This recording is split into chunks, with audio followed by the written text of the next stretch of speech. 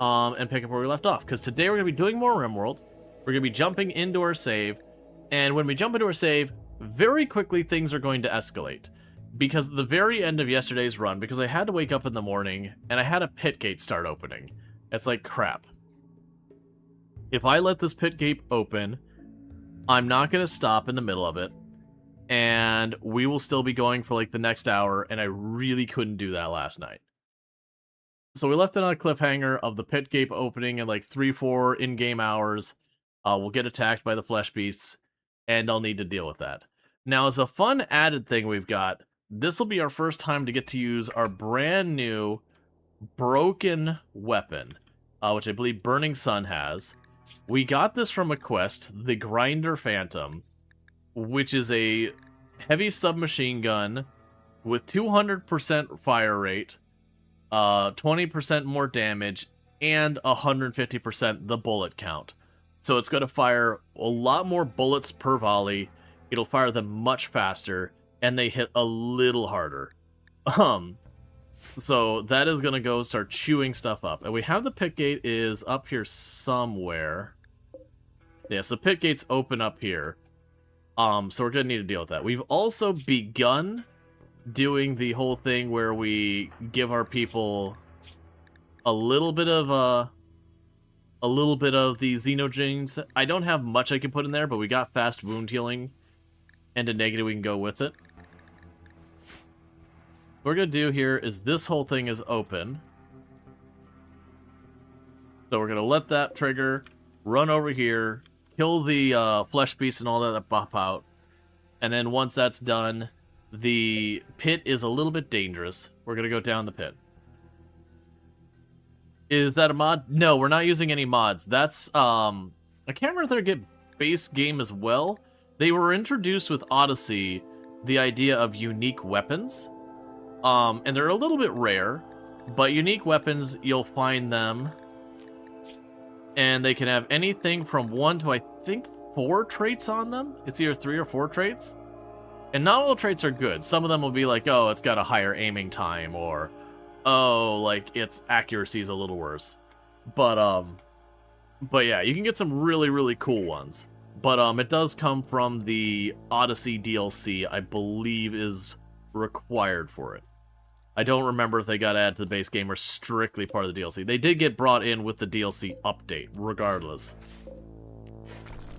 But yeah, no, we're not running any mods that give us any changes to our items or any changes to combat or any changes, anything like that. It's kind of like the unique books you could find just with guns. Yeah. And some of them, like, most of the time you get them, they'll be like, okay, it's a little bit better than the normal weapon. And then sometimes you get like, oh, wow, this thing is a menace. Because you can get them with, like, EMP or incendiary rounds. EMP rounds meaning you shoot a shield, it instantly drops it. And it can stun mechs. So if you get something with a pretty fast fire rate, it could be nice to just throw EMP rounds down into a group of mechs to keep stunning them again and again. The incendiary rounds, those ones can be a little bit more hit and miss on their benefit, but they can be very good for, like, scattering enemies because they get lit on fire and they'll run around versus actually fighting. The danger with them is sometimes when an enemy catches fire, when they catch fire, they stop colliding with stuff. And so you do run the risk of them running through your own people. Alright, so we got the pit gate emergence. So let's get our people in position and ready to fight. We're getting our, our short range ones right here in the front. Our longer range ones. Get the kids in here.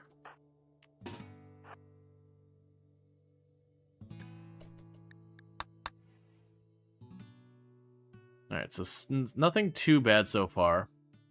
You could stop now. You could stop now. Alright, that's a little hot and sweaty considering you don't have flares or anything to stun them.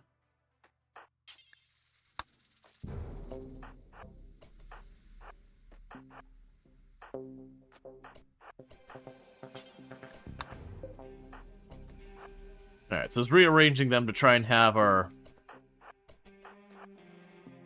best weapons able to bear down the hallway as fast as possible.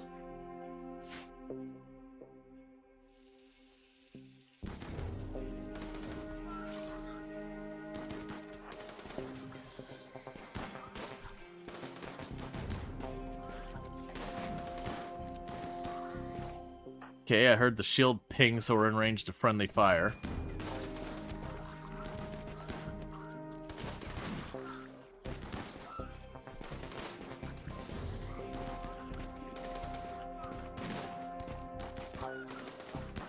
Draconic, get ready to fill in just in case Giga goes down.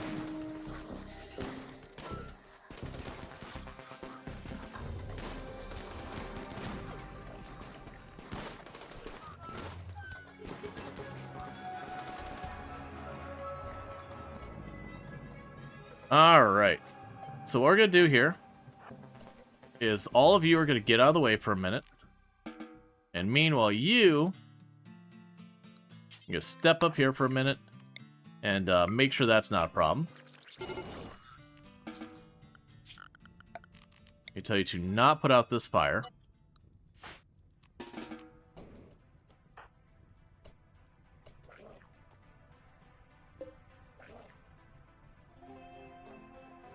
Oh, hey. How badly you get cut up? Not actually that badly. I've got one up here that's banging on the wall.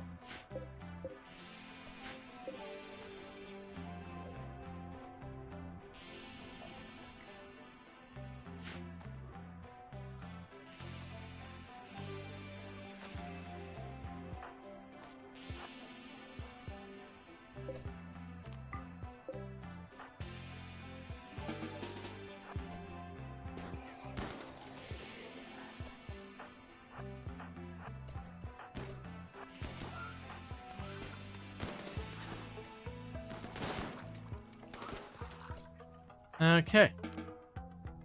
And I forgot, I actually do want to capture one of these.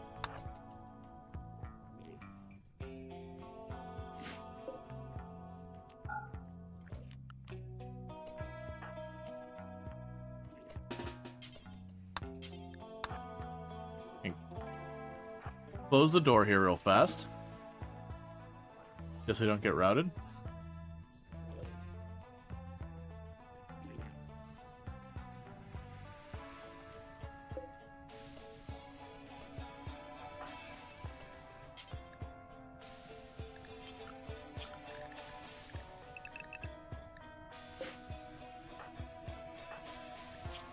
Alright.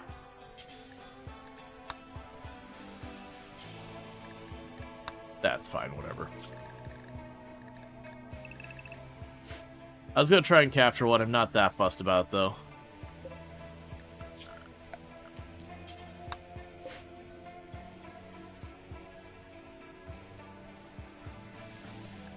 Okay, so we burned that. So at this point, we can make that the home zone again.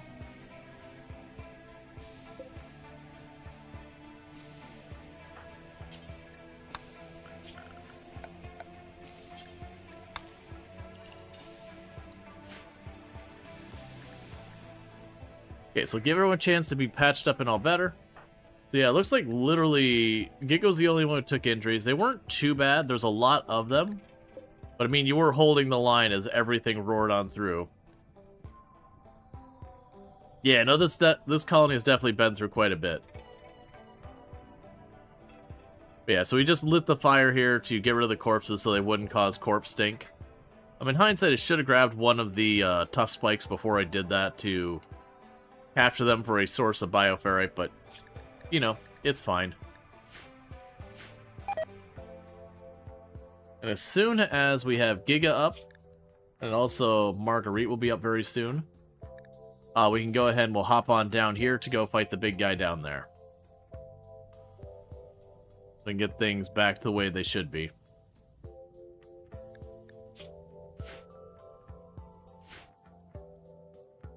Steel's starting to get low, which I don't love because I don't have any more steel on the map, really.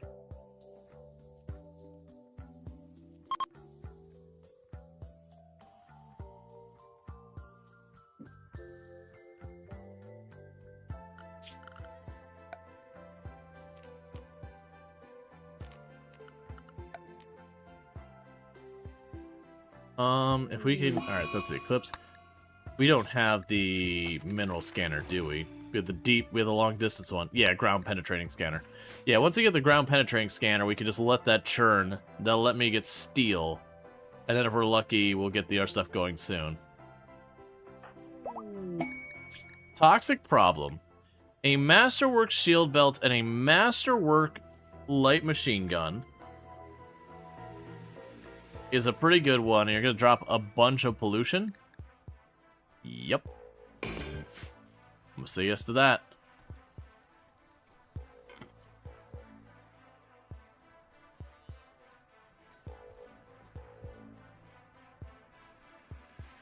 Gonna send those?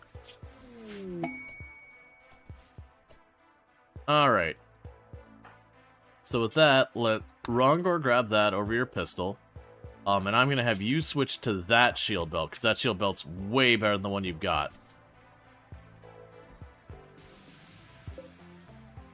Then put away the good shield belt. And then the pollution landed relatively close to the base, closer than I would like it. But for right now, we don't get to deal with it. So pretty much we're just waiting here for a minute for these injuries to heal up. They should be getting pretty close to done. Now, where I've been bringing the kids to help fight, we will not be bringing the kids down below. Of the anomaly things, pit gates have probably killed more of my pawns than any single anomaly event. And that's just because when things escalate at the end, it can be very easy to get overwhelmed really quickly. So it is kind of an important thing to not let that happen. I'm going to let you all out and about. Alright, Upset, you have a good one. Thank you for tuning in, all that stuff.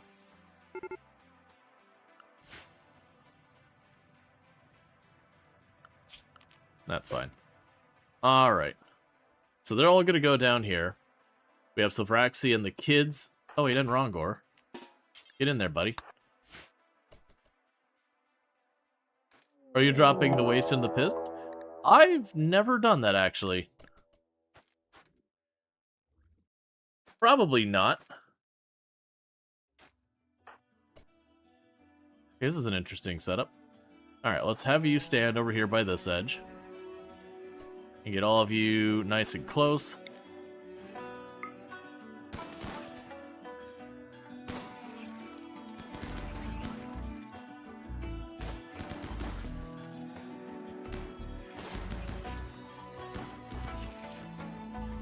Where are you? You're on your way. I accidentally sent you late.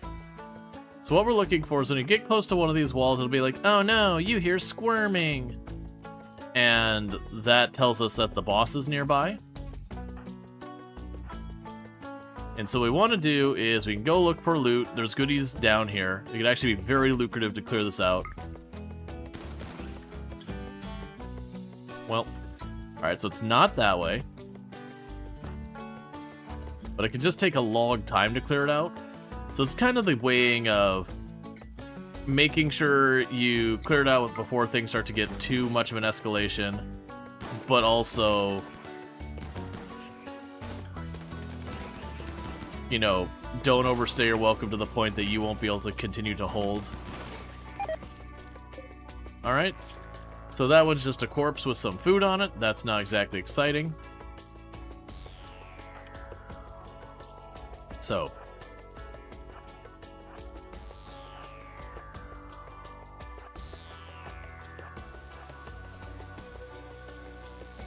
we're gonna have Giga here do a quick little run, and we're gonna see if any of these that goes, you know, Giga here's squirming or whatever.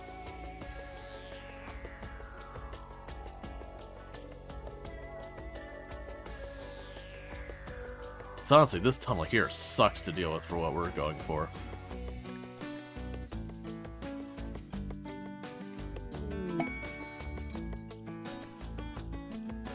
Exotic trade goods ship. Can I make you do that? Okay.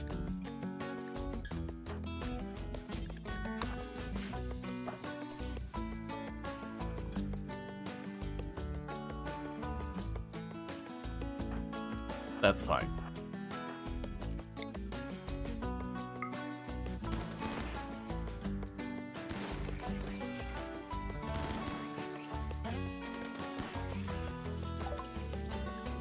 Okay. So we've got some trade we can do here. We got a decent amount of penny-oxylin. We can get a Pullox seed, but I don't plan to stay on this tile forever, so I think that'd be probably something I don't want to do. They're very expensive. We've got a bunch of those things. I can't do that without getting a higher level or thing. You can give me Dead Calm and Psychically Deaf. Dead Calm is pretty nice. Psychically Deaf I'm not as worried about, but sure. And thank you, Rongor, for the 60 stream streak. I do appreciate that as well.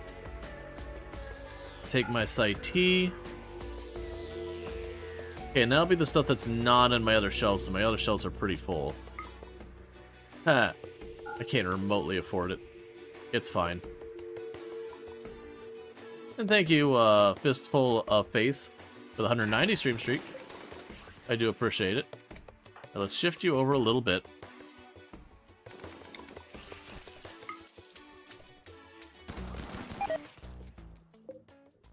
Now, Devourers of Shadow book. Okay, so we did open a lot. There is actually a lot of stuff to worry about back there, unfortunately. So we're gonna move you a bit more up in position-wise.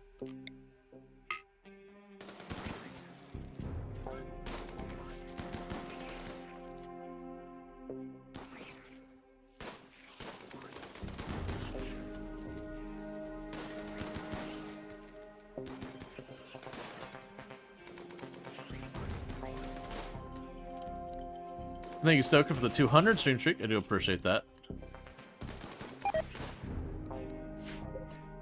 Bionic leg.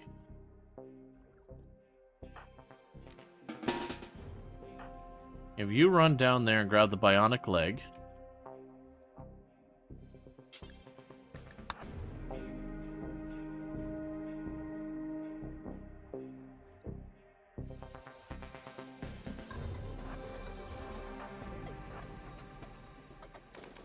Oh, wait.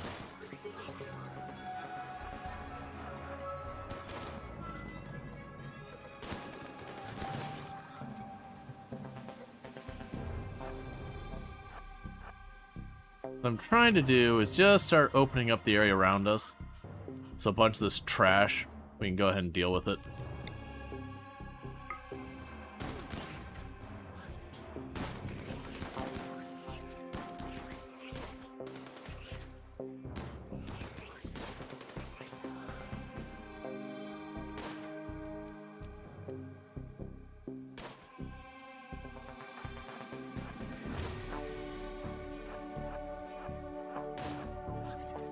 Just doing a little walk around.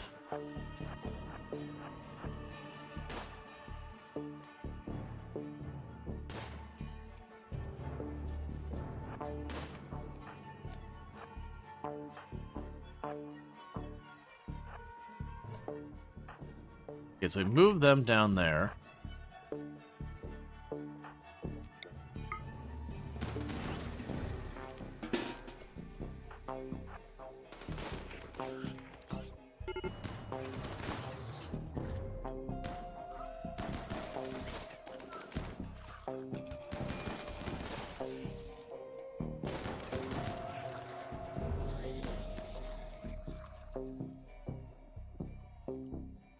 Oh, there's a tiny little bit of wall in between. You took a tiny little scratch to your leg. That's fine. We keep clearing out junk around here.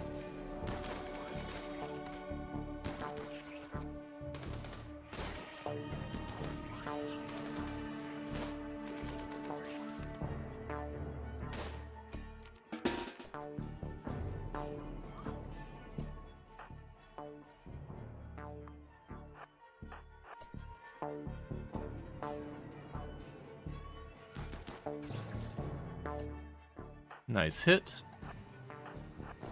We'll back off, let the others come to us.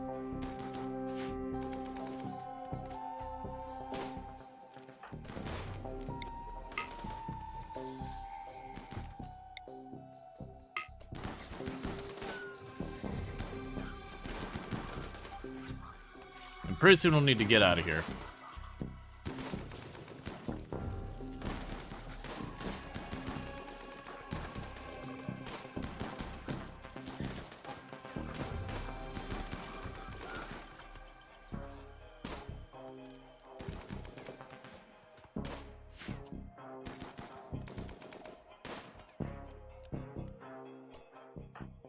Okay. Let's start backing off a little because Gigas get pretty upset.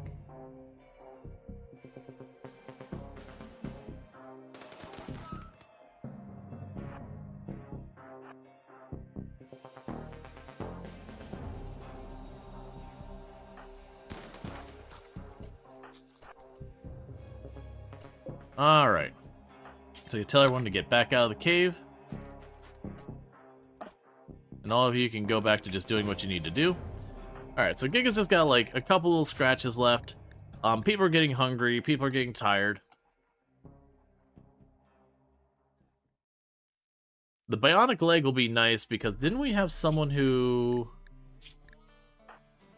Yeah, so Marguerite, after we're all done with this nonsense, we can give you a bionic leg.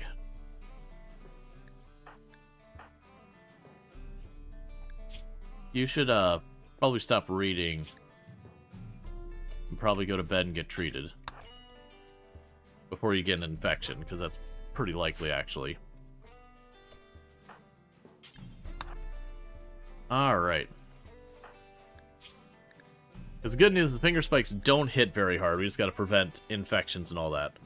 We ducked out primarily just because of the fact that people are getting angry about being down there, getting tired, the recreation's starting to bottom out, sleepy, hungry, all that nonsense. Observed a corpse, which is just going to happen. Ever thought of putting a table or stools just outside the entrance to be the underground? You can do that. Honestly, though, it's only going to take me like 2 or 3 rounds to go down there to clear it, so I'm not too fussed. Because I'm not going to go through and like meticulously make sure the whole thing is clear. Like, I'll go into some areas and check them. But, while they can have really good loot, and it can be worth taking a little bit of risk for, it's also definitely one of those things that you can absolutely overstay your welcome and get yourself in trouble if you're not set up for it. Just because of the whole, like, gradually, you know, dealing with stuff like, wait a second. Rongor was a creepy joiner. Hang on. Hang on. I just remembered that. We don't know what your deal is yet. And so you might not actually keep that gun. So let's have you grab that. There you go. While certainly it'd be better to have Rongor down there with the better weapon, the last thing I want is a masterwork gun to just walk off the map because Rongor decides it's time to leave. Alright. And check out Basset doing some Alchemy Factory. So if you like your factory automation games, that's what that is. Alright, so we still got a bunch of things. We killed 2 or 3 of the big guys down there.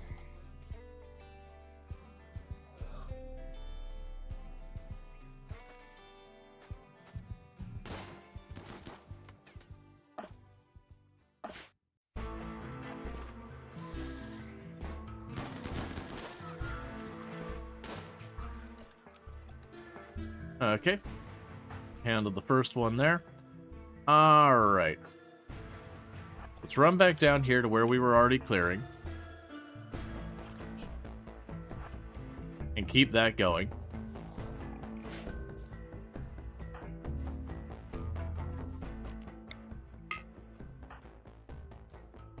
Oh, man.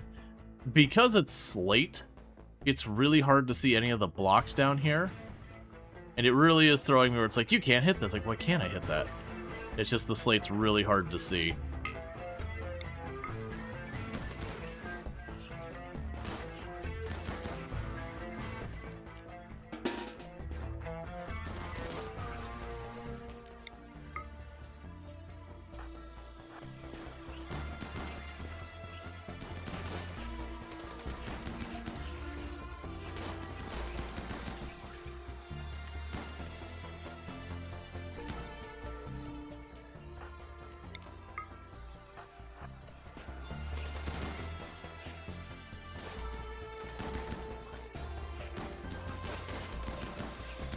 Okay.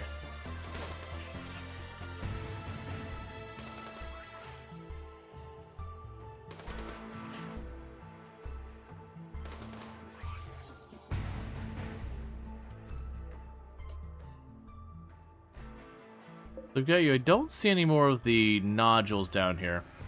So I'm going to lean towards potentially our threat is probably up here. Might also be over here, but there's not as many places to get to from over there. Let's go ahead and run up here. Bring the rest of you in behind.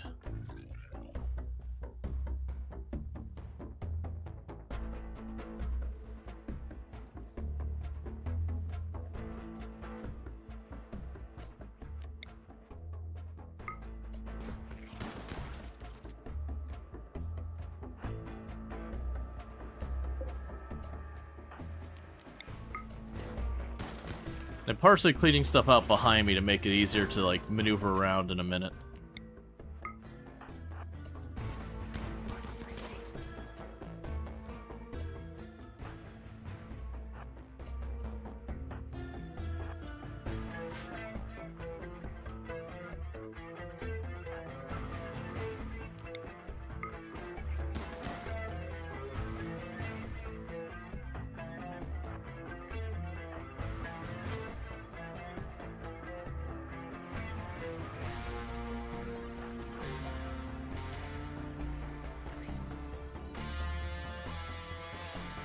That's what I thought when I saw it was a dead end up there. Alright, so it's now looking like it's up there. It's a good position over here. Could be over there, could be pocketed in here, could be up there.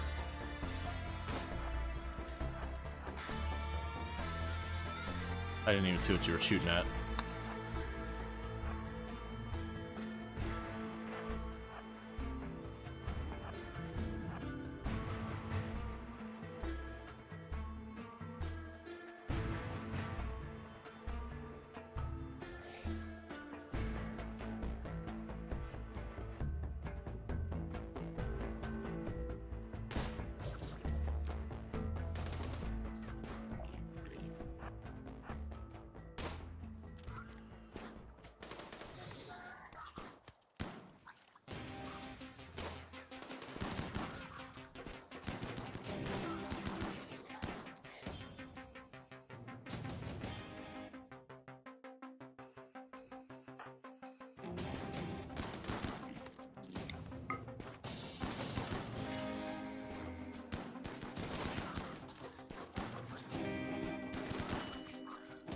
Okay, so we got the other big one down there. Let's go back to seesawing through all the stuff in the area.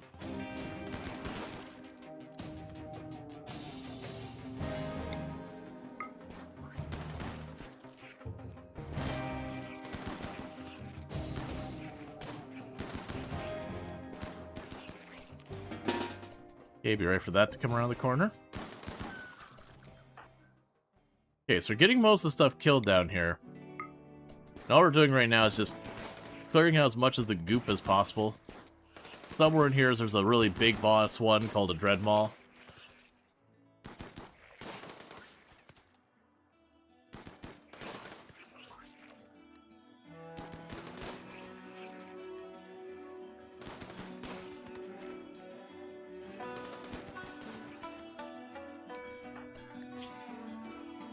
Oh, that's a heart hit.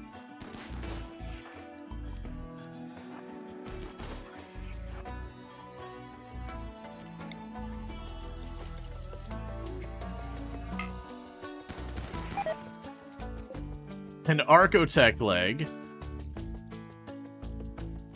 Alright. Let's have you go and pick that up real fast.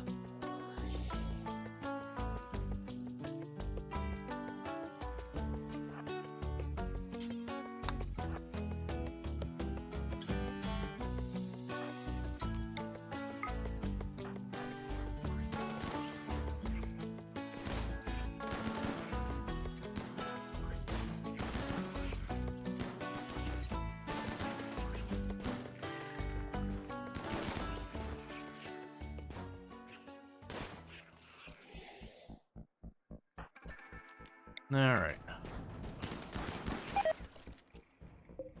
A bionic eye. Sure. This place just keeps giving.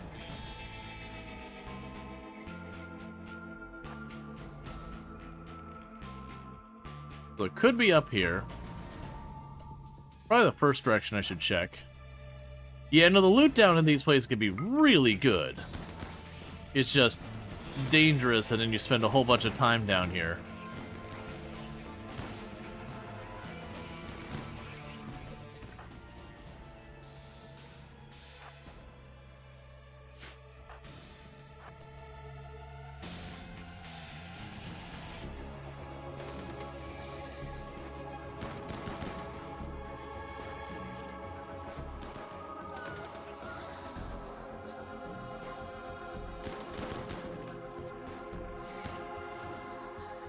Okay. But luckily, like, we've got some pretty well set up pods. We got some pretty solid weapons.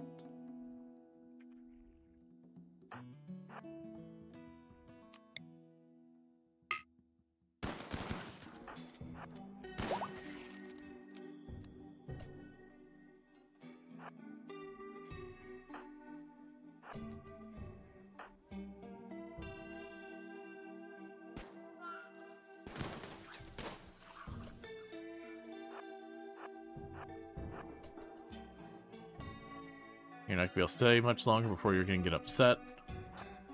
Alright, so boss is up here. I'm honestly feeling like you've done a pretty good job clearing most of this place out. So what we'll probably do here is get you all in position here. Starvation? Are you all just getting that hungry? Okay, let's not push our luck. We found the big one. Let's get back out of here. And we'll just go just so I don't forget. Go to orders, plan, red. Boss is up here. I see you trying to get a quick move on me.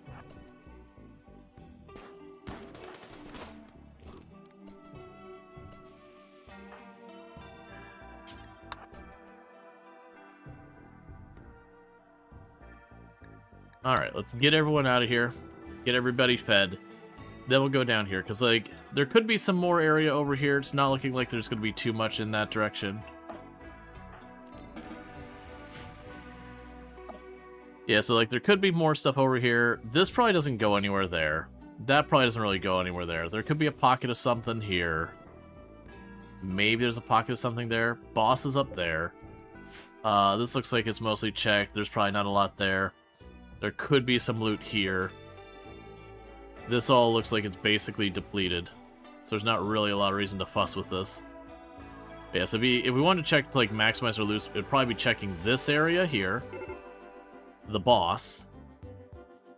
And honestly, that's probably the only two places left that could have anything. So maybe we do go down here, clear this last little spot there, and then take down the boss real fast.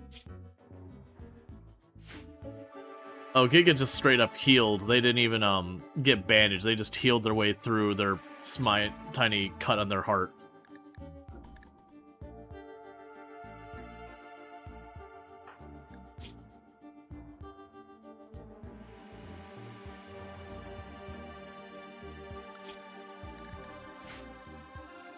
Okay, and how long is the guest here for? 16 days. Alright, so the alpaca are starting to be a problem population-wise.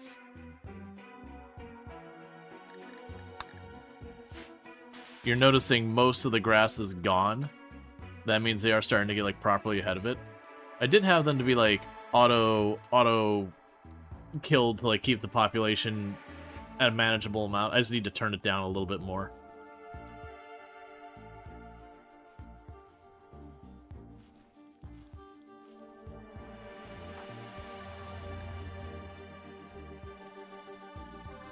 So give everyone a moment to catch stuff up a little.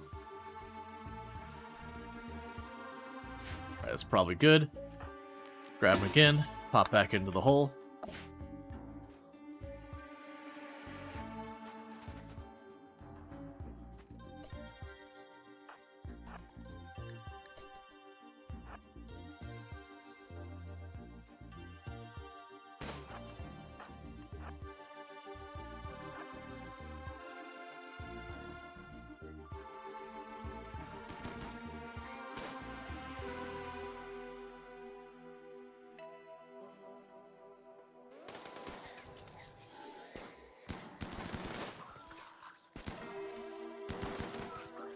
Okay. And that's you sorted.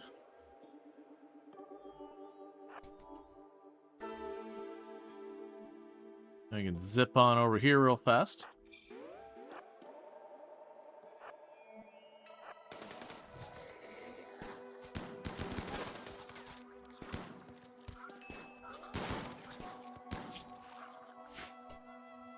Okay, so that means we got everything killed here. So like I said, we're going to run over here real quick. We're just going to check down here. There's a good chance we won't find anything. But other than the boss room, this is the only spot left that might give us something.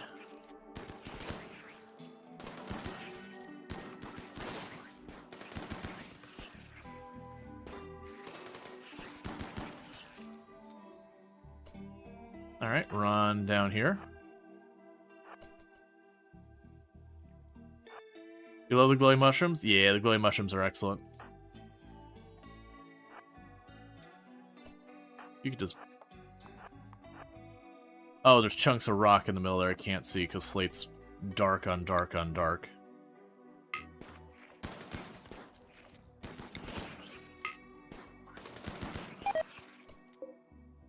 Plasteel? I mean, plasteel's nice.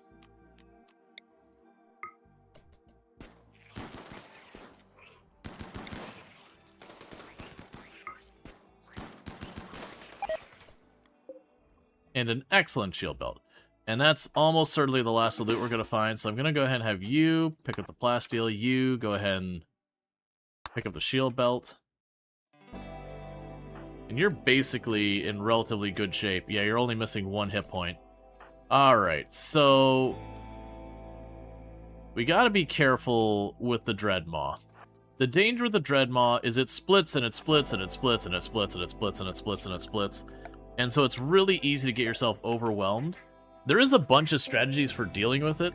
The one I found the most successful is you aggro it, and you find a corner and you smash all your people as tightly into the corner as possible. That way, as it splits, it can't split and get your people on your ranged. I don't have a really great corner for that. The pro and con of taking the time to, like, open the area up.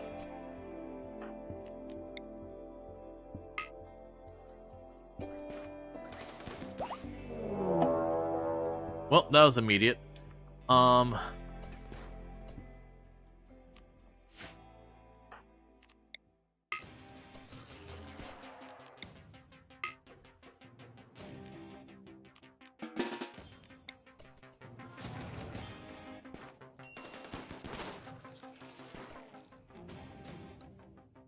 Okay, so let's go and move.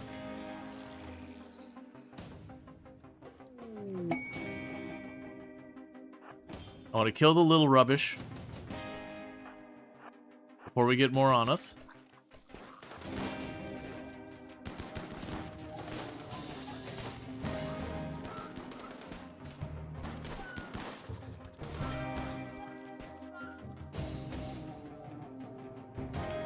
Okay, you took a cut. How bad?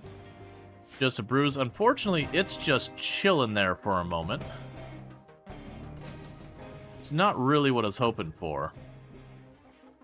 I was hoping I'd get a hit on it real quick.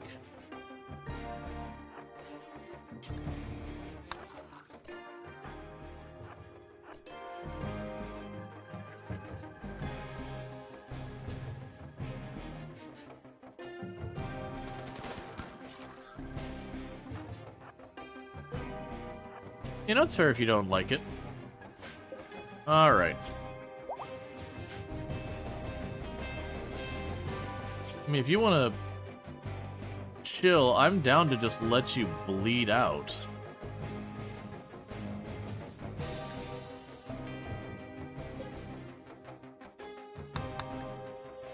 You wanna not hide in the corner? Because I'm sure as hell not chasing you into that corner. And honestly, with as much as you're bleeding, I might be okay just to let you do that for a while.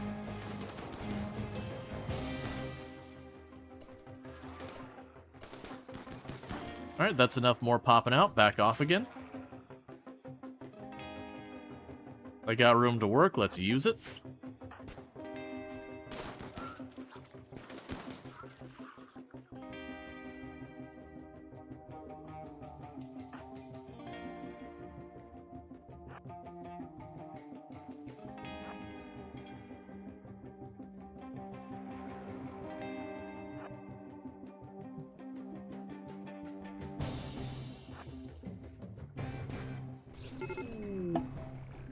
And you know what? I think you can just keep the rest of your crap to yourself. I got Archotech legs and all sorts of this out of here. There's nothing else in here I care about. The only thing they dropped that'd be nice is where the Dreadmaw exploded. You'll get 3 shards. And a little bit of Bioferrite. Neither are particularly hard materials to come by.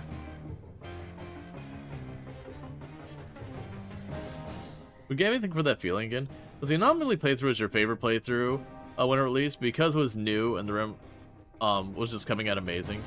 Yeah, no, absolutely. So, rather than be greedy, we already got a ton of really good stuff out of here. No casualties, only minor injuries. So, what are shards actually good for? So, shards get used for a bunch of different things for Anomaly. We have our rituals here. There are a bunch of your rituals that require shards to do their thing. You also have the shards are get used when manufacturing certain weapons from Anomaly. So if we go in here, you go to Anomaly, let's see. Remember, you're just Bioferrite. Yeah, you're just Bioferrite. The Serum Synthesis, I believe, uses shards, some of them. But I know the ghouls take shards. Yeah, so making a ghoul, doing a ghoul infusion, that takes a shard. I believe resurrecting the ghouls take a shard. Or shards, I think it might be more than one. But you just have a bunch of things there that... It's all Anomaly stuff. You have the thing that increases the suppression in the room so that the things are less likely to break out. That's a shard inhibitor, that takes a shard. You have down here the where is it? Oh, I don't have it yet. There's a thing you can put around your ritual to make it more powerful, that takes a shard. The sleep suppressor takes a shard. So you get the idea. It's a handful of Anomaly things basically. And I did leave the book down there. I know I didn't grab the excellent book. It's a tome. If your people read it, they can have a mental break. And so generally I don't care. But you're still probably really new to the RimWorld. Anomaly is pretty intimidating. The SCP horror Eldritch theme is amazing. And you love, but you actually suck at playing it. Yeah, well, I mean, a lot of Anomaly is learning the fights. Like, okay, here's this enemy. What do they do? Okay, coming up with a strategy to play against it. It definitely has a lot more of that than any of the other DLC. The closest you have other than Anomaly for that is Biotech if you're doing the Mechanator stuff. The Mechanator bosses are kind of the same thing where it's like, okay, I haven't fought this boss before. What's its move set? What do I need to do to, like, prepare myself for it and yada yada. Alright, so you're fully healed. Let's see. Do I have our Xenogerm ready? I do. Alright, so next contestant for the Xenogerms. So, you are already switched over to the Art of Healing. The Art of Healing. Draconic is going to need a special one made for them.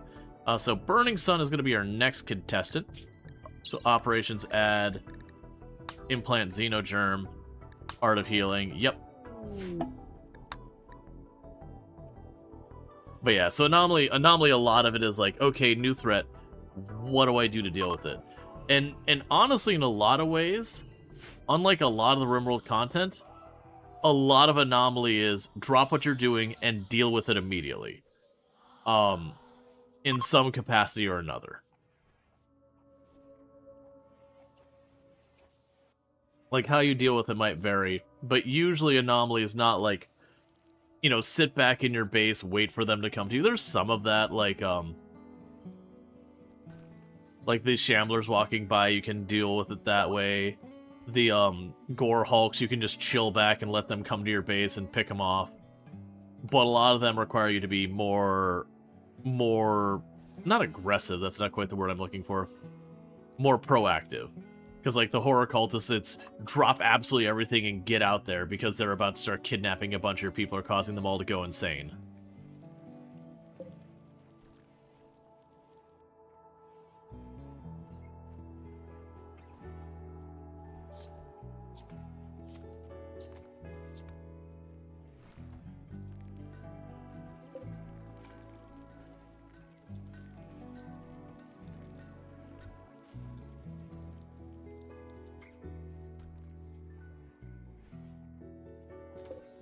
Also, is anyone ready for gene extracting?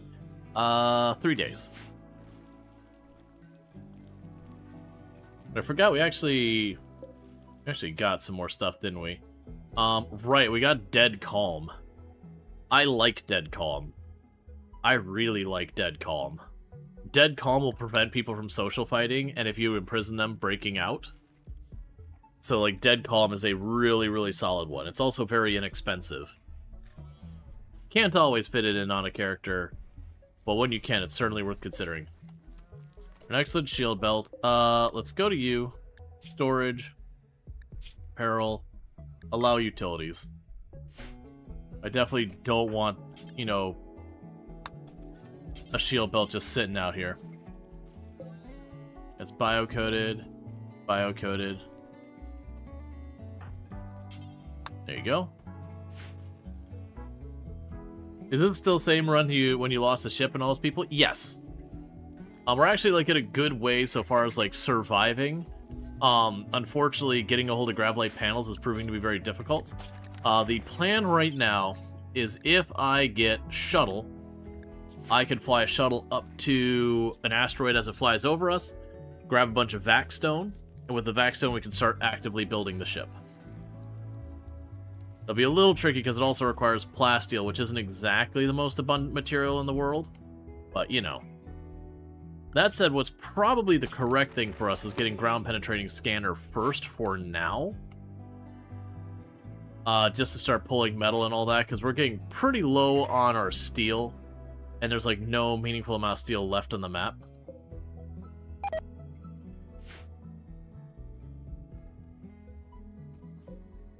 We got some steel up here.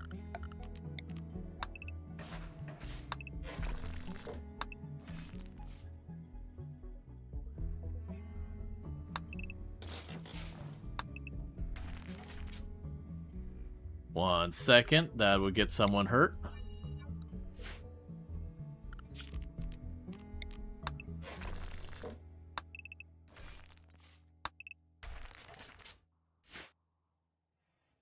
I thought you had to start a new run because everyone died? No. Since we started this run, we haven't lost the run at any point. We've had some times where it's like 1 or 2 people running away. I don't think we ever got down to 1 person, right? I think we got down to 2 people running away more than once. They've definitely had some real sketch times.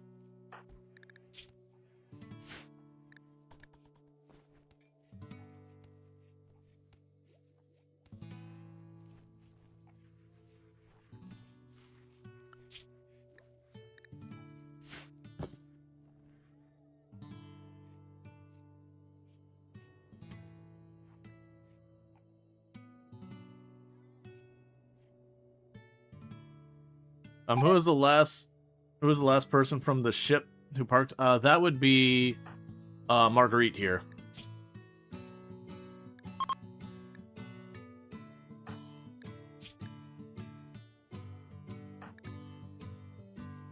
I'm trying to decide. So we got ourselves a bionic eye.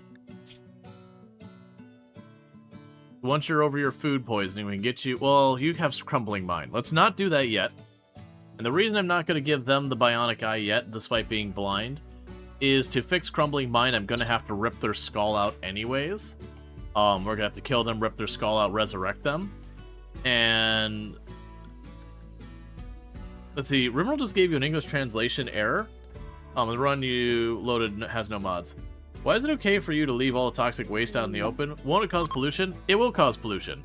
But we are doing Odyssey stuff, so we're not going to be living here very long. So, you know, we're just dumping the industrial waste in the river and then finding a new river.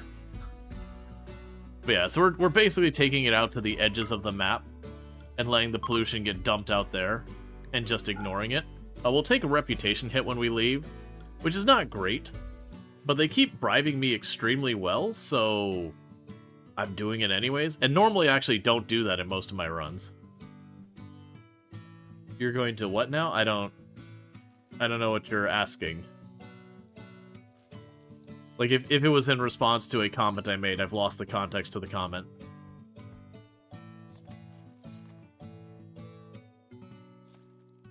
For the moment, I just need them to do that.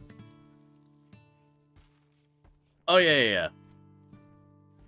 Yeah, so Vraxi here has Crumbling Mind. Once Crumbling Mind goes from, like, its initial phase to the second phase, it's permanent. Healing Mech Serum, Unnatural Healing, none of those things work on it anymore. But you can still actually get rid of it. And the way you get rid of it is you have to have a way to resurrect a pawn, which your choices are Mech Resurrection Serum, or it's, Death Defile, or whatever it is. The anomaly thing. And then you go to that pawn, you kill them, Death Refusal, thank you. You kill them, you extract their skull, thus destroying their brain and their head, and then you resurrect them, which causes them to generate a new brain and head, thus removing their brain that was damaged.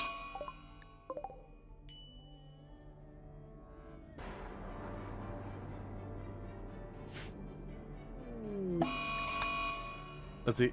Fair, you have Biotech and not Odyssey. So you freeze it, then launch it to the enemy tribals.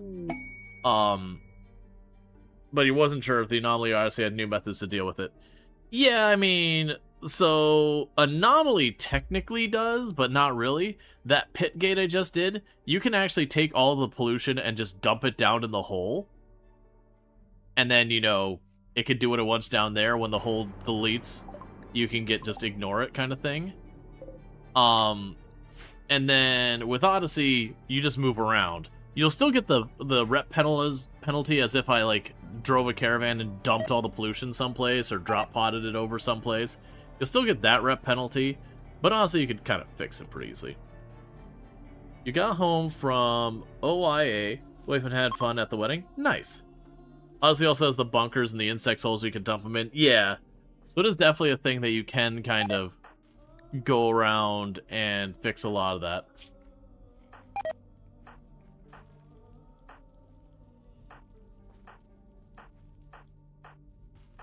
I was just doing a check to see if there's anyone I want natural healing on. Not really.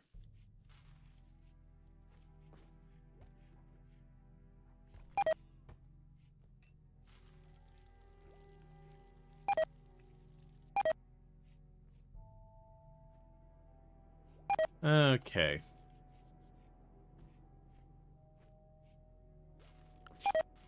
You got a bunch of stuff rotting and all that. And we're just continuing to have them make more and more packaged meals just because we can. I'm surprised at how much alpaca meat is rotting. Oh, right. Luxray being a dirt mole does have a movement speed penalty. That's right. So they're struggling to keep up. And then we do have it set so that, we have a second cook who's still learning. Actually, you're doing perfectly fine. So we're at the stage where now we can go here to say details. Any worker who is over 5. I should have had set this way to begin with. Any worker who is over 5. Copy that. Delete this. Paste it. There you go. That way you can help cook. How's your brother's birthday? It was a good one? Yeah, we had a good time. We went to an Irish restaurant, and then one of the things we had planned to do didn't work out, but we went, you know, hung out and got ice cream, that kind of thing. It was good.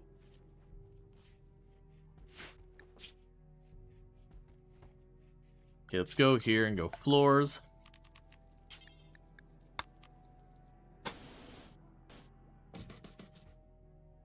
Make the limestone floors so you can get around easy. Meanwhile, you...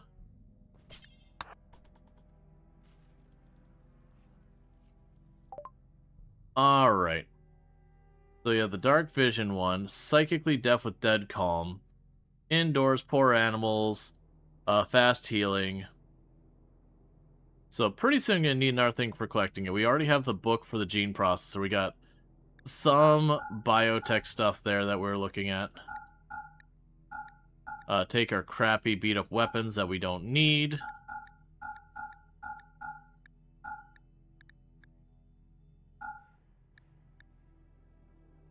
Keep our one set of grenades. Okay, do you have anything I actually want? You probably don't, right? Nope. Let's go ahead and boost our relationship with them again. Then go to gift. I have way more medicine than I could work with, so go ahead and have a big old pile of it. Is there anything else I want to throw at you to get out of my inventory? Here, actually, well, I mean, you're giving me free chem fuel. I'll keep you. It's fine. We're honestly doing extremely well in cloth, so I'm going to make the probably unreasonable decision of just saying, hey, take all the clothing that we got stockpiled. Okay. Just clearing out a bunch of stuff. Shambler Assault. Well, luckily, this time they are going to help me with that left flank. But Shambler Assault is pretty annoying. They almost always breach your borders and always create a big mess. So let's have everyone run in here really fast. Because I could probably get over here and intercept this group and start peeling them off.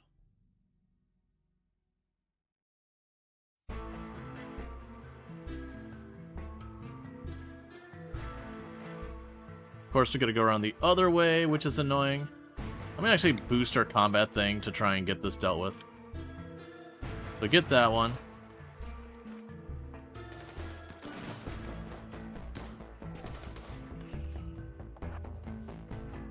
Let's get over here and start dealing with the ones punching our perimeter. Yeah, so luckily they're going to distract a little bit. We are going to have this. Shambler Assault mostly just breaks your defensive line. It can be dangerous in its own right, but a lot of times it just punches lots of holes through your defenses. And those holes in your defenses mean the next thing ends up being way more dangerous if you don't have a chance to do it. The other thing it does has a tendency to cause ridiculous amounts of mood breaks, because every one of those is a humanoid corpse. So you get the penalty of, you know, observed corpse everywhere you go.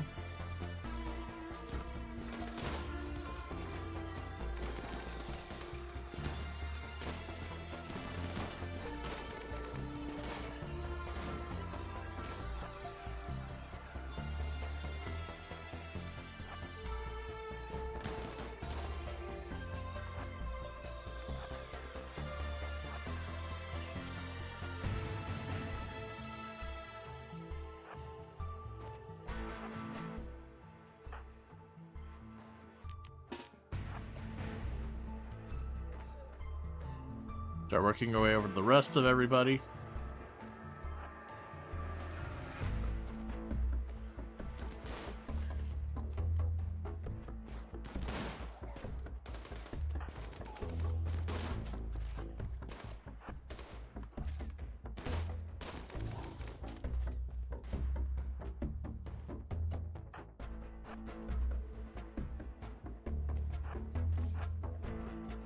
Yeah, so we still got them running around here.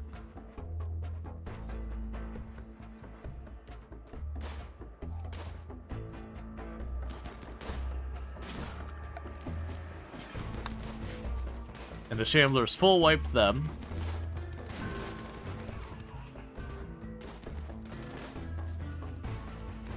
But the good news is that kept them from punching too many holes in our walls.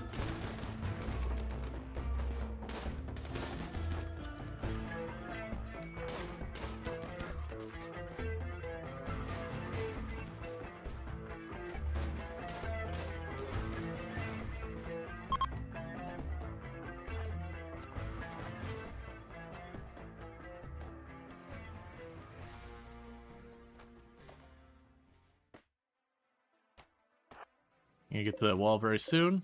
Yes, like one more hit.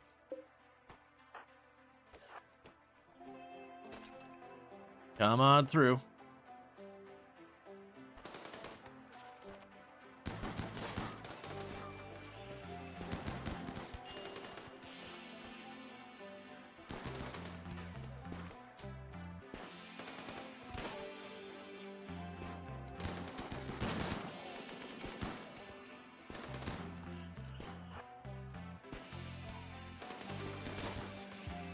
All right.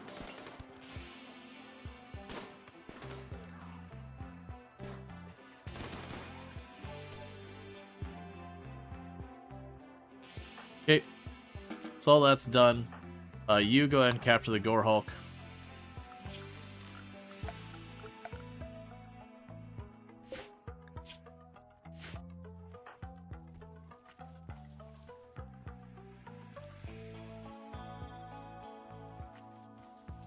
As soon as you're done eating.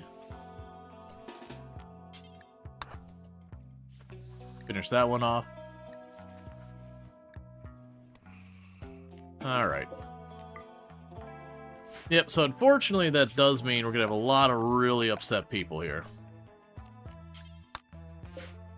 You are not going to be able to be saved in time. Not actually. If you can get there, we'll save him.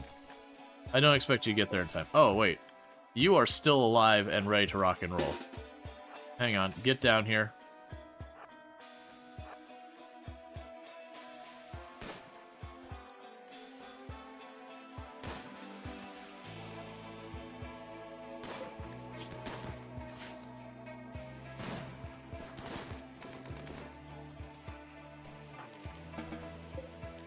Alright. So it looks like we got them all. Yeah, as you can see, they punched a hole here, and there, and up here, and here, and there. So you just kind of get a bunch of little... Did you not take a single hit? No, we didn't. Hey, would you look at that? We did save that person. And the best part is they dropped all their money. So I'm going to get reputation for saving that person, most likely. And they helped me do the fight. And even though I traded a whole bunch of stuff for reputation and all that, I'm going to get it back. So, you know, that's pretty cool. You go ahead and get in the machine.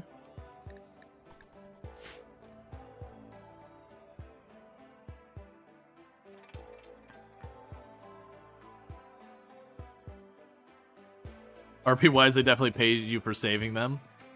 Yeah, I can go with that. That might be plausible.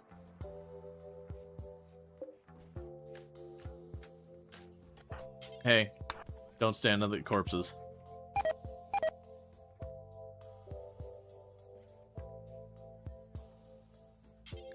Hey, don't stand on the corpses.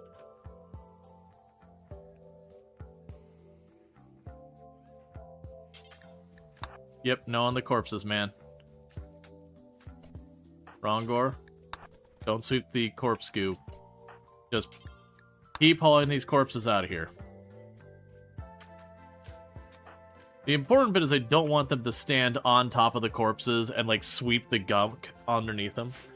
Been waiting all day for some more Rual RimWorld? Well, thank you. I'm glad people enjoy it. You really need to be over here patching up the holes in the walls.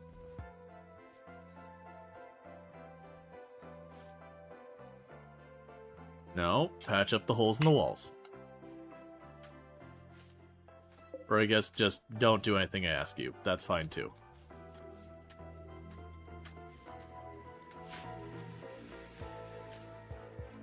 But what should you do with this order of corpses? Can I get a sign for them? Extracted nearsighted. Alright. So downside is these are starting to get full. I'm going to go ahead and put 2 more of these down. Busted transport pod. We can get the thing for the circadian influence, which is certainly worth considering. I will accept it. Whether or not I actually help him is the question. But you don't get much time to make that decision. Aw, man. So you land in the pollution. You brought almost no weapons to bear. So that's going to be great for you. You're slowly getting toxic buildup by standing in toxic waste. Alright, 5 hours.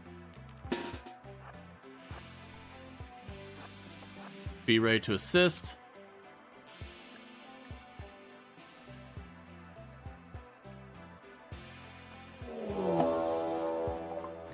Okay, the raid's down here. They're bringing a fair amount of firepower into this. Alright, let's have the children get out of this one. There's not really a good place to put up a defensive position. I'm pretty sure this guy's just going to die the moment they come in. Alright, for the rest of you, I guess we're just going to tell you to kind of get by these trees. There's too many for you to really get actual proper cover. I'll toss you up front to try and distract. Get behind cover. Get behind cover. Get behind some kind of cover. Yeah, they're just gonna walk right up on this guy and kill him immediately.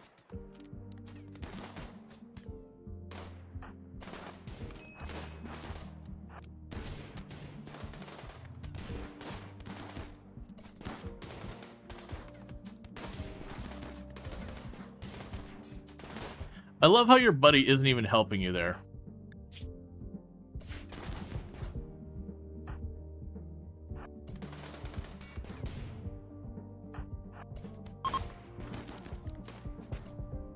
Alright, you know what? That works. You just got some punches on you. No. Yeah, I mean on the first half. Alright.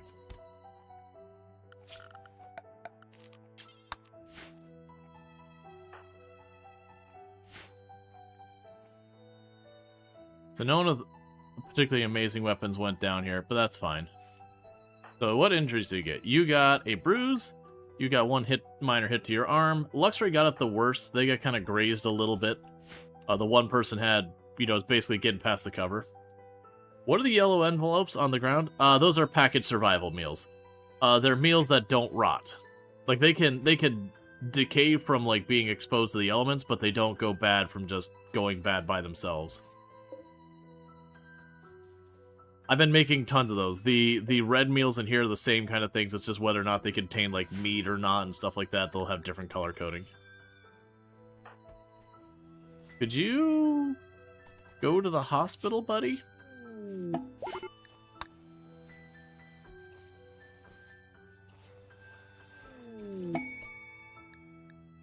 Alright.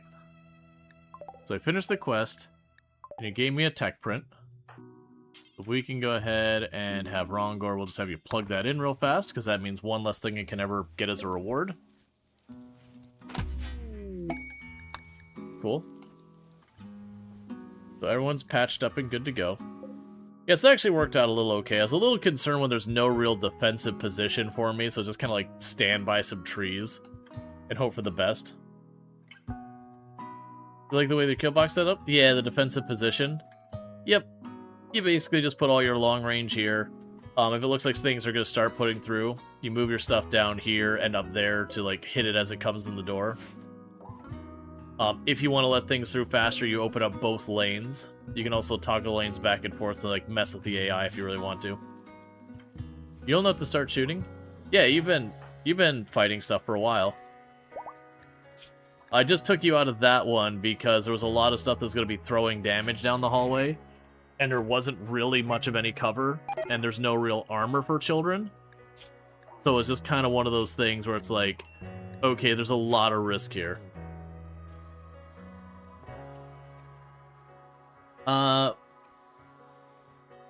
You mistakenly set yours so it dumps into the base. A lot of times my defensive position, I'll have it dump into my hospital, which still has the problem that they can trash your hospital then. But that way, like, the defensive position, they go right towards our hospital. You can fight them here, we can slam the door and deal with stuff in here if we need to, all that kind of nonsense.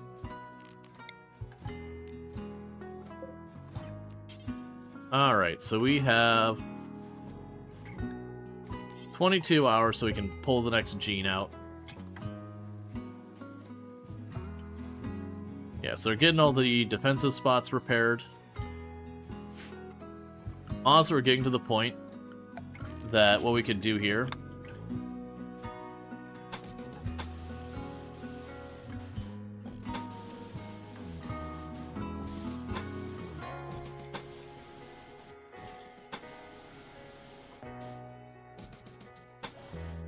let's figure out how I want to deal with that end. That we're at the point here. I've got lots of spare materials. Let's thicken up the walls. Because that's kind of one of your good ways of dealing with the Shambler assaults, is if you have a double thick wall. It just gives you so much more time to deal with them. And then what I'll ultimately do is I'll do stuff like this on my different areas out here to kind of make a gate. I'll usually leave one of those two doors open, But then that way, when I have, like, a proper fight that's like, oh, this is gonna be rough, I can slam both doors closed to give me more time. It's usually not necessary.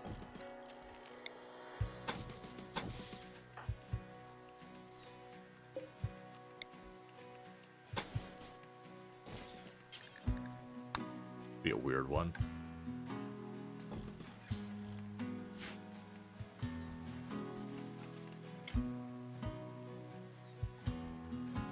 But that'll get rid of all that sandstone that got piled up. Because sandstone's not very durable in its own right, so that's another consideration here, is just giving yourselves a little bit more of a buffer to keep the bad things out. And you notice I'm not really bothering to reinforce this. If this was a base I was going to be staying at forever, I would probably make these first couple of tiles out of uranium, so that way the guns shooting down the hallway don't pop holes in it as easily. And that'd probably be the big thing there.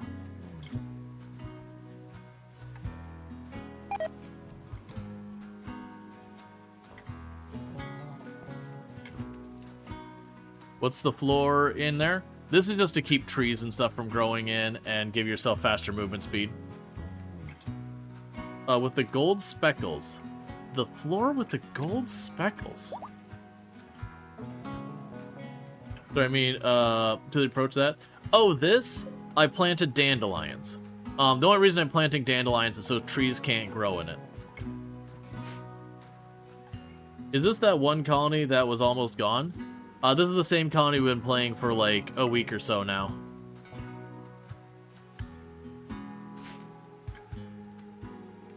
But yeah, it can be worth growing something in there. One thing you can actually do. Alpaca does not care. Alpaca eats grass. Yeah. But yeah, it can be good to like grow crops. Or the reason dandelions is because you don't have to constantly like harvest or whatever, and it grows plants really fast.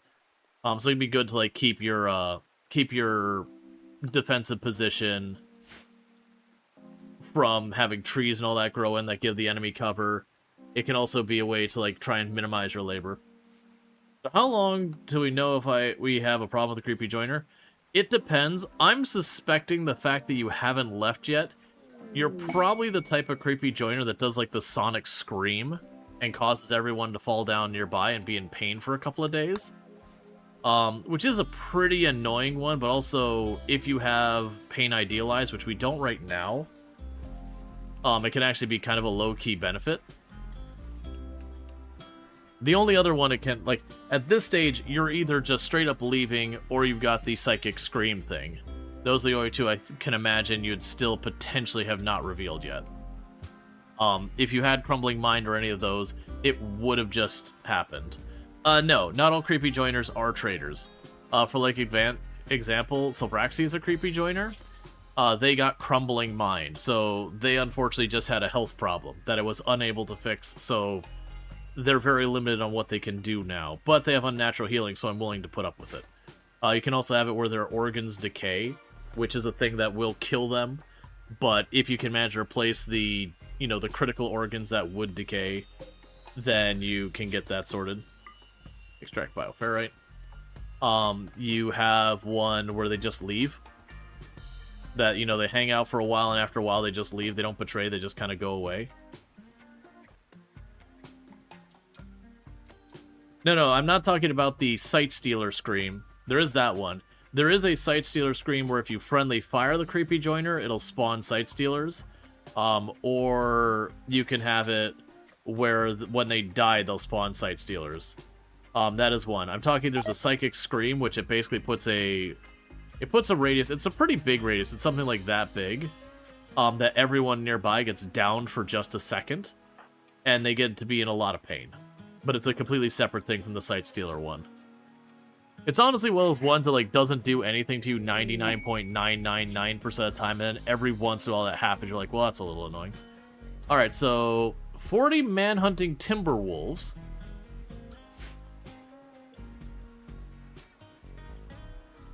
Which is actually not that bad. Because with these quests, you don't actually have to kill the enemies or whatever. That is some good loot. I mean, yes, I could potentially get this onto a person, but I don't have psychic powers. The Psychic Shock Lance has a chance, like, they'll knock people down, but has a chance of causing brain damage. The robe I'm not so fussed about. Getting a pile of money and a bunch of goodwill. Alright, we got the gene thing from the book. So, what I might do is I'll probably accept the quest here in a minute. And I'll just tell my people to stay inside the perimeter. And just let the wolves do their thing. All we have to do in that particular case is we just go right here. We say this door over here. Close that door.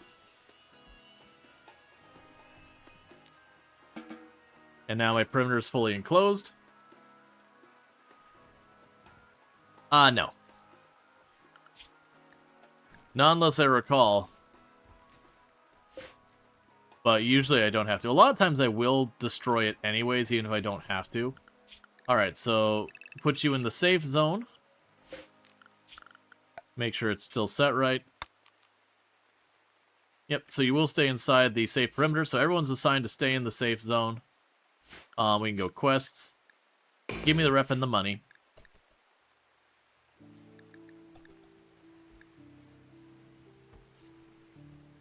Like, honestly, with 40 of them, there's a good chance I'll end up splitting up a little bit as stuff goes on. And so a lot of times when they're, like, spread out, I can go to one side, pick off a good 5 or 6 or so, duck back in, go to a different door, kill a bunch more, and start working my way through them all. A straight-up fight with 40 could be a whole thing.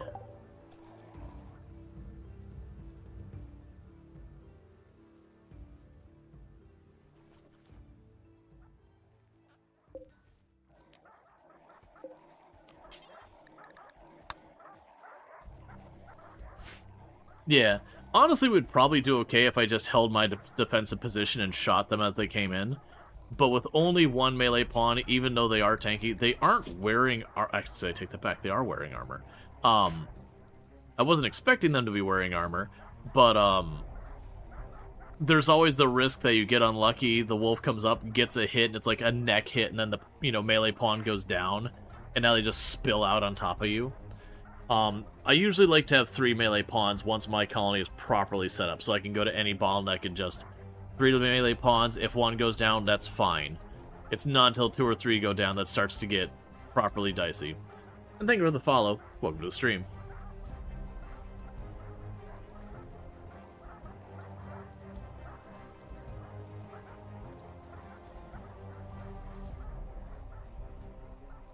Yeah, and this is when a raid shows up and just puppers deal with it. Yeah, like if I want to go out of my way to kill it, right now we can go up to this side and wipe them out. In fact, I'm going to do that.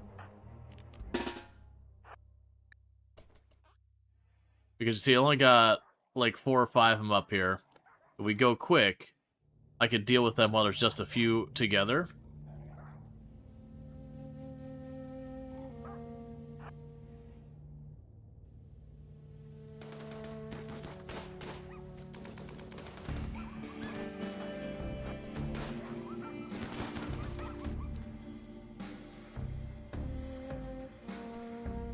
Okay, we can move you over here.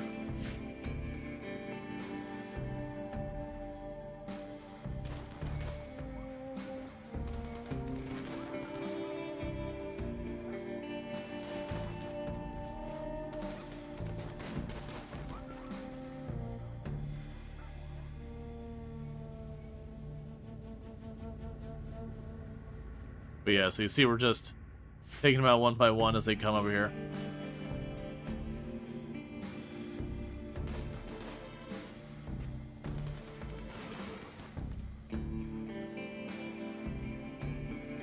Alright.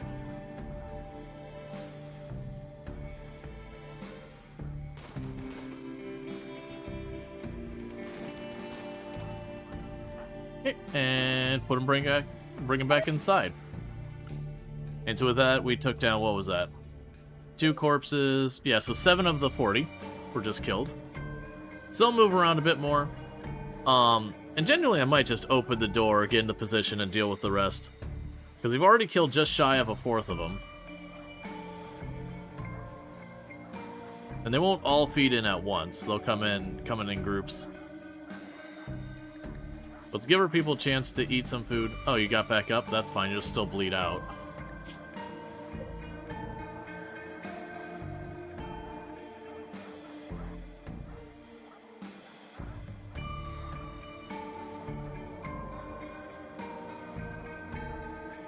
Alright, when everyone gets up in the morning and eats, we're going to pop the door, get our melee pawn in here, just dump all the range behind it we can, and just pour the damage.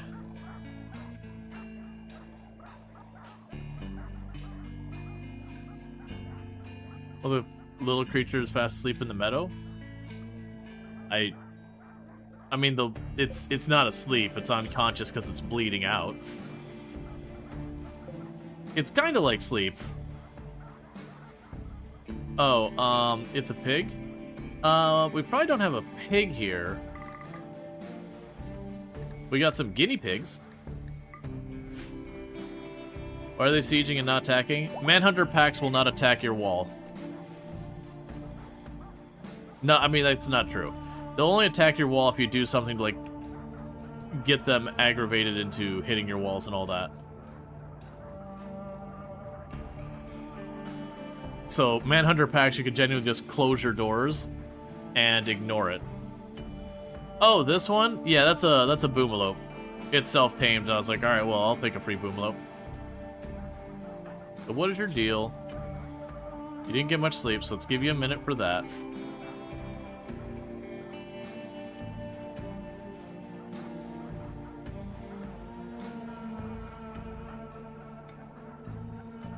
Yeah, and if they see you go through a door, they'll attack the door. They won't keep up the attack, so it is one of those things that, like, if they do that, if you turn around and start repairing the door really, really quickly, a lot of times you can just piece the big, you know, like, get the door patched up before they actually get in.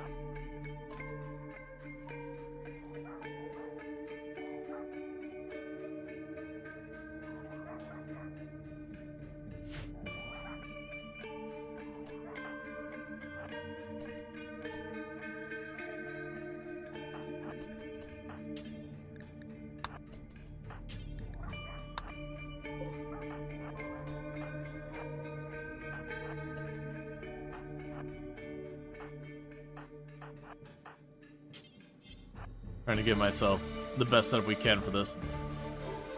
Alright, so. Door's opening.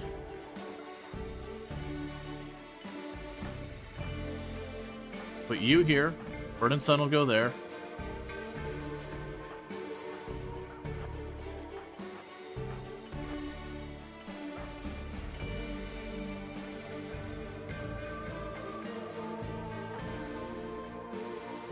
Probably have these two move up.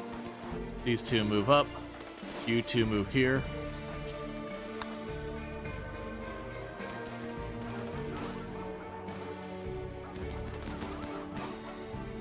Please don't hit the wall nearly that much.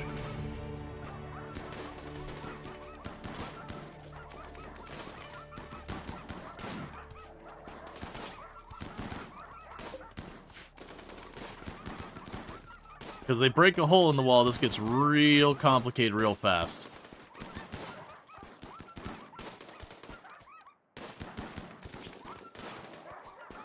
The gig is probably going to go down before this is over. It's getting a pretty big stack of hits.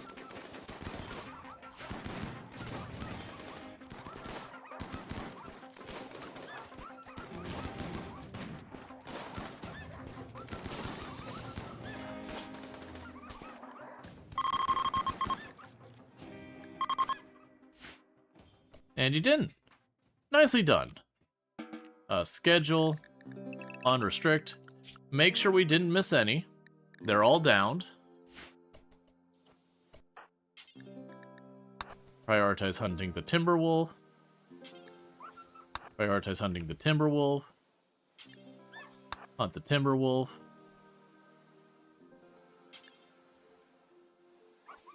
Hunt the Timberwolf. Hunt the Timberwolf.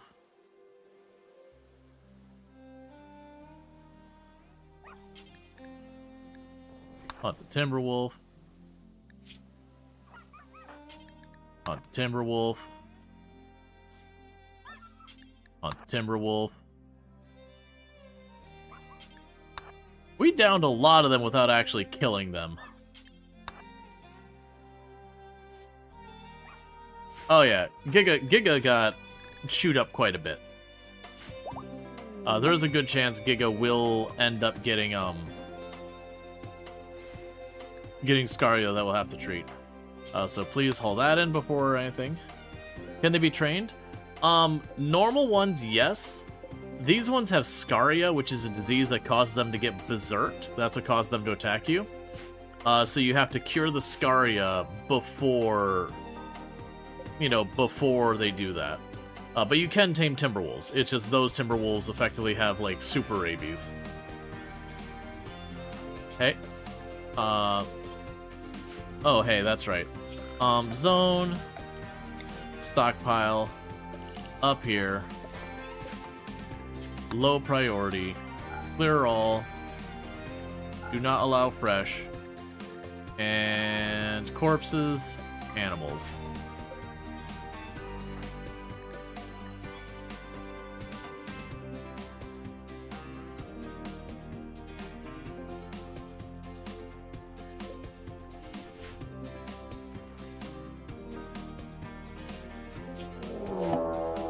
Waste pack infestation.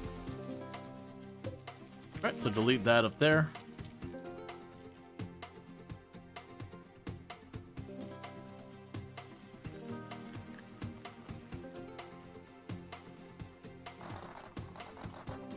Oh, alright, that's a pretty juicy one up there. Alright.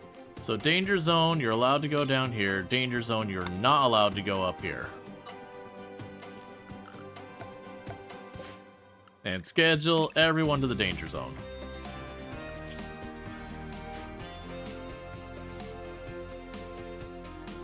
Do not stand on the rotting corpses. Do not clean on the rotting corpses. Do not repair on the rotting corpses. This would be a lot of pemmican. Unfortunately, the Scaria also causes something like 70% of the corpses to instantly rot.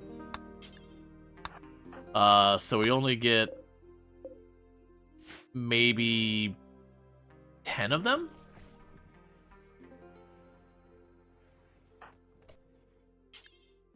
It used to not to, but it was one of those things that the moment you had a Manhunter pack, if you had a fridge or whatever, you were just set food-wise for a long time. So they did ultimately nerf it where the Manhunter packs weren't just this endless boon of food.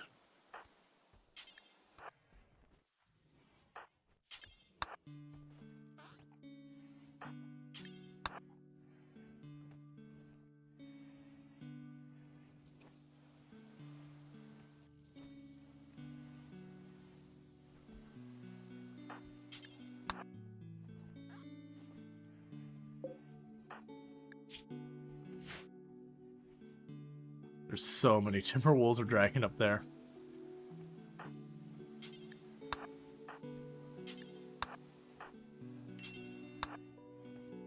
Okay, so got all the Timberwolves that are rotting out of there. Yeah, Manhunters and build. Yeah, Manhunters before. Oh man, when did they nerf that? Because it's been a while, but it's not been super long. It was definitely after Royalty. Was it Biotech that they nerfed the crap out of the Manhunter packs? By making it so they would rot so aggressively. It was either Biotech or Ideology. I think it was Biotech. But that's going on memory, so very, very, very grain of salt. And all that.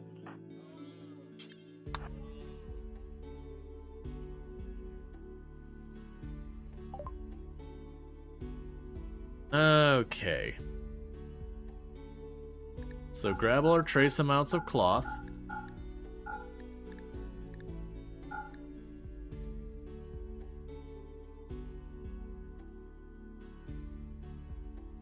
We can grab the cryosleep one.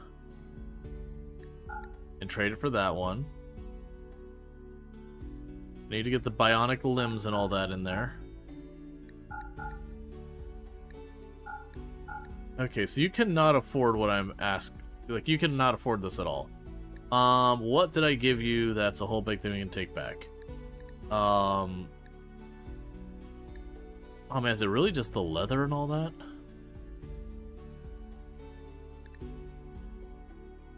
I need you to genuinely just have more for me. If you just have more stuff for me, that'd be great. There, the steel will do. Okay.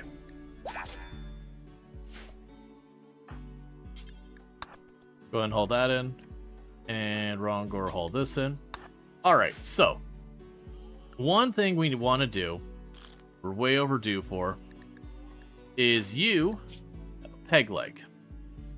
You should have fancier. Well, actually, how healed are you? Let's wait for this. Giga's probably going to get our Archotech leg. I think is what we're going to do here. Because Giga's our melee pawn. Having Giga running around with an Archotech leg would be good. Granted, also having our hauling person would be good to have the Architect leg. Oh, you know what? You're a body modder.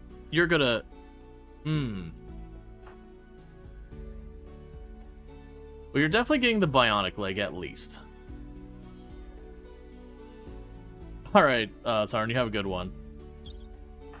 Yeah, let's go ahead and let you heal up. Maybe give you the Architect leg. Give Marguerite the bionic leg, and then the bionic eye. That way you get a bunch of mood bonuses stuff. All the rotting wolves out of here.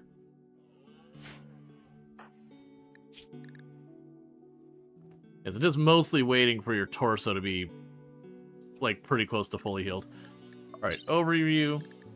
Best quality medicine. Operation. Install Archotech leg. It doesn't matter which leg. Just install Archotech leg. And then our best doctor we've got is Pagey Cakes. So you're going to go ahead and deal with that before one of our bad doctors do it.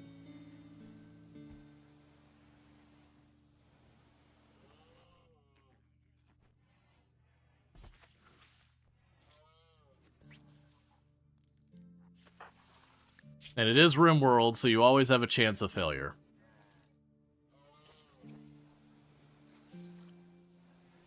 Scaria was introduced after royalty. Right. Okay, so it was after royalty. Okay. Yeah, I knew it had been a while. Alright, so you got yourself a nice Architect leg. I'll put you back to normal medicine. Meanwhile, for you, Operation Add... Install Bionic Leg left leg. Best medicine. And have Pagey Cakes deal with that. Where are you?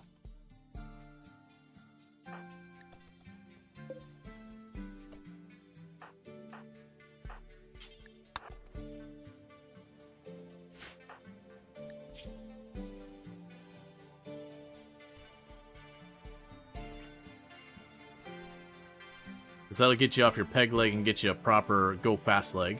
Well, at least not go slow leg. Cool. And Burning Sun. You've got a ridiculous shooting, and you've got a ridiculous weapon. Are you on 500%? No.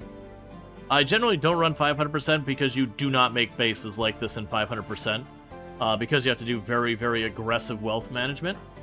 So I eventually got to the point when it came to, like, I used to do 500% just for myself.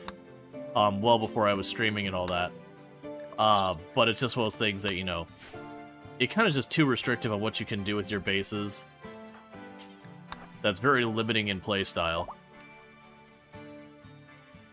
It's a fun challenge, but you definitely start seeing yourself, like, falling into patterns of, like, making very strong defensive positions, you know, abusing AI pathing, which is fine. It's just what you have to do at that difficulty. Alright, you got a bionic eye. So we got all our bionics into people. Do we have another Xenogerm floating around here? No. But yeah, so it's definitely one of those ones that, like, it can be very, very limiting on your game when you're on those. It's a classic, you have your difficulty settings, and if here's all the options of ways you can play that are viable on your default difficulty, and then you make it a little bit harder, and you make it a little bit harder, and you make it a little bit harder, and now you have to play the game in like just a handful of current ways. Does a bionic eye beat a normal eye? Yes. You can see right now, even under aesthetic, Burning Sun has 120-ish% sight, even while currently under the influence of aesthetic. So we are still playing on a relatively decent difficulty. I just don't go all the way up to the 500% naked brutality. And for the record, you can still do cool bases and all that in 500% naked brutality, but what you end up having to do is like really grind out the long game until you get to that end game where everyone's super jacked. And once you start getting super jacked, you can kind of get away with a lot of the other stuff. But yeah. No, I personally don't enjoy the like super duper sweaty tryhard settings anymore. I did that for a very long time before streaming, and just, you know, that was back around the time like before royalty and right after royalty I did that. Whereas like you did 500% naked brutality, ice sheet, you put your little box on the geothermal vent, you know, like stepping in and out of the door just to avoid freezing to death or overheating. And you do that until either you could like carve out, you know, a spot into like the mountain, because the mountains back then used to be ridiculous where you only had to get a couple blocks in and it's like always like 50-60 degrees or something like that. You know, anything that walked to the tile, you would scurry over there real fast and you'd kill it, and then you'd run back real fast. Regardless of difficulty level, you do some interesting challenges. Yeah, well, that's the idea, is if you actually look at the challenge settings, you know, between like losing is fun, strive to survive, adventure story, all that, it'll actually even describe, it's like, hey man, if you're gonna do weird challenges, like, hey, go check out strive to survive. Like, it even has it in the verbiage for it. You know, if you're doing some interesting challenges or whatever, that's the one they recommend. Because there's definitely been challenges I've done that you wouldn't reasonably be able to do at 500%. Just like it takes so long to do anything, you would just get caught up with on wealth and all that. 500% just having that setting is its own challenge, and it's a tough challenge.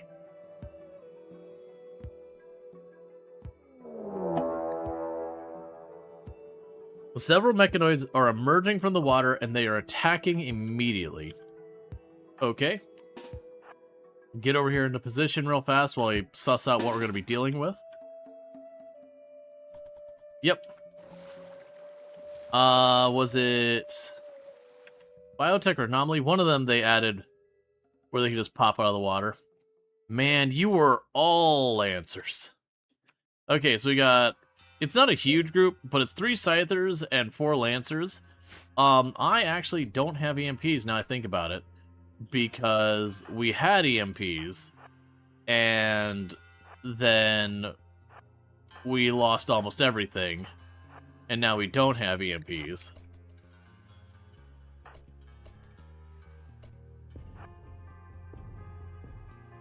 Actually, if I move you up here...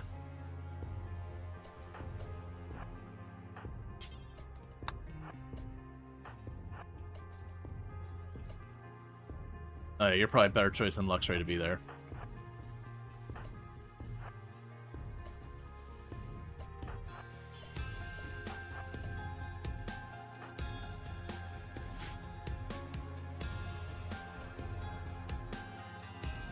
But weird, that's anomaly, not Odyssey? The water thing? Okay, you're shooting, move over. Move over, Luxray. Move over, Luxray. Buddy. Buddy. That's the worst way you can move over, man. Okay. So we're going to have a little bit of a sweaty one, because I'm going to need to basically do here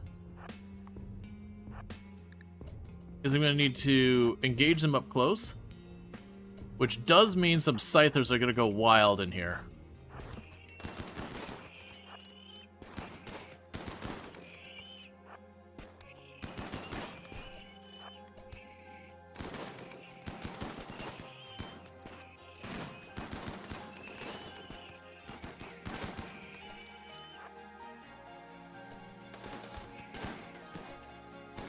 Come on. Take it out. Okay, so surprisingly, considering you were just meleeing a bunch of Scythers with just a flak vest on, that certainly could have gone way worse. But yeah, Giga is hurt. Yes, Giga is hurt. Giga got slashed up a bit, but that's to be expected. Yeah, no, that's normally what you'd want to do is you drop EMPs right there the whole time they're coming in. I need to go ahead and make a set of EMPs. Because that would have been a, like, absolute snoozer of a fight. Let's go ahead and make sure we get that done. EMP grenades. There you go. That would have been like an absolute snoozer of a fight with EMP, because they just sit here and drop the EMP there, have everyone bunched up here, and just keep chucking the grenade in. Oh, you're still under aesthetic, aren't you? Who is our second best social? Well, actually, you could be warning by now. I don't have any prisoners, but we'll have you do it instead. Alright. You're being patched up. Okay.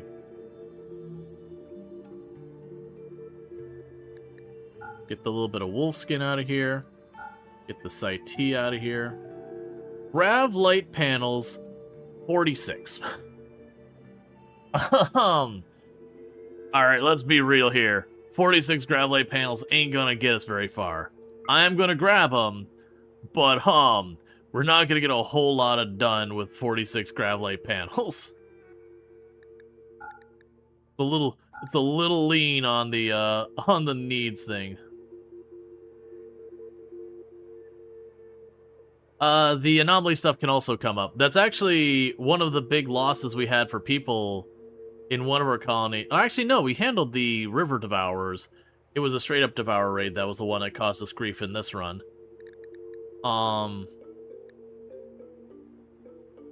Let's grab the steel. Grab the steel. And the chem fuel. Alright. Reinstall you. Are we long since done with this thing? Keep the monument for under an hour. We're about to be done with this thing. But with that, I have a couple of grav light panels. We can technically get a grav ship. Alright. So, with this, we can go right over here. I deliberately told it to not put a roof on that. So tear that sucker down.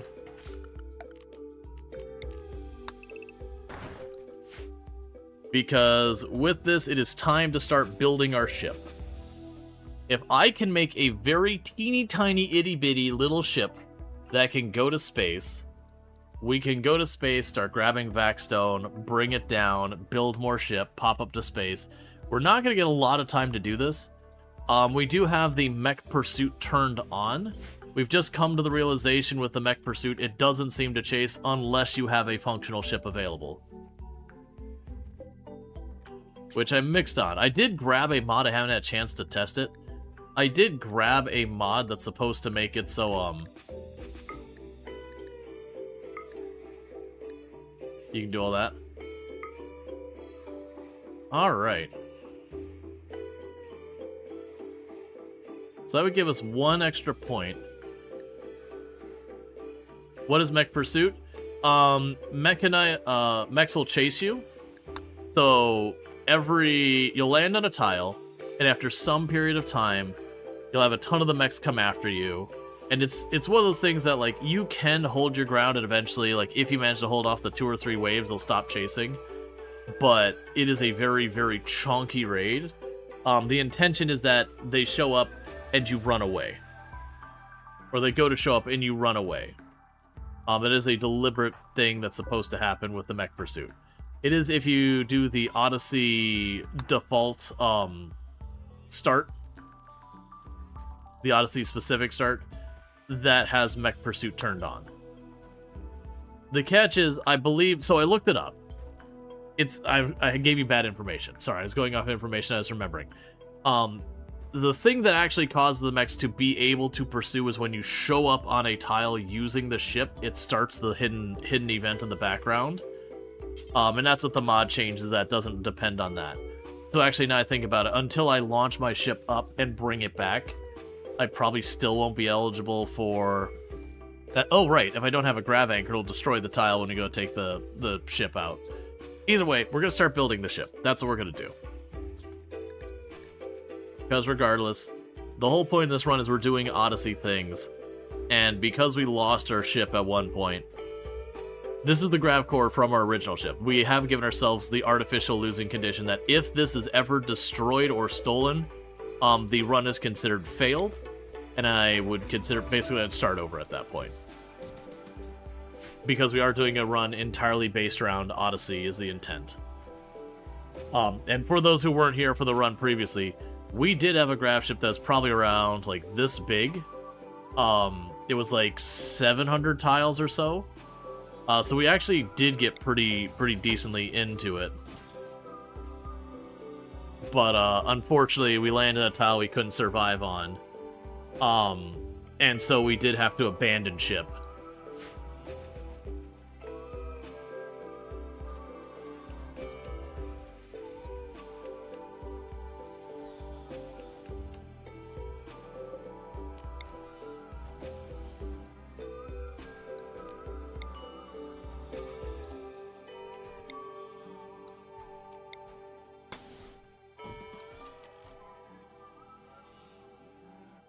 All right.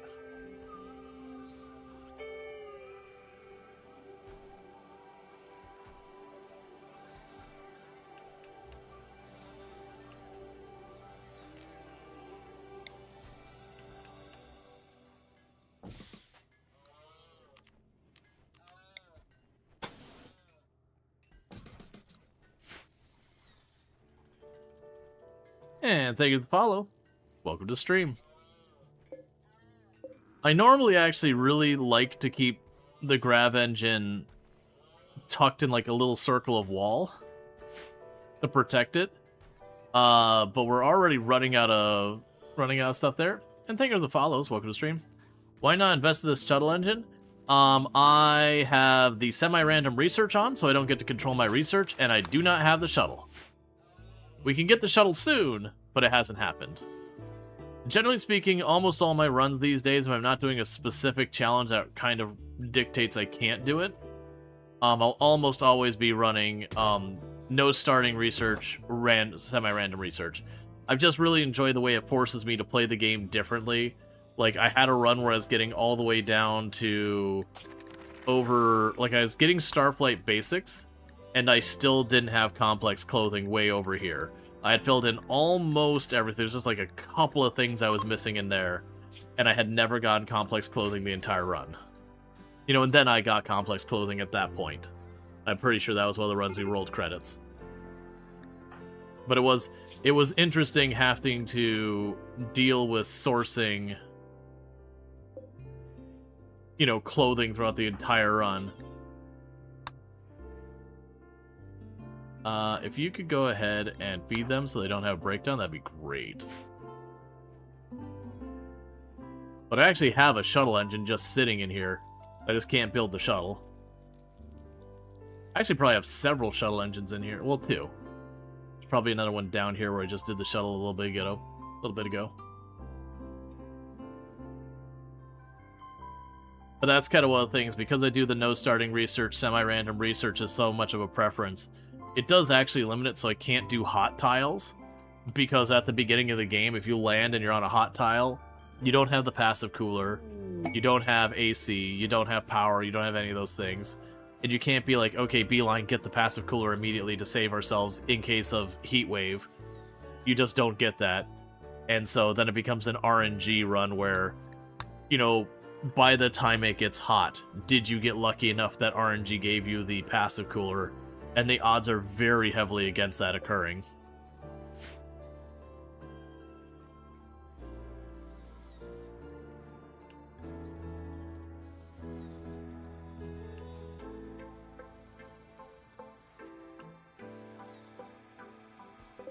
Okay, there's the piloting console.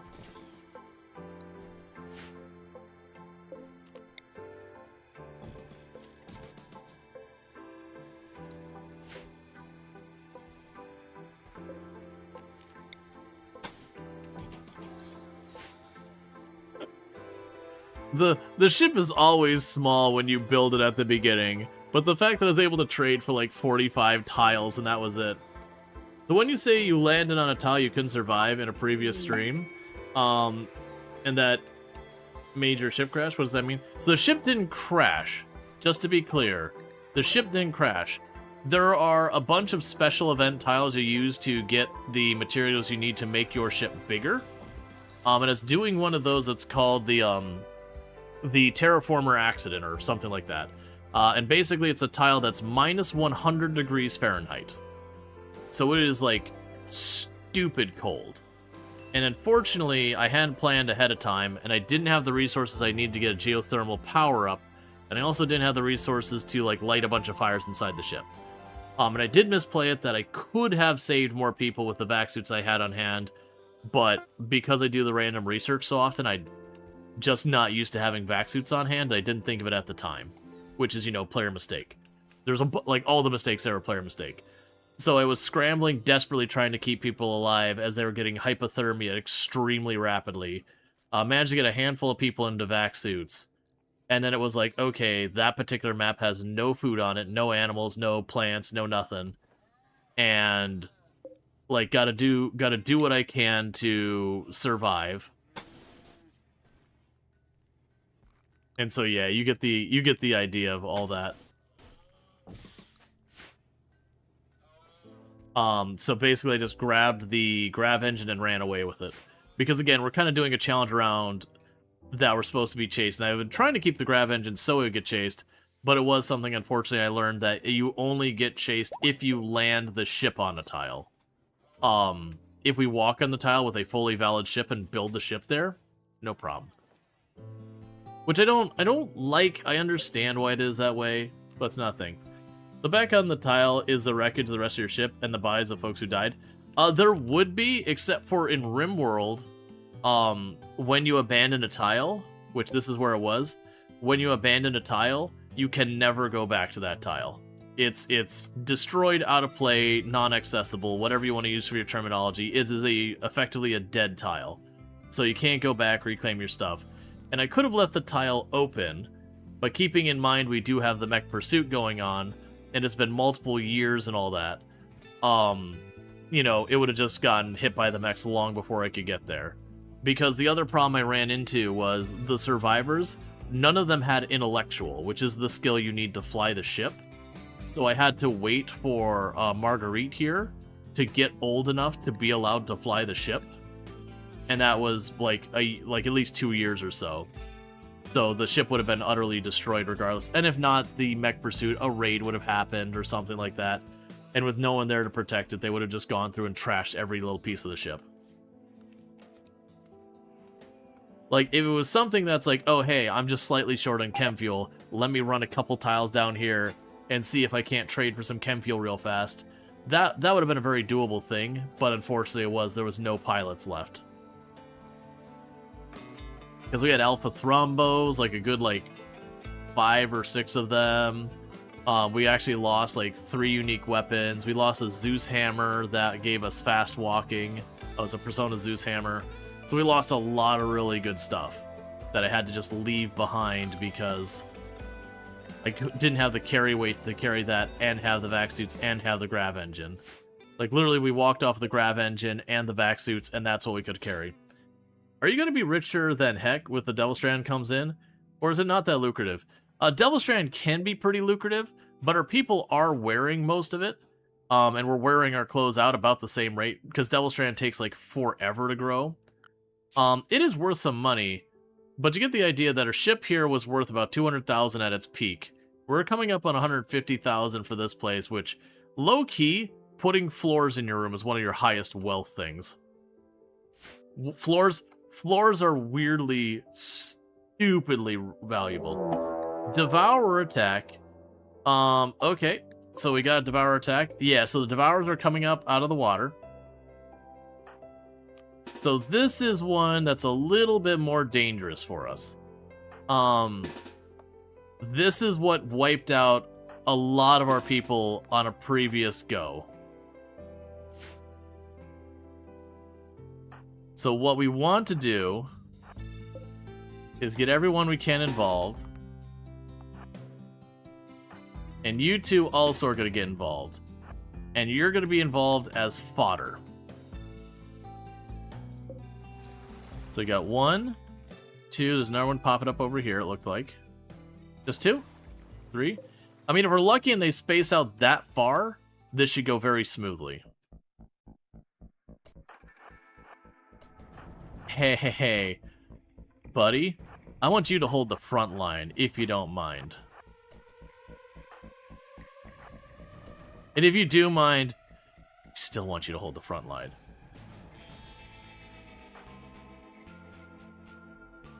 Yeah, no, I can get the dislike for, the stuff coming out of the water. At the same time, building a base along the water used to be so... Why are we freaking out about 3? These are dangerous in the fact that they can kill your people very easily. Because they do that, taking a person completely out of the fight.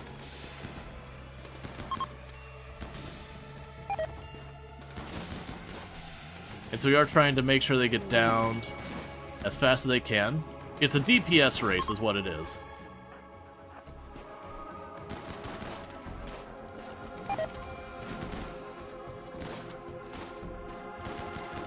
So, we're in really good shape with this one. I'm not too fussed about this.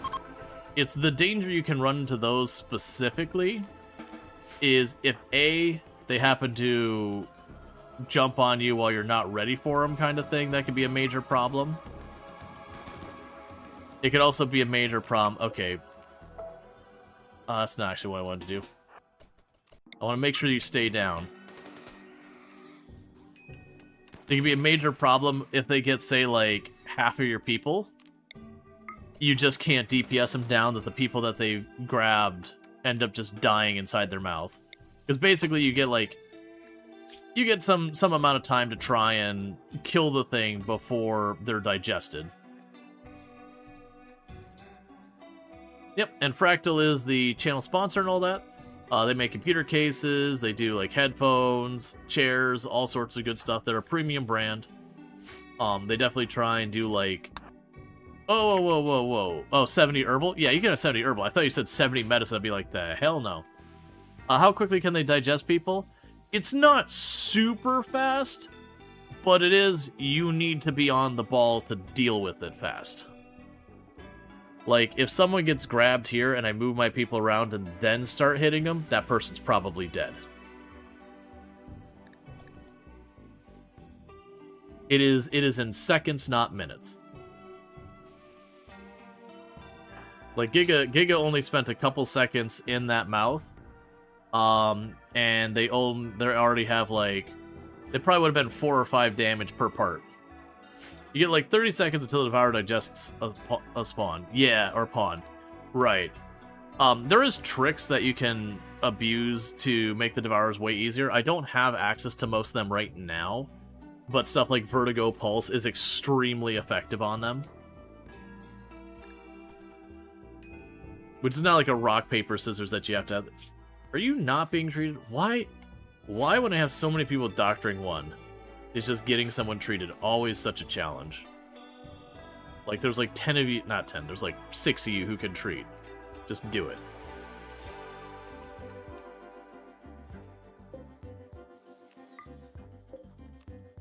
Actually, don't open that door. Open this door. And the reason for that is if I leave these 2 doors open... and I go to hold these positions on the sides where I let them run in and have just the crossfire, you're going to have one who'll stop here, and I can't prevent that, really. But if I leave these doors open, I give more places for them to get cover. You saw some pawns live a full digestion if they get 8 at full XP or HP. Yeah, no, if you have stuff like tough, robust, super fast healing, stuff like that, you can end up having it where you get spat out before you're dead. You're usually almost always downed, but before you're dead. but most of the pawns, they'll just straight up die.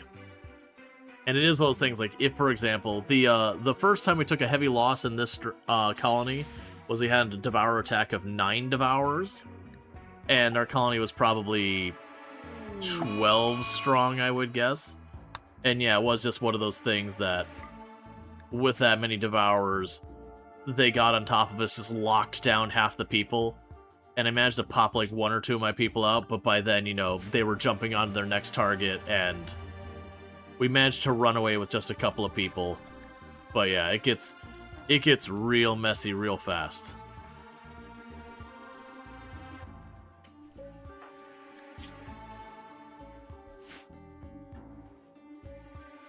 It's part of the reason you don't want the river inside your defensive perimeter. Like, if I were to have the river going through here, I would put walls along the river that had doors on it, just in case you have something dangerous pop up out of the river. You can hopefully, like, funnel it out of your base to make it come around to try and attack through wherever your normal defense position is. Because you can have the mechs come up, and if you got your wealth high enough, you can have, like, straight-up war queens and all that shut up, you know, just pop up out of there. And yeah, if you've got, you know, like, 2 or 3 war queens and a handful of centipedes and a legionary or so just popping up in the middle of your base, where you just kind of have to fight open to open, it's not going to go well.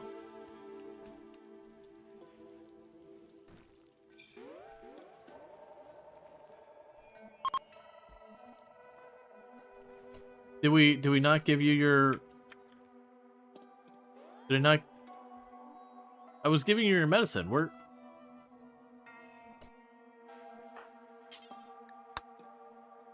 Huh. Okay, I mean, I told them to give you the medicine.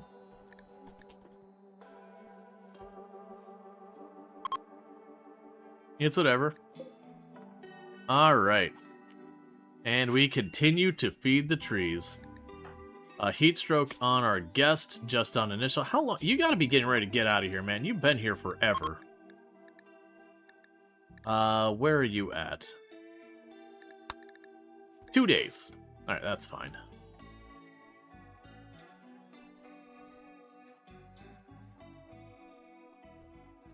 Yeah. So this is what I was able to build of my ship with what we got. This is technically a fully functional ship. In case you're wondering, that is technically a fully functional ship.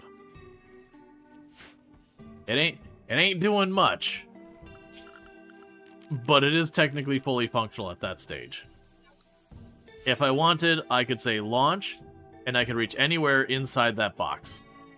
Sadly, the nearest core pieces are way over there.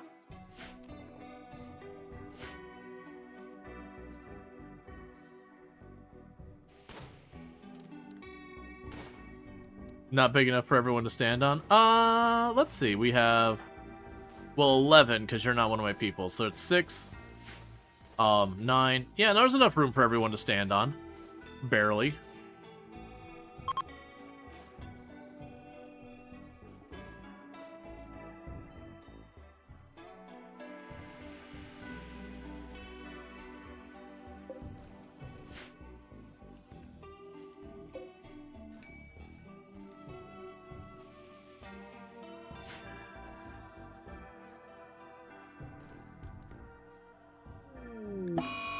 Flash storm, that's fine.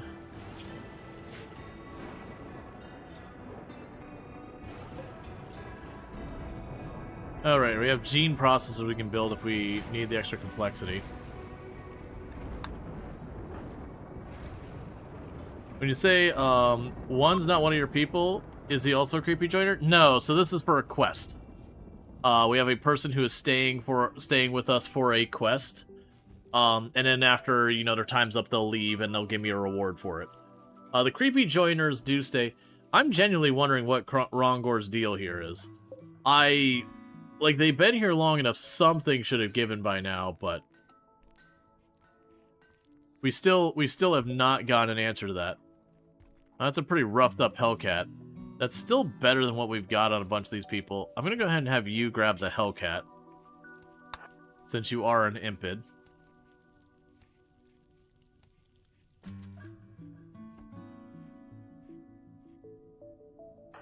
I'll let you bump up to a bolt action.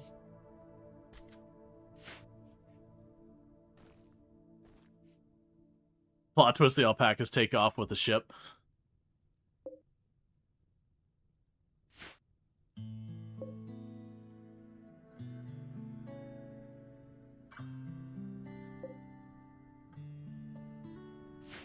Yeah, imagine what I'll probably do, because you can move this, right? Yeah, what I'll probably do is when we get more panels, I'll shift this over slightly so I can wall it in like I normally do. And then we'll, like, rearrange this a little bit. It's also a thing that if we make our vac suits, I can technically go up to space and start cutting brick and then bring it back down and make more of this. Which I'm curious if, like, I'm already on a tile and I have the ship take off and land, if that'll trigger the things to kick off again. Honestly, don't know these questions. Right now, if the mechs were to show up, this would be awful. Because I've got no room to store anything at all on this thing. But we'll get there.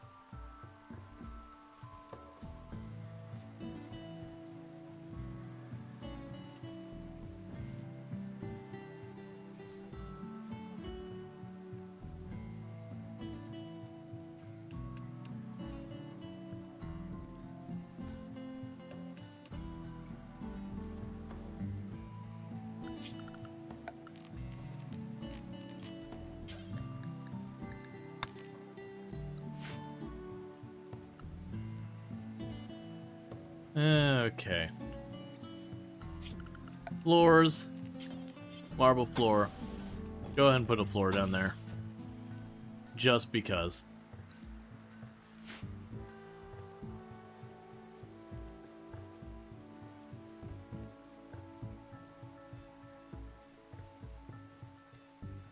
Yeah, we're getting all that set up.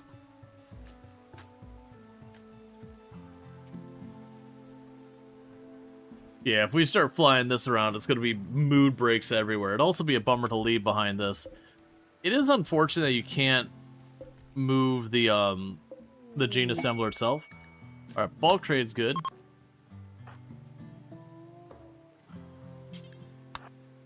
Alright.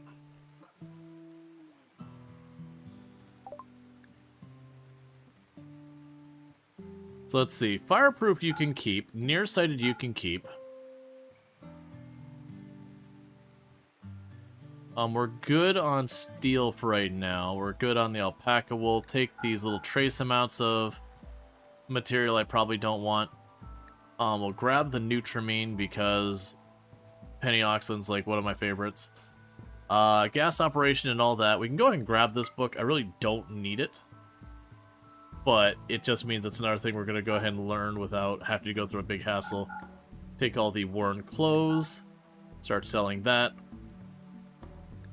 I will sell you my masterwork clothing there, because I'm not going to use it. So give me the money, and give me the Nutramine. You have to take everyone with you, or you can leave a small crew. If I want to leave anyone behind, I have to make the grav anchor, which requires 80 gravlite panels, so twice the amount that I had to use to build this. Otherwise, when the grav ship leaves a tile, it is destructive. You're effectively using like almost like black hole technology to launch, so you destroy the tile when you leave. But if you build a grav anchor, which again is 80 gravlite panel, then I can leave and come back. Now the problem is I have mech pursuit on, and I would assume coming and going would like reactivate it or whatever. Like I don't know all the rules behind it. So I put down the anchor, and then the tile would get attacked by mechs, and it'd be like, cool, I just wasted all that time. Oh, hey. Get out of here.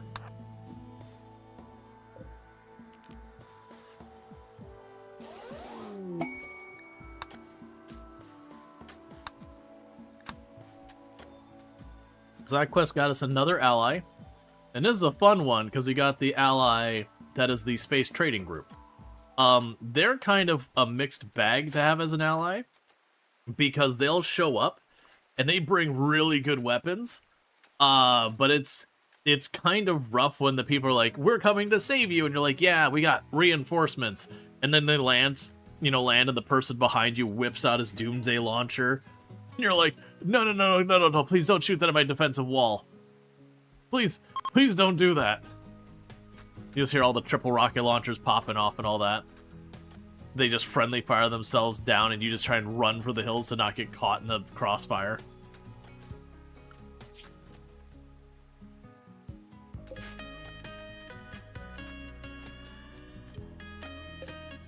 That said, they do bring the damage. For what it's worth, you can't say they don't bring the damage. That is the one thing they bring. But it's definitely one of those ones when they show up, there's just that tense moment being like, all right, where are they landing and what are they bringing? You remember that Ancient Soldiers quest you did where you had to run as they leveled the building? The Ancient Soldiers where they leveled the building. Oh, yeah.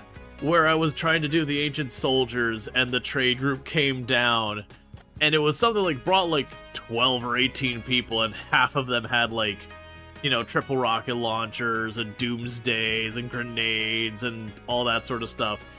And yeah, it was just like running outside of the building as fast as I could while they ran into like hit some turret in the corner, and they doomsdayed the turret in the corner, taking down the whole segment of the building, and then chasing down that. I think they destroyed the unique weapon I was going for as well. They just detonated it.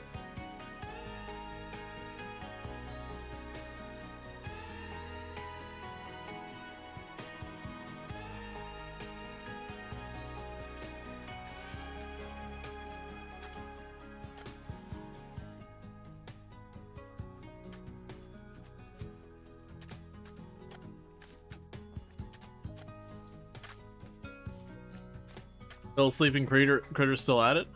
I don't... Lower left of the screen. Oh yeah, these are guinea pigs. We have most of the things on the map set to hunt. But yeah, those are just guinea pigs.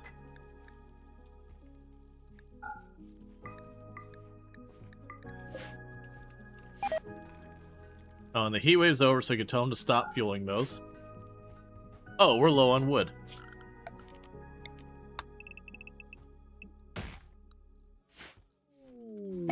Mysterious cargo. You'll be willing to give us an incinerator, an archite capsule, elongated fingers with tox immunity, deep yellow skin, and fat body with some plasteel. Like, don't get me wrong, elongated fingers are good. I don't usually take tox immunity. The incinerator, we're probably not going to get much action out of here. I do like the incinerator a lot. The incinerator is definitely one I like to have.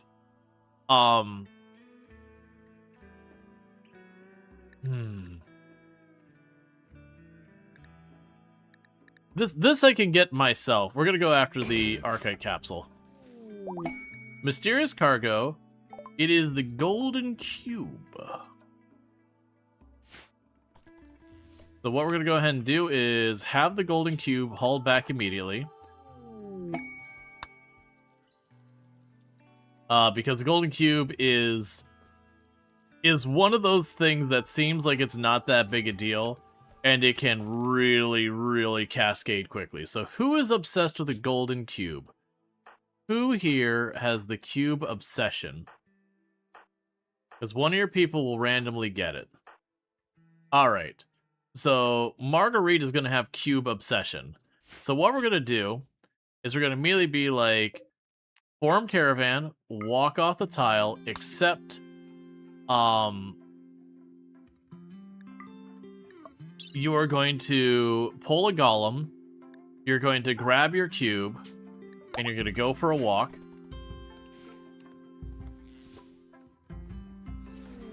That you're just screaming precious as you walk off the map.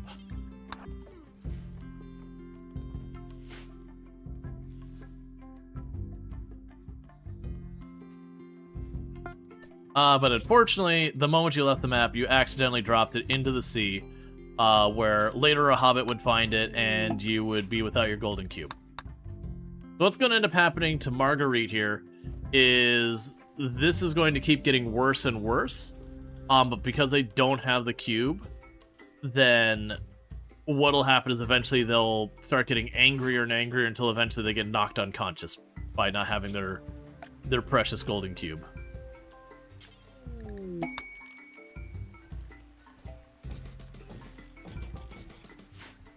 Hosting royals. And you would give me a pawn who is abrasive but high skills. Or 50 goodwill. So it'd be 3 people for 19 days, and I have to keep them over 25 happiness. The problem I have is I don't actually have spare rooms for you. Which I could certainly fix.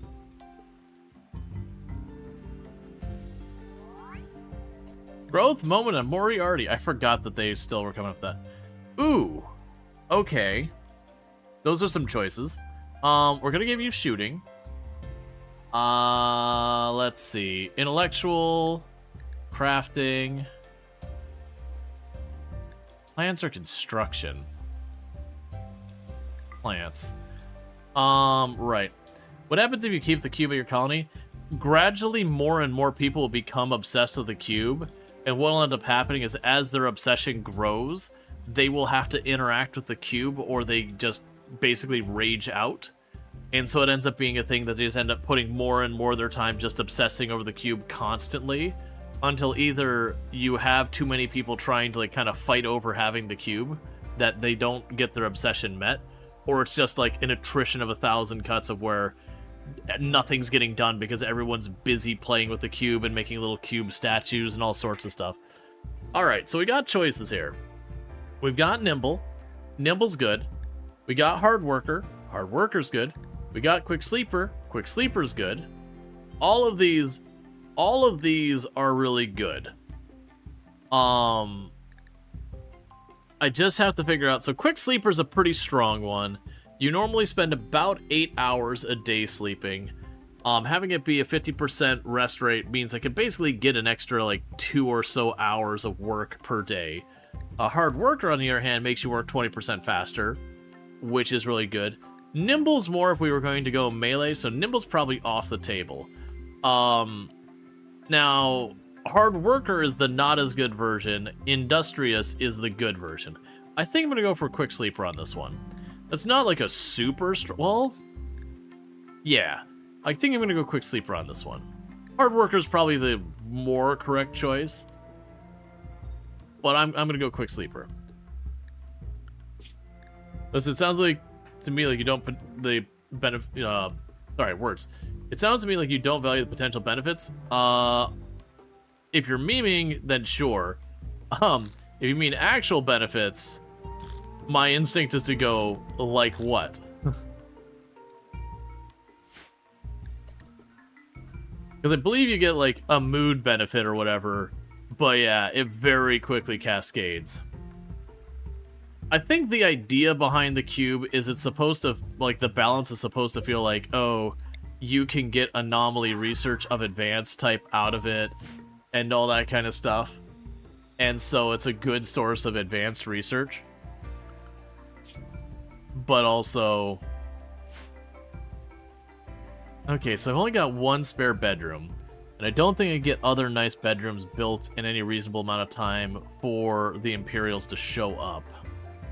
I could start building that over here to be inside the perimeter. 3, 4. 1, 2, 3, 4, 5.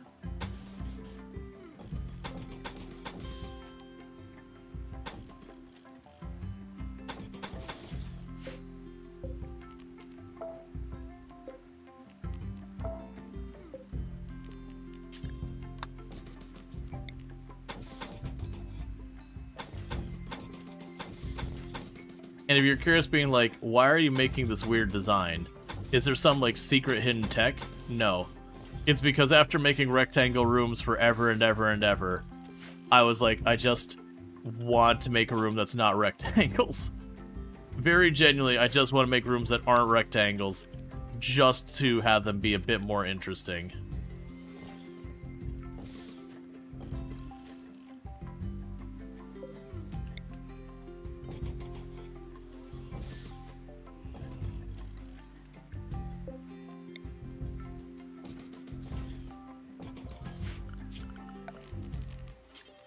And we'll tell it to do limestone.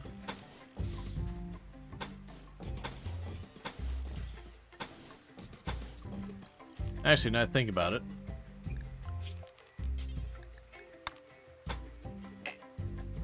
That's fine. Just do it. Do it to it.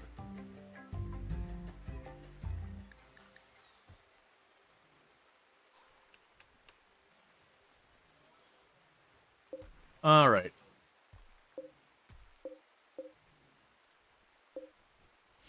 So we got ourselves some good medical beds starting to go. Once those are built, we'll get the other ones going. They have how long? So they have 6 days to accept this. And I'm going to take the 50% reputation and just basically instantly get ourselves allied with them. But I've got to get these rooms nice enough that they can go in them and not be upset about, like, not having the proper accommodations or whatever.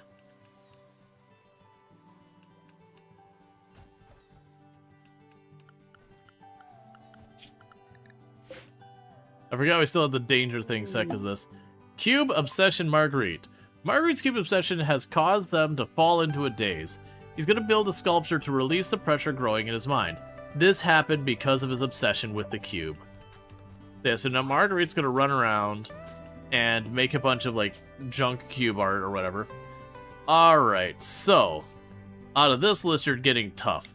All this other crap can go die in a fire. You're getting tough. Alright, so medical, intellectual. Well, if you're fast walker tough, I am going to make you into a melee pawn eventually. Crafting. And we'll stop with that right now.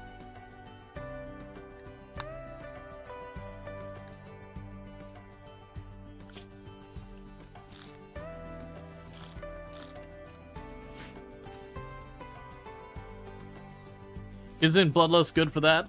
Yeah, but there is one thing to be aware of with Bloodlust. We could find out who it was that had it over here. If you look at Bloodlust on here, has 4 times as likely to start a social fight as others. Getting a bunch of Bloodlust pawns usually just means you're ending up with, you know, endless social fights and all that. But, yeah. There's a lot of people who really like Bloodlust. I personally, any trait that leads to more social fights is a trait I will generally try to avoid.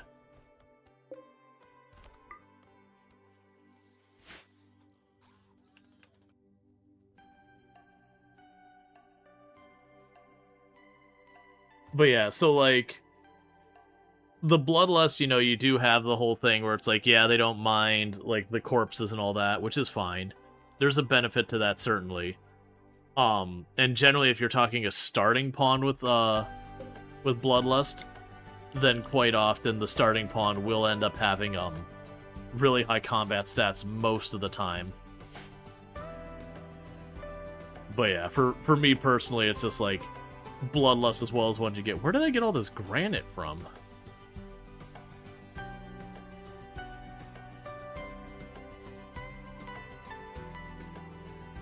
I mean, I'm okay with it, I'm just not entirely sure.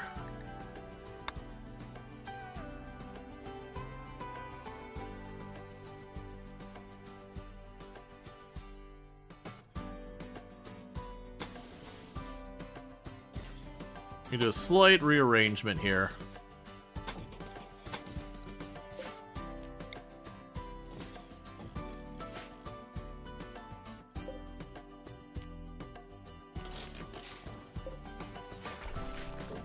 Because that way you can make the walls a little bit thicker on the outside here, too.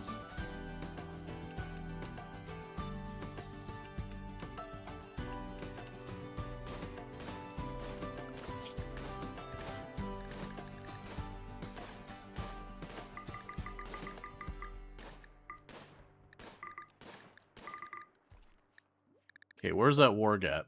All the way down there. Honestly, let's just kill the warg right now. Go ahead and give it a chance.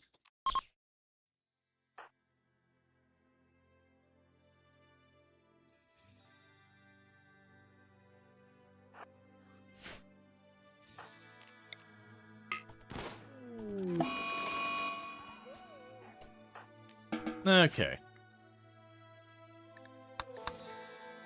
And that's just because the warg could randomly hunt someone. So it is a thing that's worth doing is when a dangerous animal walks on the map. If you've got some spare capacity, just run up and get rid of it. Be done with it immediately.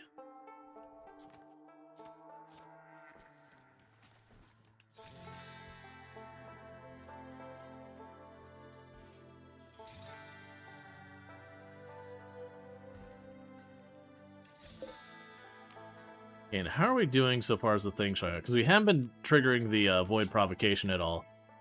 Because what we do want is we do want the unnatural corpse.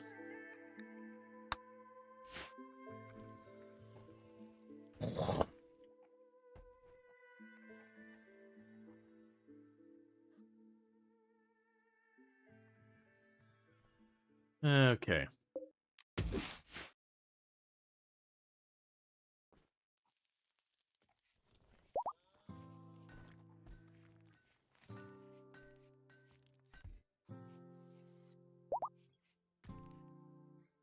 Alright, luxury genes have regrown. We climb back in. What are we even trying to get out of you now? That's not what I want. I need your bio. What we're trying to get out of you now is the intensive UV sensitivity by itself. That's right.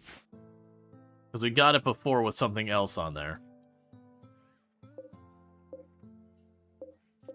But we can get that combined with our stuff, we can do some more stuff. Would Dead Calm help with Bloodlust? Yes. Dead Calm would help with Bloodlust. That's actually a fair point that I didn't think about, because I haven't done a gene editing heavy run in a very long time. So I don't tend to think about some of the tech you can do around that.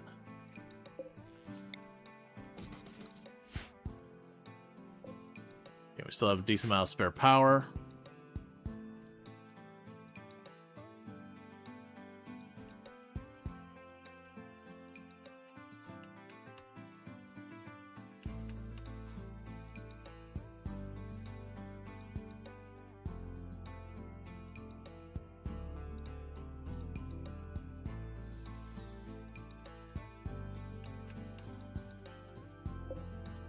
So what we can do here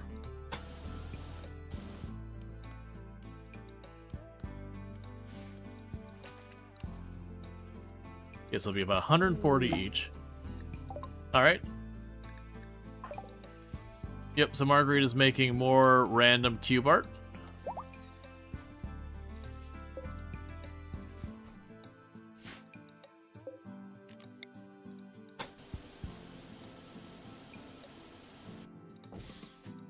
Okay, so we're going to mess up our defensive position here for a minute. And we're going to be replacing it with granite. I really don't know where the granite came from. But we're using sandstone right now, which is about as bad as you can get for walls, other than, like, wood. So I'm trying to rush in here. We're going to swap this out with the granite, because the granite's about as strong as you can get before you get to, like, uranium and plasteel and stuff like that. Distress signal, don't care.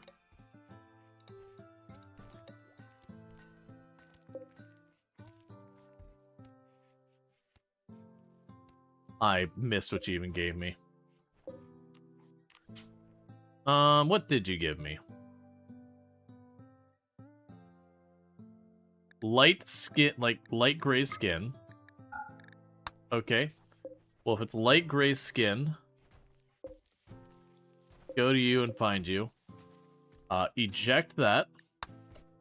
And do not bank it. I don't want to hold on to the cosmetic one.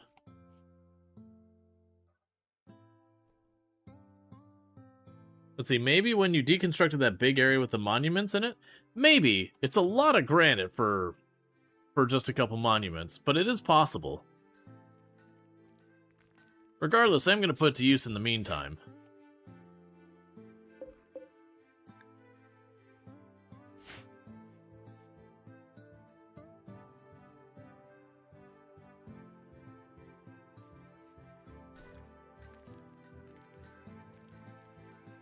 Just all the brick they're just cutting.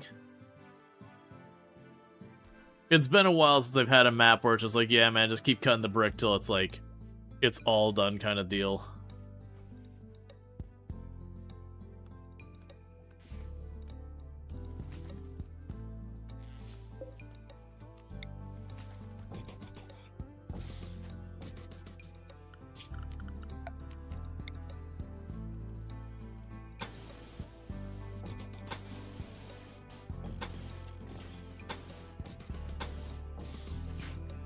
How much longer? 3 days for us to accept the quest. So those rooms are obviously not going to be ready in those 3 days.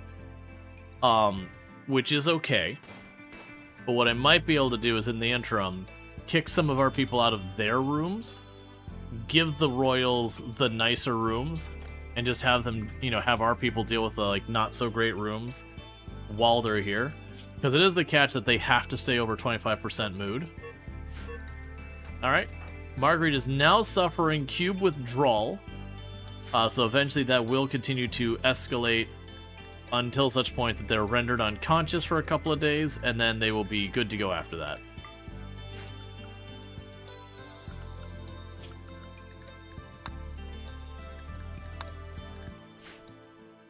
I really don't know what Rongor's deal. We're just going to start treating Rongor like they're a normal pawn, because... like, it won't give you some, like, amazing, unique weapon just out of concern of you, like, leaving. I'm guessing you're going to do the one where you do, like, the Psychic Scream thing and knock people down. That's the only one I've had, like, kind of sit this long without revealing itself. Because you can go, like, almost a year without it happening.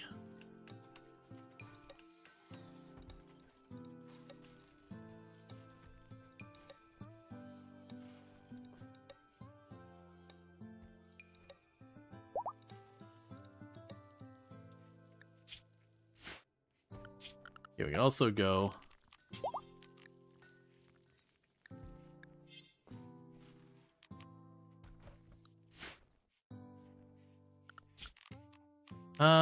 actually trying to think of how I want to paint these. Because quite often I'll make the walls, like, really bright so they stand out, but I've got the floors that are already pretty bright.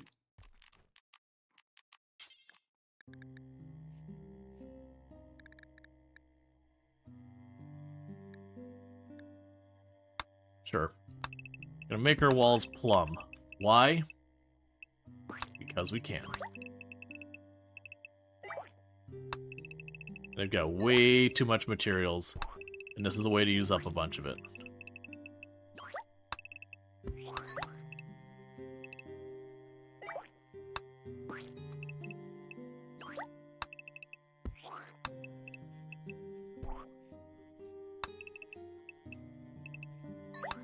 Okay.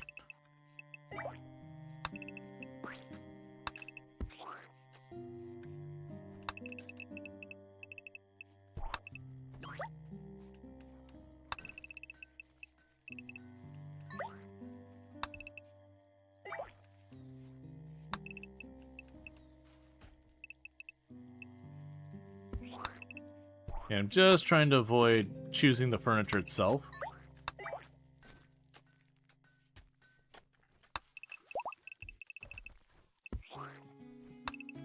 Alright.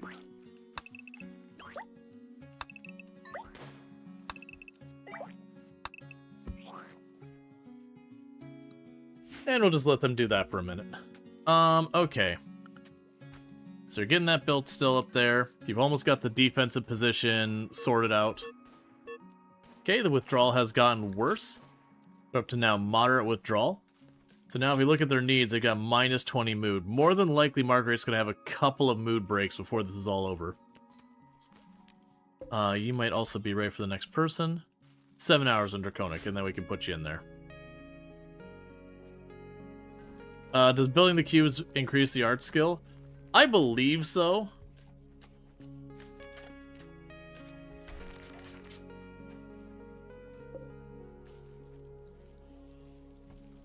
They give the tiniest amount of beauty. Regardless of what skill they get, it wouldn't be worth doing that as a way of leveling it. Okay, so the defensive position is all sorted. So you can go ahead and again, we'll let those doors on the outside be popped. And that gives us a bit more of a durable lane, where if we start punching holes into it, won't be as likely to, like, break that block and suddenly everything pours in the side. You know, bypassing stuff, causing problems. Alright, so we've got 1 day left. We're actually making pretty good progress on this. Alright, so Draconic, get in here.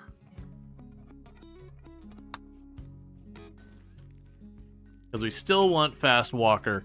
And regardless of what we get, once Draconic pops out, we're going to go ahead and start doing more gene splicing on people. There's a very good chance when we start doing the grav ship thing, I'm going to have to leave stuff behind until we get the grav ship built up enough. And there's a very strong possibility I will only be able to bring the banks and a couple of really good stuff with us. And I won't, like this, I'll have to build a new one. But it'll just be like kind of storing the banks until we're in a situation we can start doing the gene altering more.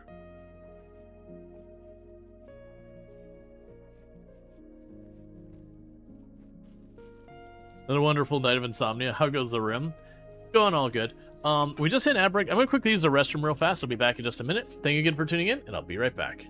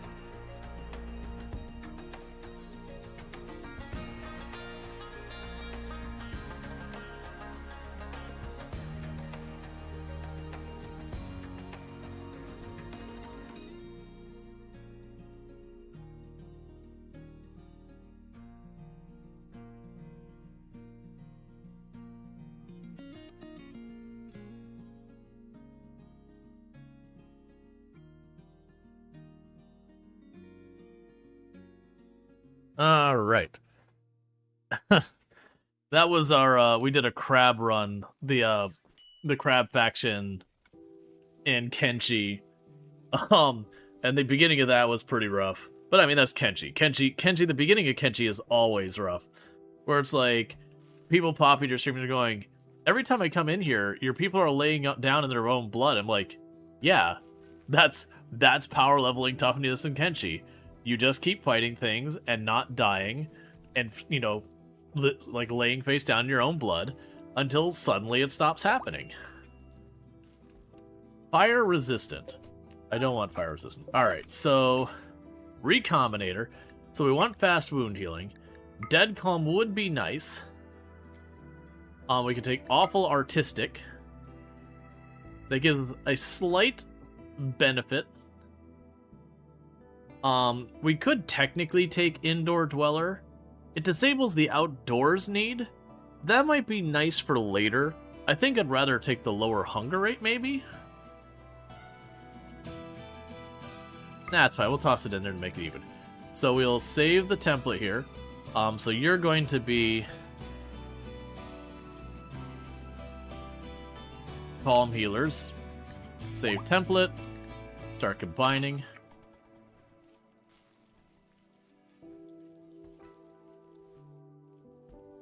You'll start getting people all sorted out.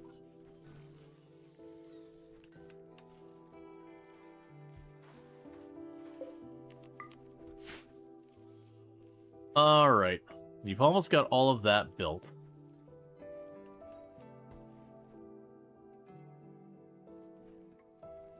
Yeah, so our defensive position, like these, our defenses are all sorted out. All right, so Burning Sun, are you already? We've already got you switched over. Yours is more complicated. Okay, cool. So you're my next contestant. Operations add, implant Xenogerm, calm healers. Have a nice day. Here we go. Slowly get everyone swapped over. I'm mostly doing it for the fast healing.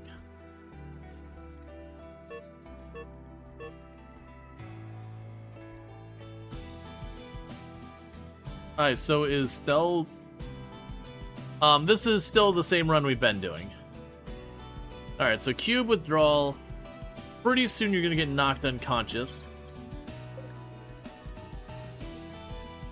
And then you'll be unconscious for, I think it's like 4 days or something like that.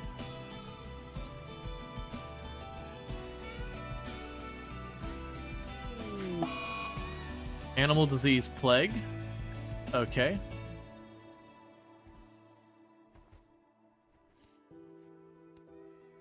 Alright. We're going to accept this quest for the goodwill, because it's a bunch. Oh, right, it was... I knew it was 3, I didn't realize it was that one plus 3. So you're going to get that room. And then...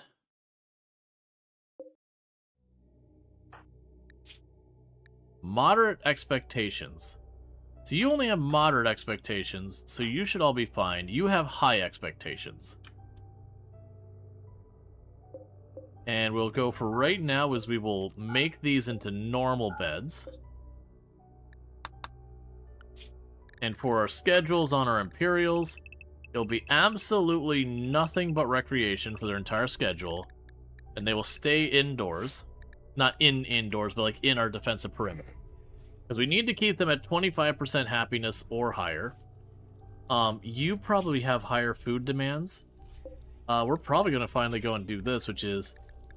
make vegetarian fine meals, do until you have 10. Make vegetarian fine meals, do until you have 10. Make vegetarian lavish meals, do until you have 10. You get the idea what's going on here. That way if they have extra bandwidth, we'll make some fancy meals, because I have a suspicion that's going to be a problem. Also, let's go to assignments. No drugs on any of you. Because usually the Imperials buy all... yeah, drugs prohibited. If they take a drug, then they're gonna, like, absolutely flip their lid.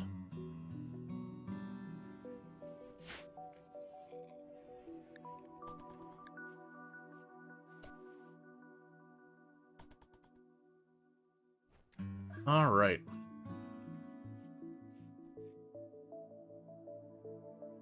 Which is so great for all the Hussars. Yeah.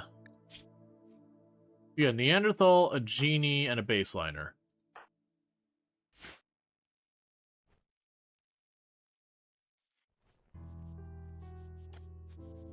Oh, right. I was like, why is that room dark? Right, we had the grav ship engine in there, and we took it out once we started getting some plates to actually do some stuff. So we don't have any food that this person's likes. They will... you shouldn't have used the drug. You should have taken the penioxylin. Oh. Grr. That's gonna be bad. It's gonna be really hard to keep you happy with a minus 15 on you.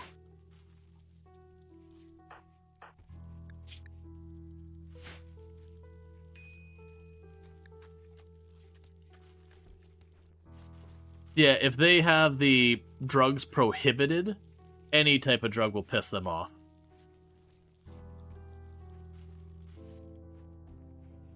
I forgot I had the no drug set to it because we had teetotalers earlier, like way earlier in the colony. Alright, so Marguerite is getting real close to being rendered unconscious due to their cube obsession. Did all of you get it? Yeah, you did. You all managed to get the debuff. It's 3 days, which is pretty annoying. The good news is I have lots and lots of stuff working for their mood bonuses. So you can probably just tank that and be fine.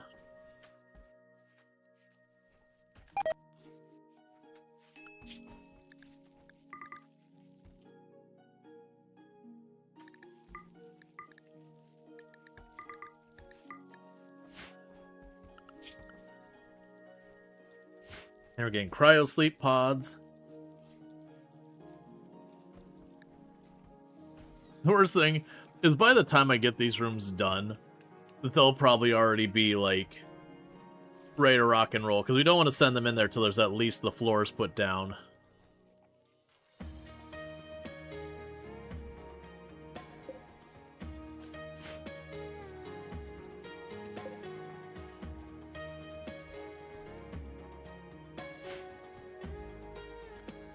Let's just drag up any block up to 1,000.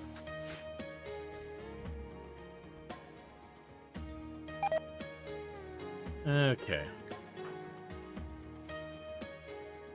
And most likely you are going to be rendered unconscious tonight while you sleep.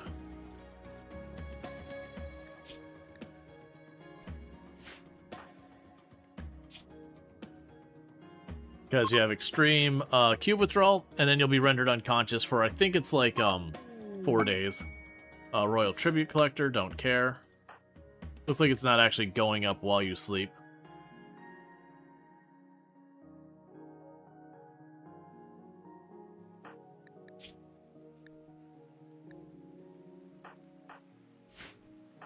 Wait, what was that? Slow learner, industrious. Never mind. When I see industrious, I was like, industrious? Go on? I still think one of my favorite combinations in the game is just very neurotic, industrious, and anything to mood manage. And just watch that person just sit on the crafting bench and like components just appear next to them. Yep, and so that alpaca is going to die of the plague. It is what it is. We have spares, and a lot of them. Cube coma. Alright. So they're going to be down for, I think it's like 3 or 4 days. Yeah, 3 days. They're going to be checked out. An alpaca died. Alright, so let's recombine. Go here.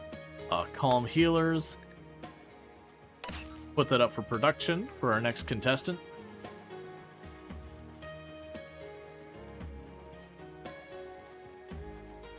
We didn't have anyone we wanted to do art, right? Yeah, the only one who's got art is Silveraxi, and I'm not super fussed about it.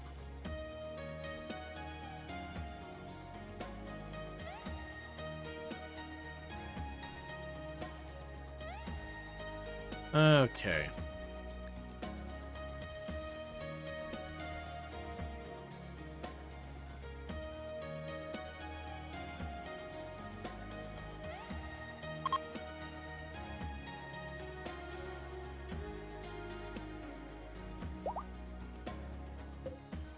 Oh, hey, you recovered on your own. Congratulations.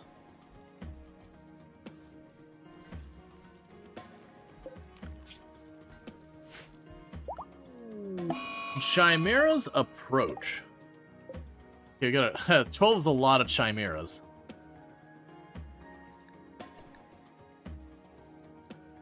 So we might be able to encourage this to go off a little bit by saying, hey, chimeras, I do think what we're going to be doing here is I'm going to go ahead and smack you with some fire.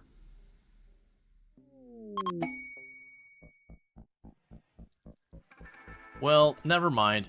I wanted them to trigger while they were here. Because if they triggered while they were here, they could soften up the chimeras a little bit for me.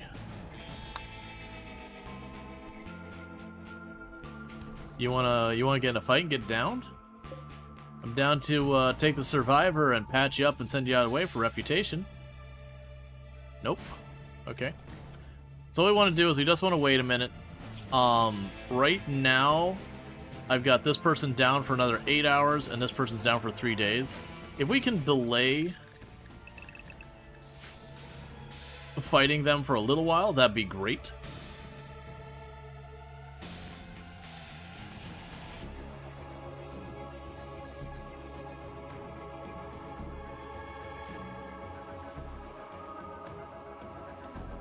And the big thing that make chimeras dangerous is they actually will run in and out based on things, but they get a buff that makes them really tanky and really fast.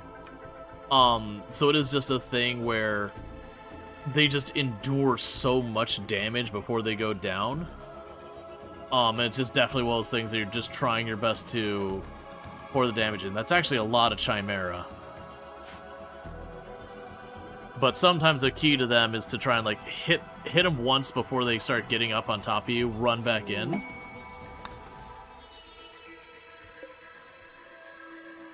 This would actually be a good one for the allies to show up, because the cooldown on it's decent.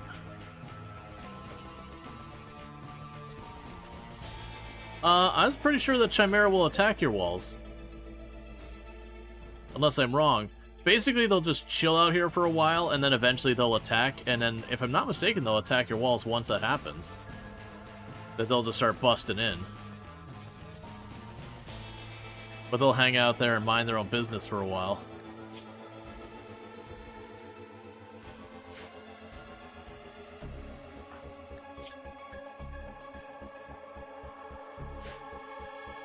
I don't think they'll wait the whole time. Part of me wonders if we can Manhunter pack the Muffalo, but I won't be able to do that reliably, and whoever goes there could easily be run down by the Chimera. But if we could pop a shot, cause them to go full Manhunter, the Muffalo could run in there. The Chimera would win, but the Muffalo would likely do a bunch of damage on the way down.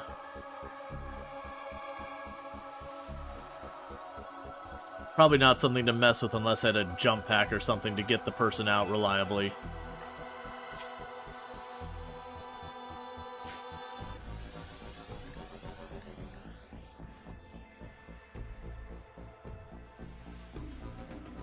Quick Google search says they won't attack walls? Huh.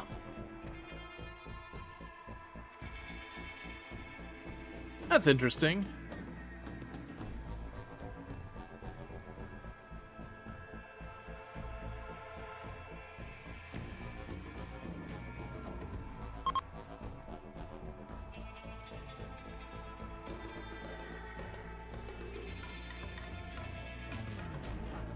Don't be too much longer till you can get back up. One more day after this.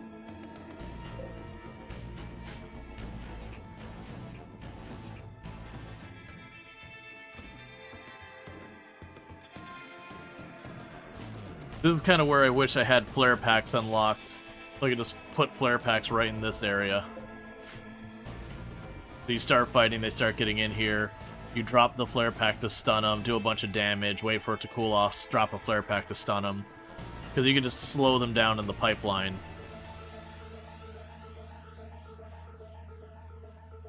You can get some work done. At least this time I also got this guy to hang out with. Probably shouldn't... Oh, actually... Vertigo Pulse is not a bad call.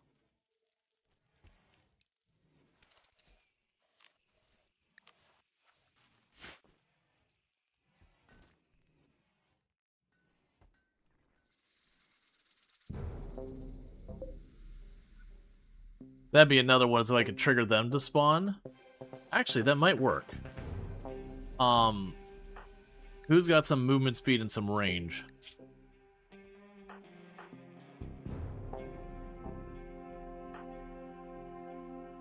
Get a bunch of manipulation. Because what we could do is trigger those to go off, run inside and slam the doors. And then with that triggered, they should dump over to attack this if I close the doors.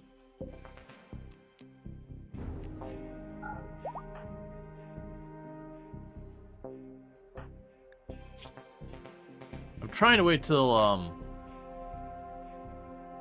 Marguerite's ready to rock and roll.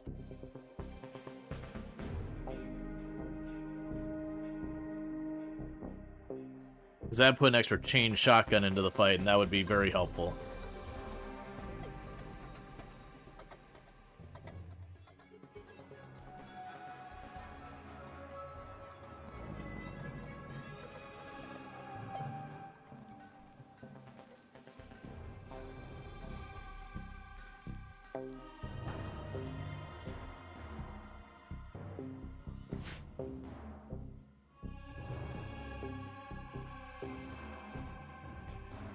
Because they'll actually chill out there for a while.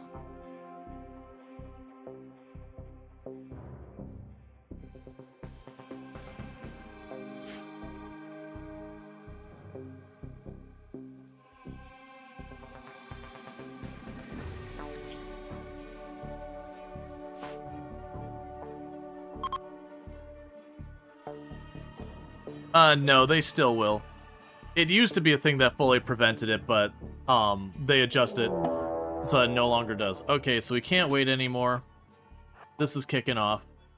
Alright, so let's go ahead, and for right now, you're gonna get in as... Wait. Oh, call for aid? That's fine. So we'll have you get in here, you get in here.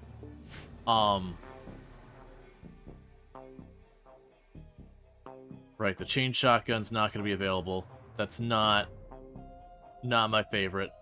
The rest of you, pile in here where you can.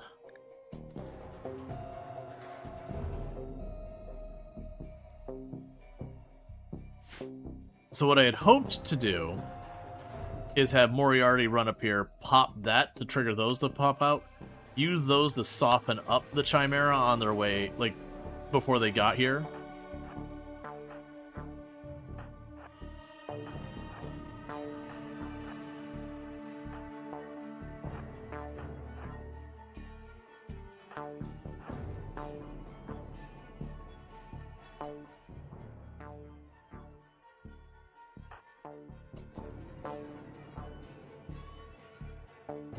Can you equip weapons? Hey, you know what? Equip that. Get over here. If you want to stay, you're gonna do your part. Equip this.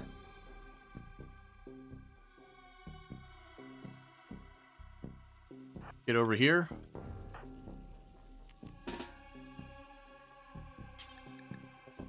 Equip that. Get over here.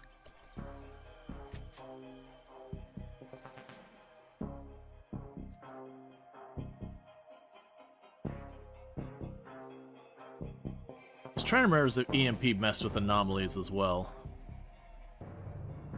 Why are you not... What do you know that I don't know?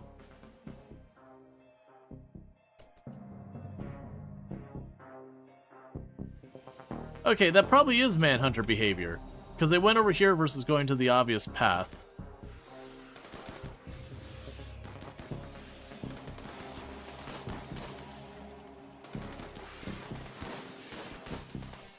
What happened to that one? Brained by the unique weapon.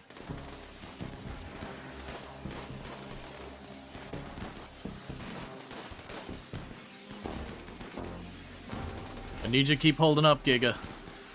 There's a lot of damage coming your way. This Sin guy here keeps saving our day by just getting the stun off. Alright, well, I mean, I guess that wasn't that big a deal. Okay. That one guy with the Zeus hammer just, you know, getting the hit with the Zeus hammer again and again and again, getting the stun and just locking it up. There's a reason why, even with much better weapons out there, I'll quite often prefer a Zeus hammer.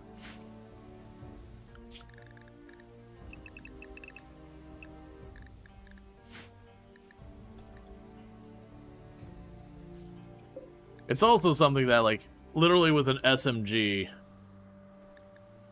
No, seriously. This is Burning Sun. Brained by an SMG. Brained by an SMG. Brained by an SMG. Brained by a Hellcat. Hellcat.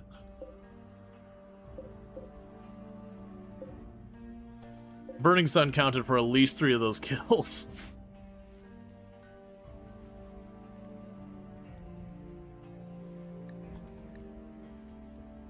Okay, did you get treated? Cool. That means man needs an AR. No, they don't. The reason they're using this SMG is we got this monstrosity from a quest. heavy SMG with rapid fire hollow point extended magazine. So 200% fire rate, 20% more damage, 150% extra shots per burst. So basically it says death is going that way.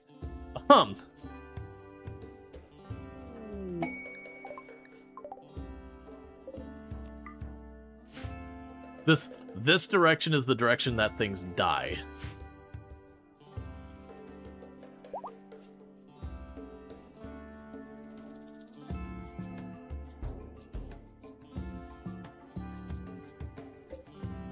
Do we have our Xeno thing ready?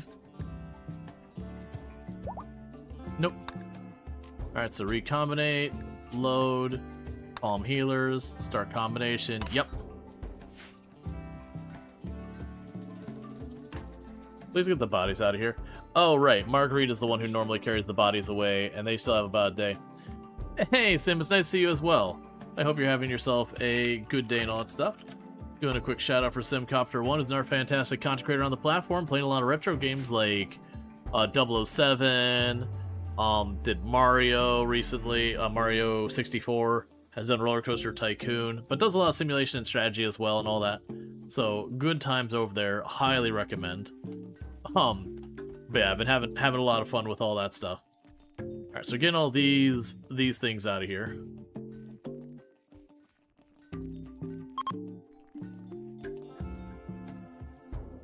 Alright. Yeah, that actually went really smoothly. We do have a decent amount of firepower. I would like to get away from, at this stage of the game, probably start properly getting away from the bolt actions. We can do better. The bolt actions can be good for some long-range engagements early on. But once you start getting to the point of like heavy SMGs, machine guns, assault rifles, fire cats, you know, chain shotguns and all that, they still have some utility left to them, but not a lot. Usually you'll end up switching the, having like one person with a bolt action out for a sniper rifle for like situations like that, where I got that menacing nonsense in the corner. You can kick that off.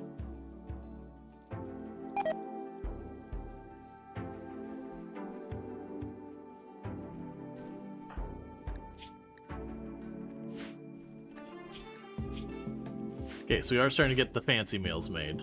Cool, cool.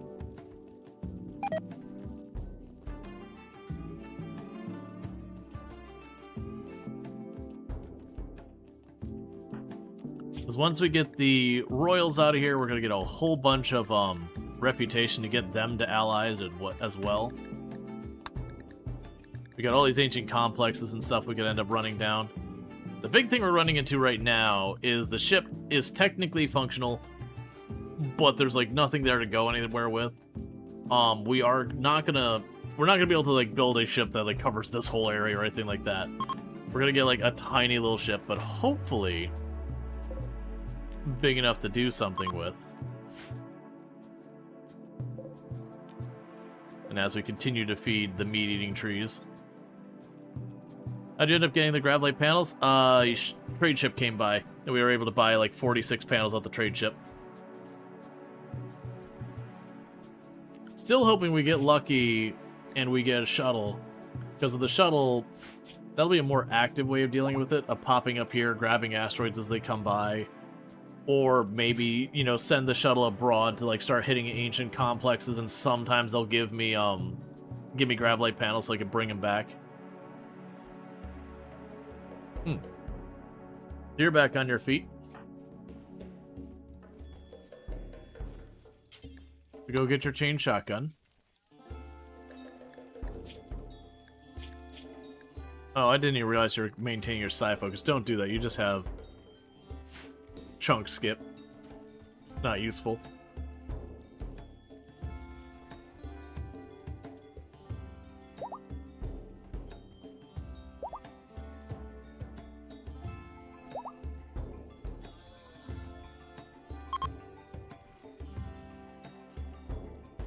And they're here for 14 days, so basically a season. That'll be fine. Okay, so we got that one done. Who would be our next person to... Alright, so Pagey Cakes can be the next one to be biologically altered. Operations add implant xenogerm, call them healers. Cool. Because slowly but surely we're giving all of our people fast healing. Exotic goods trade ship. Love to see it. If you could go ahead and pop on here real fast and see if we can't get anything good. Okay. You can take the seed. Alright, yeah, I think it was the bulk trade good that gave me the graphite panels. So I don't have a ton of money. I can go ahead and I'm going to give up a couple of shuttle engines. I do want the one shuttle engine so we could definitely have our shuttle. You can have a big pile of Psi-T.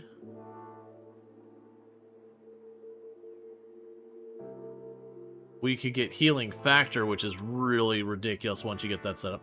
Let's see what genes they've got. They've got cold plus alcohol impervious, a very fast runner, and sleepy.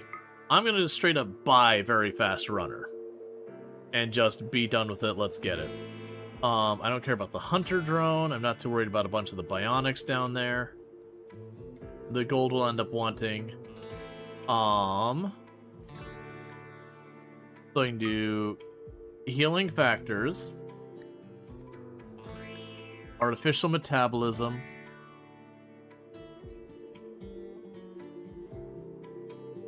and we're good on Nutramine and all that stuff.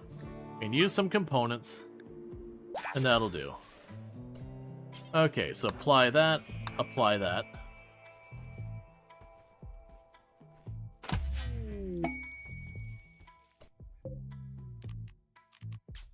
Alright, so what we're going to want to do here is we probably want to change up what we're doing, because if we get our calm healers, we have very fast runner.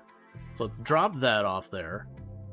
We could bring poor animals, and that's going to push the limit of our psychic stuff here to try and balance that out. I would like to get that. We could drop dead calm, get this. We're still at -2. So we don't have enough negatives for fast wound and very fast healing, or very fast runner. So we're definitely going to need to keep trying to look for more negatives to balance things out. We still have 11 days, so we can do that again.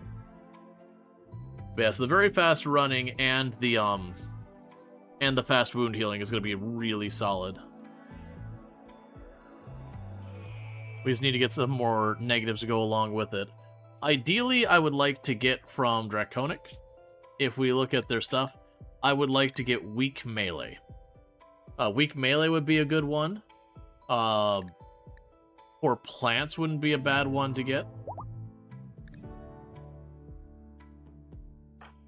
An intensive UV would be also really...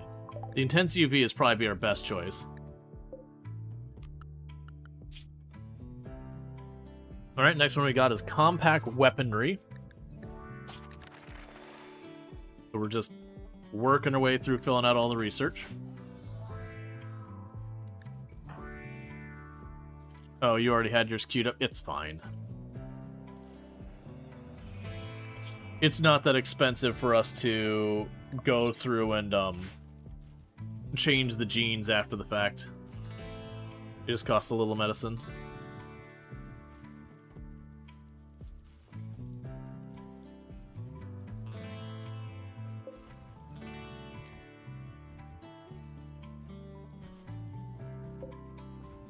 Yeah, we don't need fireproof.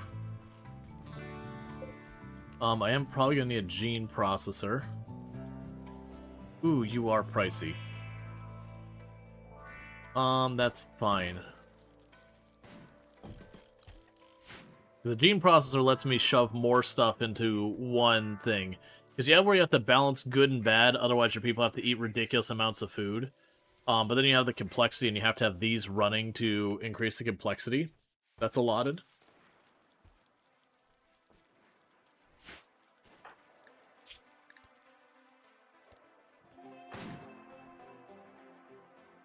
Yeah, so one of the things that'd be good here is to potentially override the slow wound healing, which is a +2, and give us fast wound healing, which is a -2. So that'd be 4 difference. I'd have to put some negatives on there. We're gonna need to get some... Man, we actually haven't really had straight-up raiders in a while. Like, it's not even just, like, anomaly stuff. We've had manhunter packs and that kind of stuff a lot. And, we've had multiple mech attacks and all that. But as far as, like, normal, ordinary, boring raiders, we haven't done that. I've got 5 permanently hostile factions and 2 factions that are hostile that could be made friends.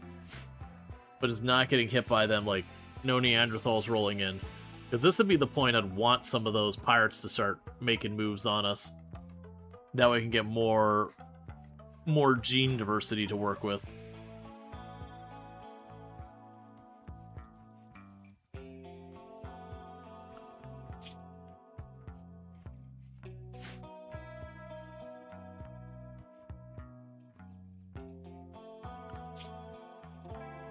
Okay, so we have an ancient complex down here. We have a distress signal up there as well. I might run down to the ancient complex, knock that out, see if we can't start turning that into gravlite panels. And thank you, Damon Hunter, for the 135 stream streak. I do appreciate it. So ancient complex, they're back, except let's cancel that. I think we're gonna do instead is I'm not looking to do like anomaly stuff specifically, but we're in a pretty good position. Oh no, let's not do that, because if we get the Noctil event right now while we got the Royals here, that's gonna be rough.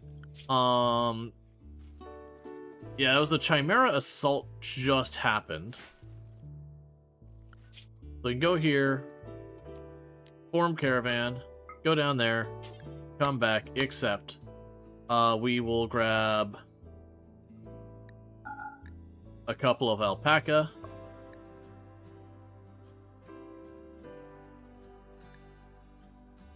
Yeah, a couple of alpaca. As far as the team going, we can send Draconic, Burning Sun, Marguerite, and Giga.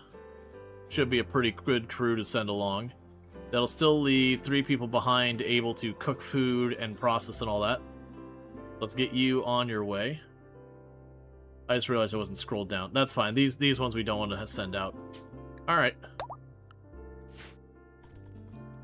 Let's get them to caravan to the nearby ancient complex.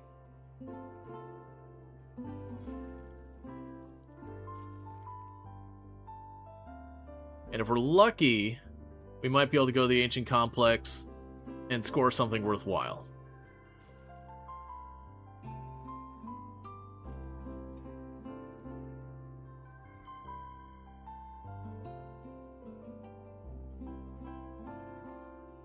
Oh, you're scaring me going that close to the corner of the map.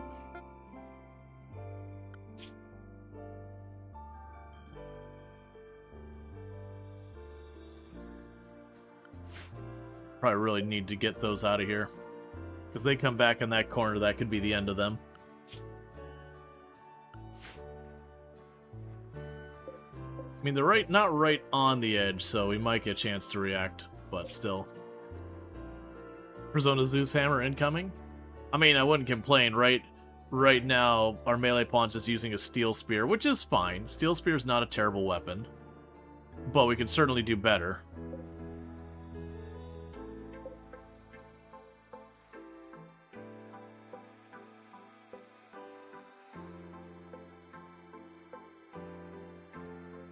Okay. So the ancient complex. Alright. So these are the old school ones. They don't have a lot going for them. They're usually relatively...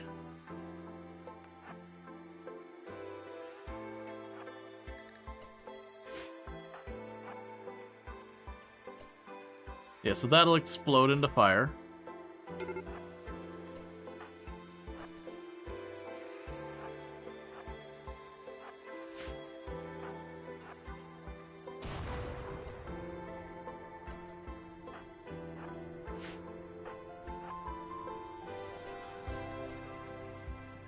Okay, if we pop open that box, We'll have to deal with hostile things.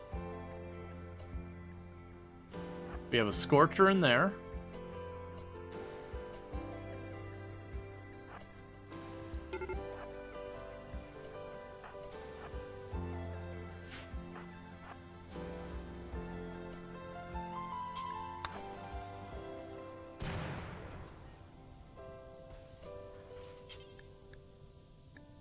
I don't care about chem fuel.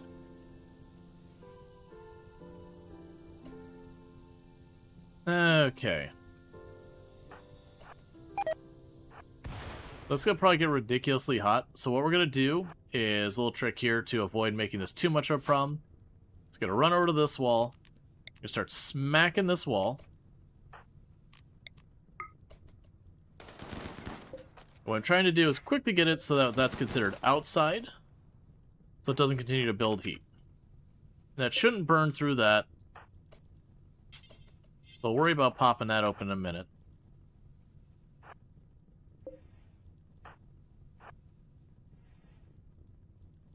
Yeah, that room's like 700 degrees.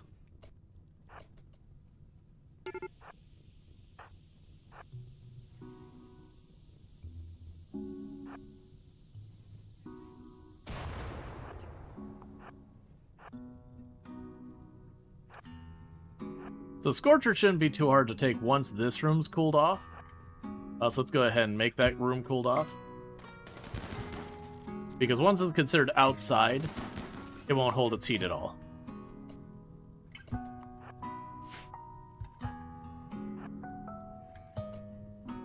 Okay, so just one Scorcher on the map.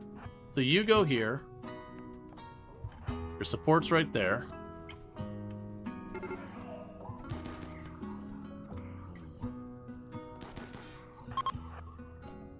Cool.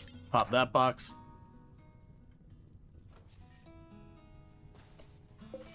High libido. Not too fussed about that one.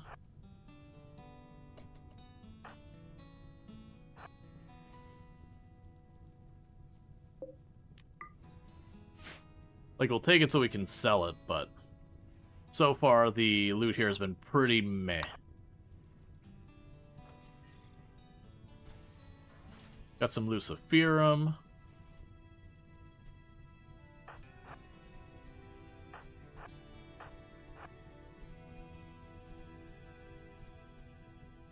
Okay, so that should be enough that we don't have to worry about that.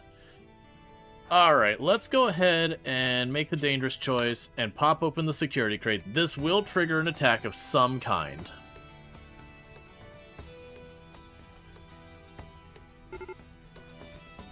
Mechanoids will arrive in 1 hour. So, I think we're still considered safe, so we can go to Reform Caravan, go home, except, yep. Grab all that. Grab all of the goodies here. That felt a little cheesy. Like, mechs will arrive in 1 hour. Now, the real dangerous part is when I appear on this map, I did not clear this out, and there's a chance we will show up from that angle, which could be really bad. So when we get back after this, let's go pop that nest and be done with it. I've let it sit there far too long.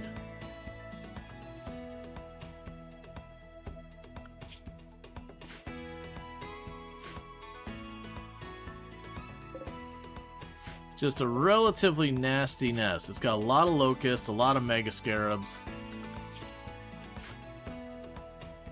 Honestly, what I'll probably do is I'll smack it with a an incendiary round and then hold the door.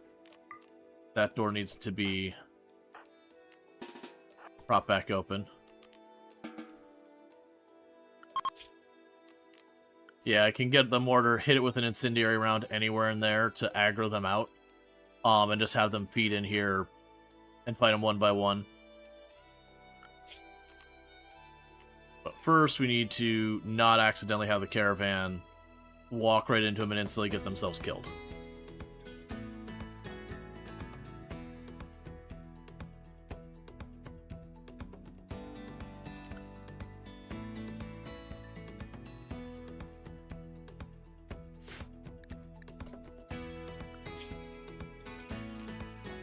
Okay.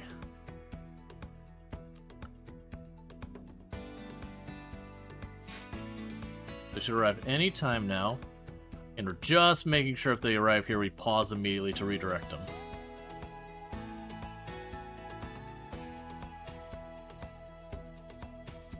Any second.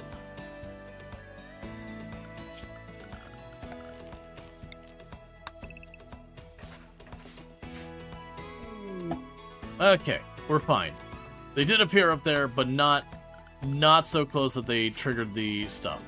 So let's get everyone back, get everyone unloaded. And like I said, we're probably gonna just have everyone hang back here.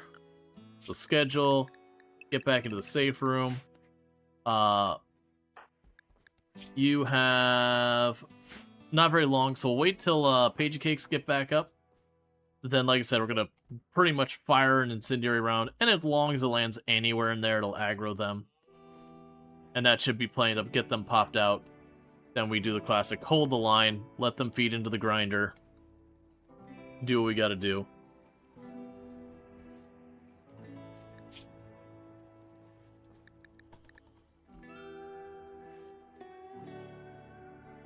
Feed into the grinder, which for the record, is the gun that Burning Sun is carrying. Quite literally the grinder.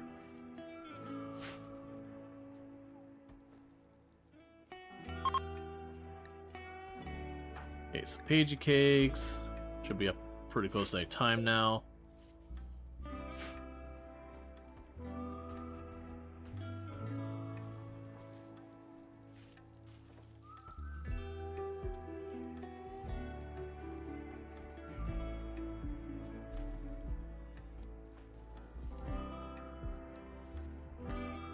Do I not have a meditation spot? Oh, someone's already using it. That's fine.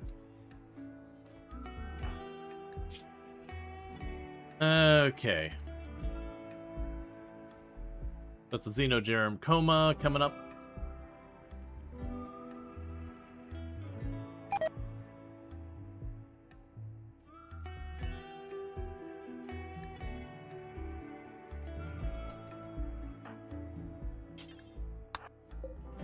Okay.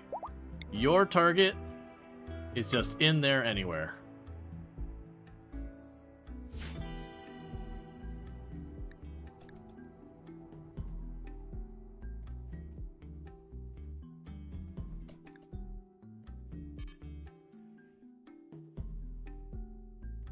And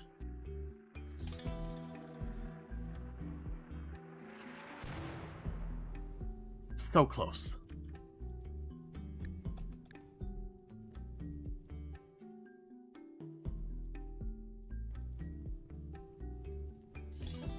Just need to hit anywhere in that area. Okay. So we have poked the hornet's nest. So get you two into position. And grab all the rest of you. And just shove you back here as best we can.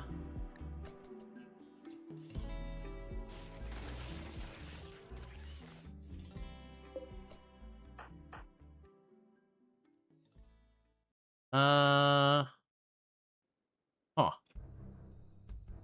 I don't know where your weapons went. Oh, I probably traded them away. It's fine.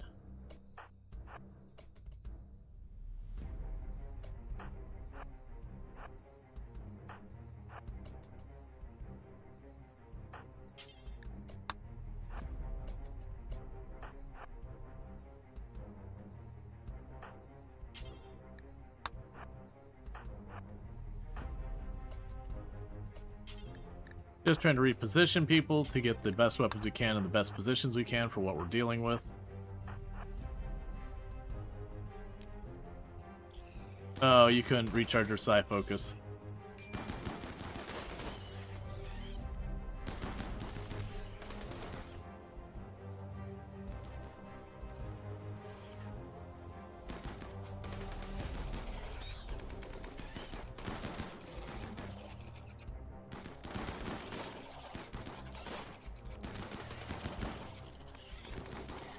Okay.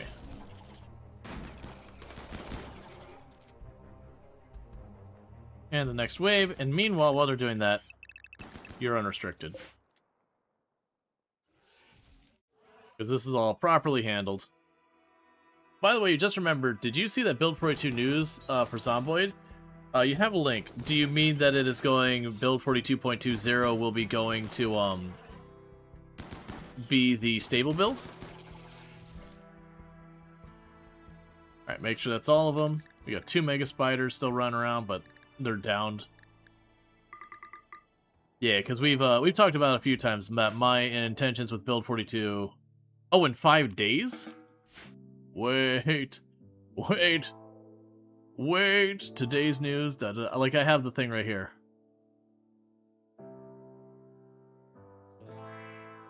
Those want to stay in Build 41. That'll be the Legacy build. I'm not going to be able to read through all that right now. Yeah, no, the link's just going to be suppressed. That's just Twitch, unless you're, like, VIP or anything like that, you'll end up getting suppressed. Yeah, I'm trying to catch where it mentions the date. Oh yeah, no. Will be moved to the stable public branch Wednesday, 29th of July. Official news. Alright. Yeah, no, I have, very admittedly, I have not kept up with a lot of the Project Zomboid stuff.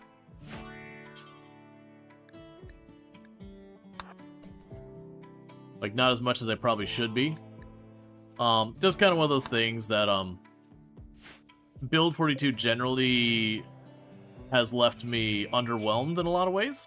Like, I love a lot of the, like, the depth they've added to crafting and all that. But, I've talked about it a couple times before that in a lot of ways, a lot of the functionality they've added for Build 42, it felt like they didn't know what direction they were going, because, like, they would do one thing that's like, oh yeah, we're gonna make stealth even better than it's ever been, and then do 1 or 2 things.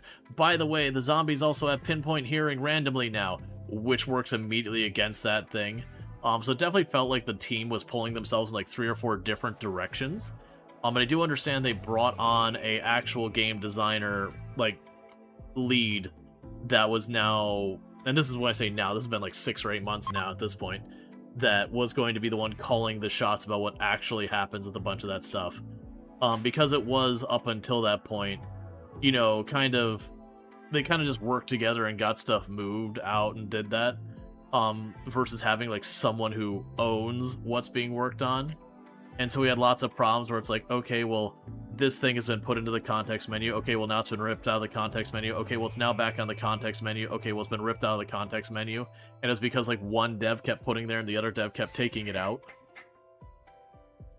And stuff like that. So I do hope it's gotten a lot better. But we'll see. Yeah, good feeling about the update. I'm sure it'll be good. It's, I've said a couple times, I feel like the direction the game is going is probably the correct, you know, direction for, like, people playing the game at large. But it kind of comes at the cost of the way I prefer to play the game. Which, again... Oh, come on.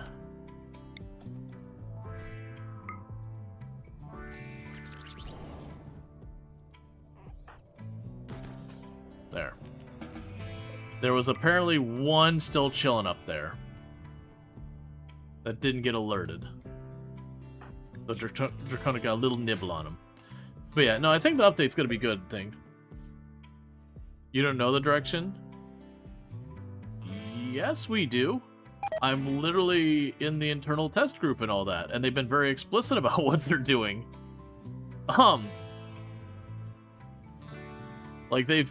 Like, you've been able to play Build 42 this whole time.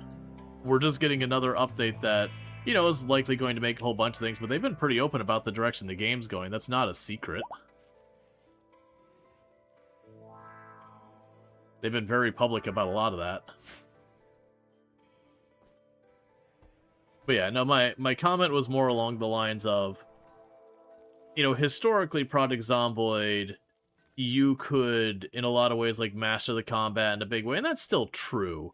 But then they've done stuff like, you know, on the Extinction mode, added sprinters as a default, which was something they had previously said they were never going to do, because, like, the way the sprinters mechanically didn't work well with a lot of things, that you had to, like, really kind of fuss with it to, like, deal with animation problems and everything.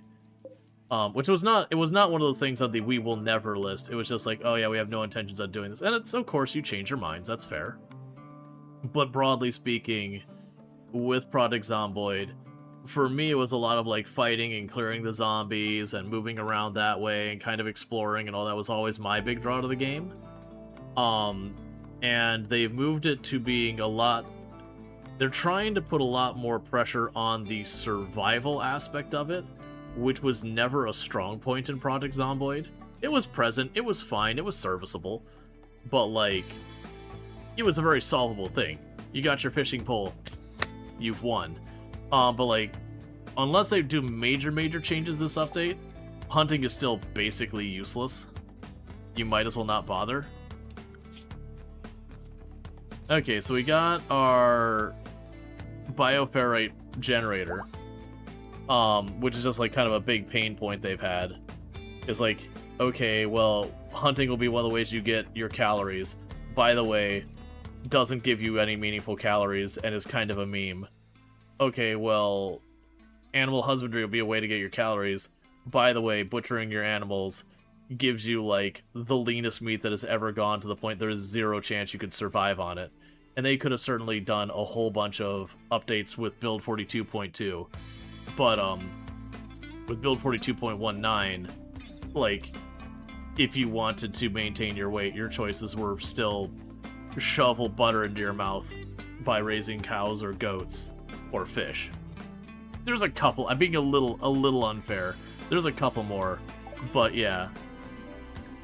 One of the things they used to hold up with Project Zomboid as a thing that was really good about in Build 41 is all the weapons had a very strong balance to them. Didn't matter what category, you could make an argument that was the best weapon, you know, based on some criteria, whether it's durability, whether it's your kills to stamina, whether, you know, you're dealing with, like, you know, being able to knock stuff down fast. Like, there was an argument he made for every weapon. Build 42, they have not been nearly as well balanced. Spears are still struggling to have an identity in Build 42. That, yes, they were dominant in Build 41. Let's see, all the zone system and cells zombie spawn, all that works together? All the zone system and cells that zombie spawns, all that works together? Okay. Oh, I'm not saying it's easy, Alex. I'm not saying it's easy or not easy. But the fact is, if you're going to have a mechanic that is hunting, that is supposed to be one of the ways you sustain your weight, because there's not many of them, and it just doesn't work.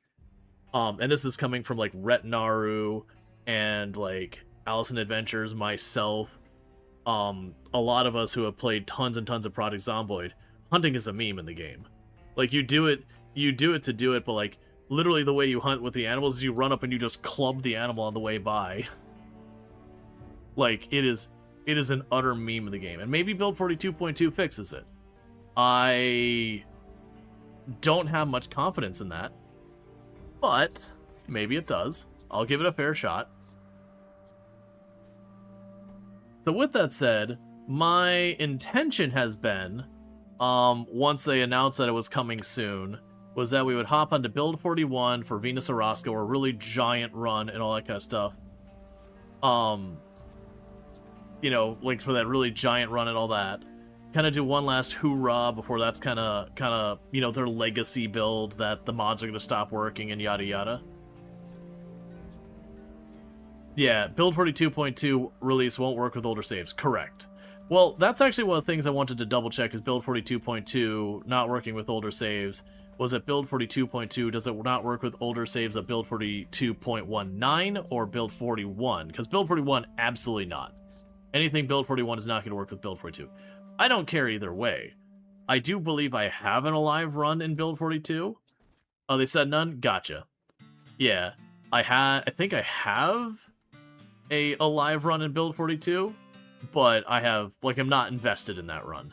But I do think we'll pop onto, like, the legacy, what will be legacy build 41, just to, again, do one last hoorah in that one. And then my intention is to play some Build 42.2, give it on a shake, see what we think. Like I said, I do know they brought on a game designer to oversee and make the decisions about how things are going to work. which does, like, when they did that, it's like, that's very promising, that's very encouraging, because a lot of the problems we were seeing in early build 42 is kind of the devs pulling in different directions, and that resolves that problem. But yeah, Whittler and Inventive are pretty strong traits. Yeah. Well, generally, so... Alright, so we got Horrocks Cultist. This is the one we have to respond to without waiting. That is a lot of Horrocks Cultists.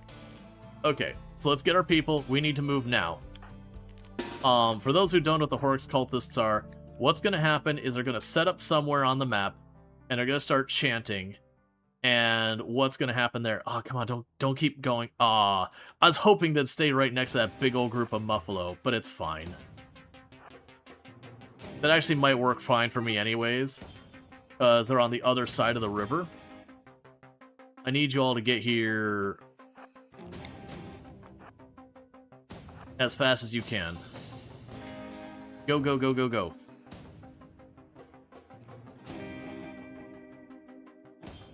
The plan here is basically use much bullets, yes. Okay, they're starting to react.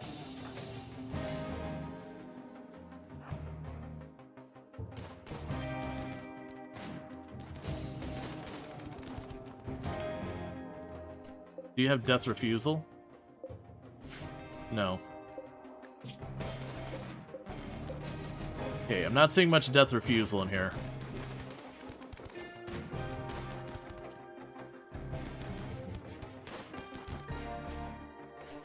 Alright, nice to see. Moving on up. Put Giga slightly in the lead. Because one of the dangers you have with the cultists is the cultists do a lot of damage into melee. The inhumanization means they can shrug off a lot of pain before they'll finally kick off. So they can be genuinely menacing. But as you can see, this timer's still going down. If I don't hit that one by a timer, they will kidnap one of my pawns. I'm feeling pretty good about this, because you literally don't even have to down him, you just have to hit him. Skip abduction.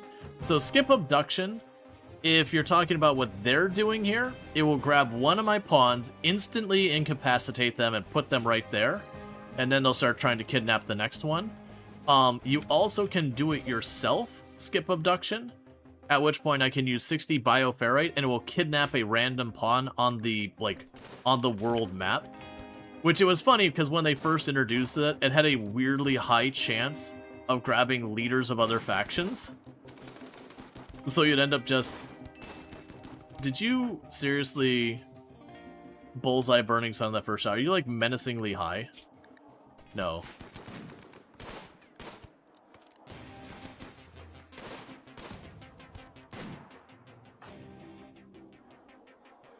Alright.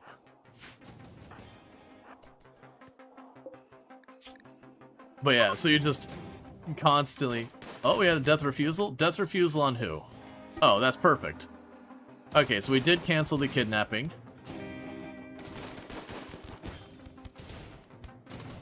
Luxray taking a hit. Just a minor shoulder hit.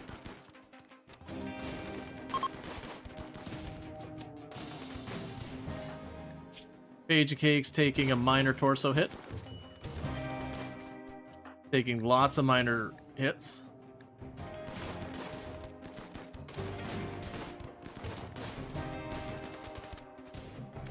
Seriously, I've hit you with a bajillion bullets. Just die already. Thank you. Alright. Page of Cakes, get out of here.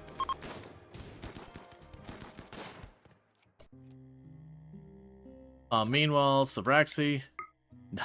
No, don't do that. So I had death refusal, so they're gonna get back up. So we're gonna kill them all over again. Alright. And I believe that's all of them.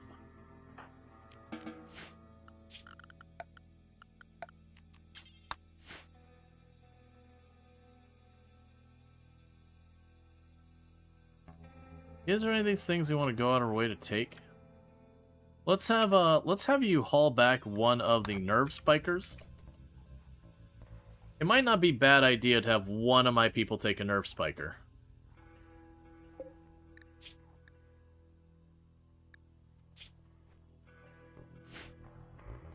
So the nerve spiker is like a slightly weaker bow, but it has the thing where when it hits a target, it stuns them for like a second, like half a second to a second kind of deal. And it's got a very, very short cooldown so far as the stun being usable again. So it's not really good at killing anything by itself, but it is relatively good. Hey, Pagey. Silveraxi's trying to save your life. So if you could, like, just chill for a moment. There you go. But yeah, so it's basically, it's a weaker bow that's got really good range and accuracy, but while it's weaker, it stuns.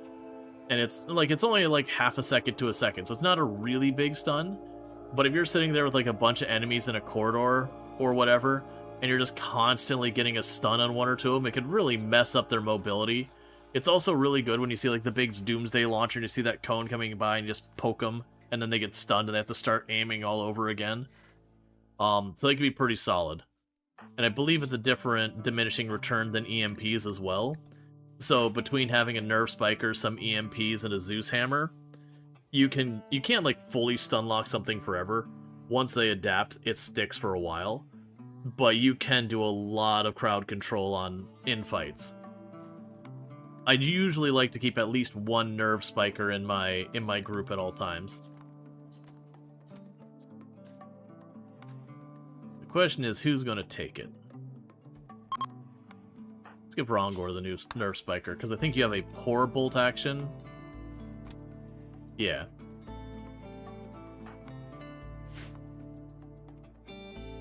And it does do some damage. It's not like it's a worthless enough like trying to use a smoke grenade launcher or something as a actual damaging weapon.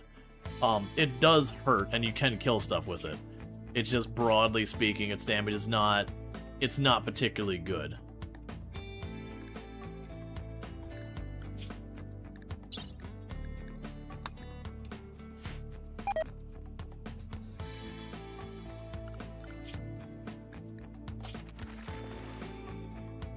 Alright, so we got bioferrite harvesting going.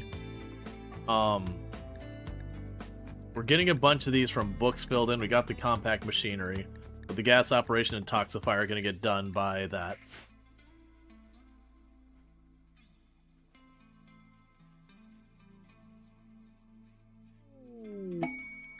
Shoot frenzy, that's fine.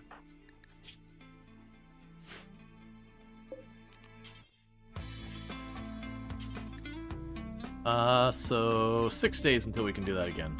Yeah, I was trying to watch in the one survivor they had, to see if they were something other than baseliner.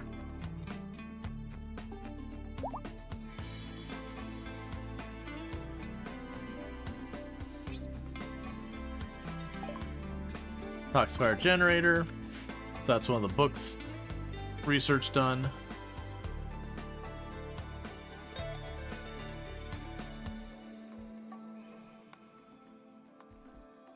Alright.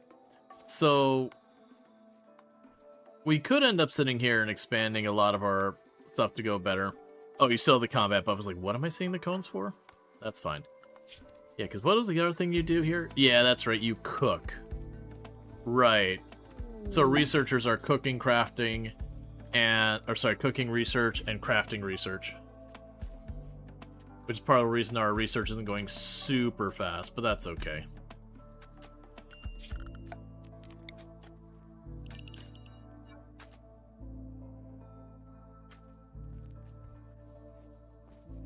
Okay, we're also at the point. Probably just include all of this in the home zone now. You're getting stuff like bionic legs occasionally on people and all that. You don't need to be as sweaty about, like, is this or is this not inside our home zone and yada yada.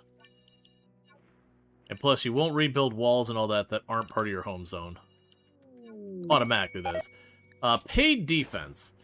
Alright, so you're willing to give me... So I'm already going to nearly max out my reputation, so where this is all like, hey, 38. That's nothing. You can get the Psychic Lance, which is pretty good.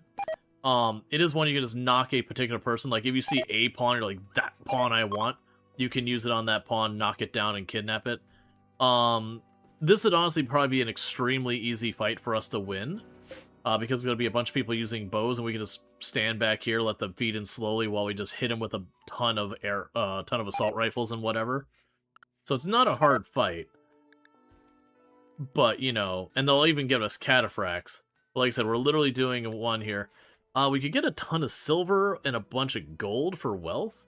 I honestly produce plenty of money on my own. I'm gonna go ahead and let that slide. Between, like, the making the Sci-T and just overdoing it with our food, we're doing pretty fine on money. Because I don't want to be sitting on, like, my big treasure trove of cash. That's just going to blow up our wealth even more. The alpaca are also giving us, you know, wool. And then we've got our devil strand and everything. So we don't really need any, like, influx of cash.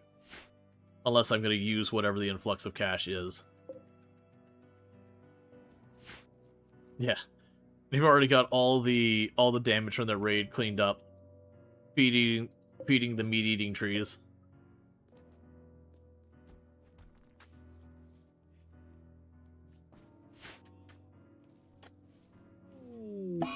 Animal plague. Ooh, that's actually quite a few of you.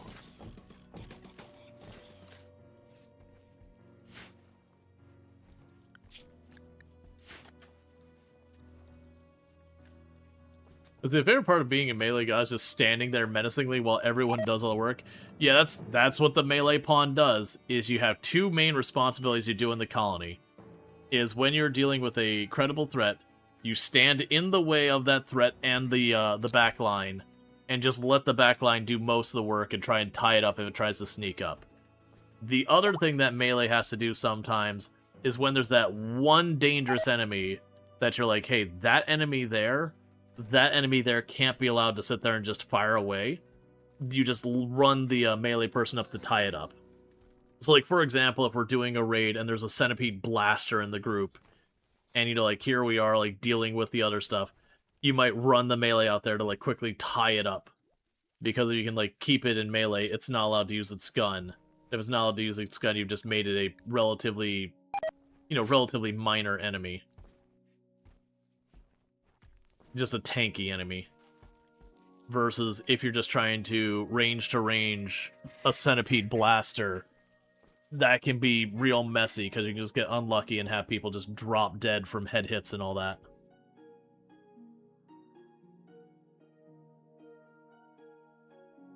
Alright, so something we might do.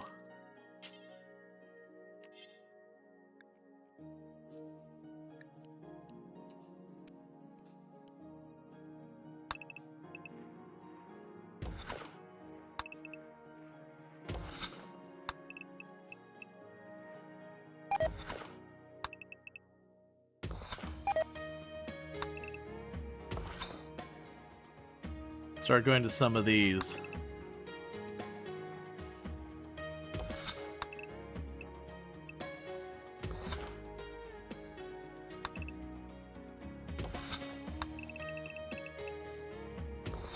I don't think we're going to find much more metal on the map.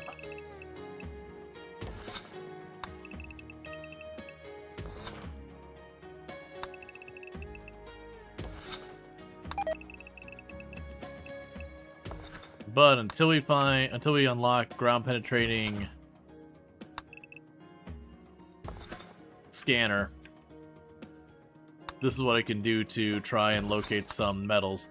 There's probably not a complete lack of metals in this one now.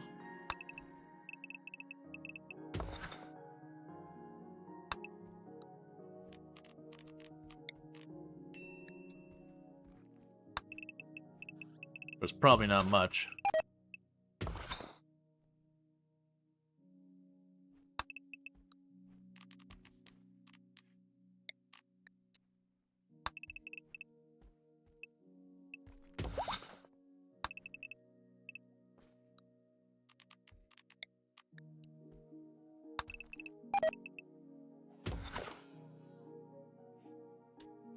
Okay, that'll do.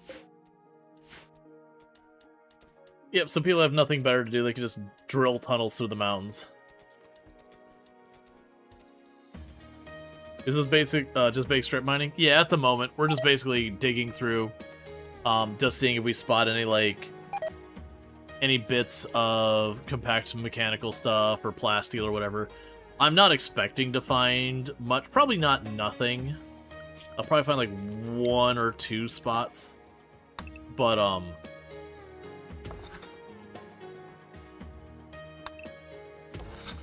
you know, especially with how small these are, if there was a vein, we'd probably see it. That's a pretty dangerous one to deal with down here.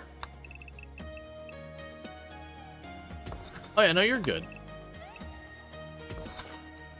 But yeah, so that one's dangerous because it's so close to the edge of the map. If I'm down there mining, like say I'm digging in from this side and I'm back here, and then a raid comes in here, that pawn's dead. Or at least kidnapped, or at least downed. Like like it doesn't matter your player skill at that point. You done goofed. You're what's known as out of position.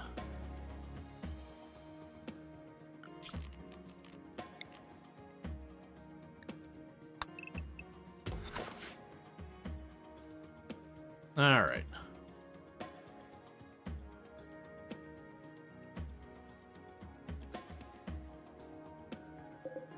I didn't see when the ship chunks came down, but those clearly smacked into our stuff.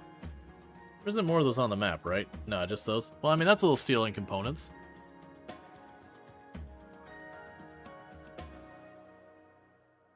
Honestly, we're at the point it wouldn't be a terrible job to get the smelter online. I usually don't put it online for a long time because it's very power hungry. It was like 2,700?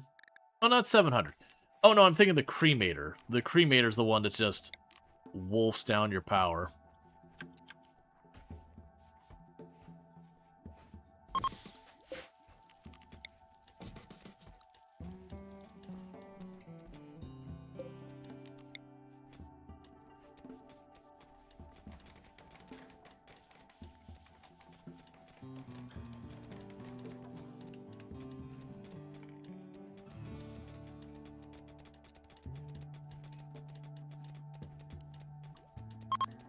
That's fine. And so you know those tiles that have like a quarter of the map covered by mountain? Let's say you dig into the mountain. Is it possible to find a geyser in there? Yes and no. What'll happen is, if we pretend, for example, let's just pretend this river, all of this side is a mountain. So if it is all, in fact, actually a mountain, you will not find a geyser in there. But sometimes what will happen is you'll go down there and you'll find an area that's like down here on the edge of the map, whatever shape it is, that's actually not part of the mountain. So this will be all mountain down here, but then there's like a hollow part down here that's outdoors on the edge of the map. In that area, you could find a geyser. But, you know, at that point, like, the benefit of having a giant mountain doesn't really help you because now you've got to wait for the enemies coming in from that side of the mountain. But generally, if you've got, like, a big mountain like that, just assume you don't have steam back there.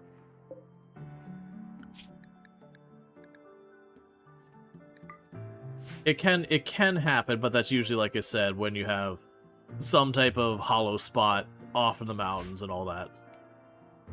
One trick you can do when you get the geothermal is, even if you can't see it, I believe these arrows will still point. So you get your geothermal, you click on the steam, you click on that, and say this is again a mountain. If I see an arrow pointing into the mountain, I know the mountain's hollow.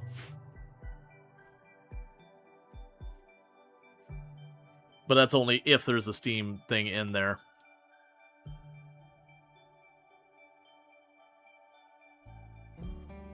Wall hacks. There's a few dirty things you can do. For another cheeky thing you can do is, if you draft a melee pawn and you grab their weapon, if there's a solid wall, it'll turn to the weapon icon. If it's not, you have that. So if we pretend again that this is a mountain, I'd be like, okay, oh, and then you go back to like the mountain. That tells me there's a hollow spot there where it's got the no sign. That can be a cheeky way to find ancient dangers or other stuff like that. It's cheesy, so I don't typically do it. But it is technically a thing you can do. There's a lot of those kind of things. Or like if you have an ancient danger. So, you know, you got your little ancient danger here, whatever its shape happens to be.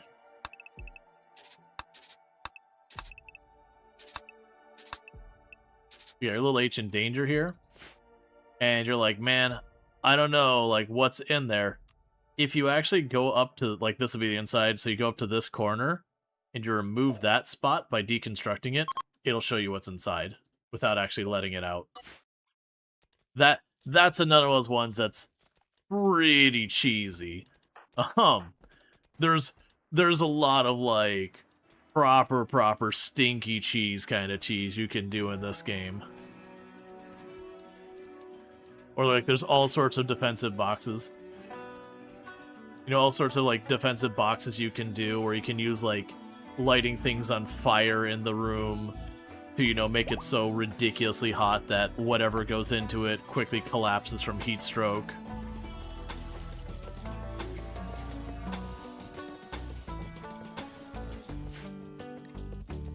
Hey, we did actually find a little bit of components there. I don't expect to find much, but, you know, that's probably still another 12 components or so.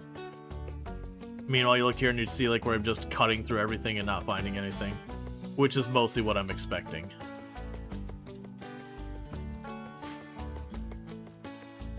A lot of the worst offending cheese has kind of been removed from the game. Because you used to be able to do stuff where it's like, your barracks would be your break room, would be your rec room, or his barracks would be your rec room, would be your dining room, would be your ideology room, would be your, and like you'd have like this one giant room that was all the bonuses.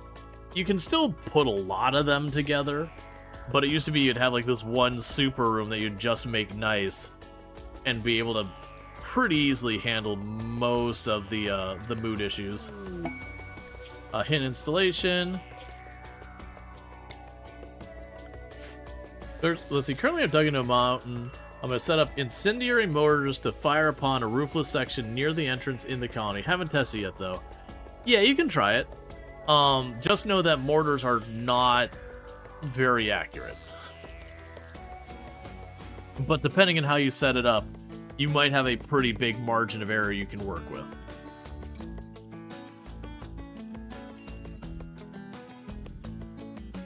My mortars I mostly use for when something sets up off on the corner of the map, that it's in a situation where me fighting into it puts me at a massive disadvantage. I'll usually just mortar it to kind of force the issue. But I usually don't tend to use mortars to mortars for stuff coming in. I mean, if I've got an anti-grain warhead, I've definitely done that, because when you have a big raid coming in, you got an explosion that's like that big, you're gonna get something. And if it's a big scary raid, they're like, okay, this is actually a problem. Being able to be like, I am deleting this entire area, you can make that work.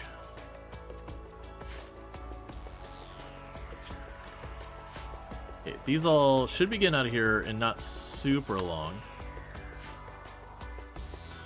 But yeah, no, what that does mean is I'll probably do Project Zomboid tomorrow. I think since we're talking 5 days till build 42.2 goes stable, we'll probably do one last hoorah on my really big, you know, my personal best save in Project Zomboid, which is like, again, it's like 300,000 something kills or something like that, and still going strong, and it's on sweaty tryhard settings. But we'll probably do like one last hoorah, because that's our character, Venus Orozco, and I don't ever expect to tie up or get anywhere near those kind of kills ever again. The amount of time that run took was ridiculous.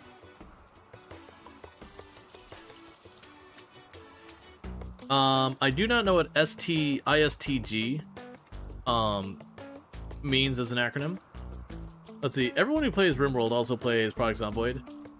There is a lot of, oh yeah, no, there's a lot of overlap. So like most of the time when you have overlap in games, it's pretty obvious, like, oh hey, you know, people who play like Planet Coaster probably played Roller Coaster Tycoon, or you know, people who play like City Skylines probably, you know, used to play SimCity, or you know, people who are into, trying to think of some pretty good overlap, like people who play Clanfolk probably play RimWorld because they're very similar games, and so you'll see that a lot of times normally.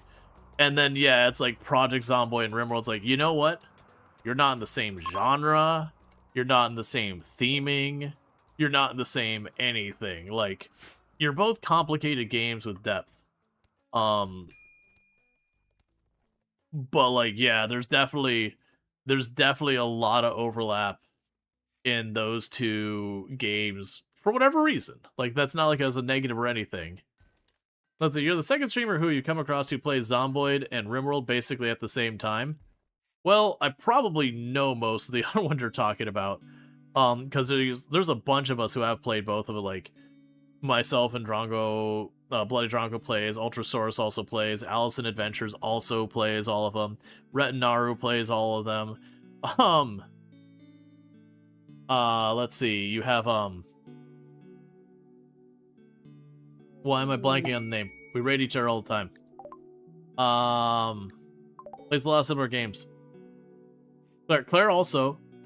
Claire as well. Not who I was thinking about in this one. Italics does, that's not who I was thinking. It's gonna bother me so much. It's fine. There's a whole bunch of it, that's the whole point. There's a ton of them. So you haven't heard of any of them? It was an Australian girl you're thinking about? Probably Brildane. Would be a strong possibility. Because I know Brildane plays mostly RimWorld, more in Project Zomboid, but has played both. There is, let's see, Mayor Lord, City Skylines, Stronghold series, Project Zomboid, Prison Architect, all seems to be running a bit similar games. Yeah, Prelic, I don't know that one. That's a new one to me. So Mechanic Analyst, we have that. Okay, so I don't want Fireproof or Gray. Strong Stomach is fun. Pain Doll is actually kind of dangerous. It's got pros and cons. The danger you run into with anything that reduces pain is you do run the risk of that pawn, instead of going down, just getting killed. Yeah, it plays a little crazy how much overlap there is. Yeah, no, it's just one of those things that, like, there are games that you see the overlap and you're like, you know what? That makes sense. It makes sense as these two games have overlap. And Project Zomboid and RimWorld, you're like, okay, obviously there's going to be overlap, but the sheer amount of overlap is not what you would expect. Yeah, I figured as much. How are we doing on our Penny-Oxalin? Yeah, I thought it was going to be that much. Let's make it 100.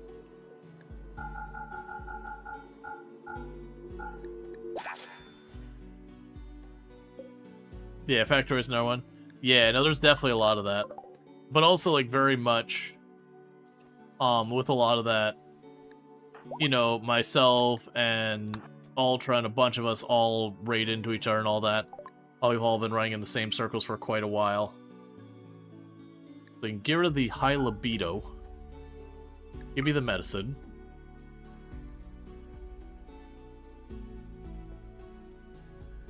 The rest of those are all fine. Take the crypto sleep.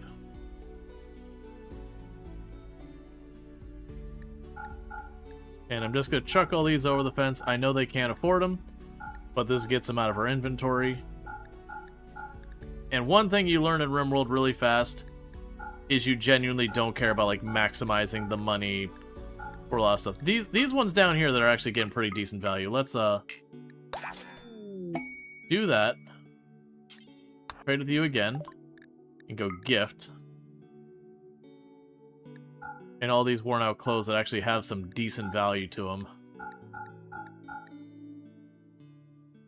We'll gift you those. Okay, chemical refinery. Both games have complex mechanics that you need to learn. There are specifically players who enjoy that, just that. Yeah, no, I got you, Alex B. Like, I get the overlap there, but it's one of those things that, like I said, most of the time when you have games that have a very significant overlap, so not just a little bit, but like a real proper, like, oh, there's a lot of people who play both these games, usually they're like either the same genre or the same theme or, you know, something along those lines. Because I'd even say like RimWorld and Project Zomboid don't have the same pacing.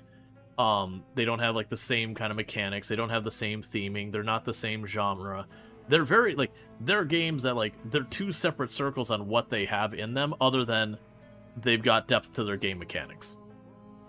And that they're unforgiving. That'd be like the two things that overlap. But then you go, okay, well maybe that's all it takes. Well, no, there's like tons of games that are unforgiving and, you know, would fall that criteria of like, you know, all the stuff I just mentioned so far as like unforgiving and, you know, complex systems and whatnot. There's tons of games like that. But a bunch of them don't have nearly as much overlap. And there's nothing like, you know, questioning about or whatever. It's just like, it's just weirdly the way it is. It's not like you see it and you go, why is this like, this is wrong, it shouldn't be. It's just like, huh. That's unexpected.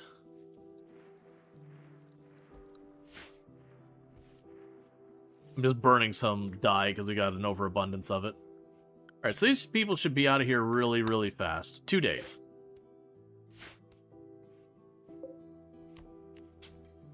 I'm kind of holding off because I'm trying to wait for one more negative here. Because if we can get one more negative, where we can get very fast runner and fast healing on all of her pawns, that would be extremely strong. It's not the strongest. The strongest we ever had was this, like, very fast runner, coagulating blood, and it wasn't very fast healing, or it was, like, the fast healing, not the super fast healing, and then deathless, and I think I had one or two other things. We had to put a lot of negatives on them to make it work. But, basically, if the body wasn't destroyed, it was fine. Once we got that set up, we basically didn't lose a single pawn for the rest of the run.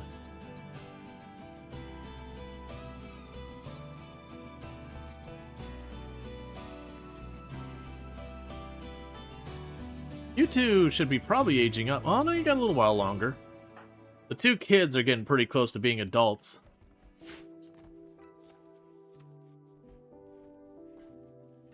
Alright. So rather than just sit here and wait... Oh, right, that's right. I was waiting for the royals to leave, and I was going to start poking anomaly stuff so we could hopefully get death refusal so that we could fix Silveraxi. That was one of the things we're going to work on. And I keep sitting here thinking, it's like, man, I am going to just have to, like... Except, I didn't want Indoor Dweller again.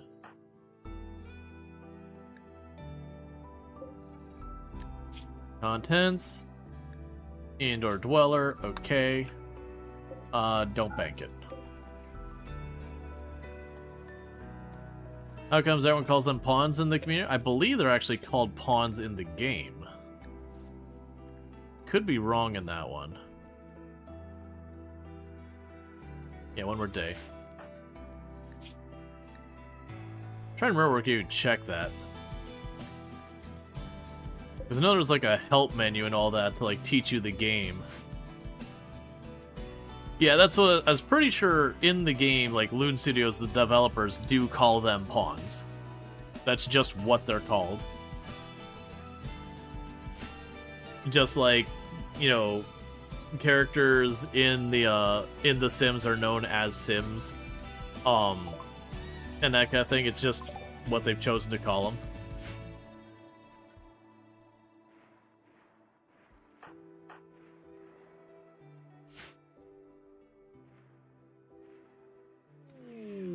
Medium Psychic Drone. Oh, you're gonna have a bad day, friend.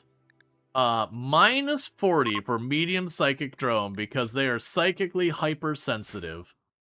Yup. You are going to have a real rough go. if we're lucky, we'll have a trade caravan or something show up right now. That'll be like, hey man, we got that negative you want for your genes to round this out. And that we can immediately go to Marguerite and be like, you're getting your genetics changed just so you're unconscious for the next 2 days so you don't have to deal with the psychic drone.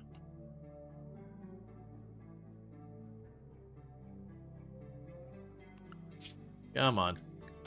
We need to get compact weaponry out of here.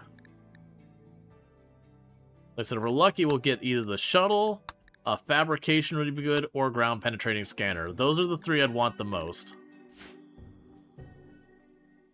Because all 3 of those will let me start advancing some stuff. If I get fabrication, I can start making components and all that. Anesthetize? No, I'm probably not going to anesthetize. The medium psychic drone can last a couple of days. And so if I go and anesthetize them, I'm going to just have to keep up doing that. And that is burning medicine as well, which isn't that big a deal. It would be a way to handle it if I want. But I'm going to choose... Surprisingly, with how good we've got things here, even with a minus 40, they're staying happy. Like, we've got things really well set up here. Smelt, do forever. Smelt or destroy thing, do forever, deal, clear, or... Apparel, if it's not clean. Weapons, if it is bio-coded.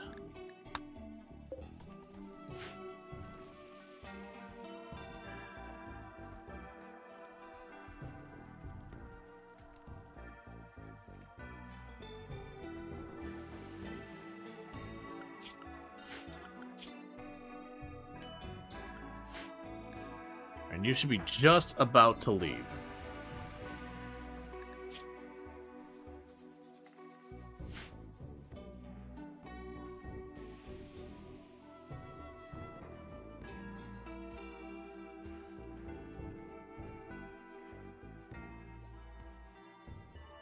Alright, and as soon as they leave,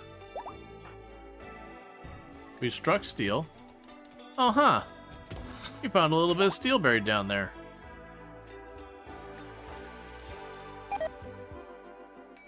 Okay, and we will put you, Draconic, in there. Don't you dare at the very, very 11th hour get food poisoning and then drop below the 25% I need. Right now you're doing fine. The pain is going to ramp up soon, but I could probably get you out of here before it gets too bad.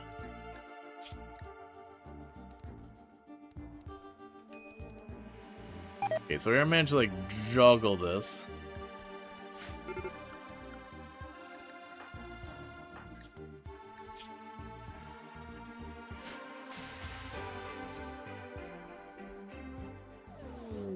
Okay, the shuttle has arrived. All of you, get in the shuttle. You, carry them to the shuttle. Get them out of here. And we're now allied with another faction. Okay. So the two kind of conflicting priorities I have right now is going out and trying to score Gravelite panels by just getting lucky with stuff like, I don't know if the ancient complexes can have them, like the actual ancient complexes that have been around for a long time. I know the new ones can. As soon as the psychic drone goes away, we'll probably go and pop a void provocation. Mini horns. That is not a thing I want or care about. Okay, cold snap. I don't care about this. Oh, right. I have multiple of these. So skip shield. Go ahead and learn skip shield. That's fine. So just not sitting on the shelf. And then construction. You both are basically maxed out. I'll have Giga pop the construction one.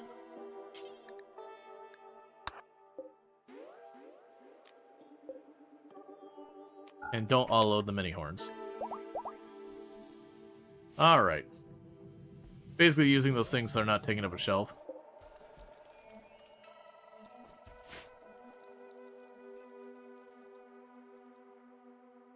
Alright, so Psychic Drone should wear off. And then when it does, I'll pull everyone in. We'll do our Void Provocation, because we want to get Death Refusal. Okay, so Psychic Drone is ending.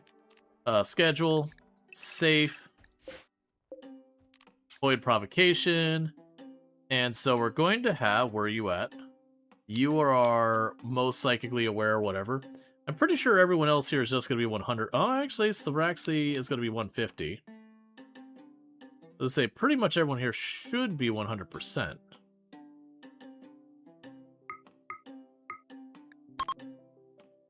Alright. So what we're doing is we're effectively going and poking the big psychic thing. You think you did it backwards? I'm pretty sure I got it right, but we'll double check. So smelt and destroy thing.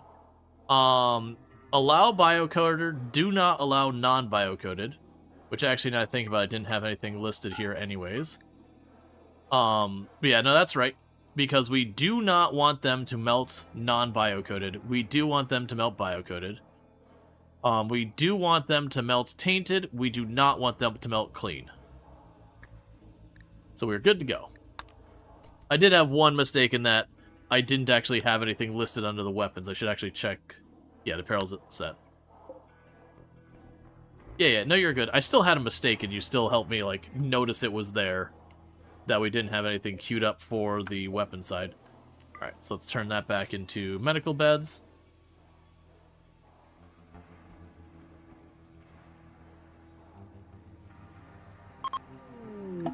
Okay, so we void provocated.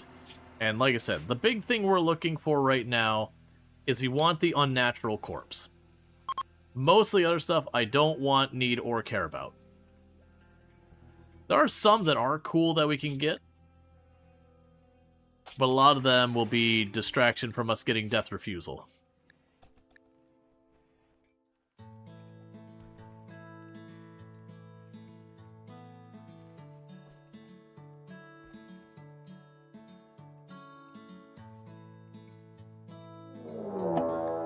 Death Paul. Okay. So this one shouldn't be too bad for us to deal with. We go to that door, run over here, poke it. There shouldn't be any corpses up here to speak of, or out here.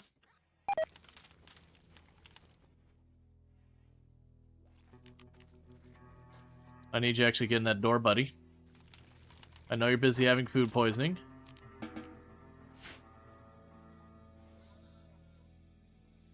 You have double doors, and I have a bunch of them open just for speed. So, because they are stone doors, we just don't want them to have to go through again and again. Yeah, because I have a really large number of corpses up here. So, I want to just try and avoid that. So that gives us Dead Life Dust. Dead Life Dust can be cool. You can do some pretty broken stuff with that. If you want a really strong defense, you get an area where you pile up your corpses that are like, it is like indoors, roofed and all that. And then when a threat comes, you pop the Dead Life Dust on the corpses. And then just watch the Shamblers go out there and cause mayhem.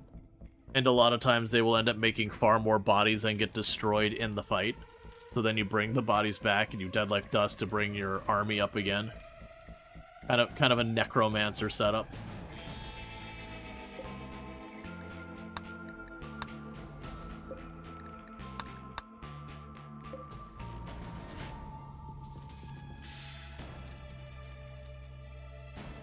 Yeah, for us, it is revenge of all the Timberwolves we killed. That big group of 40 Timberwolves, it's all the bodies that made it through.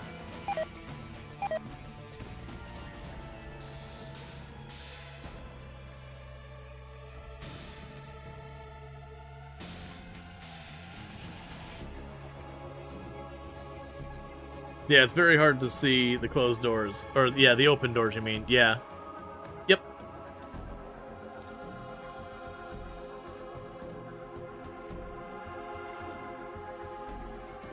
So I'm just gonna run around for a little bit.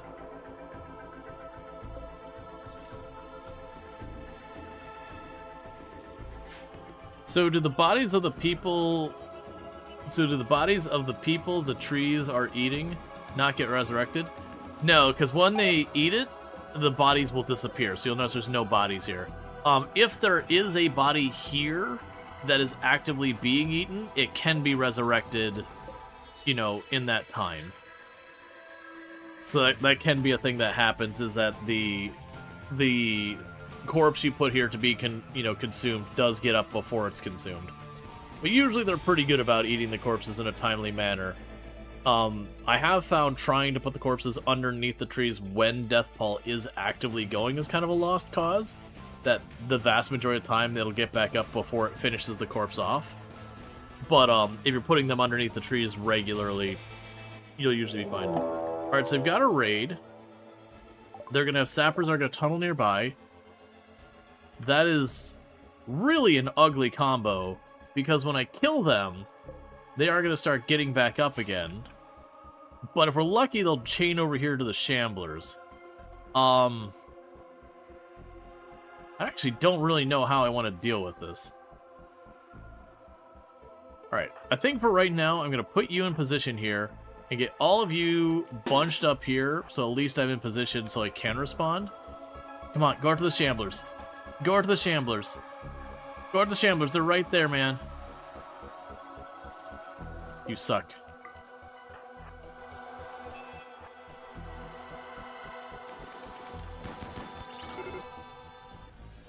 Well, should have seen that coming.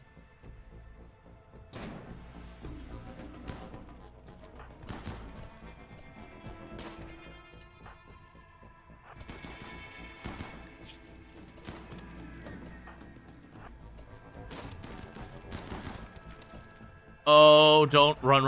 Don't let him breathe on you. Olé!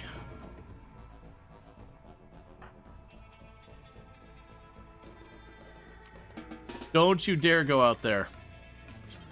I'm glad I looked over there, because you were beelining to what would have been likely a wipe worth of death. Keep running. Don't hit Luxray.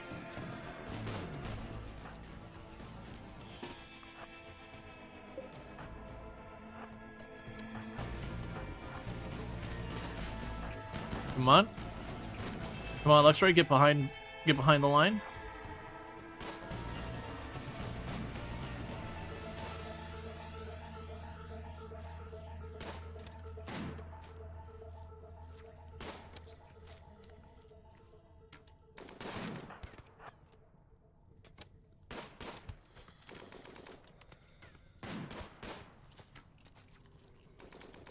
Please stop digging through my walls.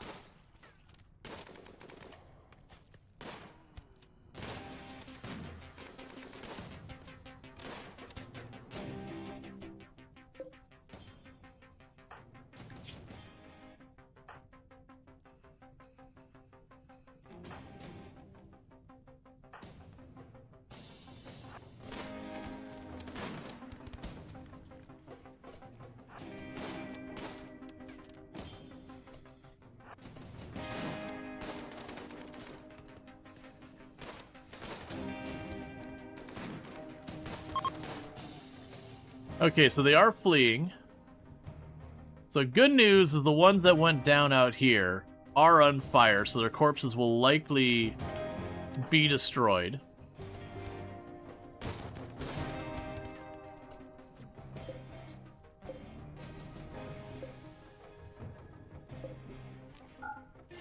Alright, so everyone get back to your stuff. Rongor, run up here. And get that door closed before anything gets back up. Where are you? Alright, Rongor 6. Pagey Cakes, you're going to be healing people. You're tending people. You're cleaning blood. You do the door.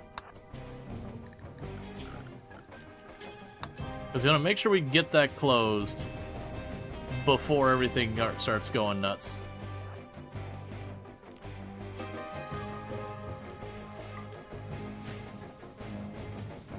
Now, the problem I have here is if I take those bodies out there, we run into a situation here. So let's go ahead and close low, human-like. And so that way, while we're restricted here, they take those bodies and they shove them in that back room so they're out of the way.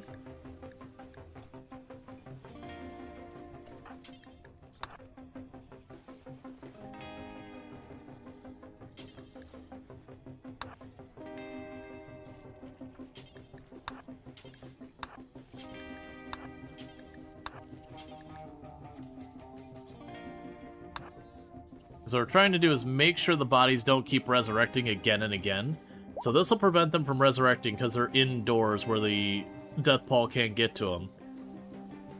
And I shoved them in a corner that way, hopefully, we don't have to worry about anyone getting corpse sickness.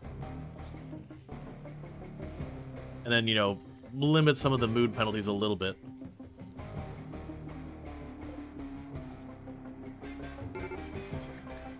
Make emergency on Luxray because nobody... Okay, you are actually being treated.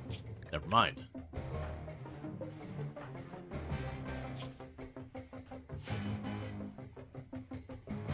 Oh, it's Rongor who has major food poisoning who's trying to treat you. So they're going really, really, really slowly. As soon as you're done with that one, since you're already 90% of the way there, have someone who's not dealing with food poisoning deal with it.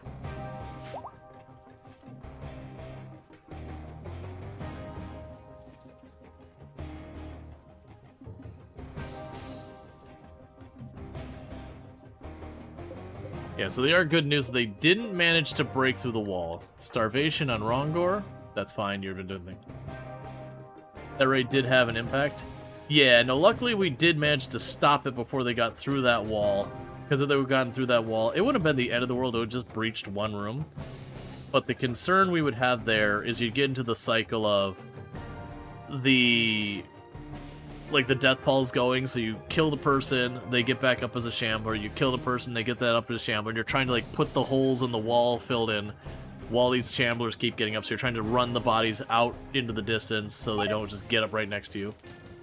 Because yeah, as you can see, they're just gonna keep getting up again and again.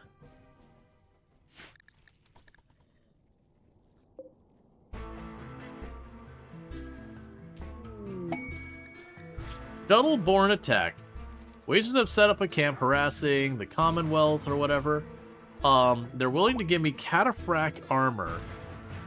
And we must defeat all turrets and whatever in 4 days. I'll be allowed to send 5 people against 4 targets. We honestly just finished a raid, and we're kind of stuck in here waiting anyways. So let's give... How long do you think you're going to be before you're recovered? Pretty close. Yeah, let's go ahead. We can do that. So let's do it for the cataphract. Okay. So you're going. You're going. You're going. You're going. And Luxray's going.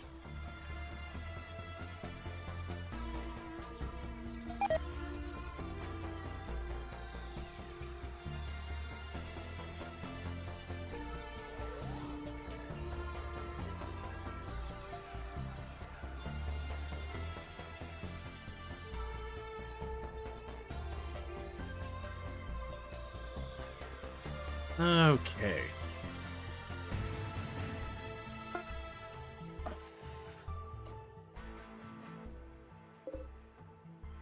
Oh, this will be a nice easy one.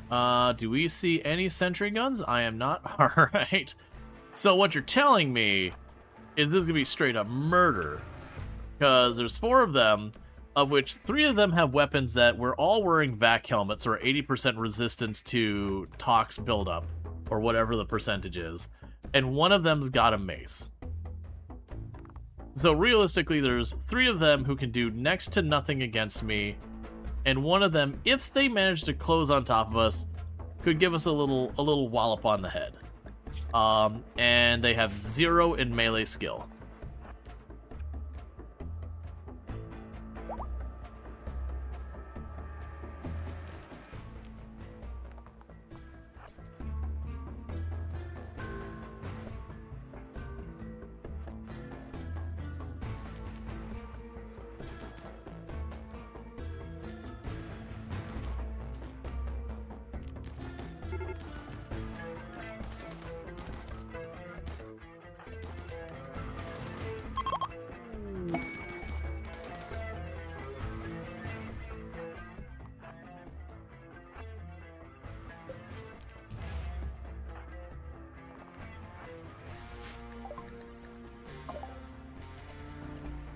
Meanwhile, you can go ahead, actually not you, because you're sick.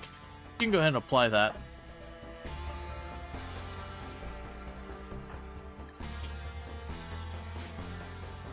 And I can tear that apart for some steel and components. I'm not too fussed about that.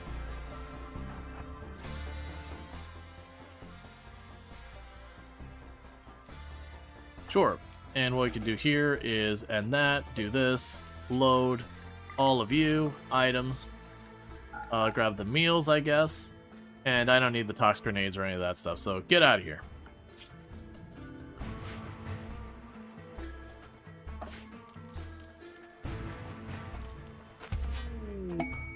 Alright. We got a cataphract armor print.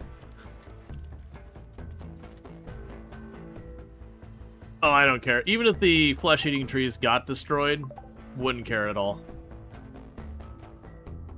Flesh-eating trees are way over here. I mostly use the trees for processing bodies.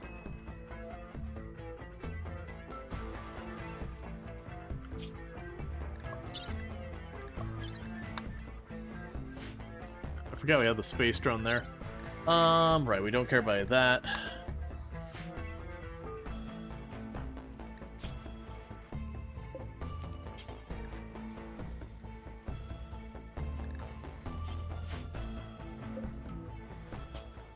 Yeah, I want to get those two in there, but I just don't have enough negatives. I could technically make that work, but, I mean, that actually wouldn't be that terrible. That actually wouldn't be that bad. The poor animals and poor artistic would be a concern. I would just need another one of the gene processors.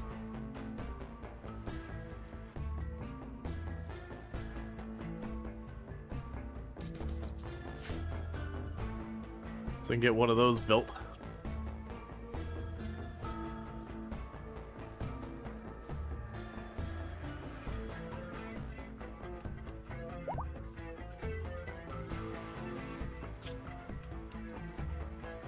They've only got 4 that are still baseliners.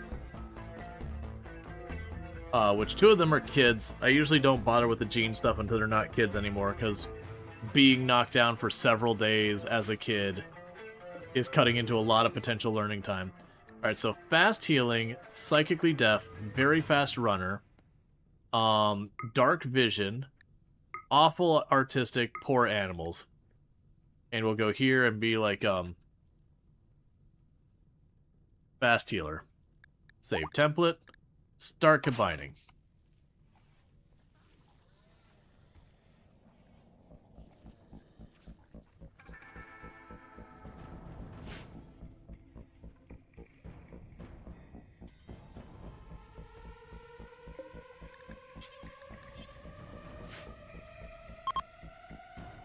Okay, the cold snap is over, and there's the psychic soothe.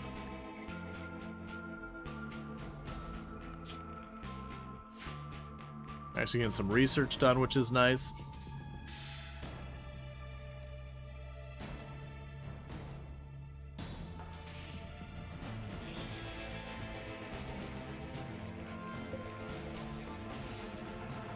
Okay, we still have about 500 spare watts on our power setup. Friendlies have arrived and are moving immediately. What are you bringing? Okay, you're just bringing bows and arrows. Meteorite Jade. Cool. Blow up my wealth. Heck yeah. Alright, here they're moving on the Shamblers.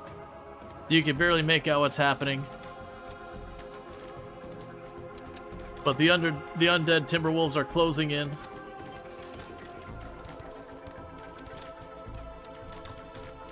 It's appreciated, Will. Up, here comes the rest of them. And every one of our people that are going, like every one of the allies that are going down, will ultimately join the Shamblers.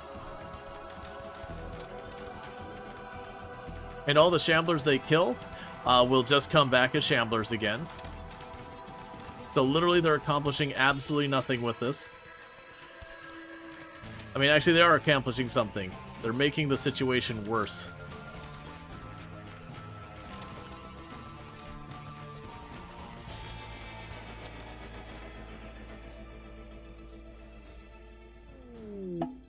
Or we could just get lucky and the death pall could clear right as that happens. Alright, I mean, if that's the case. Are you wimp? Why did you go down? You got bruised a couple of times and then you're just checked out. Alright, schedule, unrestrict. Oh, you're not down, you're...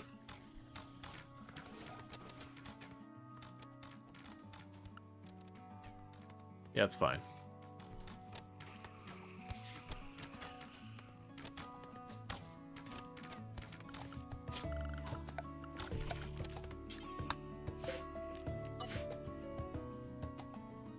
Yep, so we're gonna run around the map hunting all the shamblers for me.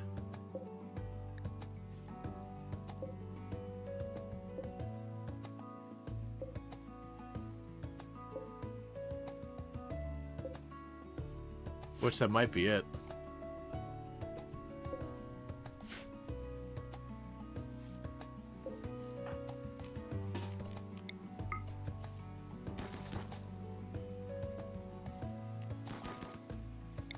Okay, just punch it.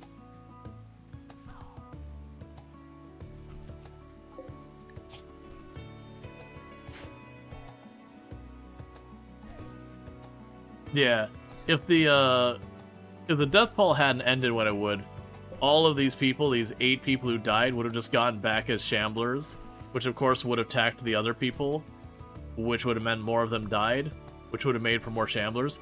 It's one of the things that actually get really dangerous during the death pall, is if you have like a big raid and you hold it off, but it's an outdoor area, you suddenly are just sitting there going, oh man, I'm dealing with so many shamblers now. It could really escalate out of control. Once you can kind of like secure yourself indoors and just pretend it's not a problem, it's not a big deal. Okay, so they all seem to be just wandering around. But it is appreciated. They sent allies who helped us out. Even ultimately what that's done is it's given me a bunch of free pemmican.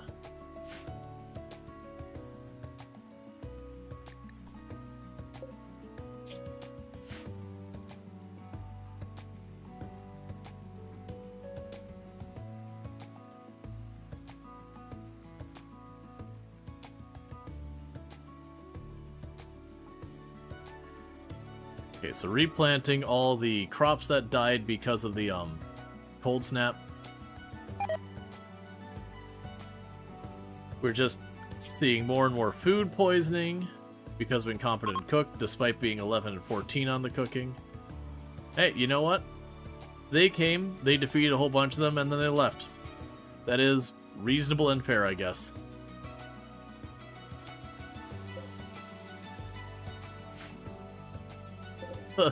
The area up here we're getting of those meat-eating trees is fantastic. Xenogerm completed. Alright, so Rongor here is one of the only ones we haven't done the Xenogerm to. You can plant the Xenogerm, fast healer, whatever. And then what we'll want to do is start circling back to all of our people. Because it's going to make them bad at animals, and it's going to make them bad at art. Of which, Silveraxi's the only one who we have doing both of those.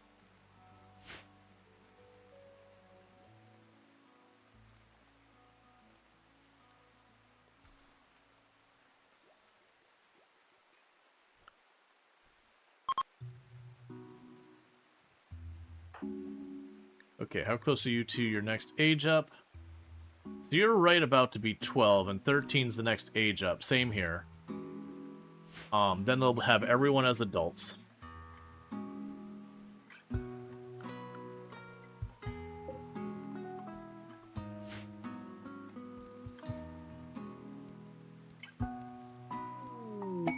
Combat supplier, that's fine.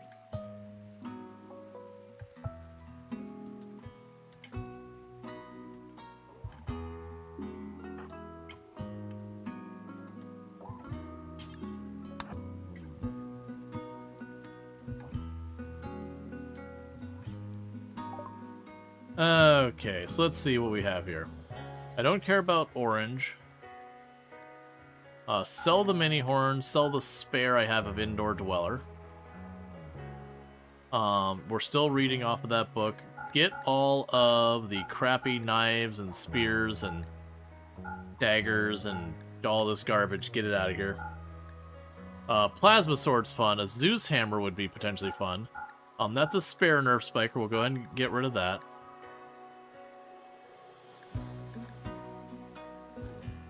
We'll hold on to shield belts for when we get more melee pawns. Alright.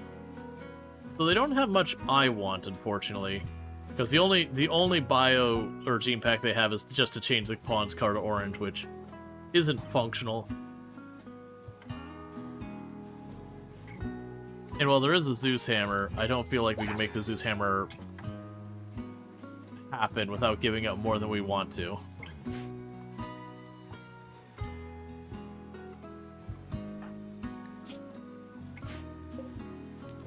Meanwhile, load.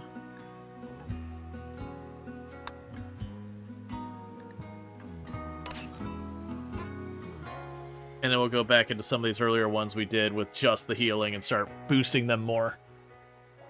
Because the indoors will also be good for when we get on the actual grav ship.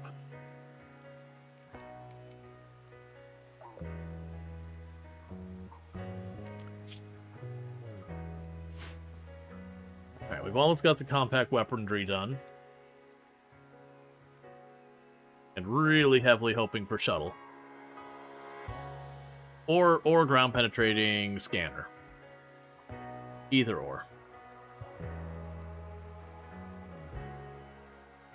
I have a light here.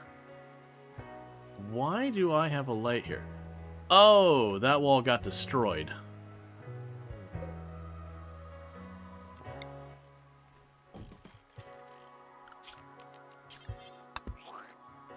There we go.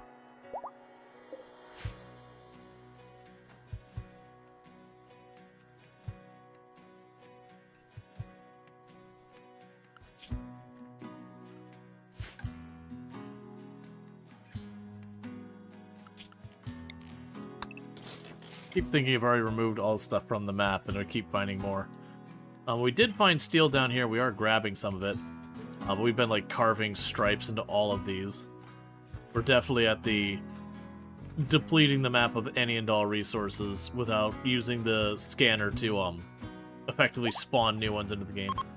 Alright, Xenogerm completed. I'm only going to allow one person to be knocked out at a time to the Xenogerm. That's the thing you can get in trouble is when you're trying to rush those things. You knock down 2 or 3 pawns and you have a properly dangerous fight show up. And then, you know, the people you need to be fighting are all unconscious.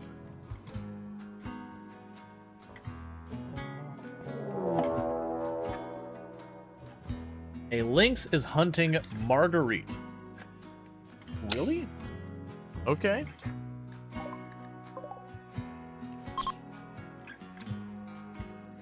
We can do this.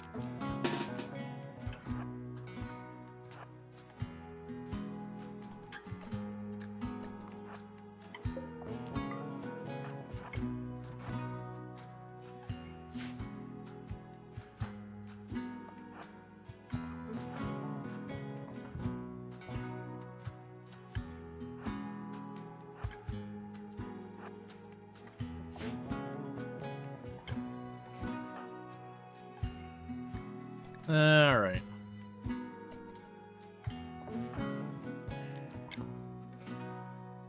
Oh, there it is.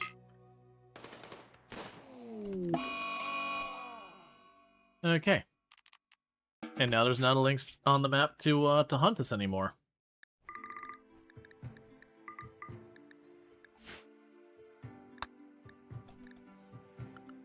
All right.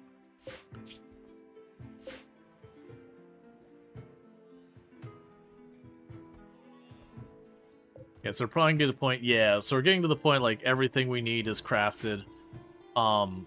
There's no bricks to be crafted right now. I've already got my backlog loaded up.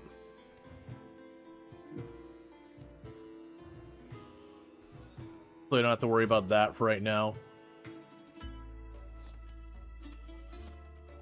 They just keep working on all that.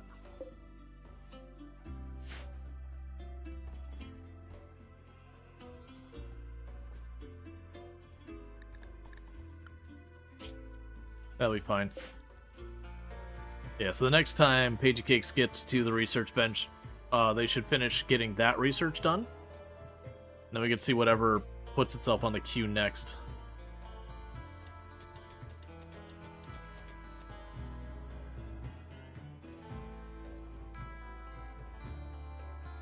Okay. The Sanguinophage are also always sleeping when they're needed the most. Yeah. Well, that's when you do like a very heavy Sanguinophage leaning run. That ends up being a whole thing. Is you got half your people are laboring just keeping the hemogen moving, and then, you know, because they have to check out a couple days at a time. Once you get more than like 2 or 3 of them, it's kind of rough to try and keep them sleeping in rotation or whatever. And yeah, they're strong. Like in this run, if I get an opportunity to grab a Sanguinophage at this point, I probably will try and grab a Sanguinophage just for shoving them in the machine to just start pulling genes out of them. Because they have a lot of good genes. Alright, Vital Monitor, that's not a bad one. It's not what I would have wanted right now, but I'm certainly not upset about it. Okay, so you here. Oh, you know what? If I remember correctly, I don't think we can implant you with a Xenogerm yet. Implanting a Xenogerm will put them in a coma for 2 days. The length of the coma will be dependent on the doctor's medical skill and the quality of medical facilities. Additionally, implanting a Xenogerm will overwrite the existing Xenogerms. The current Art of Healing has the following Xenogenes, whatever. Yeah, actually, I was worried that I wouldn't be allowed to do it because of the already still regrowing. Yeah, no, the Sanguinophage can be good. They have a tendency to, you know, react violently to things. But yeah, and they're definitely a good option. I still don't have Chronophagy. To be fair, normally you'd have a lot more reliable researchers and all that, which we haven't had for a good chunk of this run. We don't want to trigger Avoid Provocation again yet, because we're kind of, like, we're fine for food for now, but we are going to get low. And so if I trigger it now, we have a chance of getting the Noctil event, which will stop all my crops from growing. And granted, realistically, I could probably run over there and deal with that pretty quick. Oh, I did stack these, didn't I? That's fine. I didn't mean to stack them, but that's fine.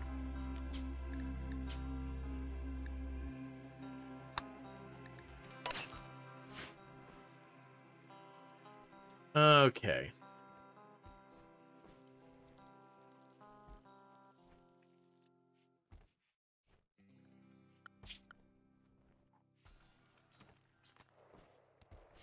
Yeah, we've got only the one right now who can research.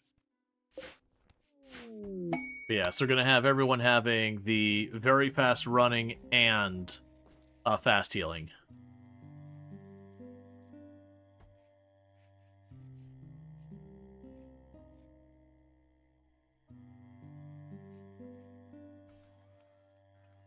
The two that'll be the challenge are these two. Because this one, that'll give us +3 efficiency. And if we go the other way, it's going to be -5, which is an 8 difference.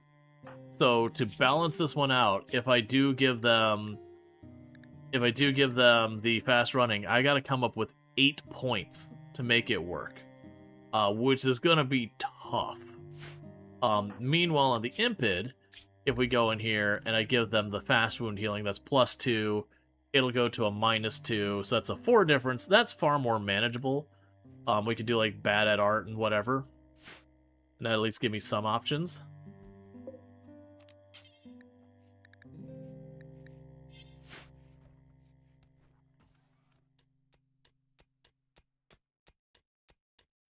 The husband. I don't know. You don't know who the husband is. I can guess. What's your guess? Probably me.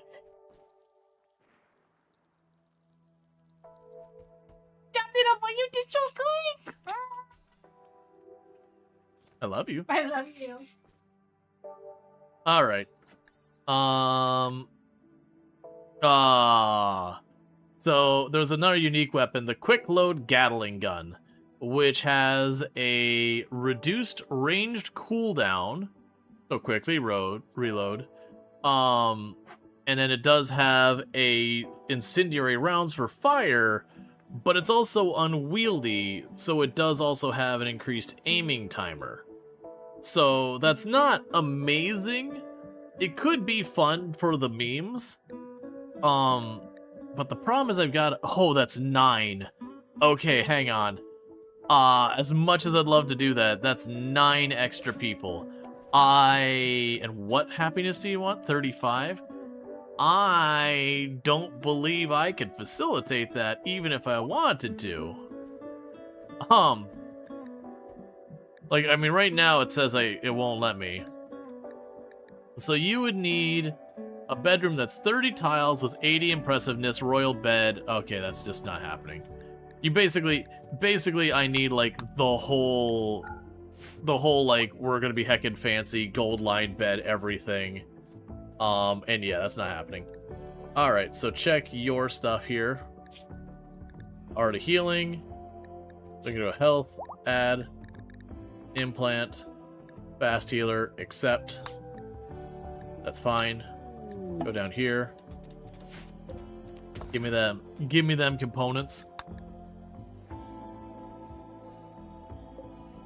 And recombine, locate, fast healer, start.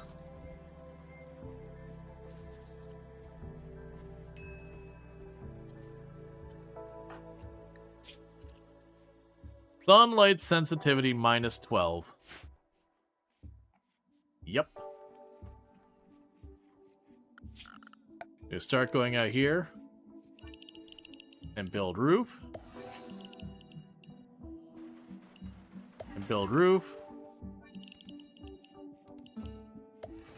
And build roof, and build roof, and build roof.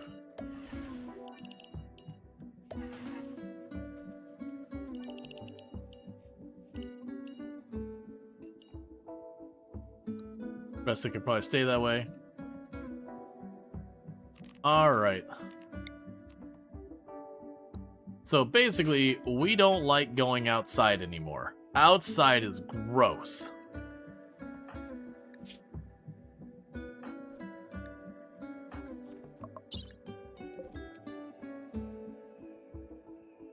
It's a pretty big mood debuff going out in the light, and it does slow us down. But also, it's one of those things that's probably easy to manage.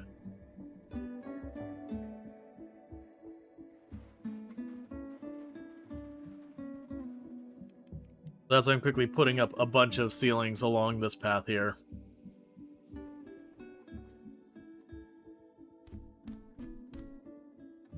Alright.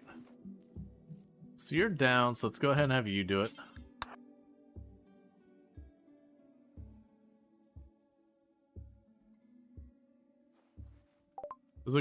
Are those the creatures of In Hail Mary? I have no idea what you're talking about. Right.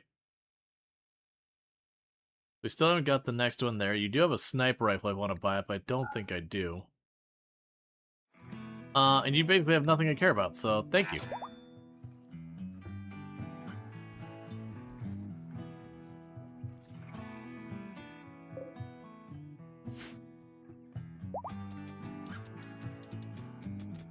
Alright.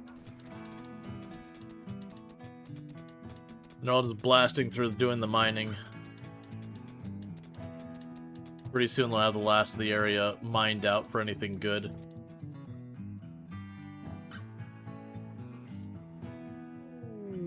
Rare catch. Human leather.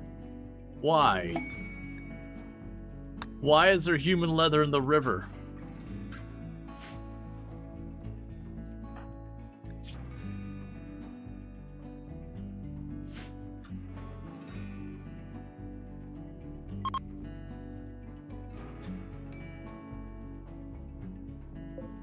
That's gonna be a little while. Probably should have switched up what we were going for.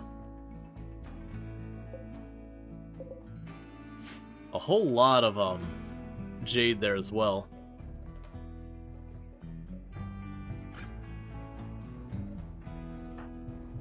Yeah, and this will be good. Because you got an architect leg. So you move at 125%. And then on top of that, you also are a very fast runner. So you get another 0.4 on top of that. So Gig is gonna hustle. Heck yeah, another thing of components. I greatly underestimated how much stuff was still in the walls there.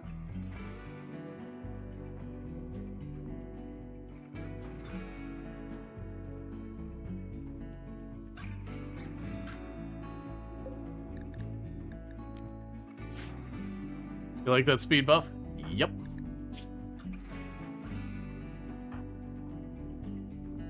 That's the reason why we're taking the time to make the xenogerms for everyone. Alright, so we already have another one queued up. We're just gonna go through everyone, get them all set up. By the time we get through everyone, Moriarty and them should be getting pretty close to aging up.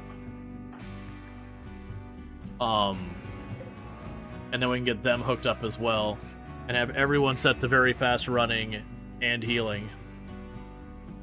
They do have the UV light sensitivity, which is not the greatest, but at the same time, you know, you have a -12 you're dealing with sometimes. It's only when they're out in the sun for a while, like they haven't gotten this penalty. Oh, you don't have it yet. But yeah, I want to get out there. Ambrosia, that's fine.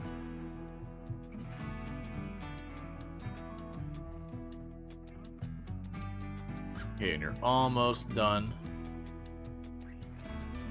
Just a little bit there.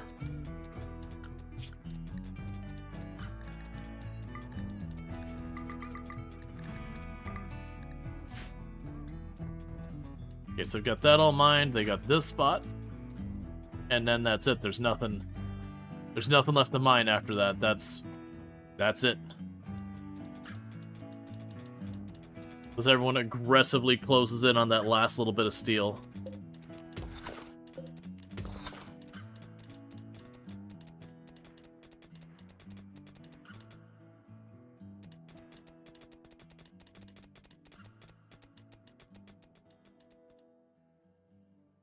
Okay.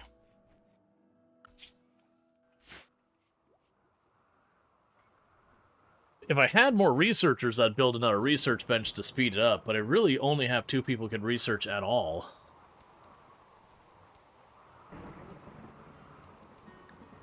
Okay, got people with tattered apparel. It's your formal vest. Your cape. We have spares of it. I'm willing to bet the spares are made out of something that's not as good as double strand, which is the issue.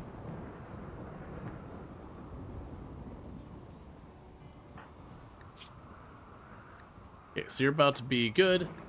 We can't do it on Draconic. So we're going to go to you now and go Bio, Art of Healing, Operations, Add, Implant, Xenogerm, Fast Healer. Okay, confirm. And then we can go here and make another Fast Healer Xenogerm.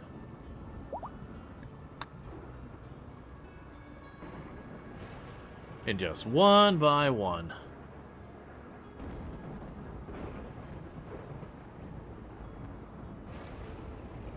And realistically, we probably won't have much to change on them for a little while.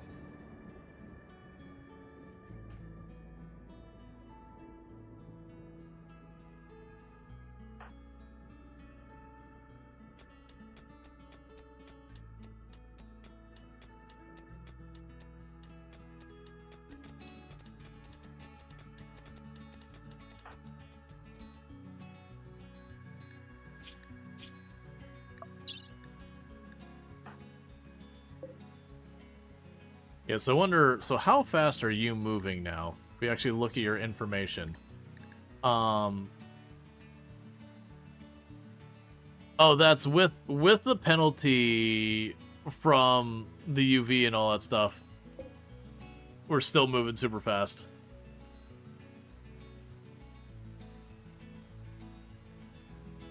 We can definitely replace that with another negative once we get more options, but that's a decent filler for the time being.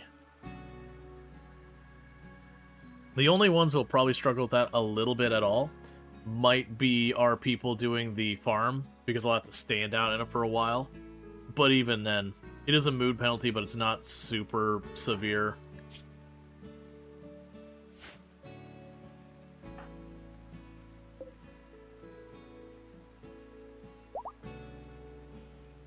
Germ was created. Alright. We're getting pretty far on draw animals.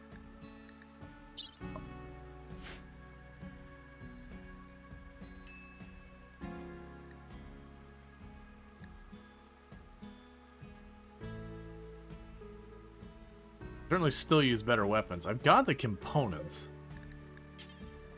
Nah, I could still only make, like, bolt action and all that. I can't make anything I'd be super wanting to switch over to. We can make drill spikes and all this sort of stuff. Prosthetics. We'll get there. Once I can get healing factor. Healing factor is another one that works really well.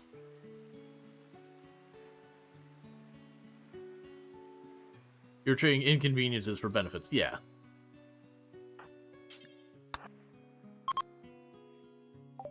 Alright, so let's see what we got here. So let's start. Do you have things I want?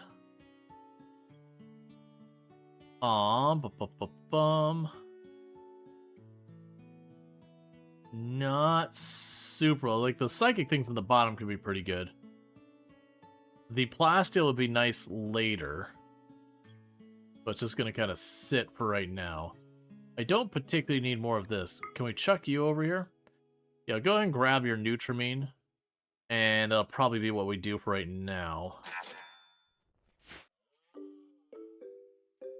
We can keep the Penny-Oxalin. Everyone's set to Colonist. That's good.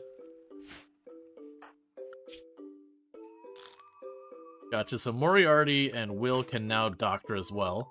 Let's go to your assignments. So it's Ronger and Solvraxi are the only ones? No, Ronger can medical.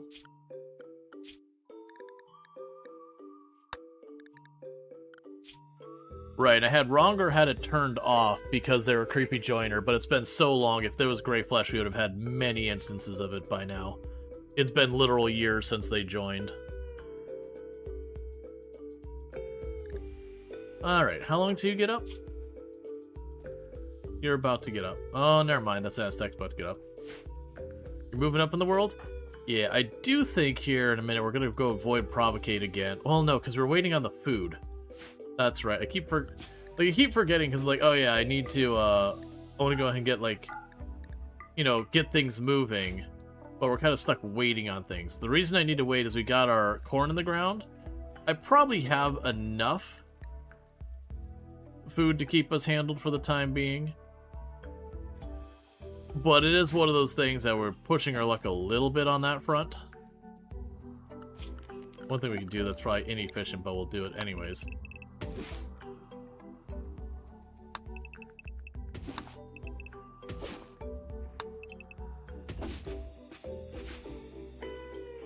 And then run around and start ripping a bunch of random stuff up everywhere. Bring random berries back as we continue to wipe out every animal that walks in the map.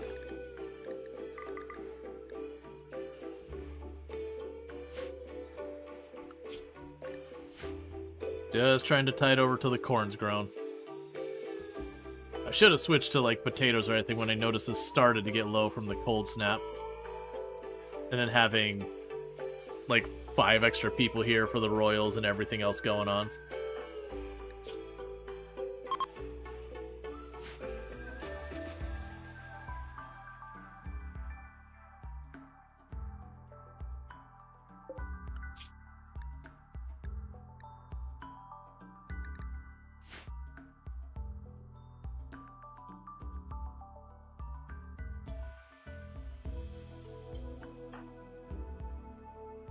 Okay, so you're all grabbing metal slag and making steel now. It's one slightly dangerous thing that could be a big influx of food.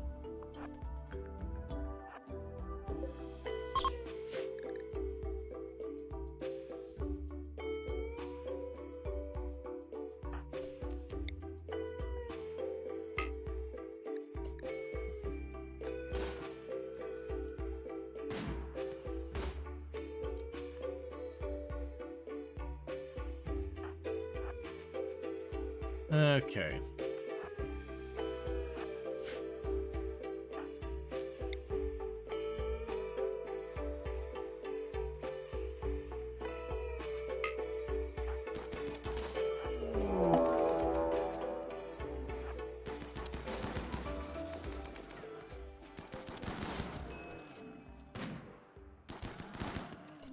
There.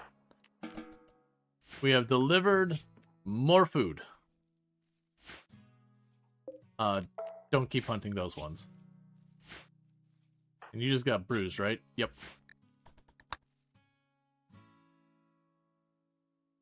So I killed a bunch of them. They should be able to go and butcher those, giving us a bunch more food to keep things moving, yada yada. And if not, that's fine too. But keep wiping out the things in the map, we'll probably get more. Okay, you should be up soon.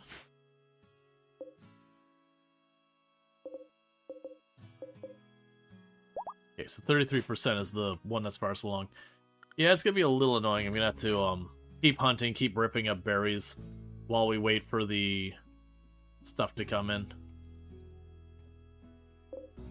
But at this point we can destroy those graves and let them put the trees underneath the, or put the bodies underneath the trees that'll process them.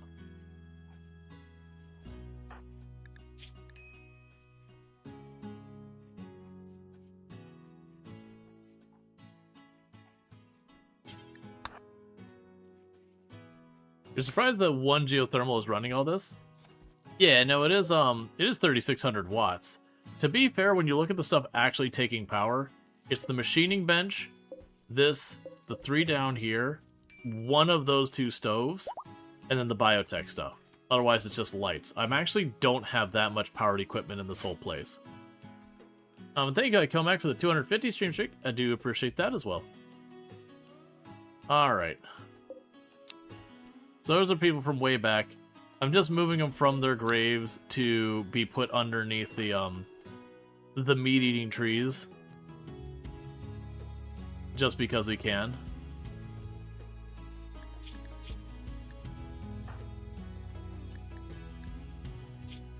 Operations, add fast healer.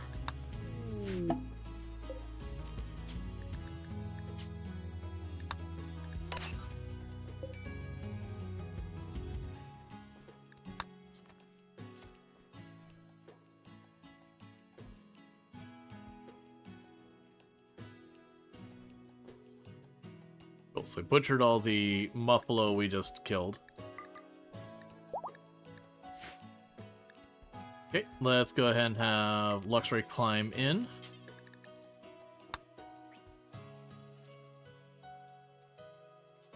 RimWorld no grav ship. I have a grav ship. This, sir and or madam, is a fully functional grav ship. Obviously I'm trying to get more than that. We don't have the grav lay panels, so we're kind of stuck waiting on trade. We're also stuck either waiting on like the shuttle tech to get unlocked. We're using the semi-random research, so I can't just beeline for it or whatever. And so we're kind of being subjected. And that's all the nature of the challenge I put it for myself. That I start with no research at all, and then I have no control over my research. You know, we research, it chooses what's next, and we live with that. Yep, and these bodies are being destroyed, which is fine. Part of the reason I did that is we kept burying raiders down there because I had to go through and configure it also. I'm just allowing all that to be handled.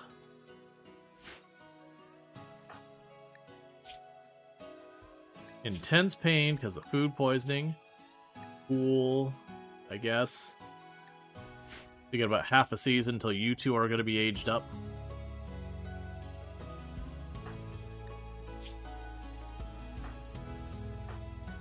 Yeah, so it's just Pagey Cakes is the only one who's an adult that we want to get xenogermed over for the moment. Slow Runner. Slow Runner is terrible. I will never use that ever. Get it out of my life. Don't insert it. I literally told you not to do that.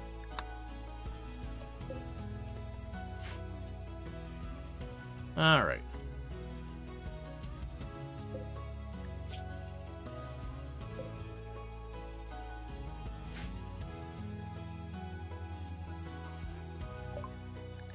Gas operation. That was from a book. That'll be another research done that we don't have to worry about popping up again. We can have the funeral now? I'm sorry, that person died like 5 years ago. We can have the funeral now? Not really 5 years. It's probably been like 2 years, 3 years. Okay.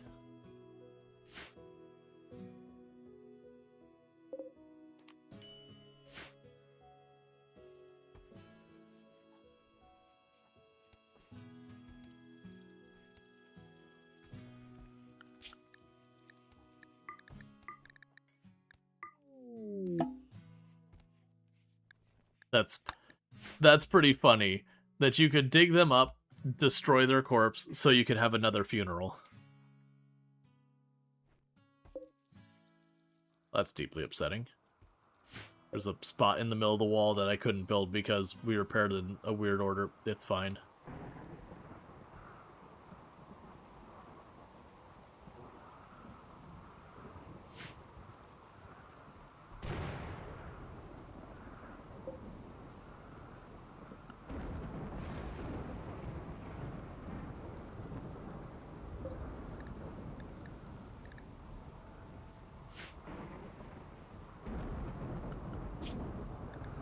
Okay.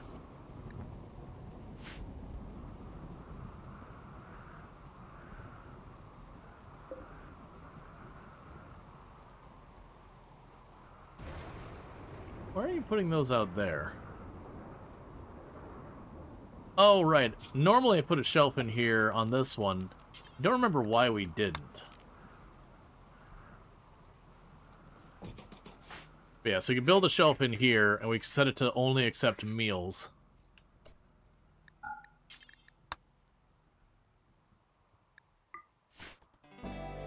That way they don't store the meals out here.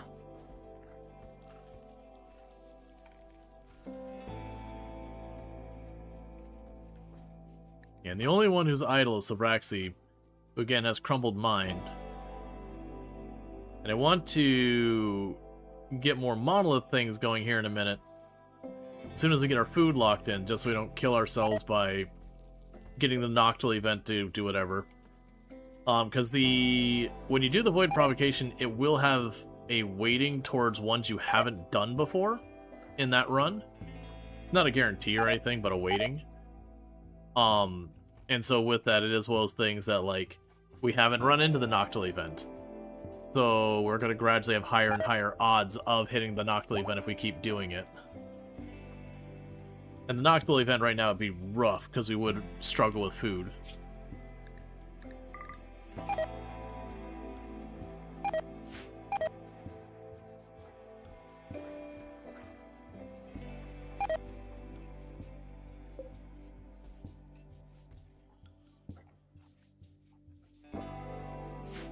Okay.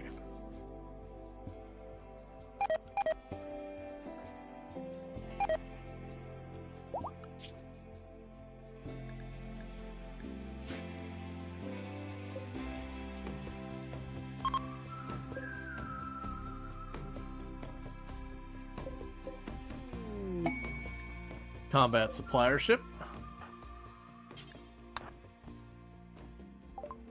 Okay.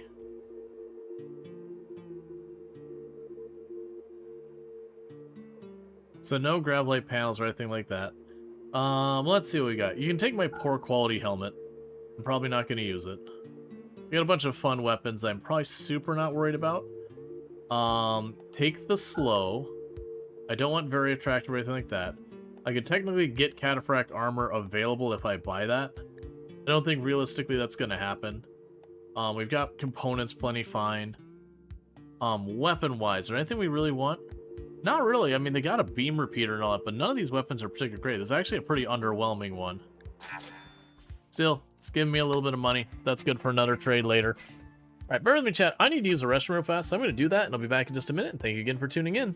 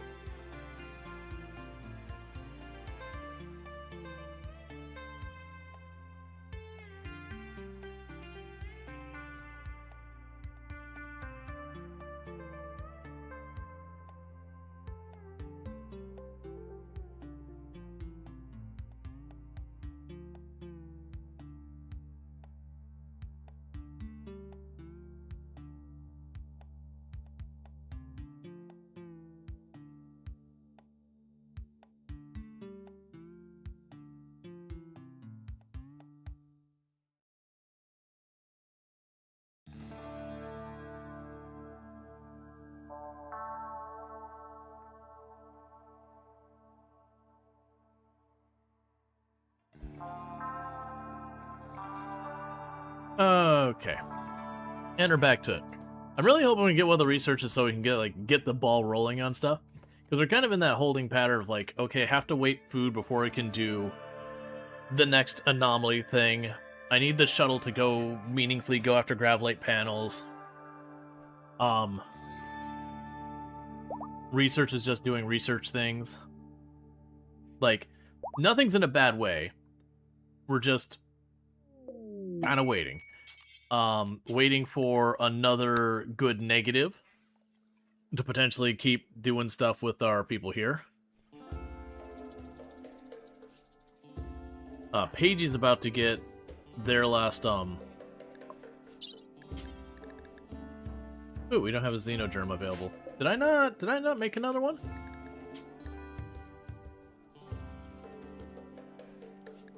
Alright, kids are about to grow up, which will be good, because the kids will be able to chip in on some of this. If we're lucky, maybe we can get one of the kids to be just literally they only research. Because right now you got only 2 people that pass in research. Oh no, you're good, Alex. You don't need to worry about it. To as much or as little as you like.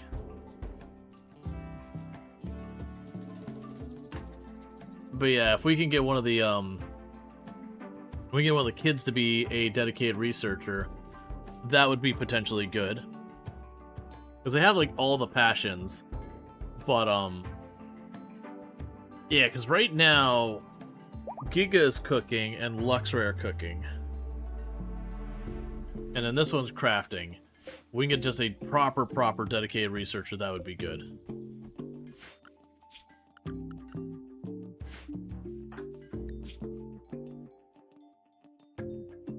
Okay. Now, ideally between the two of them, I mean, actually either of them, because both of them have movement speed things, and one has tough and the other one has that. Slow wound healing and fire spew. How about no, never, absolutely ever? Let's release that one. I've already got one, and I do not want a breeding pair of Boomalo. And we have mined out everything on the map. That'd be another thing, is if we get the deep scanner, at least we'd be able to sit there and just churn away at deep scanning to get myself, you know, plasteel, gold, whatever we needed to make inputs. Shambler Assault. That is a beefy Shambler Assault. Okay. And unfortunately, you're down for 22 more seconds. Okay, so you're basically down for no more time.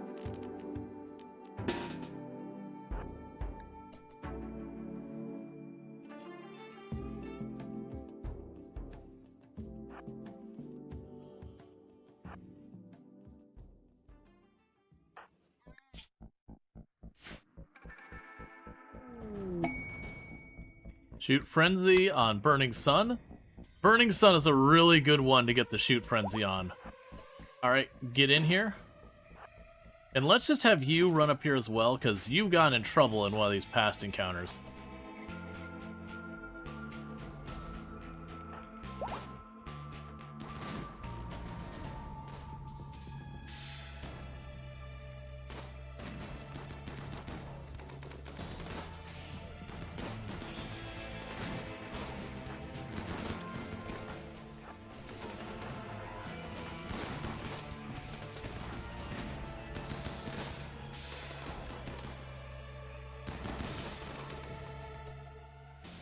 Okay. That's all the ones on this side. We double walled this time. They'll probably still get through, but it will like, oh, Giga moves.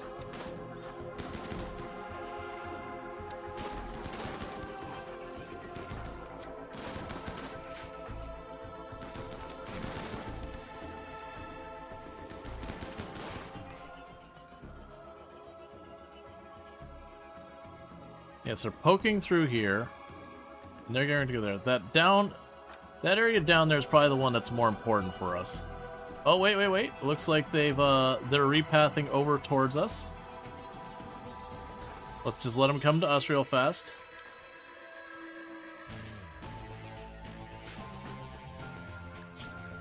Of course, she'll be sleepy and hungry when this all goes down.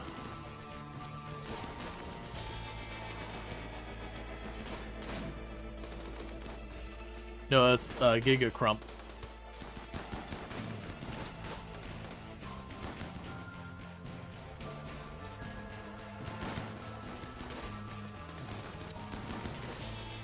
Okay, they're inside the hospital, trashing that.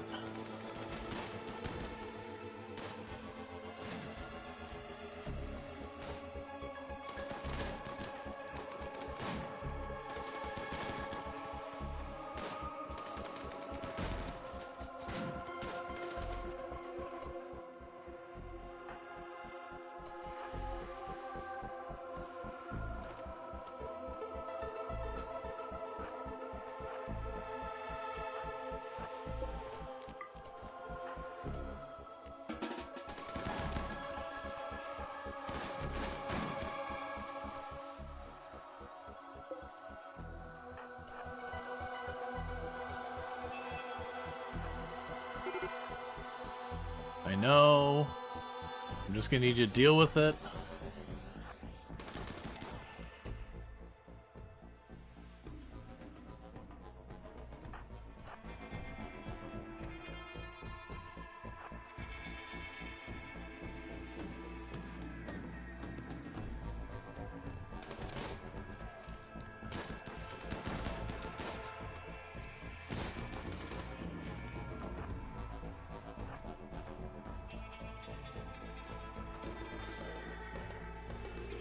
The targeting on the Shambler Assault is so weird sometimes. Like, okay, but why are you just going back and forth here? Like, what is your priority here? Like, what is your intent? I know, major break risk. Hang in there just a little longer, buddy. We're almost done.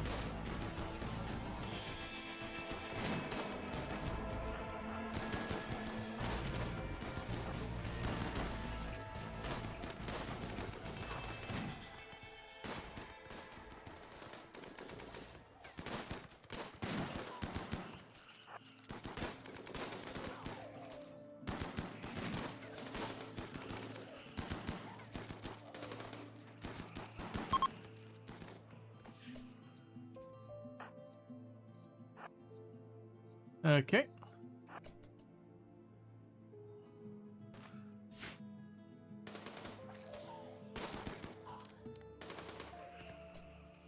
Alright. And that would be all of them. So, they just broke holes in the walls, per the typical. Didn't really do any meaningful damage, just lots of little pokes in the walls and the doors here and there. Luckily, with the way we handled this, they did walk themselves back out. Only one hit? No hits, actually. Didn't even get hit. They're just pissed off because they're super hungry and tired and everything because we've been running around fighting the whole time.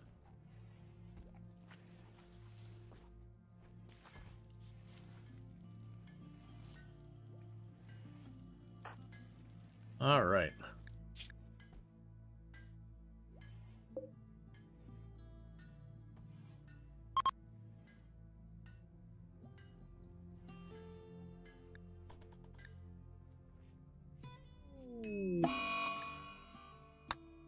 Days because of corpses.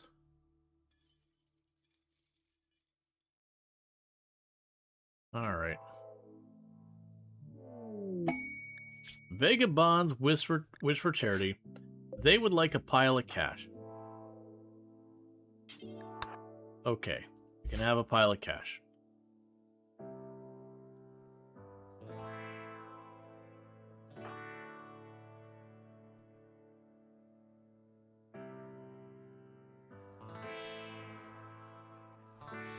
Alright.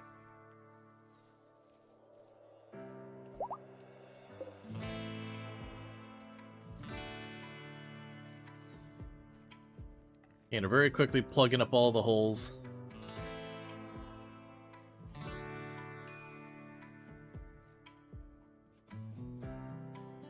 Can you have money?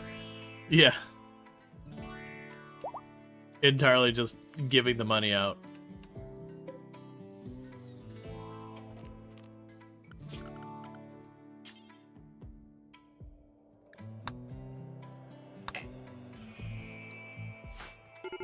And you're taking care of all the corpses and getting super upset about it. Did we already get you sorted out? No.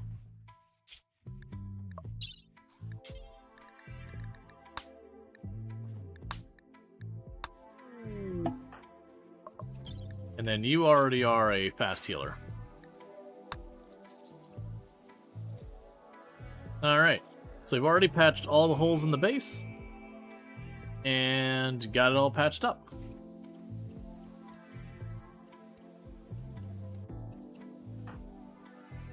Meanwhile, you're carrying all the corpses out of here one by one. Feeding the trees.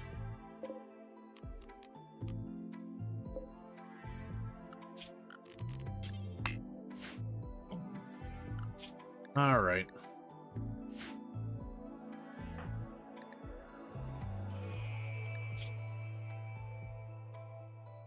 Yeah, so you got about 7 or 8 days on Moriarty and closer to like 10 days on Will. That is a forest by now. It's getting to be a lot of them.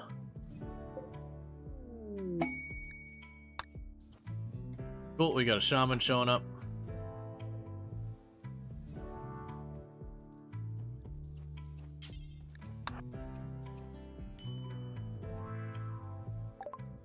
Okay.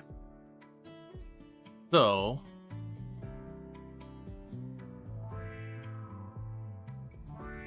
take the slow healer and fire spew. I'm not going to use it. Take the book I've already finished.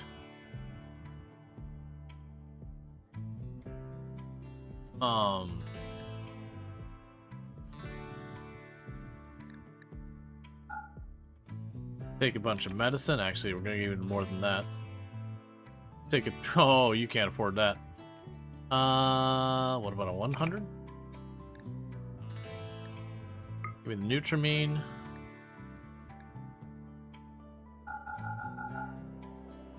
How's our food? I'll take the pemmican too.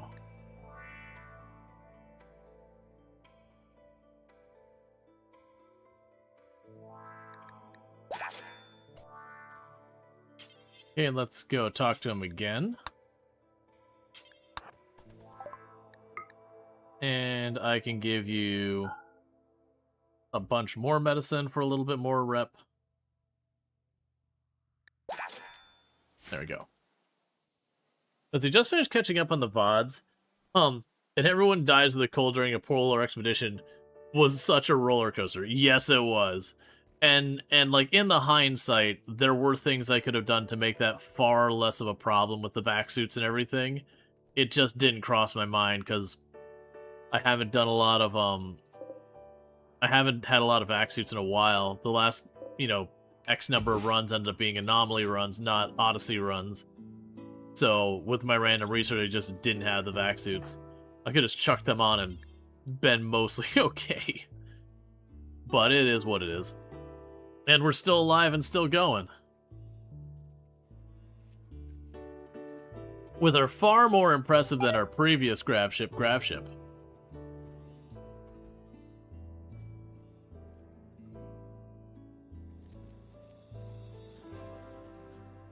Hey. Oh, that's a broken. Is 100 the highest your rep can go? Yes. We actually do have quite a few friends now. We got 3 allies, I believe. 4 allies. We're doing relatively good in the fact that we kind of befriended the Neanderthals. And then we have these other 2 factions that are still enemies of ours. We're just trying to keep the food moving until we get our first batch of corn. Once we get our corn back up, we'll be ready to start void provocating again to try and get death refusal. An enemy is just a friend you haven't killed yet. There's some mild concerns in those sentences.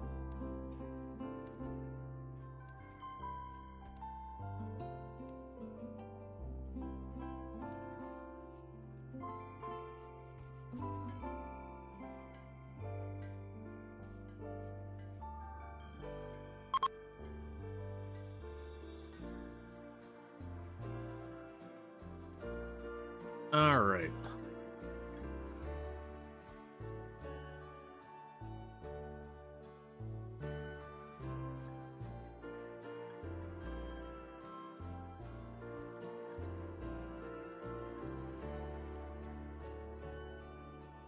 Is it live for real? You don't even want to spoil anything else for those who might not have seen the VODs here? Because the whole arc was nuts. Yeah, unfortunately, I mean, I wouldn't even say unfortunately. A lot of people don't tend to circle back to the VODs. But yeah, there are some that do. There's some that want to see like the whole story as it were. But the bulk of the time, the VODs go mostly unwatched, which is fine. A lot of people, the big thing about content creation is they want to have that interaction. Otherwise, they just go watch YouTube. Alright, so we're asking for a pirate company. They would send a weather control that has 6 people there. They're willing to give me some glitter world, an incinerator, a little bit. Honestly, I don't care about most of that. We could do the spacecraft drone while we're waiting. Oh, no, because that'll take away my researchers, and my researchers are the things we're waiting on. Logging, farming, we don't care about. Components, farming, we don't care about. We got all these ruins to pop in and go through.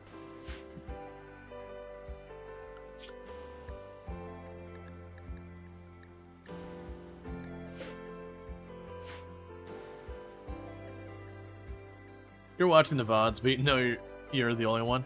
You aren't the only one, but there isn't very many people who check the VODs. Because again, for a lot of people, it's the interactive content, doing it live, all that kind of stuff. That's the draw. It's not everyone, but a lot of people. So pulling up the VODs, you don't get that interaction.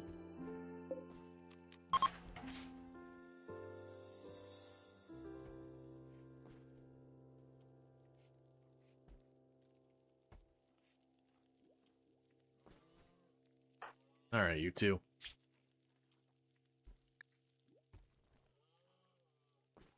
Yeah, you still got a bit more. Yeah, both are coming up like to like 7 or 8 days before they age up and become adults. Which will be good, because that means everyone will be adults. The big thing that's happening is we're just not making much progress on the research. Because most of the time you watch to learn about the game, so VODs are good for that. Yeah.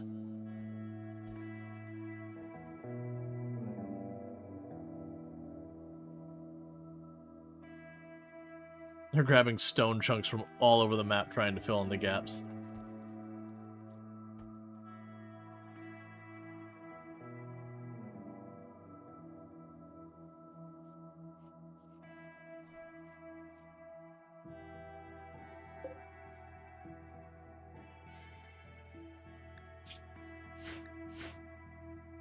Okay.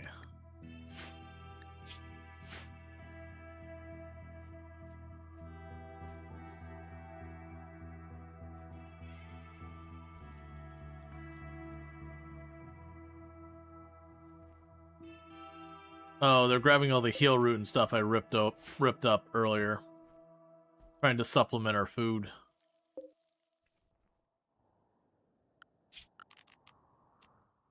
Yeah, having them run around and grab the individual berries is pretty rough. Still, there is some food trickling in while we got the rest of this going on.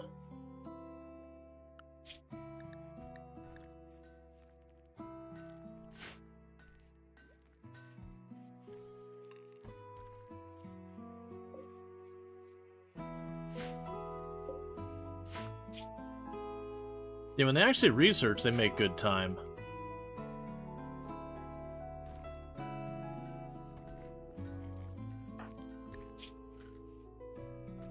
Okay.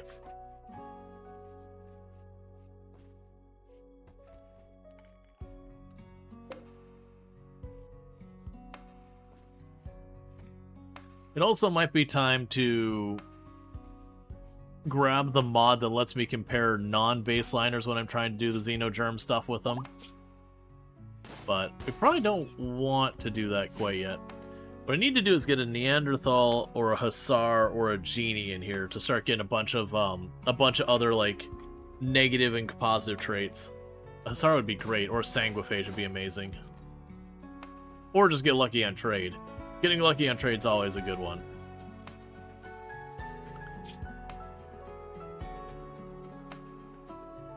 There's like nothing above us. Hey Draconic, how's it going?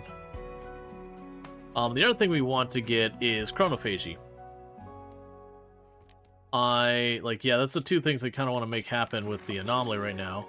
Is I want to get Chronophagy, and I want to get, it'll be over here, I think it's probably there, that we get the Death Refusal. Get 65%, we're getting there.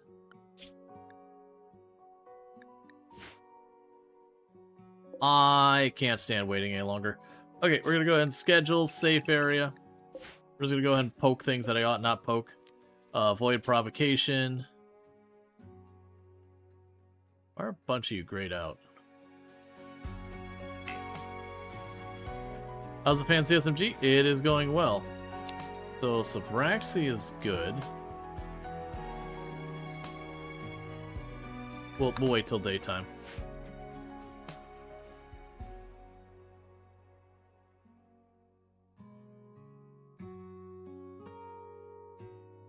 Because we still have a bunch of meals. If it does end up rolling Noctil event, we just rip up all the crops that are grown. and just make it work. And thank you for the 80 stream streak, Wisp. I really do appreciate it. Wisp of Fates.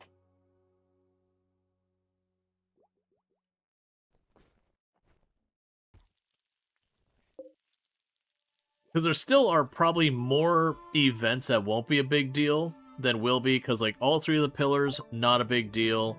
Nociosphere, not a big deal. Like all those will be just fine. Void Provocation. Oh, right. The reason that's happening is because I'm giving everyone a gene that makes it so they have no sensitivity. Right. I was like, why can't I do this on all my people? Right, I'm literally overriding their genes to give it so they're, you know, psychically deaf.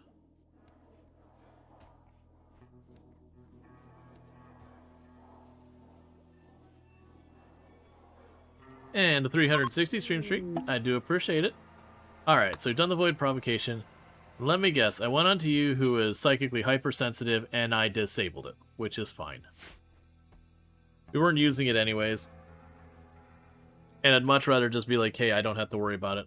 And so I actually got knocked down, but that's okay. Well, crap. It's fine. That's what I get for not being patient. Alright, so light here.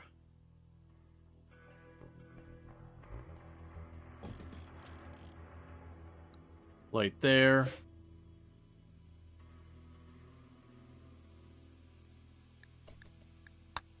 Oh, that's gonna be real bad because I don't have flares. We'll be able to do it, but it's gonna be a messy one.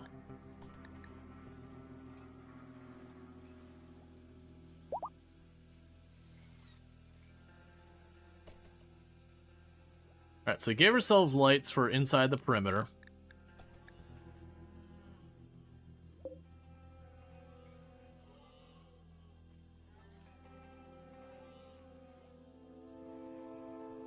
And we don't have solar pinhole this time. So the way I'm going to need to deal with this is we're going to be like just daisy chaining some torches. Which is going to be awful. But it should be doable. It'll be fine. Or it won't. Either way. 50-50.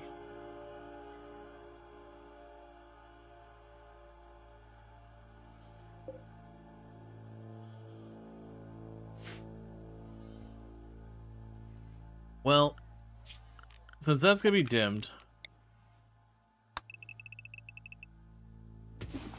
get what you can.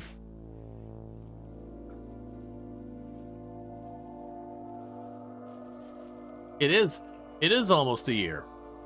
Or 5. Thank you, Burning Sun, for the tier 1 sub. That's 54 months you've been subbed to the channel, which is a ridiculously long time, so thank you. Thank you so much for subbing for that long. You've been supporting the channel for a very long time, and I absolutely do appreciate it. It means a whole heck of a lot that you'd continue supporting the channel after all this time. I guess for right now, so Braxy, you can just hold the EMP grenades. Not like you got anything better to do. Alright, so basically what we're waiting on right now is we're going to have the Noctil event, which is going to make everything dark.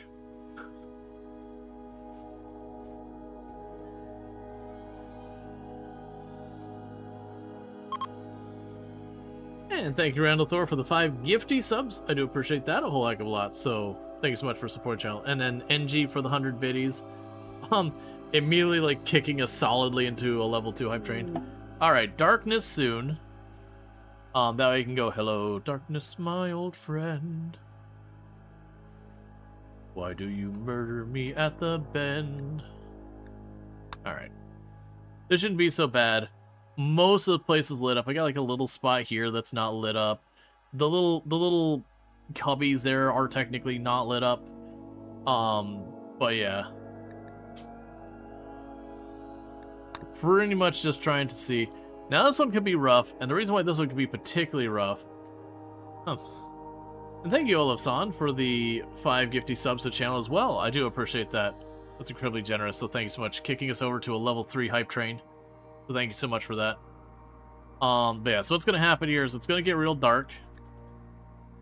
And the hope is that the towers are nearby nearby home. Oh, that's pretty bad, actually. So technically, I have a couple ways you can deal with this. One is you can just hunker down and wait it out. And thank you, Randall Thor, for the 100 biddies and the hype. So this one will be easy to take out. I can just step out here and shoot it and then go back in. We're gonna go here, go furniture, torch, schedule, unrestrict, and go slap up a torch real fast. And thank you, Draconic Dork, for the 100 biddies. I do really appreciate that.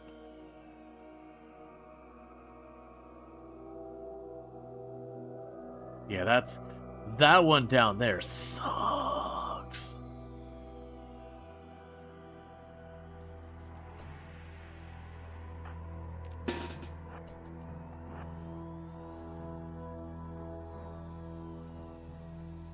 Okay, well, let's knock the one off right here, because it's right there. It's nice and easy. Man, I'm really wishing I had any type of lighting, anything going on.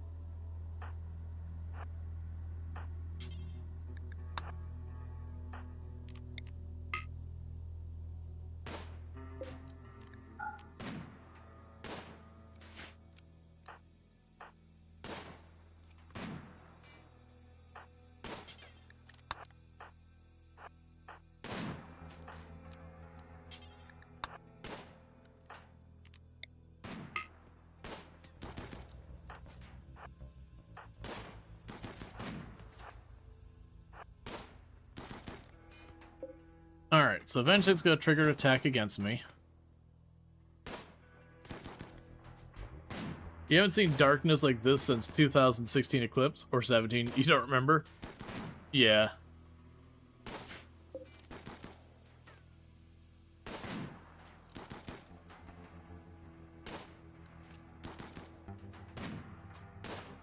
Are you not going to...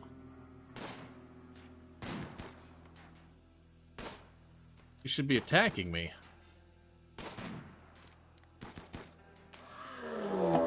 There you go.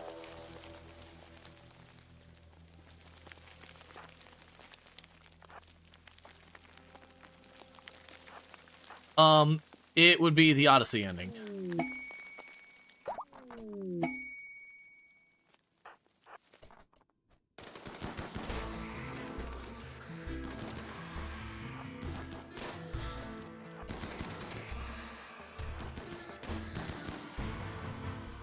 Alright. And handled. Cool. So we got all that. So I'm back inside.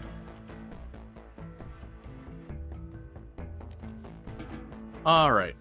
So quest for pollution stuff. Oh, discover a quest. Okay. We'll not do that right now.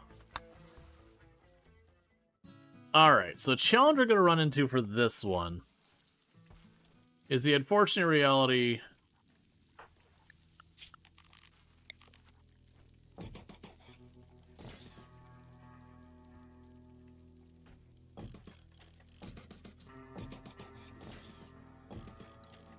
that I'm just going to have to start daisy chaining.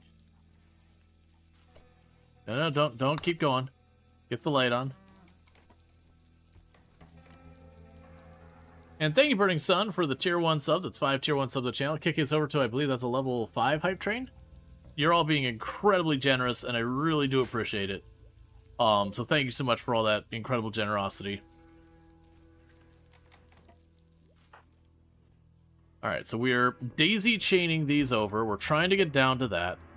As you can imagine, that is a hecking long way away.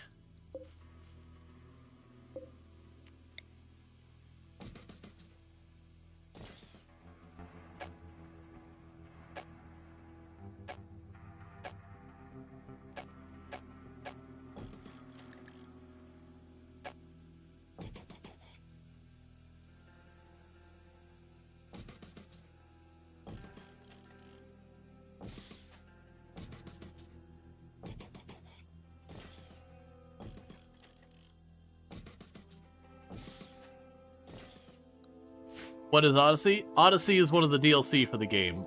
That's involving like space travel, that kind of thing. So as you can see, what we're doing right now is I'm just slowly daisy chaining one of these after the other.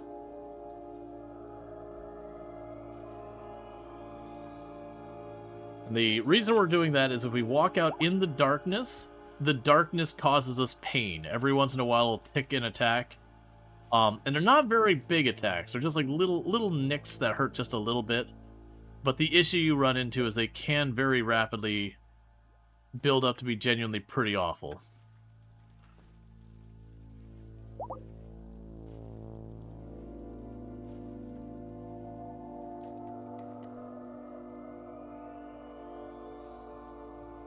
Okay.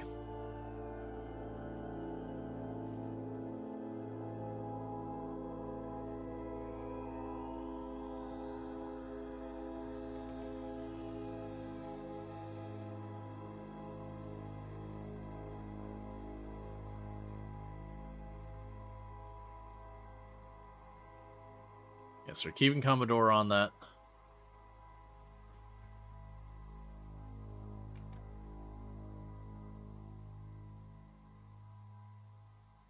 Because we can get over here and destroy that one. Then we gotta push down to that one down there. So this is gonna be a whole mess of a whole mess.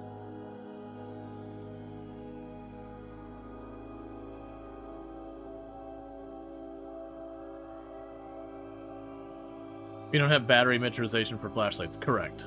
No microchip. Didn't happen.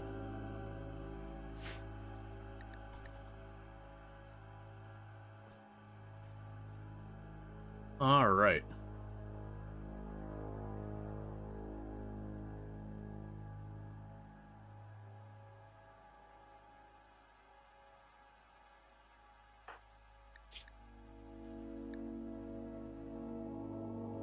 Okay, you're maxed out learning. You're both maxed out learning. Cool, cool.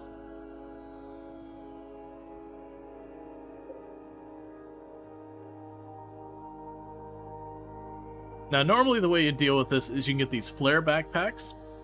And so you'd walk up and you'd fire a flare and a big area like this would be lit up, and then you go to the edge of that and you'd fire a flare and you get a big area like this and you'd fire a flare and then you'd wipe this out.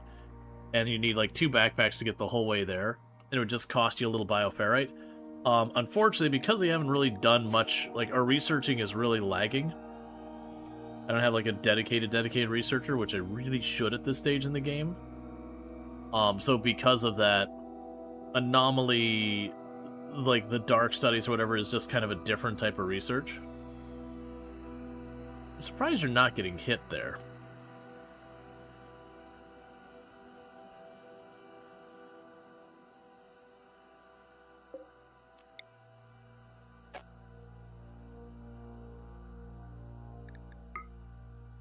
Ah, there's a lake right there.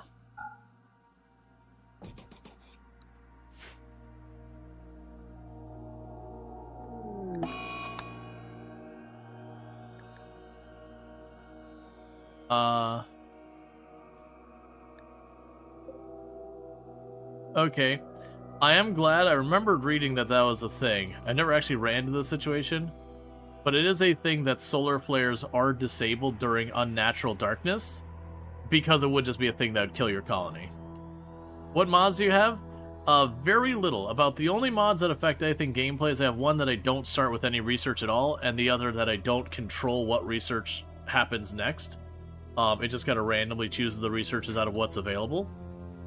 But broadly speaking,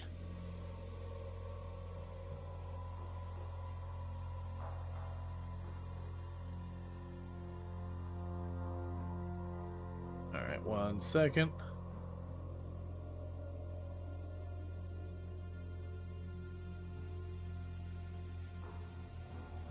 Just doing some moderation stuff on the YouTube side.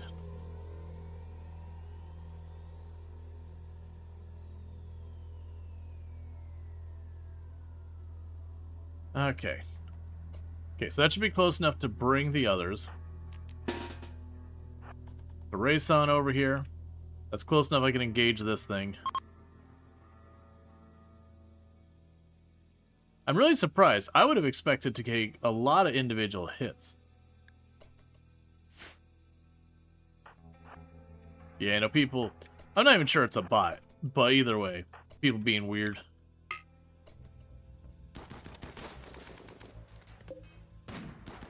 But thanks so much for the hype train, a level 5 hype train at 20% with 16 gifted subs and 400 biddies. I really do appreciate that. You were all incredibly generous, so, you know, thank you. I genuinely couldn't keep doing this if it wasn't for all that support, so I do really appreciate it. Alright, so we toggle you on and off again.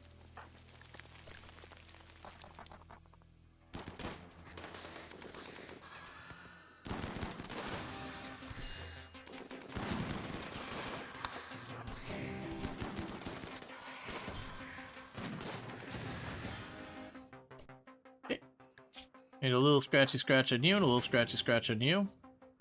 So let's finish this one up.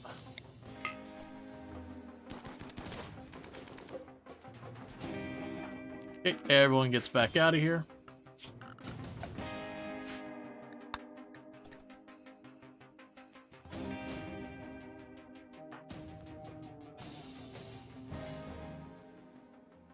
I'm really surprised we're not getting a bunch of scratches from that.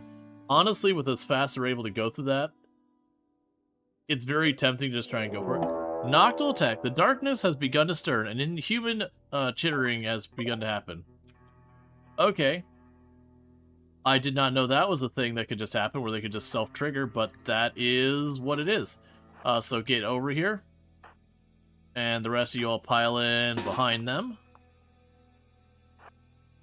Who needs medical treatment and how much? It's just a bruise, man. Get into position. I do wonder if they'll come after me or they'll start tearing up all my torches. If they start tearing up all the torches, or it's going to be both. I didn't want it to be both. I did not stage people right for this.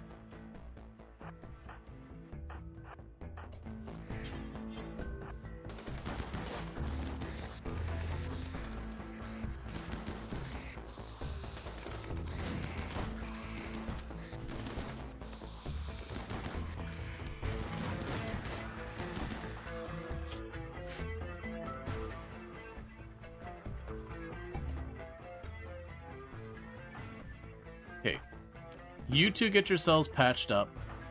Pagey Cakes, go help them. You all run down here. Let's kill these Noctils down here before they have a chance to go and destroy everything, torches-wise.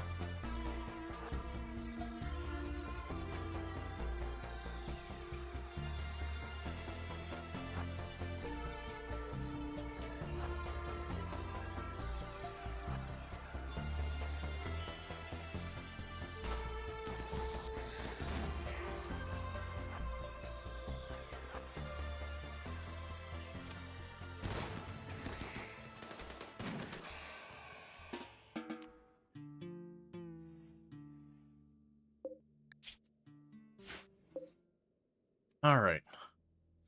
Did you two actually get patched up? Nope. Neither of you did. Instead, you're playing a board game. Because of course you are.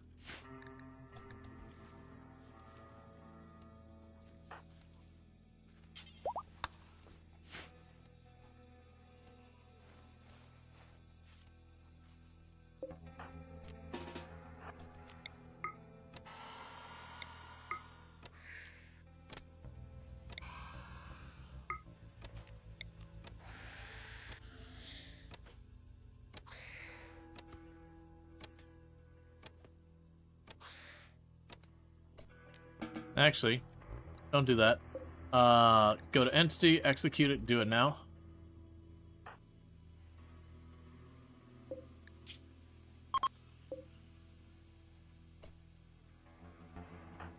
And then capture you. All right. And thank you, Coppereek, for the 135 stream streak. I do appreciate that as well.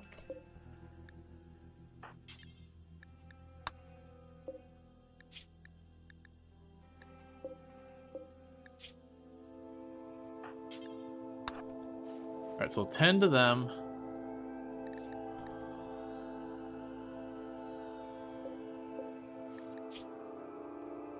Just so they don't bleed out.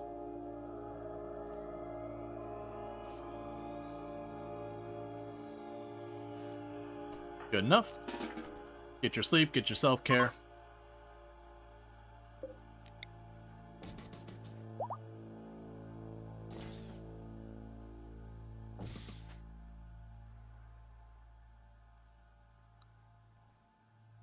Alright, so you're gonna run down here and get back to putting these torches up.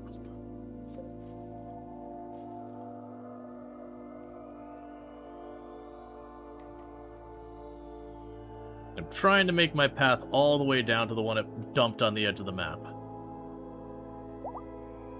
Really, what I probably could do here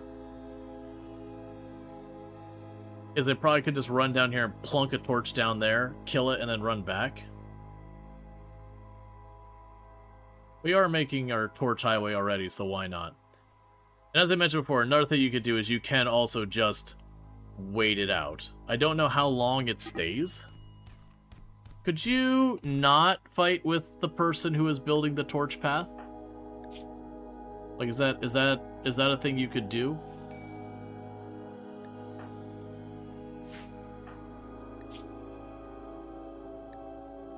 You mangled their eye with human teeth.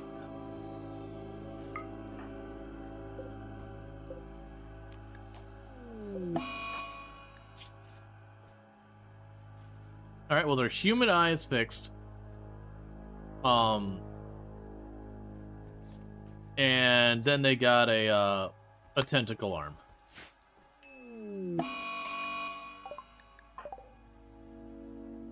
Yeah, so that's what happened. So you see Burning Sun was attacked because they went over into the darkness.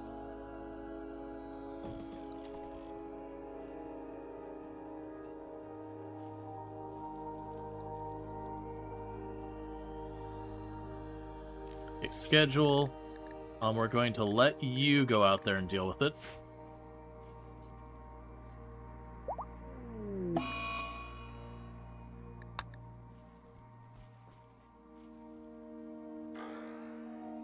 Moriarty became an adult. Alright, so we got Jogger, Quick Sleeper. We can get Fast Learner, Steadfast, Super Immune, Brawler.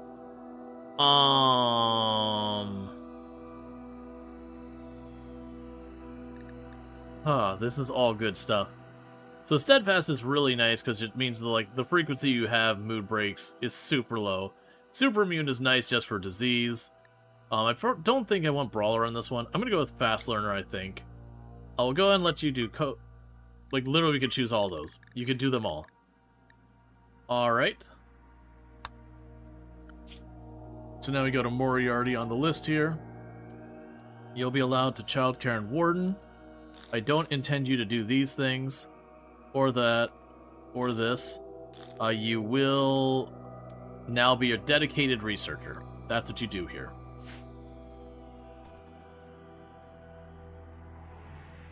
That means you'll be right behind them. Literally the next in-game day, you should be good to go.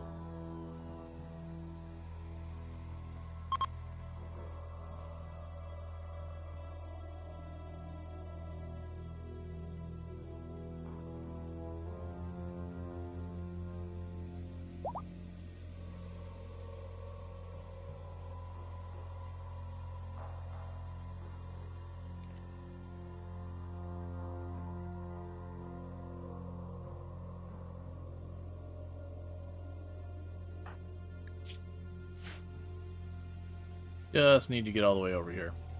Oh, also that means once the day's over, we'll give Moriarty the Xenogerm, so they've got like the fast moving and healing and all that. What on earth are you wearing? You're wearing alpaca pants and a light corset. I mean, weirdly, it looks like your character's just wearing a corset because the alpaca wool pants look skin color. I was like, what is this? Are you just like rocking a corset and literally nothing else? It's a bold choice. Well, and the helmet, because you have to keep the helmet on. We'll deal with that in a minute. We're getting the Highway of Torches almost done. I just need like 2 or 3 more, and we'll be in range of that.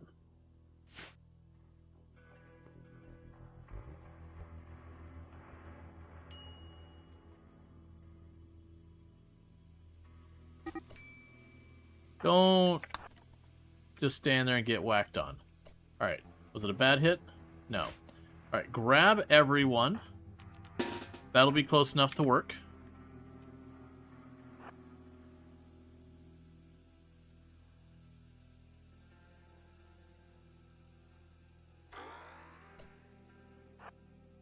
Okay, became an adult in the middle of all that. So you got 3 skills, you're gonna fill those in. Alright, so you're tough, fast walker. And I guess you'll also be fast learner. So work.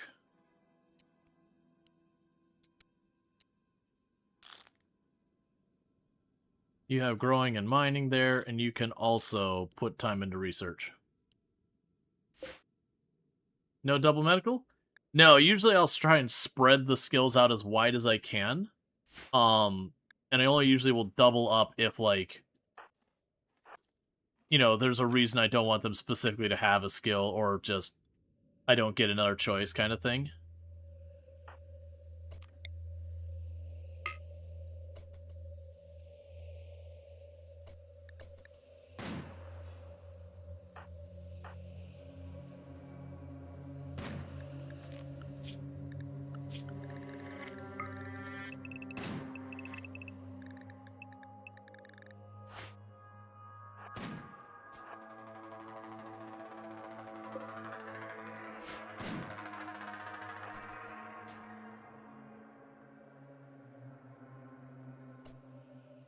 Okay, can we get the shots off there? Alright, let's at least 1 more shooting at it.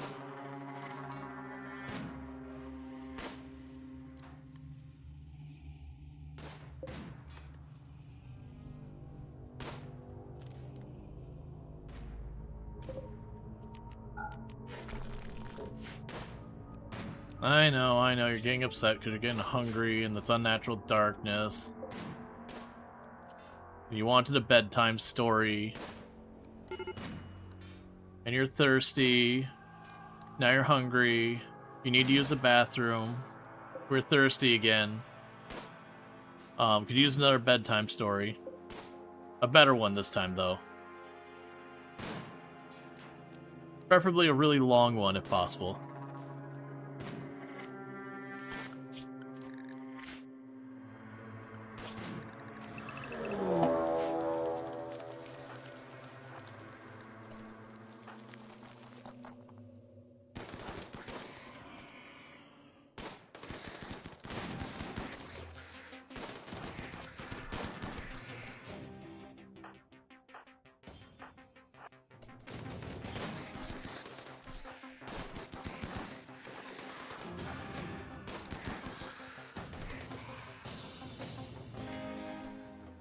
Okay, get all the way up to the edge again. And finish it.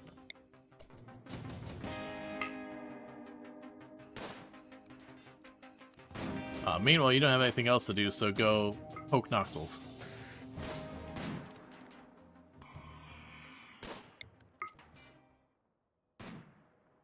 There's 1 Noctil who's gonna go up there and destroy my lights and all that stuff. Okay, all the rest of you, kill that one.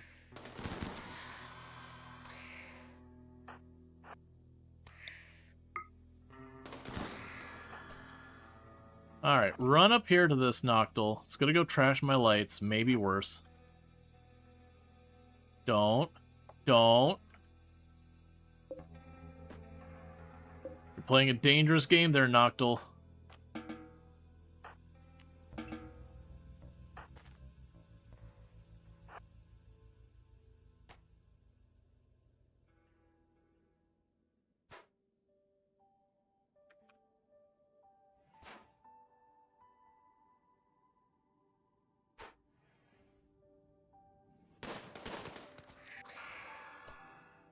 Nicely done.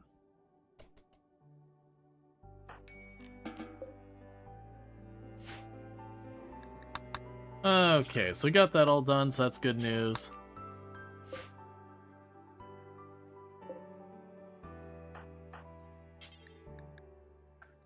Need you to haul that corpse out of there.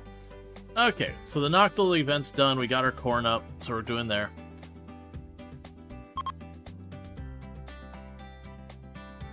Yeah, luckily it was hitting the shelf. At first I did think it was just going to run up and give the... I mean, those incendiary rounds are just about done.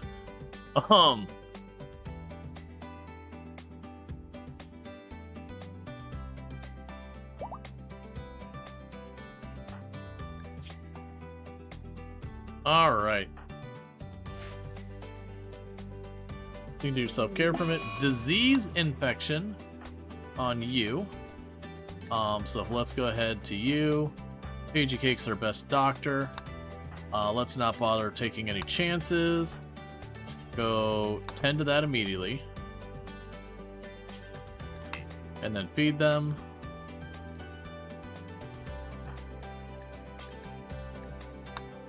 And they can't preach health themselves. If things do get ugly, well, I mean, you probably won't have that ready in time. That's fine. It's 130% tend on a character who doesn't have any serious health problems. It'll probably be fine. Okay.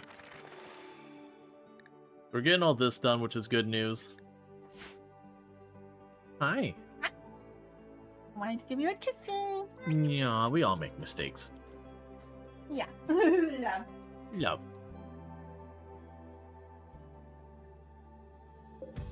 Yeah, so we're ripping up all those torches.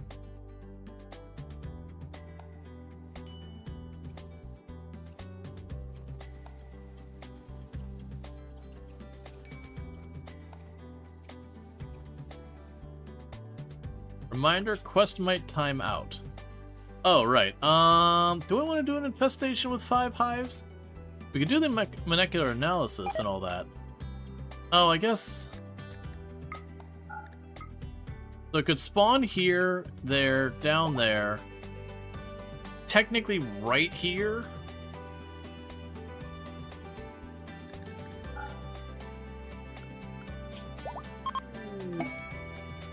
Inspired trade.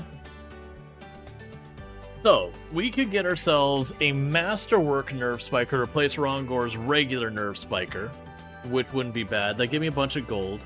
We could go for the molecular analysis as well. That gives you the immunohancer and all that, which could be pretty cool. In this case, There'd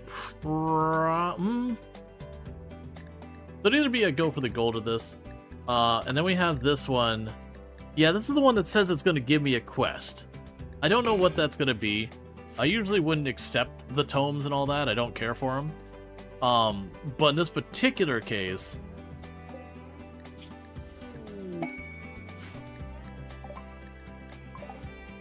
Alright, go ahead and just leave those right on over there. Yeah, you have that one. And normally I wouldn't let my people read tomes because it can cause them to just have a mood break regardless.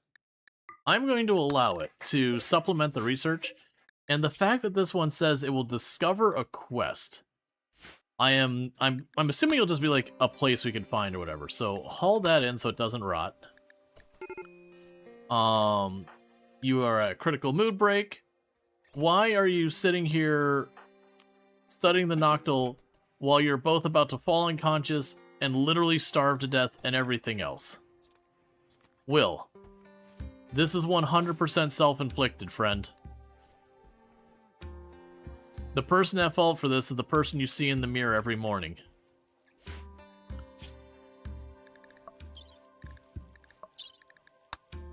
Okay.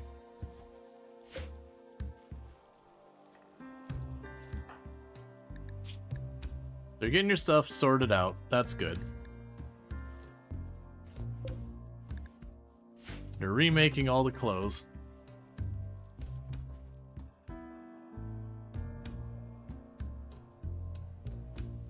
I don't know what the fire was about down there. We got a bunch of critters down here.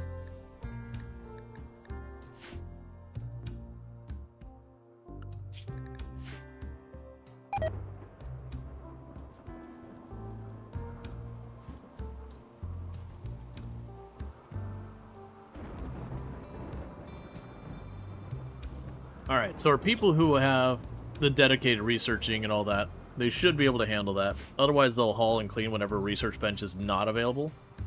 So it should be good. So no more kids in the whole colony. Then we need you to recreation for a while.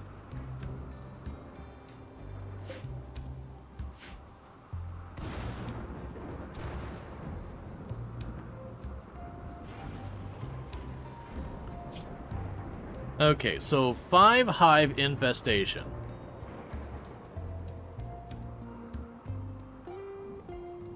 So that'd be for advanced components. We're not quite there yet, but it is coming. The Masterwork Heavy SMG is definitely just not bad. I don't really need the uranium though. And the Tech Print molecular analysis is also a good one.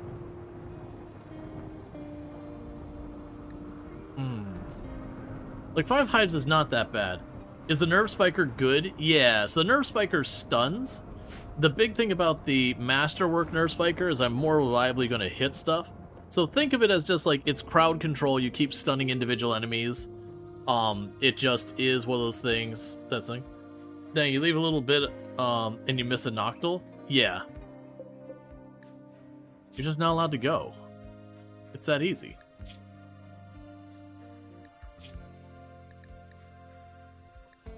Okay. We probably need to go in here to Anomaly, Bioferrite Harvester. We've reached the point we should just do that to get our Bioferrite coming in.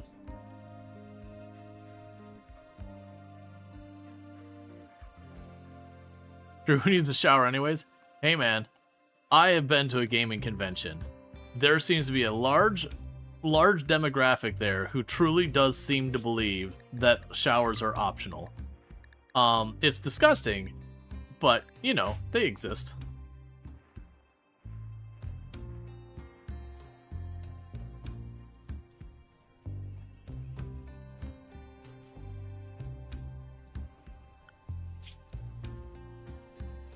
Yeah, I think we're taking it. I'm just debating between all three, because this one will be just like the straight up, I want to improve my combat capability, get rid of one of our bolt actions for Masterwork Heavy SMG. The Nerve Spiker, we would swap Rongor's normal Nerve Spiker with a Masterwork, and it would have the gold to help us with advanced components when we get there. And then this one gets us the Molecular Analysis Blueprint, which gets you the Immuno Enhancer, and all that kind of stuff, which could be really helpful.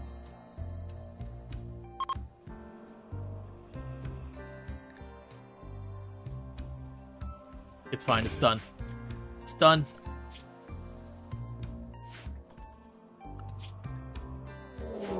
Okay, infestation. Where?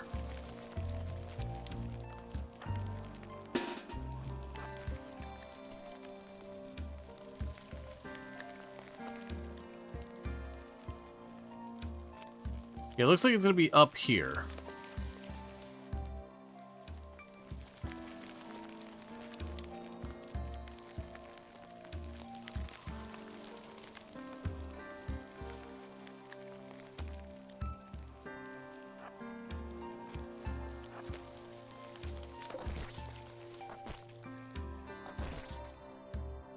Which is like out in the open. Okay. That's interesting.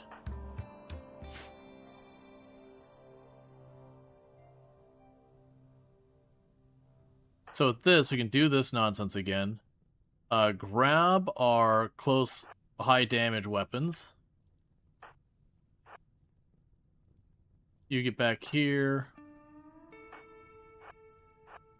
Then you. Then you. Then you. You all just pile in wherever you can. Alright.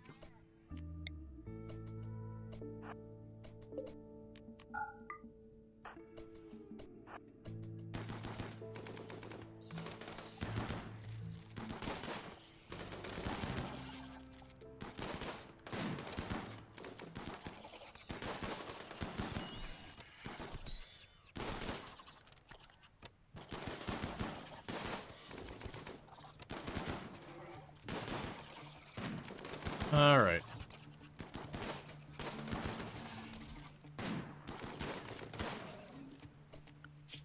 So wildlife, we got 2 mega spiders. Just got some mega scarabs that ran off.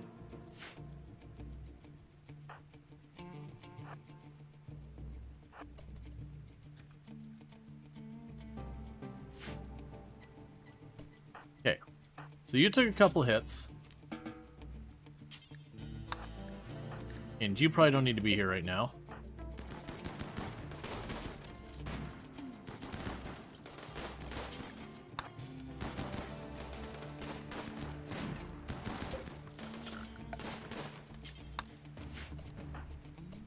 Oh, that's a mistake on my part.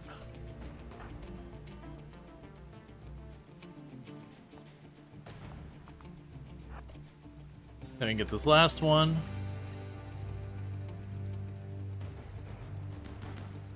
Oh, there's still one of you up.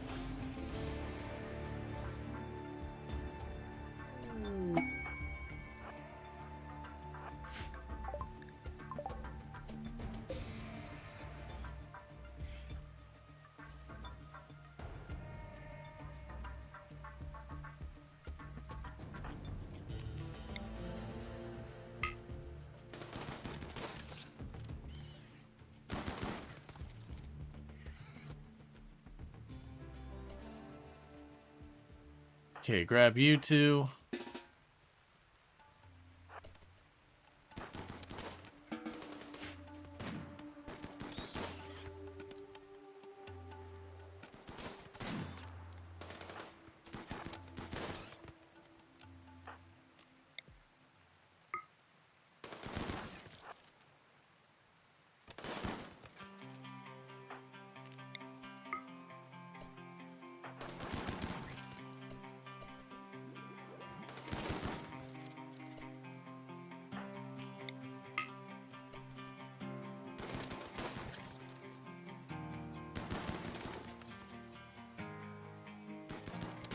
All right.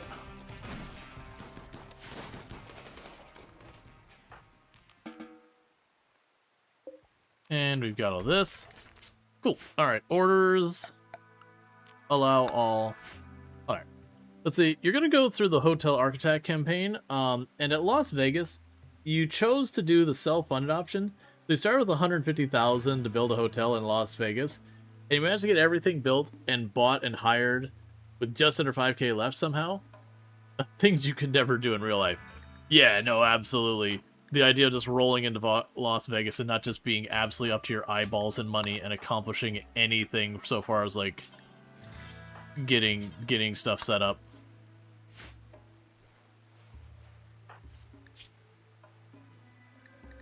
Make sure no one's set to anything medicine we don't want. Okay.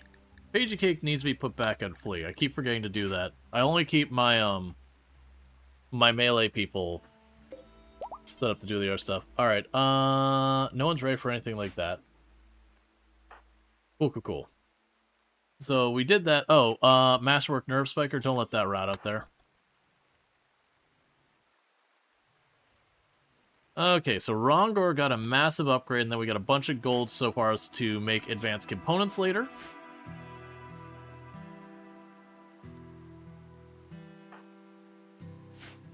That's all good news. I don't believe we have any other quests I care about right now. Cool. So once Gig is healed, we're gonna go poke on the Void Provocation again. Just kind of keep this stuff rolling because we're trying to get Death Refusal. There's other good stuff too, but Death Refusal and Chronophagy would be the good ones to get for us. Honestly, if we do end up pushing into the point where we would be able to do the Anomaly ending, I might just knock out the Anomaly ending to get the Anomaly stuff turned off again, go back to passive. Because that way I'll keep the tech unlocked. Yes, they did. But the old weapon is just a normal one. They can pick it up wherever they feel like it. I'm not too fussed about that. It's not a very valuable weapon. It's not a very good weapon. You just kind of need one.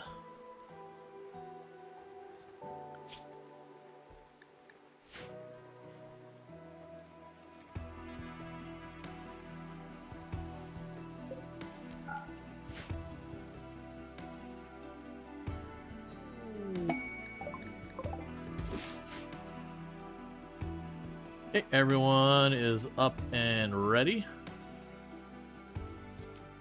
So I'll give you a minute to just lug the things around. What are you doing, Pagey Cakes? Oh, you're hunting. I was like, why are you going to the literal outer edge of the map?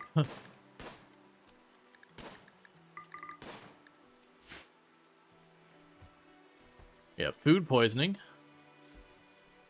Everyone's favorite.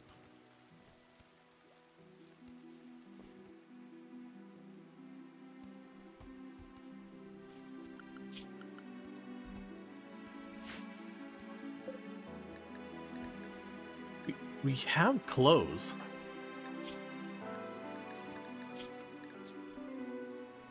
I don't get why they're not putting on clothes. We have clothes. Will doesn't need to be walking around with just a helmet and nothing else on. We have capes and all sorts of stuff you can wear, if you so feel like it.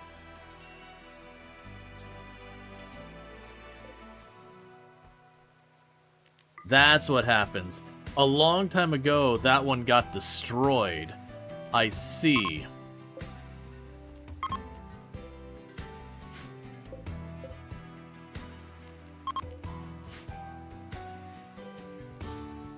Well, there's no children's anymore.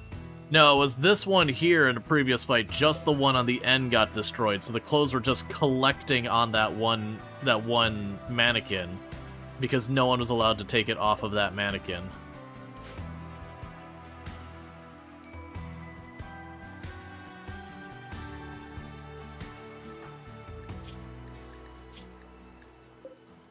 Okay, when they wake up in the morning, we poke the thing. So schedule, safe zone, because you've already got all the corpses out of here.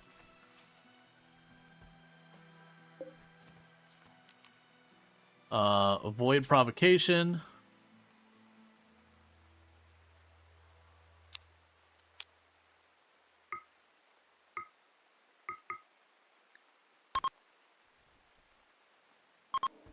Is it going to turn off the sun again? Only if we roll Noctil twice in a row, which is very, very unlikely. Because we look at the anomalies you can have in the game. All this. Out of all of these ones here that we can get this way, that's the only one that makes it dark. This down here also makes it dark, but that's like literally the finale of Anomaly.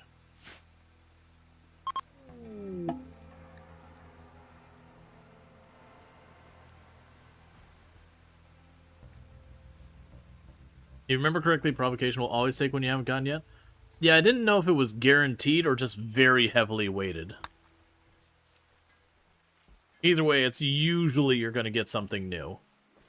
Like, regardless of, like, exactly how the math works on the back end. Something from below. Alright, quick emergency things to do real fast. We're going to go over here. Do security, barricade. Sandstone barricade there. Actually, you know what?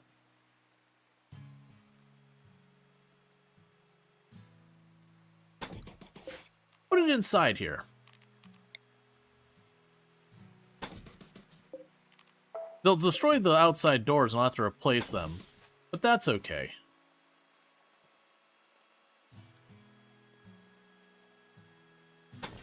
No, fine.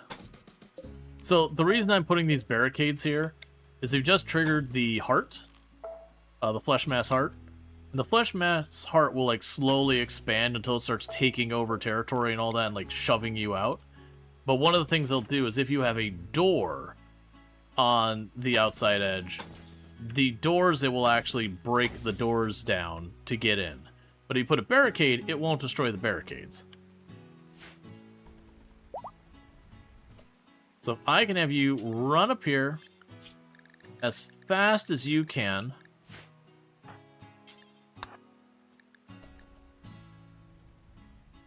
And slam that down before this heart gets out here. I think you're just going to be too little too late.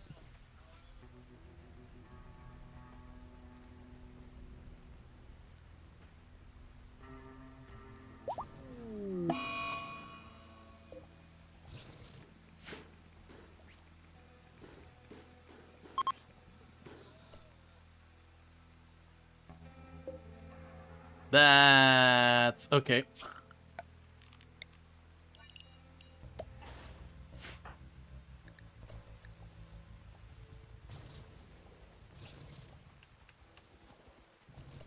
I was figuring that was probably going to happen.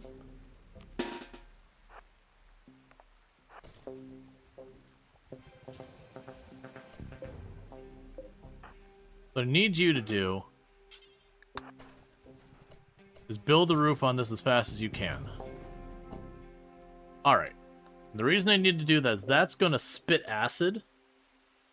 And that's a good problem. This is the flesh mass heart. Basically, this thing pops up, and it's going to keep spreading and covering the map. And it's going to do stuff like we have this flesh mass spitter, which will spit acid at me, and it hurts like hell. And you can see it's got a pretty big range. It can hit pretty much everything inside here. It'll spawn random enemies, but ultimately you get these nerve clusters. And the way I beat this thing is I have to pop 3 of these nerve clusters, they drop an item I research, and then I cause the heart to have a seizure. It's basically a turret, correct. It's like an artillery-style turret.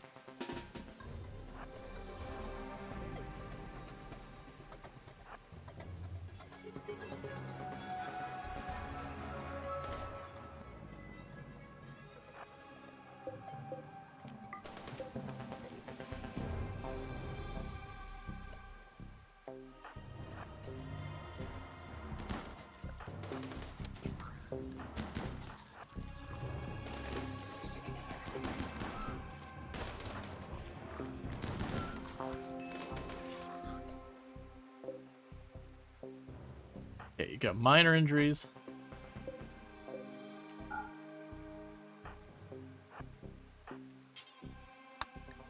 Schedule, for you... Oh, you won't haul, never mind.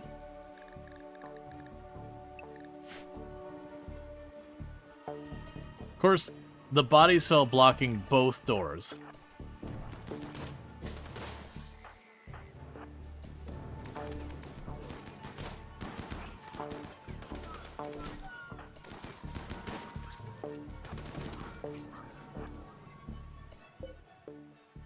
So I just want to try and take that out. I want to get this.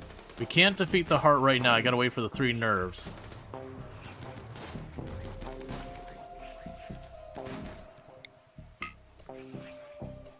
Got a question about the cruise serve artillery. You have a question. Do you have a cruise serve artillery, and would that do anything to flesh mass? Yeah, you can use artillery on the flesh mass heart. It's not a terrible choice. So like where we have this, I could artillery at the spitter. Trying to take out, you can't artillery the heart itself. And artillerying the nerve bundles doesn't do me any good because I have to actually get the nerve bundles.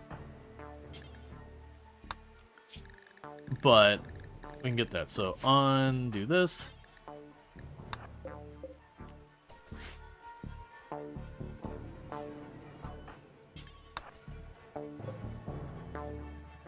Yeah, so I just wanted to get the acid spitter so it wouldn't spit at me while I'm trying to mind my own business inside the base. Schedule, back to the safe area. So we blocked that so it won't smash through a wall. But basically, you just kind of lay low for a little bit until the nerve bundles come up. And then whatever you're dealing with there, you kind of go there.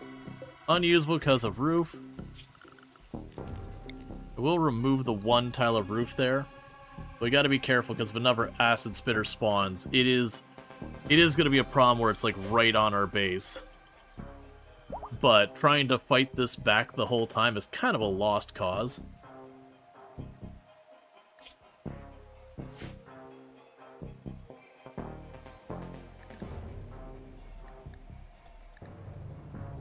But yeah, you can artillery it. It'll destroy the flesh. If it gets big enough, the artillery is not a bad solution to dealing with it some.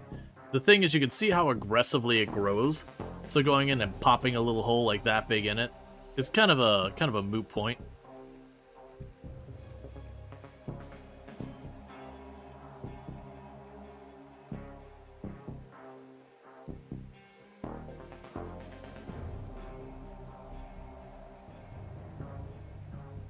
Okay, everyone's content for right now.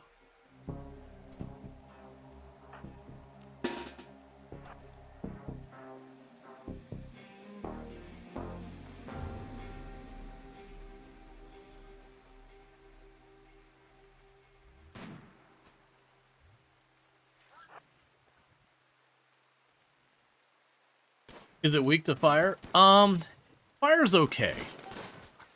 The fire doesn't, like, endlessly spread or anything like that. You can't just, like, whack it with fire and have it spread. Like, if it hit this spot with fire, it will burn most of that spot down.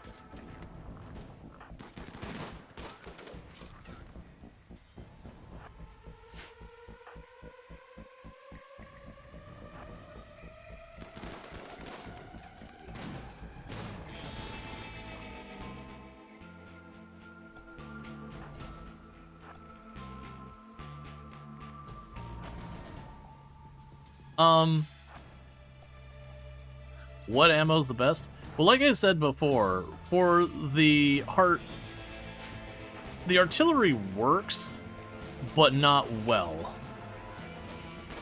And I don't think switching the ammo is going to help that much. The incendiary is probably your best bet, just because it has the most area coverage.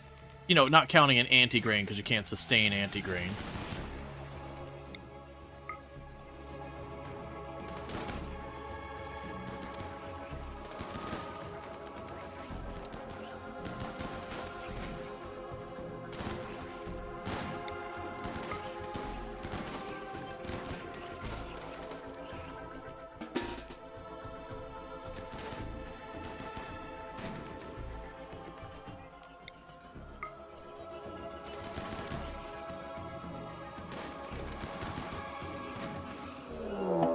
Alright, and this is the danger of...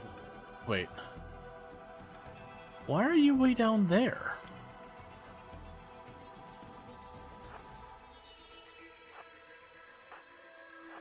Okay, back off for a minute.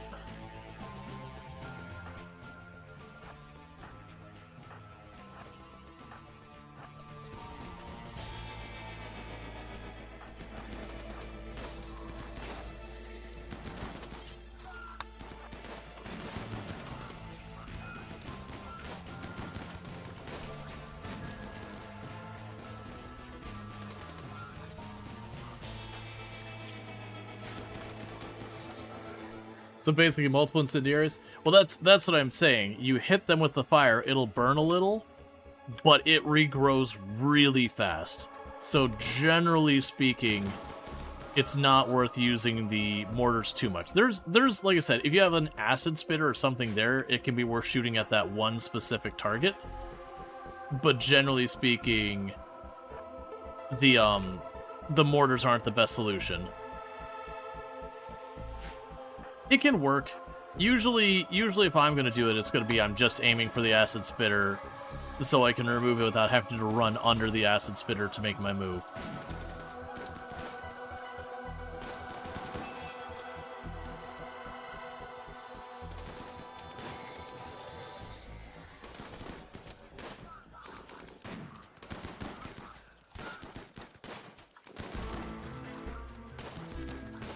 Okay. Alright, go inside, patch yourselves up. Yeah, so until we have the other nerves, we can't do much of anything. Okay, do anything with this weird meat. You can eat the weird meat. Your people hate it.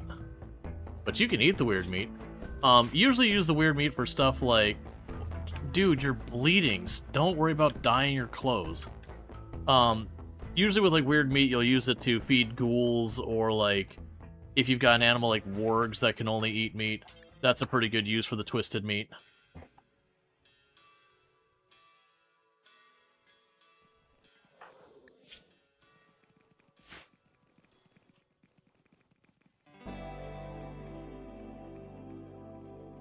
If they're inhumanized, they don't care about eating twisted meat either. Yeah. And part of the reason I'm not pushing to get that is if I research that and I'm right next to heart, I can just plug it in immediately and kill it once I've got my third research.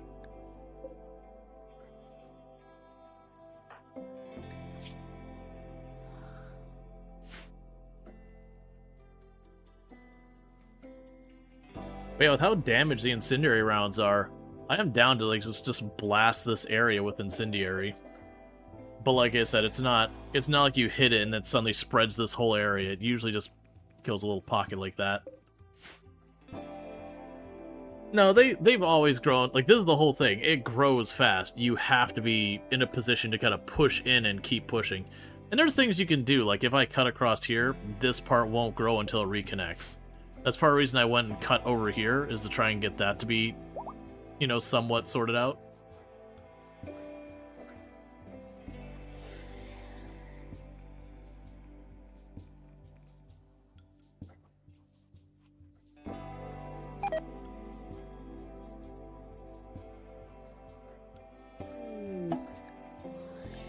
A visitor has some items to trade. You chose an interesting time to visit, man.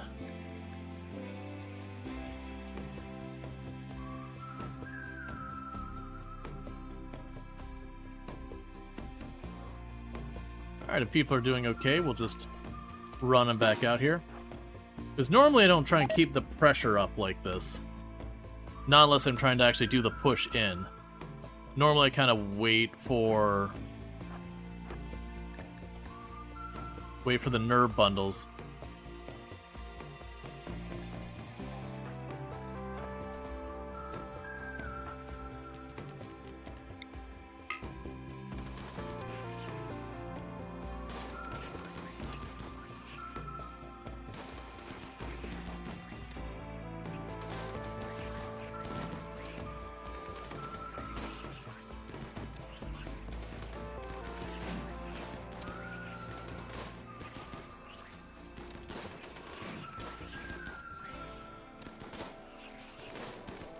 Get switched to this nearby. So, as I say, someone has a flesh mass response.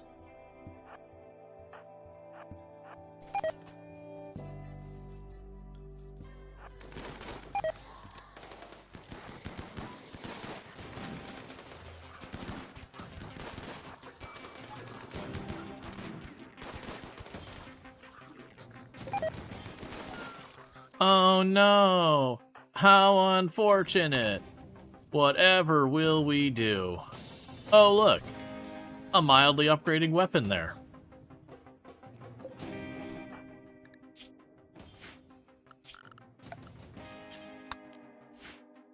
Clearly, what's your name? Avila would want me to have it. To avenge their certainly unpredictable death.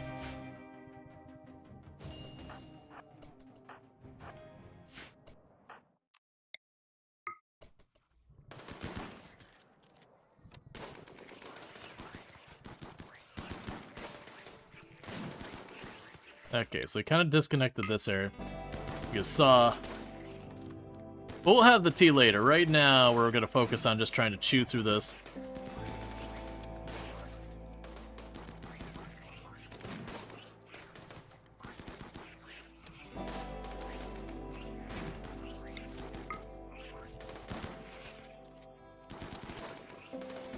So I'm just trying to carve it back to keep forcing it to respond.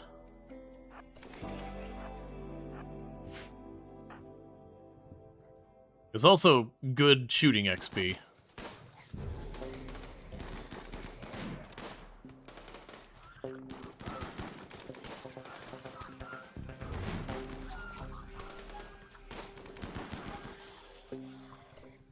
let's have you all back off. Heal up, do your stuff. You're not really that hurt. But again, until we get our 3 nerve bundles, I can't finish the event. Inspired trade. Oh, good, we can trade with... Oh. Food binge. Okay, that would have been bad if that happened in there. Don't. Where are you going, man? Oh. Supposedly you're pigging out, but it looks like you're just swimming in the river, so... Sure, man. Live your life.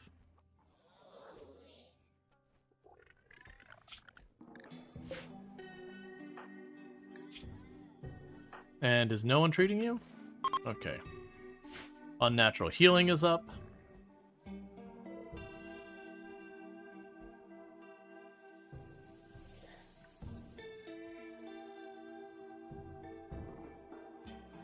Yeah, so the big thing I'm worried about is having the acid spitters spawn over here, where they could just shoot at me in my perimeter. That's the reason I'm trying to, like, kind of seesaw here to, like, make it so it's more likely to spawn up and away. But it's not worth me, like, really pushing.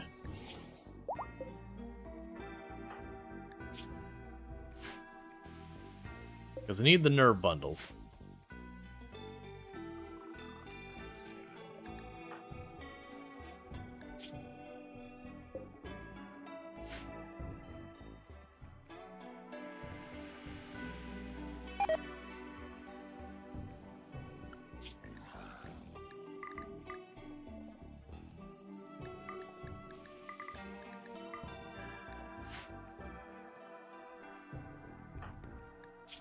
Just waiting for Melee Pawn to be back in business.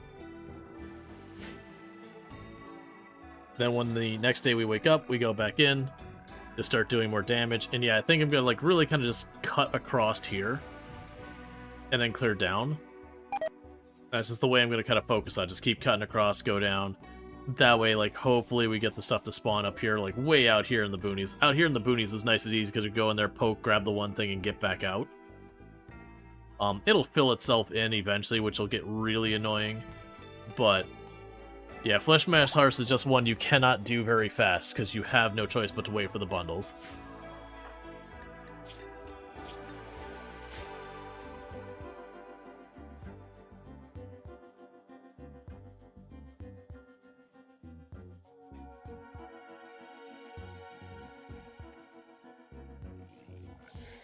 Okay, when that closes in the whole way, it is going to teleport them out one way or another.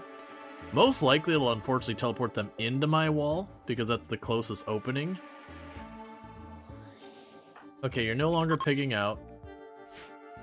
Okay, so we got a new nerve bundle. Do we have a new acid spitter?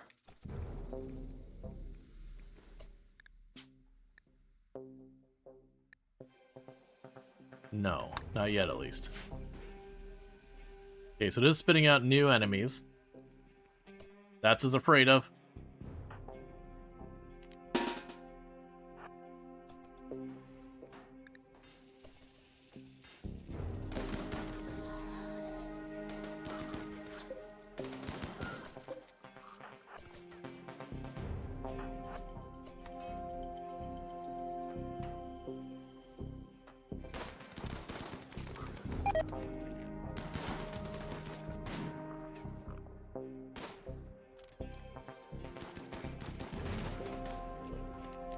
Okay.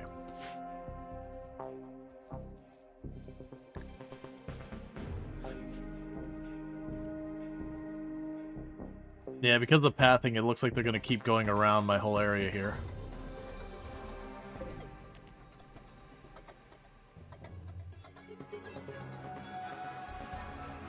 Alright, well, once everyone gets up in the morning, we're just going to do some cleanup.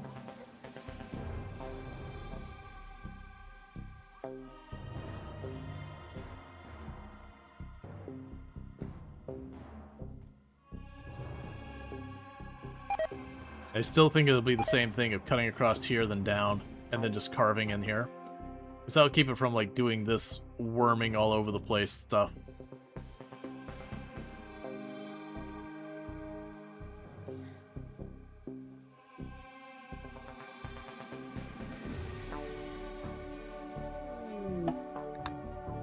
Not gonna worry about the distress signal.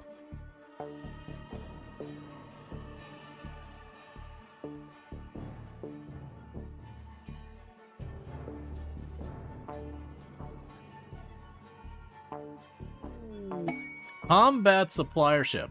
I was about to be like combat supplier caravan. It's like, okay. Combat supplier caravan could be a fun time. Let's see. So combat supplier ship, go ahead and take the droogs. We can get a charge lancer, which is always fun. I'll go ahead and get rid of the vac suit helmet. You don't really have much that I want, and I don't really have much that you want. Because we get the Charge Lancer, and that's definitely not bad. We can get a Zeus Hammer. We could probably make that happen, which would definitely be an upgrade from the Spear.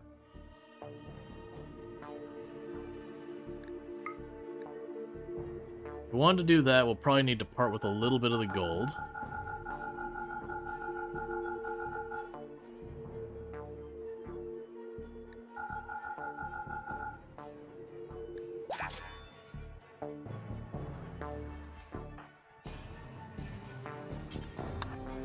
Alright. So moving up from Steel Spear to Zeus Hammer.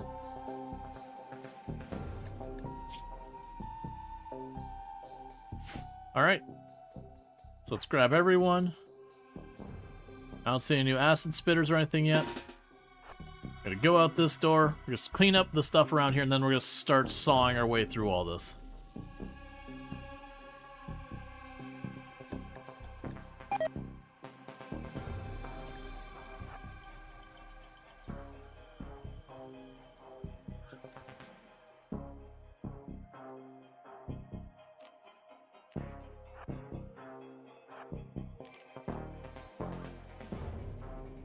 Maybe we can get its attention. Nope, it's fine. It's fine. We're gonna end up having junk wandering around no matter what we do. But we can go over here and start separating this out from the area over there. That'll be good.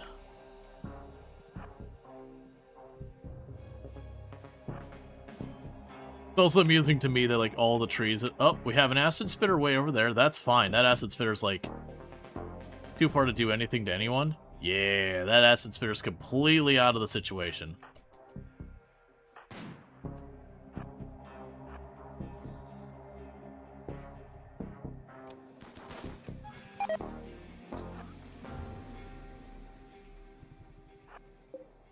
Okay, so grab all of you. Just start shooting over in that general direction.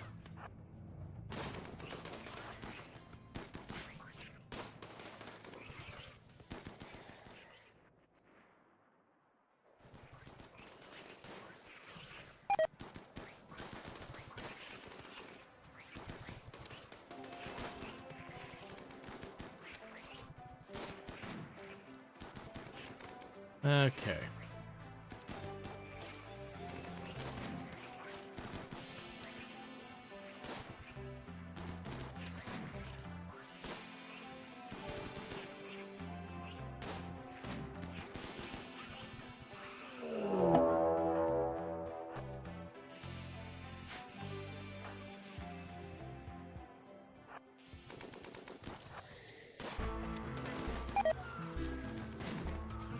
Okay.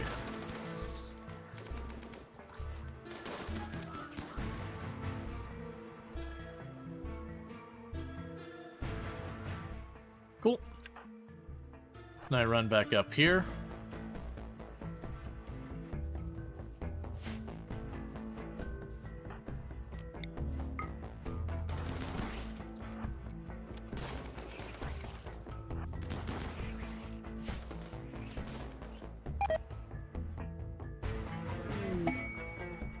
Ambrosia Sprout, don't care. Oh, come on. Alright, we gotta drop back. They're going... Oh, wait, never mind. Where are you going?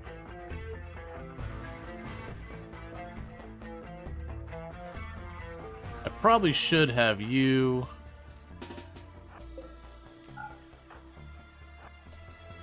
Pop open that door and then walk away.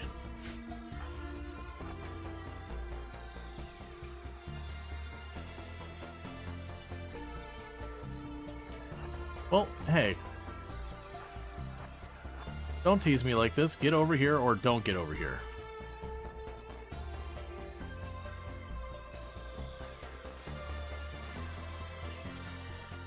Where are you going? You know something I don't?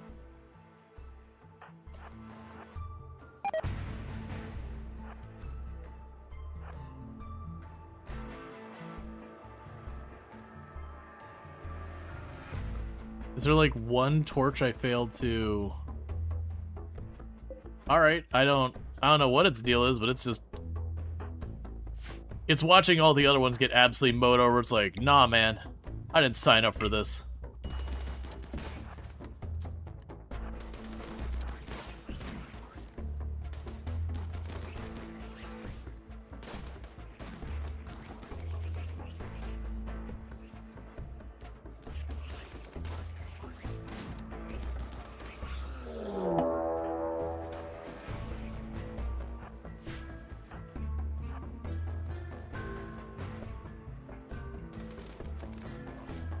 Okay.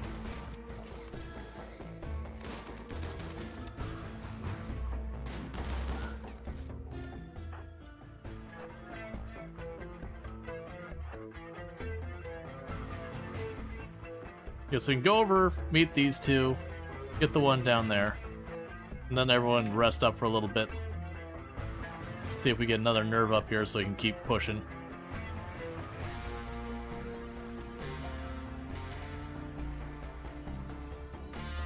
Yeah, because I got one nerve here, one nerve there, and then there's an acid spitter over here on the left somewhere.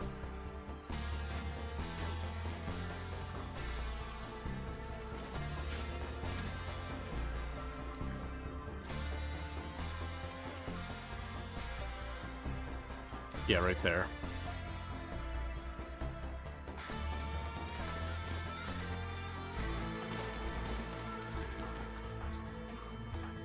Okay, recoup.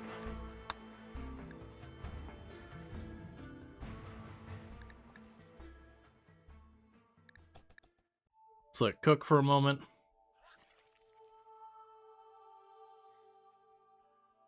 Because we're waiting for the third nerve bundle. This actually wouldn't be too bad if it ends up staying this way and the other nerve bundle's up here somewhere.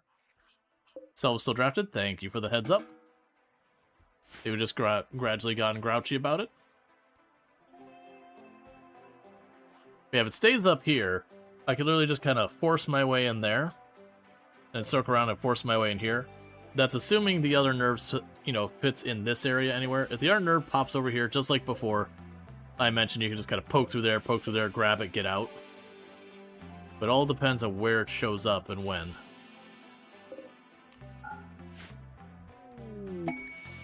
Inspired surgery. Let everyone sleep for a minute.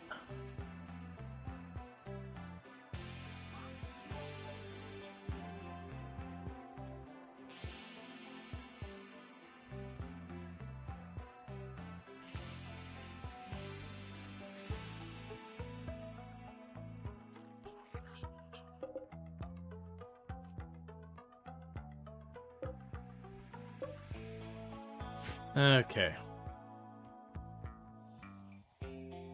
I like a tentacle. It'll probably happen at some point. That's when we do unnatural healing. It's a sometimes it happens kind of thing.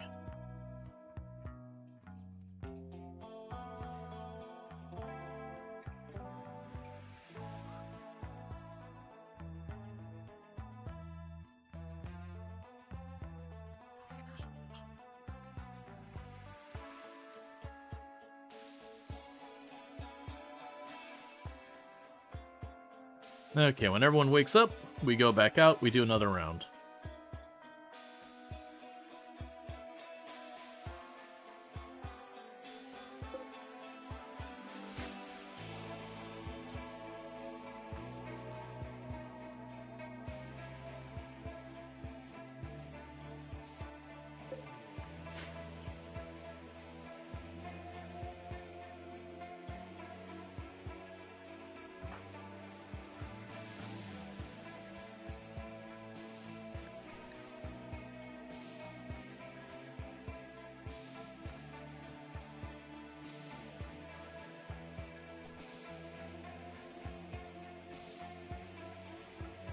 Okay, so you're expanding.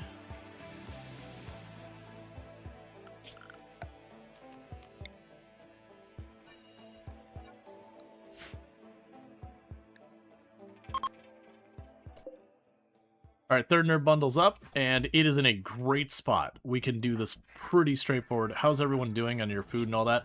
Terrible. Wake up, get your food. We go in. The plan is cut in this way, cut up this way, grab, grab, grab, done.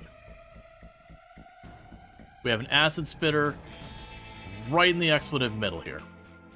Okay, well, I'm down. Let's have an artillery off.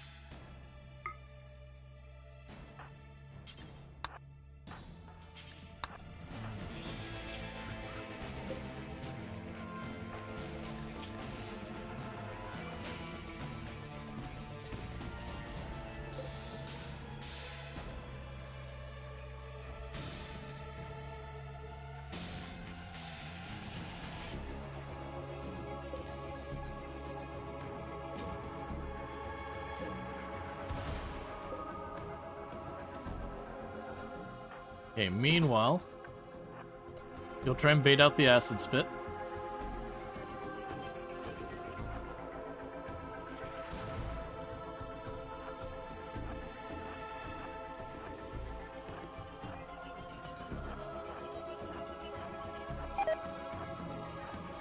Nicely done.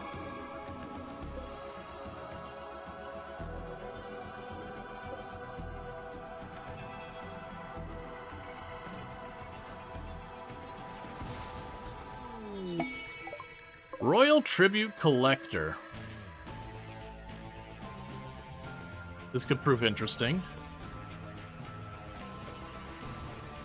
There, you actually got a solid hit on it.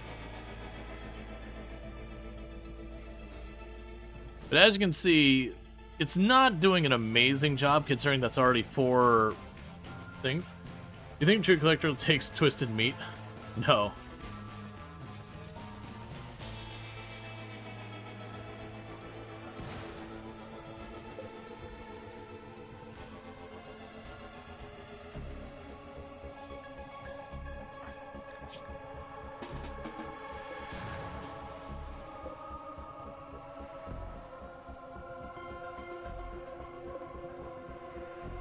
So the good news, I do think we will get that spitter because we did get a good amount of fire on it.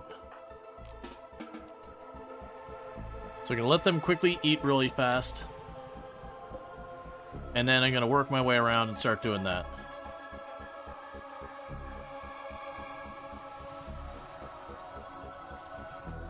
That's the big things. I just wanted to get that acid spitter out of here.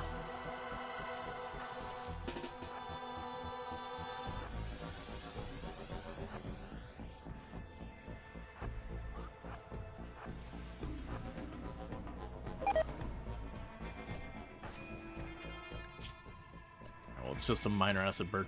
Okay, that's good enough. Get him out of here. That's going to be burnt to a crisp here in a moment. Yeah, so you see we used about 7 shells in this area, and it's already filling it back in.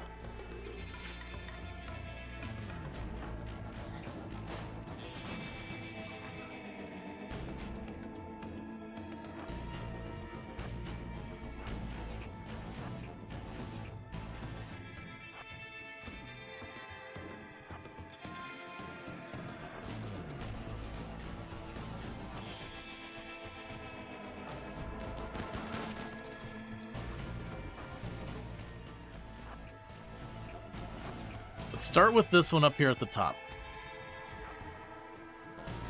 Can you not more to the main node? No. You have. It doesn't even have a health bar. All of Anomaly stuff generally isn't just... I mean, there is definitely somewhere you just actually hit it. But generally there's like something you've got to do, whether it's a DPS race or you've got to do stuff. That was a very fast response. So I have to hit the nerve clusters to learn how to induce it to basically have a seizure kind of thing. Or cardiac arrest or whatever it is. Basically, I gotta make it have, you know, a heart failure, cardiac arrest or whatever. Where? Okay, so they're just down there. That's actually gonna work okay for the ones that would come around behind me.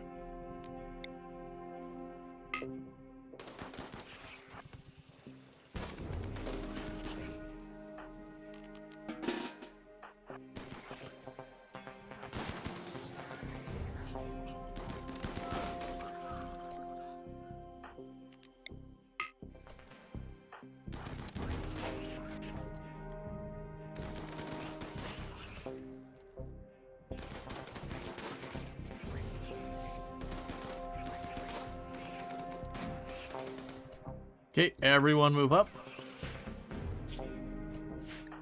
Move it, move it, move it, move it. All of you. Shoot just that thing. Analyze that now.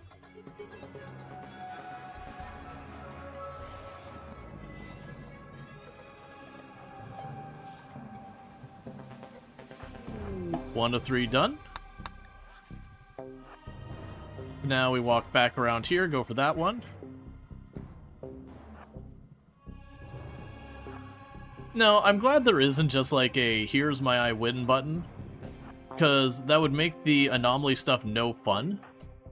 Like, the whole thing that makes the Flesh Mass Heart interesting is it is kind of this attrition battle that you have to do, where it's trying to grow and overtake and you trying to like push in to deal with that. I was about to say I should have cleared that area just below me, but that's fine. Keep backing off.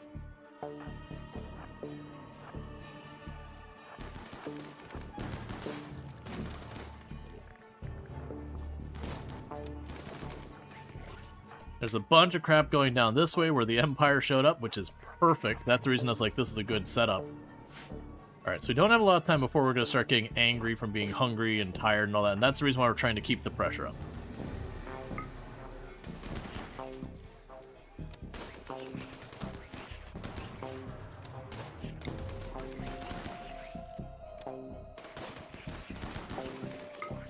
Could you please? Yeah, there you go. Okay, you get up there, start researching it. Stop. We don't need to trigger extra responses.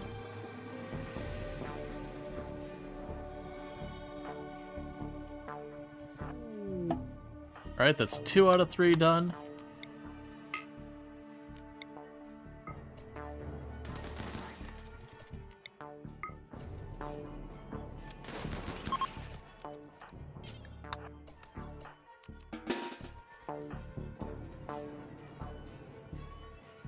Scan it fast. Walls are closing in. And induce tachycardiac death. Whatever. Make dead. Deaderfy.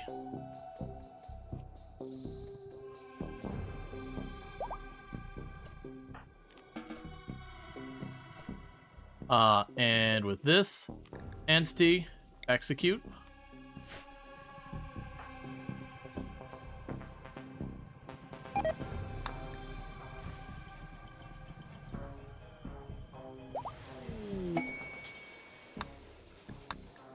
We defeated the heart.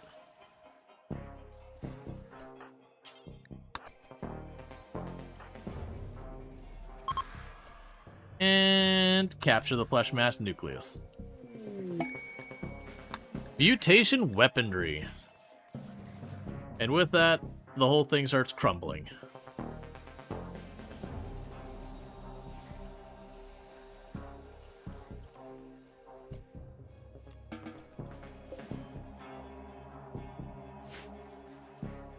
And it'll say keep that suppressed down to 15%. The best thing is the Empire just chilling right here. Will every flesh beast die? The flesh beasts will go out and fight whoever's there. Luckily right now we have this Empire trade caravan. There's a good chance that they'll just fight there. Alright, so we got that done. But yeah, so there's only a couple of them left. We can handle it perfectly easily.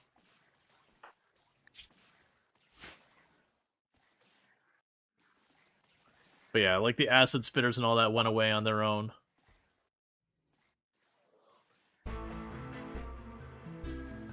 We're just gonna chill inside for a minute and do our own thing for a hot minute. Till the Empire and all that sorts that out, and they're gonna clean up the mess.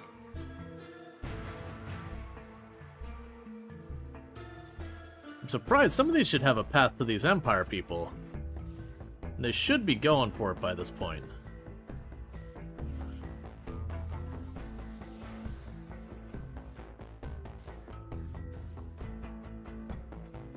Yeah, so basically I'm just letting the flesh mass heart stuff break down. Because once that breaks down, then we can just easily kill off all the rest. All of these are really weak enemies, there's just a bunch of them. You need to learn how to make your mods for RimWorld.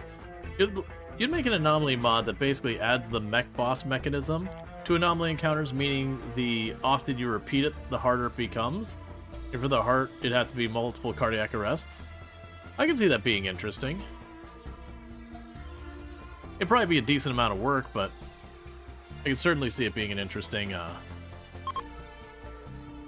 Okay, so they're going... Are they going in a way that they're going to aggro a bunch of stuff?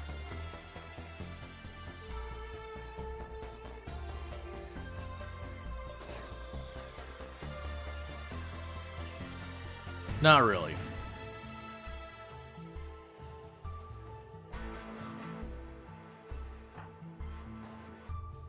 Okay, so when we wake up in the morning, most of this will be cleared out. We can just go around and start mopping up all the scattered enemies.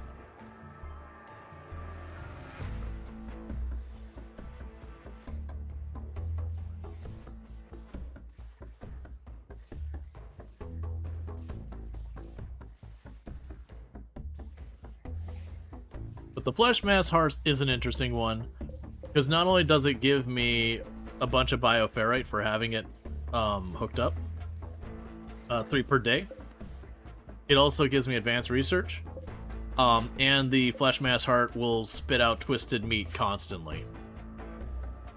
What do you get from that encounter? You mostly get the Flesh Mass Nucleus, and then to do the anomaly ending, you have to do enough anomalies. And so it is one of the anomalies that you can count towards that total. Ultimately, I just got a better thing to put here, because the other one about this is you can just do the activation here. There's also kind of a silly thing you can do with this. I can actually surround this with a bunch of stuff. Oh, hey, they're actually attacking me now. I think it's because some of the ones back here were probably ones that were, you know, response ones as opposed to the regular just ones wandering. They just didn't have a path.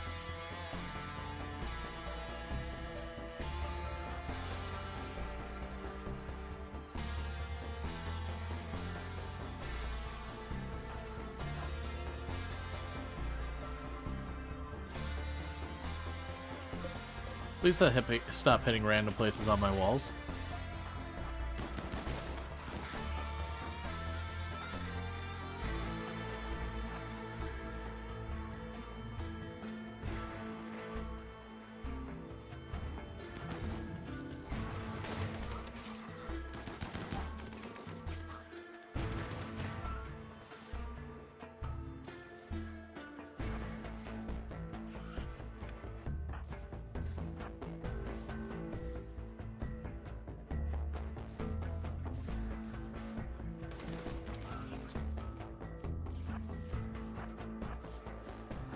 Okay.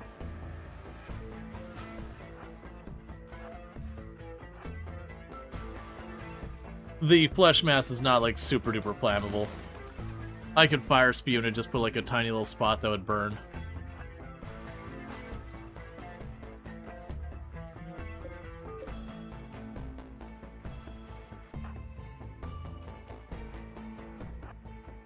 Like whatever catches fire, it will they will typically burn, it just won't spread.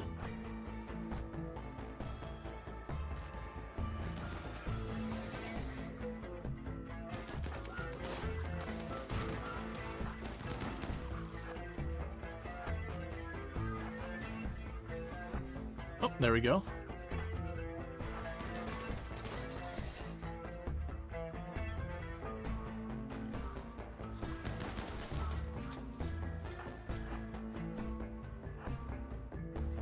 Yeah, so we're just trying to mop all this junk up.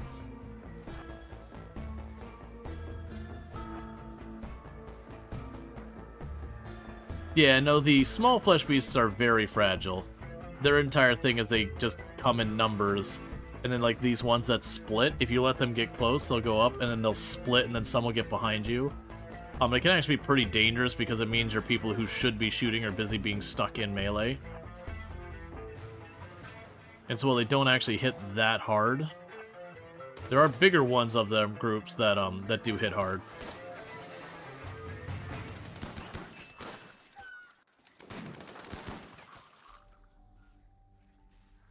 Let's get back for right now. I've got a bunch more over there, where people are starting to get crabby, which means they're probably hungry or whatever.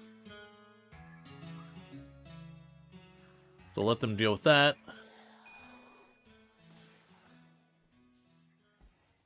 Eat, sleep. These will keep popping down, so I don't have to like run around just to get an angle to shoot.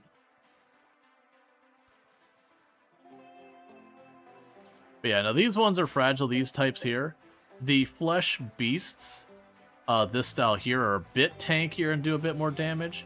And then you've got much, much bigger ones that, they still aren't super tanky so much as every time you shoot them, they spit out more and more until they die. It could just be one of those things that very quickly can get out of hand. Alright, so you're not actually sleepy, you needed to eat.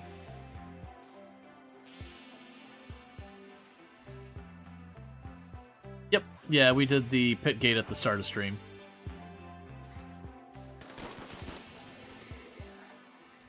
With the Dreadmaw on the back.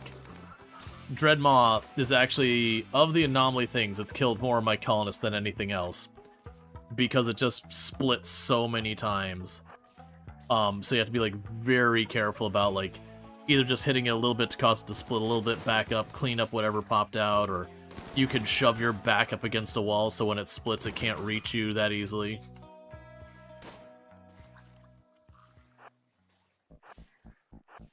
Okay, we got these 3 left, and that one splits into 3.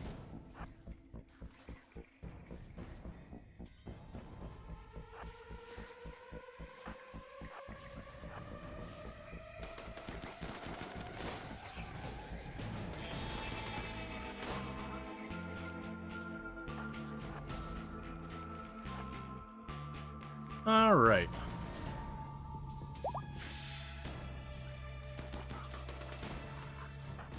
And have a nice day. All of them are dead and down. We can unrestrict ourselves.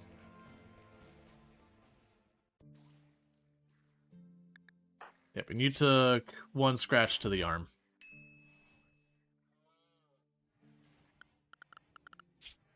Yeah, and then the other thing we get as a reward for doing that is, where is it? Mutation weapons. We would not be able to take the mutation weapons research until we have that, which gives biomutation lance. That basically will just take a bunch of the animals on the map and turn them into flesh beasts. So it is a thing you can do as, like, you know, you have a siege raid or whatever hop out, you pop that, the things go nuts and just distract the siege raid or mech cluster or whatever.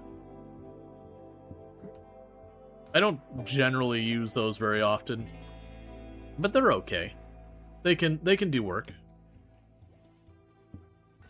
The one that causes all the animals to go berserk on the map is usually the one I like the most if I'm going to use something like that.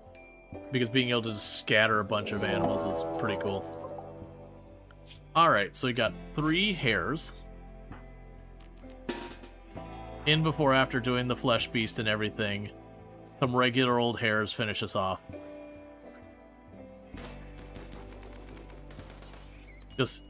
Just pulls, maneuvers.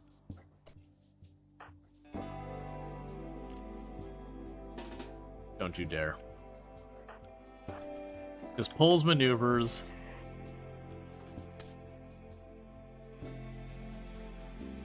Don't you kill Sabraxi.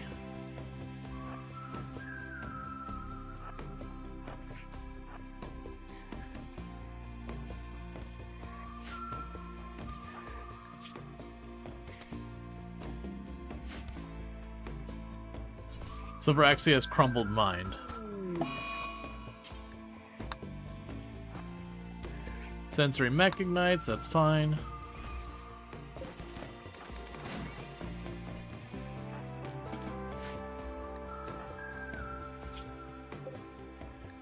Okay, so Sobraxi got properly thrashed.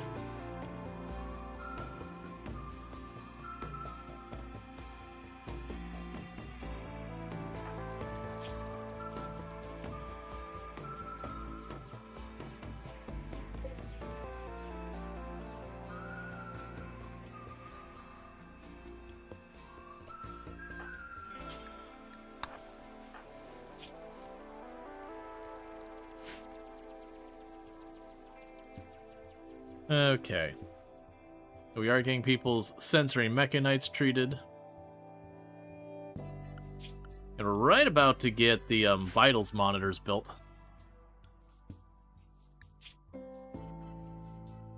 Now we'll get to see what the next research we get, because our grav ship is just sitting here completely stalled out, because I can't get that. So if we get the shuttle, I can start bringing stuff down. Inspired trade, that's fine. We get the shuttle, we can start grabbing Vaxstone and bringing it down, and that'll give me what I need to start building this. That's not true. So Braxi, how good is your tend? Not a bad tend. We're going to immediately preach health you, and we'll have the next tend be Glitter World, because Sobraxi is an unnatural healer. We prioritize their care over anything else. Let's see, should you prioritize getting a bunch of colonists before expanding, right? Numbers are the go-to in combat? No, so combat in the game does scale based on numbers as well as the other stuff. So if you just beeline to get as many colonists as you can fast, and don't get a chance to like kind of circle back to get the skills up for them, it can actually be one of the things that'll get you killed very easily in the game. Just because, you know, you're going to be dealing with some very, very half-trained people and all that. You also usually only get so much control over who you choose, and generally speaking, it's better to hold out for better colonists than to just accept tons and tons of anyone who comes along. Getting a bunch of not great colonists will make be actively negatively bad for your colony.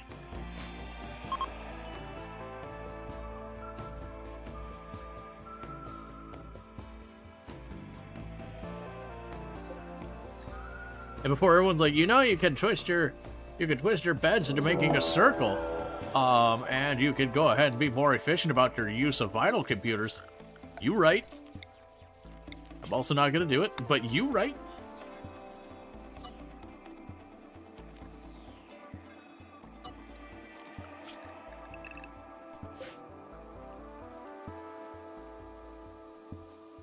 But yeah, no, when it comes to deciding, like, the scale of what your threats are and all that, it factors...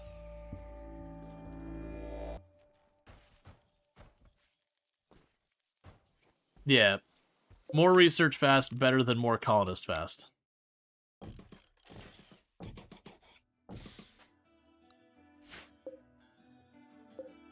Alright, so we're starting to push what our power can handle, so I'm going to toggle that off right now. I've got tons of steel for the moment. Heat wave, okay.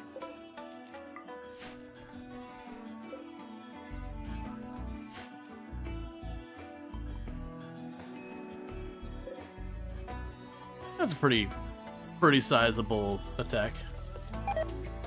Yeah, well, those computers can handle beds? Light beds? Yes, it can. But then you gotta do some really cursed, like, flowery, twisty pattern of your beds.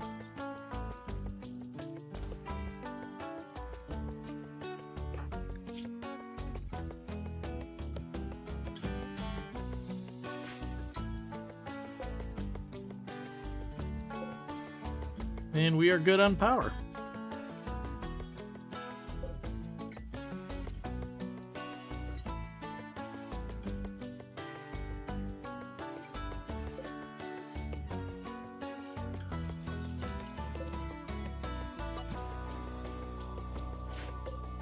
And let's go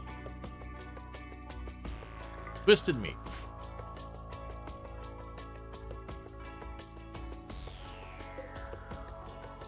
And no Twisted Meat.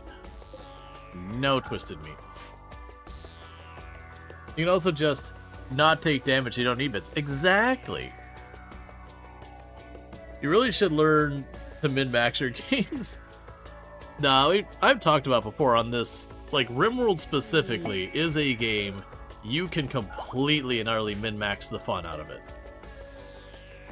Let's go turn off those big floodlights. They do actually take a decent amount of power. Not turning the meat into chem fuel? Not at the moment. I've got 572 chem fuel just sitting around. And a boomalope.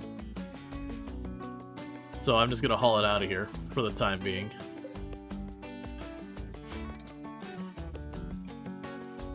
Because that'll keep some crafter going all day, every day, to just fill up everything with chem fuel. Because this thing's already full, and I can almost fill it up another time over. Like 100 drones. We need more chem fuel for a colonist to attack it with a mood break? Exactly.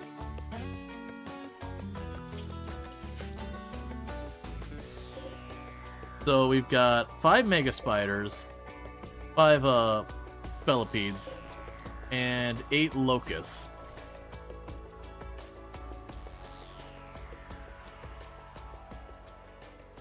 What are you upset about? Serious pain. Oh, because sensory mechanites. Yeah, that'll do it.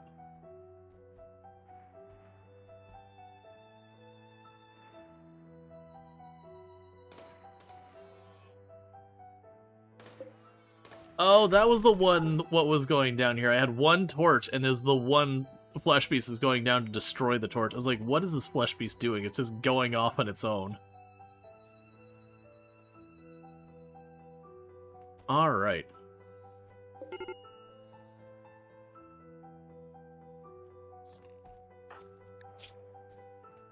Yeah, so you're getting really upset from your serious pain. How close are we doing to doing a reformation? Oh, we're like right there. Okay, let's go ahead and... I don't really want a new colonist, so I'm hoping we just get a good result, get our 2 reputation. If we get a colonist that pops in to try and join automatically, we'll take a look to see what they're bringing to the table. But if it is something I just don't want to deal with, they're going to go right back out the door. We won't keep them around. Alright, beautiful. And it was 1 point. I needed 2. Major break risk because serious pain for you as well.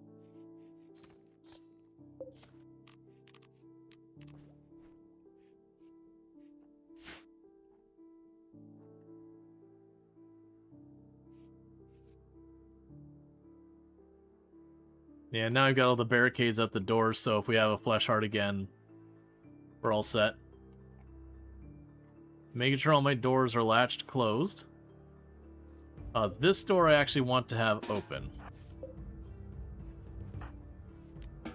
That way if we get a raid, they want to try and attack straight in. And since all my people sleep right here and here, it means I can get to my defensive position pretty quickly. Also, Boomalope. Buddy. That is not where you're supposed to be. Oh, right. We had another one get tamed. And then we released it. Don't fight each other. Today you had a colonist destroy your only 14 components in Mood Break. It can be worse. They could destroy a stack of up to 50 in one go. And it's pretty upsetting when it happens. It is one thing I do think they should change, is when it says tacking a stack of things, it shouldn't just be like tap, tap, tap, stack's gone. It should be like tap, 1 unit's gone, tap, 1 unit's gone kind of thing. Because, yeah. Or an anti-grain in the Familiar Warehouse. Yep, that's always a classic. Alright, so you'll be all over that soon.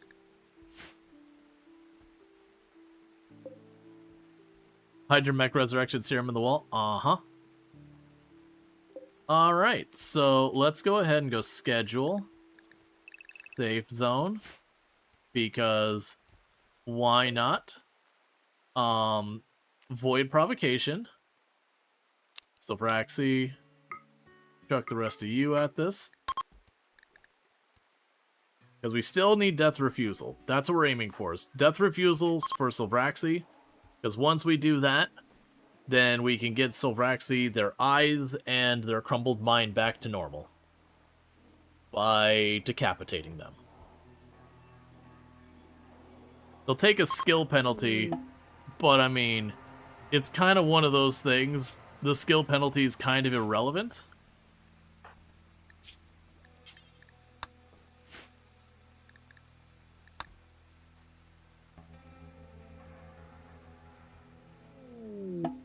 Cult escapee.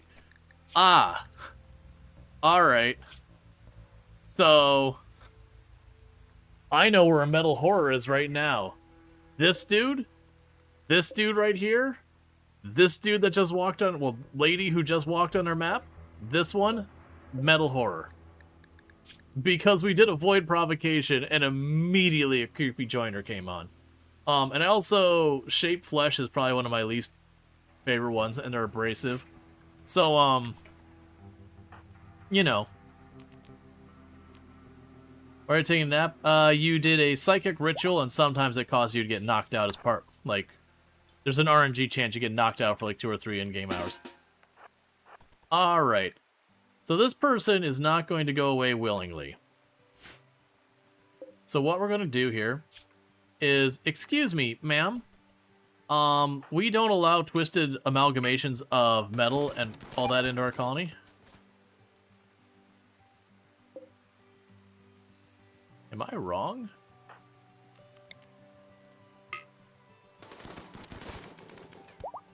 Nope, I'm not wrong. Murderer. Implanted by an insectoid.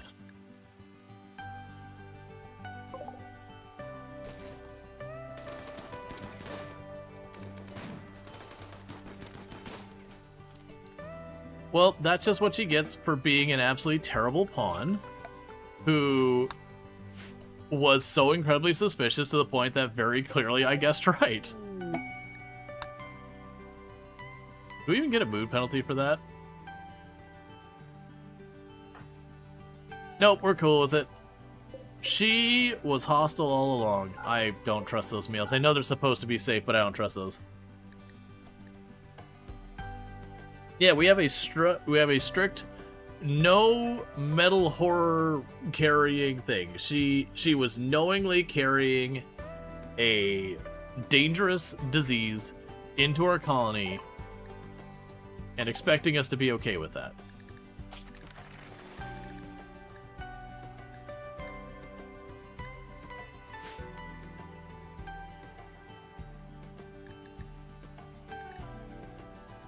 Jimmy, have not known? Nah. Do they have any redeeming stats if you were desperate? No, that was the reason why I was like, absolutely not. Because when you looked at them, they're abrasive, so trait-wise, it's terrible. Shaped flesh, I find to be pretty terrible. They had a couple of skills here, but nothing I would... Like, right now, we're at the size of the colony. I don't like getting much bigger than this. So, if I'm going to be taking on another colonist, they gotta be bringing something to the table. Or they're a child. I will usually always bring on children. You know, we're not cruel or anything.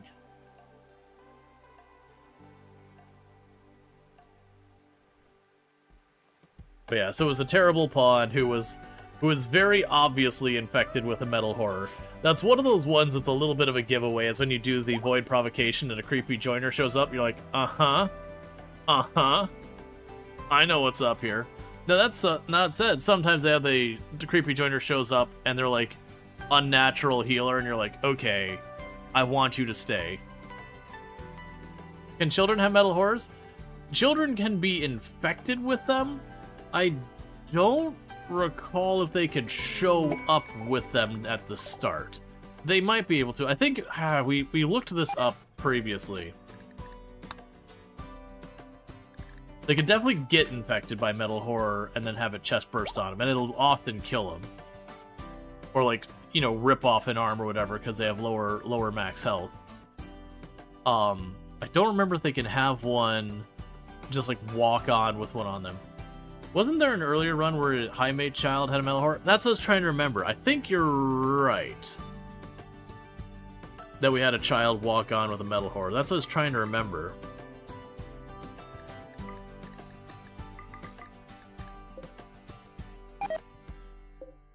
They can in Brildane's game, but you know if that's a mod. I think they just can.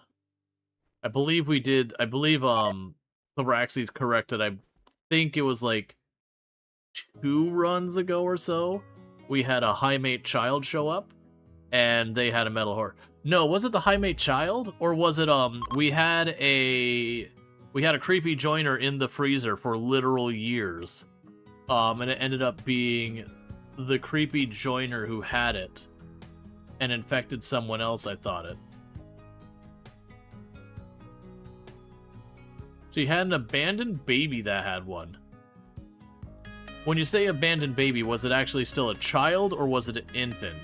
Because I haven't heard of the abandoned baby event.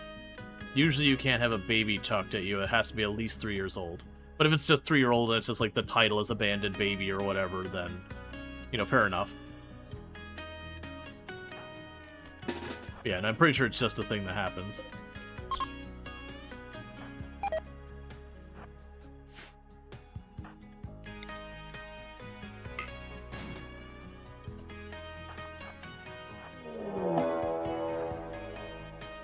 Okay. Bold decision, let's see if it plays out.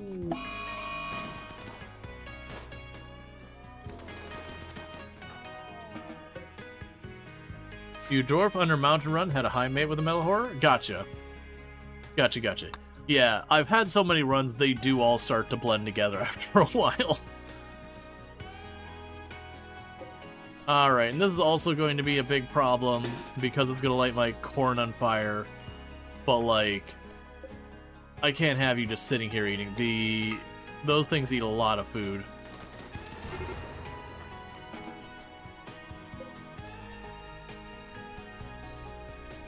We can get that put out pretty quick with everyone on hand. Like, it might lose just 1 or 2 pieces of corn. Nope, not even 1. Just a little damage on a bunch of them.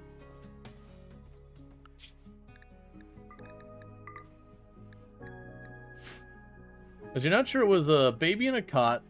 Aren't you saying baby, but you're not sure? Gotcha. Oh, there's the goats. I don't care about the goats. Oh, you can go back out. You don't need to be restricted in here. Yeah, so that's another one to pop. I think I'm going to wait till something shows up like a trade caravan and just dump it on the trade caravan. It's not a terrible one. It's one I could do the exact same thing I did before. Bottleneck this, use a mortar to trigger them to spawn. And then go about my day. Man, we are slowly ruining this map with all the toxic waste we're accepting.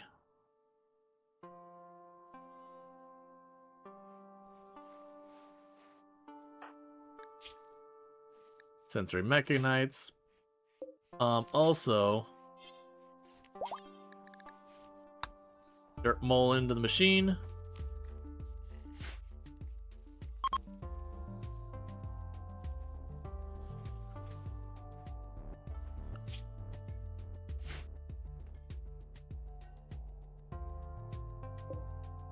Yeah, so technically, in one more Void Monolith, I could actually trigger the finale.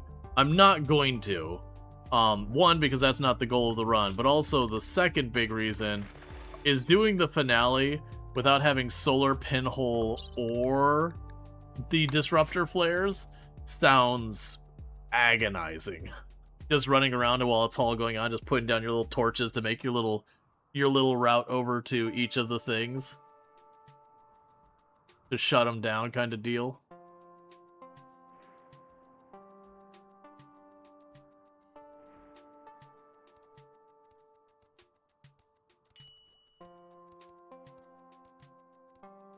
I will say, since they adjusted this so it requires way less of the anomaly things to be discovered, it does really kind of like take away a lot from it where you're just expecting more. I need the unnatural corpse. That's what we're waiting on. We've gotten like everything else.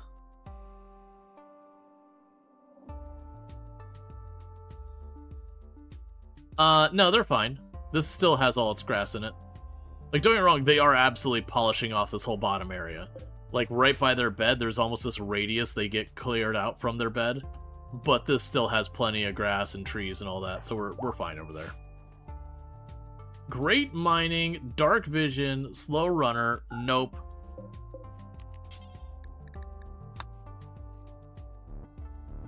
Because we are population controlling them to keep their population down. We need a bulk trades good person, because I need to start dumping a lot of textile. Or actually, you know what we can do? I've been trying to be... No. I need to be careful about my using of my components until we get fabrication. Once I get fabrication, I can go wild with the components. But right now we're kind of on that fence. So main. Yeah, the hunter drone is getting done.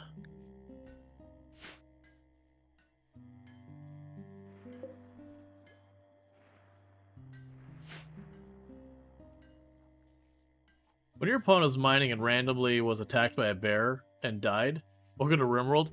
Yeah, no, it's generally worth every once in a while going to your map. And here's a perfect example.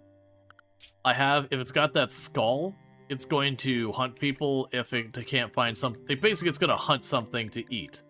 And if your people happen to be what's there, you know,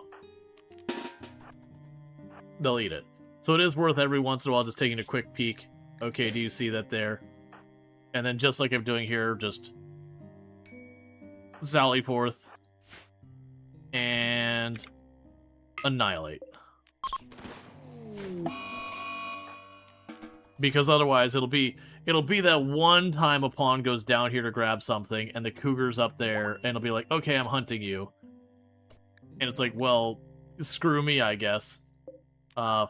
Spew fire we don't care about. Probably didn't need an entire colony for that whole kitty.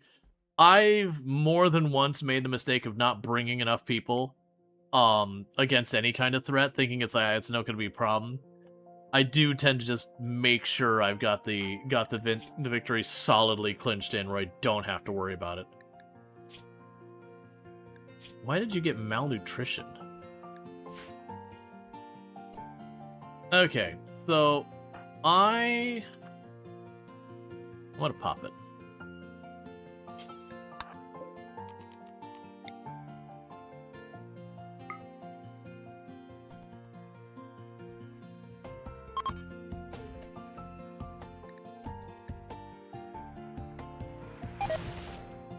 That'll do.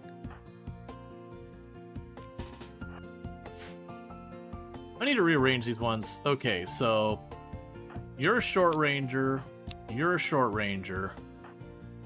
And the rest of you are long. Okay.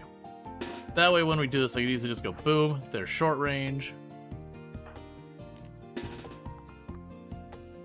Drop you in here. Drop you in wherever.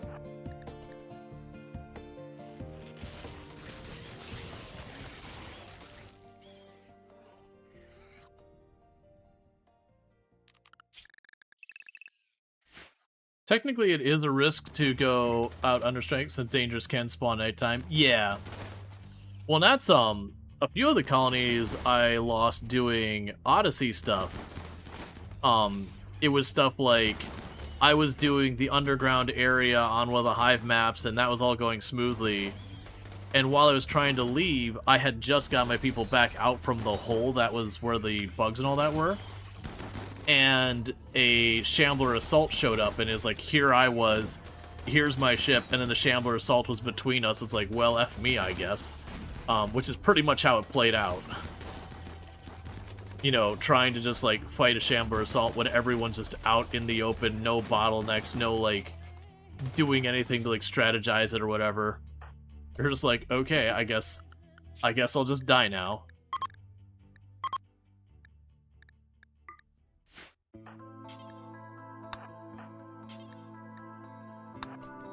Okay. And now that's all sorted and we don't have to worry about it.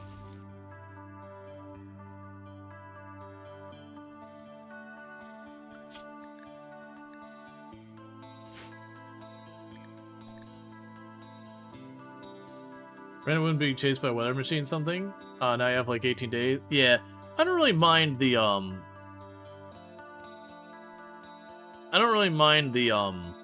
like forced weather. They can be bad, like you get foggy rain at the wrong time and that can be a really rough one. Oh, you pop those tox packs open? Now you're curious what would happen to the tox level in that area? Oh yeah, so it does actually go up. If we look at our tile, this was at 0% tox now, we're at 10%. And it's all me accepting contracts that give pollution. So like all this is where someone bribed me enough and was like, hey man, you want to do some pollution? To which the answer was yes. The answer was unequivocally yes. Absolutely yes. Normally I don't do that because I have to live on the map I'm polluting. And then if you just, you know, launch it off to your neighbors, I'll hit you with really nasty raids at times. But with doing Odyssey things, like, yeah, we can leave. Who cares if we upset the neighbors and then leave?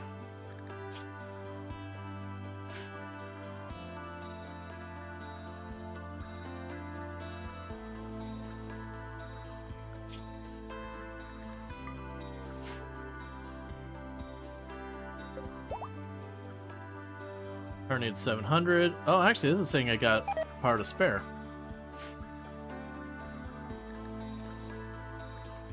No, Gig is healed. They did just get injured a second ago fighting this.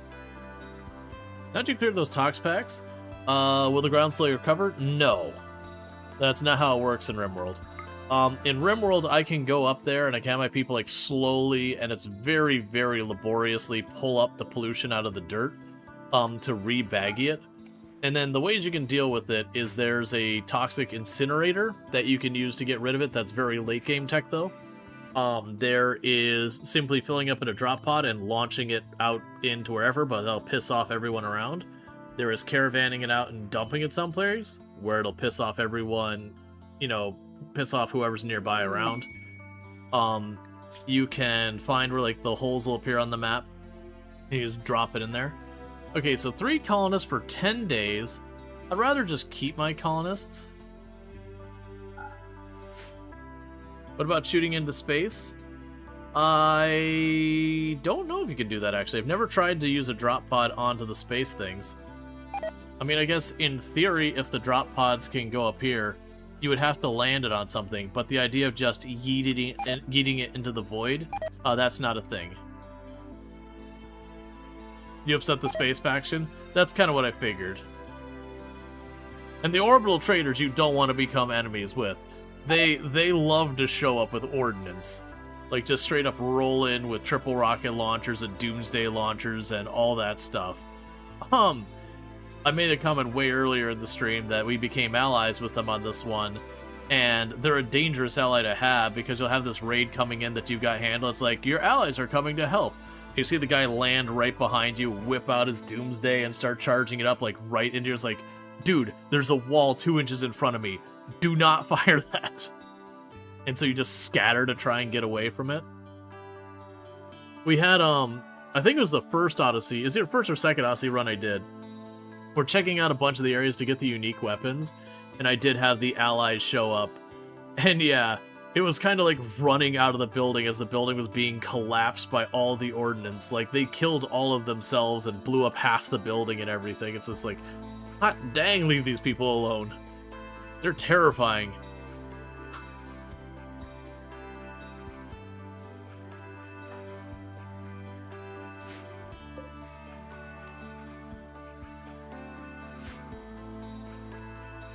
All right.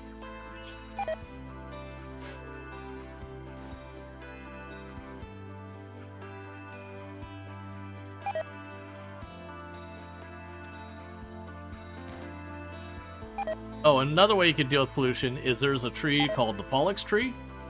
And what a Pollux tree is, let's pretend this is a Pollux tree, it's not. What a Pollux tree will do is it'll actually clear all the pollution like this far around it. And so what you do is you baggy up the pollution, you set it at the bottom of the tree, let the tree kind of absorb the pollution, you baggy up more pollution, you set it at the tree. I have a challenge I used to do a lot, I called the pollution challenge, where I started the map at 100% pollution, maximum pollution on the world. And I had rules where I wasn't allowed to leave the, like, I wasn't allowed to get people who are immune to pollution, I wasn't allowed to do, like, I wasn't allowed to just, like, baggy and, like, you know, chuck it off or whatever. I had to deal with it on my map.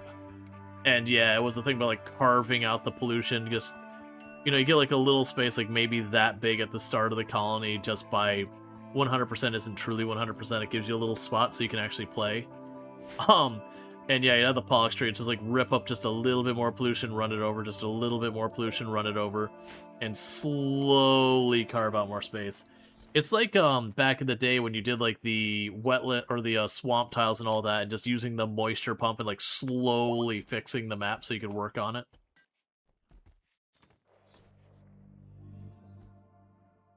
All right. So schedule, save. We want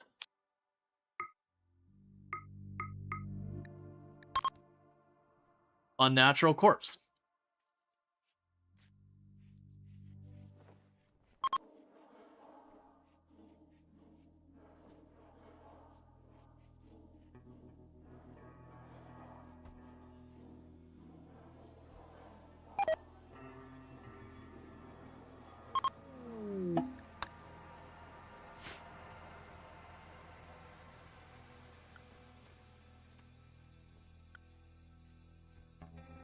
And what that's doing is I'm forcefully triggering something from here to show up. So we have what's left is we have Blood Rain, the Noceosphere, the Unnatural Corpse, and then the three pylons. So it's a 1 in 5 chance we get what we want. Assuming equal distribution. Corrupted Obelisk. Alright. I genuinely do not remember which one is the Corrupted Obelisk. Oh, the Corrupted Obelisk, that's the, cloning one?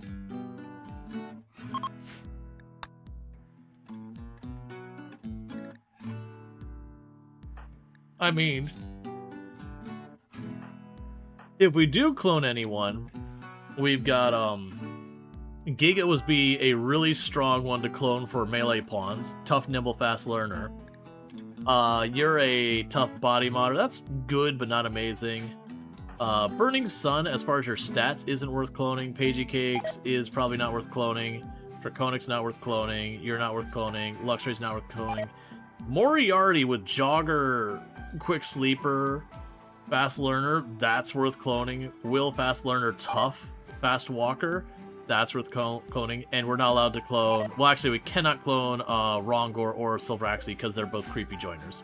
So they're ineligible. Let's see, should you place graves really far for your colony? Or the mood debuff from the dead? So you only get a mood debuff when... The mood debuff is only when you see corpses. Once you bury someone in a grave, there is no negative for seeing a grave. It's just the corpses out and about that gives you the mood debuff. Your colonists will actually go to the grave and either meditate or like visit the grave as like a... It's not social recreation. It's solitary recreation or whatever. So having a grave nearby is actually not bad at all. Rual says you're not worth cloning. It is what it is, man. Yep.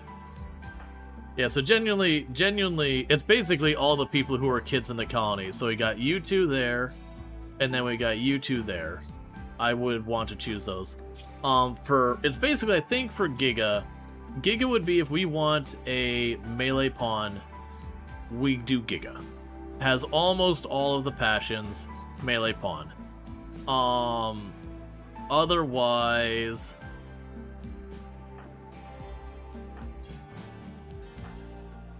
Otherwise, it's a hard call between Will and Moriarty. Probably Moriarty would be the one worth cloning more. Because Jogger is better than Fast Walker. And while Tough is really good, Jogger and Quick Sleeper, I do think makes the difference. Then Will has a melee passion, but no shooting passion, versus Moriarty has a passion in both. And then also has a passion... I mean, but Will has a passion in medical. Either way, honestly, any of those three, I'll probably go for Giga first for the cloning. Because tough, nimble, fast learner, with already juiced up, like already set up stuff will be good. Now, if we do clone him, I don't get the architect leg. Just to be clear. Oh, I really need you to not be restricted there. That's what you call a big oops. Because if that hits 100%, it goes out of control. Now, you can absolutely abuse and cheese the cloning obelisk. Either manually, where you just deliberately clone one person at a time, but there also is tech that you can do, where you can deliberately have a pawn get ready to, like, get that thing to, like, 98% or whatever, get that pawn to be anesthetic, knocked out, well, probably, like, 93% or 97%, knock them out, run off the tile, leaving the one downed pawn, and just let it hit 100%. It'll go into its cascade, and it'll clone them up to, like, 30 times. All depending on your colony wealth points and yada yada. And all of them will be downed, so you could sit there and quickly recruit mass numbers of them. We're not going to do that tech. I would find that very rapidly frustrating to play having that many pawns.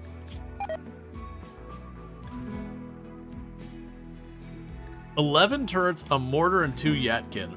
That's actually kind of fun. That the idea that they've got all these turrets, so you can't just push in on the mortar and then just pepper you with shots. Unfortunately, I don't really want to go and deal with that. We don't have the power to accommodate the television and all that. And I really don't need a bow at this stage in the game.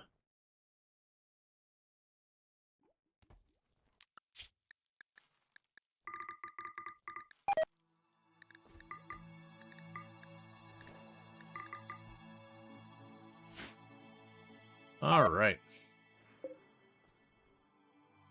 And that's Wardening skill that does that. The good news, we're already starting to see our other 2 people who can do research climbing up there. How's RimWorld? RimWorld's going good. We technically have a functional ship. Technically. I don't have a good source of Gravlite panels, but it is technically a functional ship. We haven't launched it yet because we haven't had to. And it can't carry anything. And is otherwise basically useless. But it is a functional ship. It is the start of one.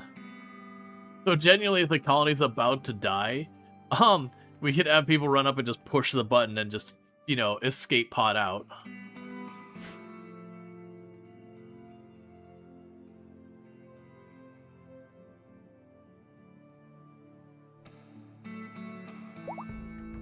You actually don't die without a vac suit. You only die without a vac suit if you stay in space.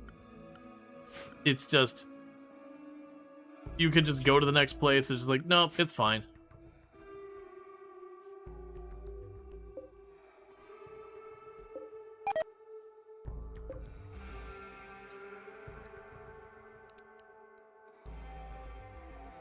Yeah, it's fine.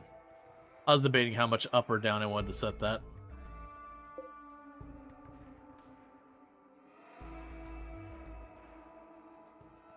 But you ruin the location if you don't make an anchor, you think? Yeah, that's the thing. If we bug out, this tile's done. That's the other reason it's just sitting there. Is I can't use it like it's a shuttle without building the anchor, and the anchor takes 80 Gravlite plates. And I need Gravlite plates to make this any bigger. We literally don't have more or have the ability to make more yet. So it's just kind of like, this is what we're dealing with. Alright, so getting pretty close to getting the Hunter drone. Now we got, like, pretty close to 24/7 researchers. That's been going pretty good.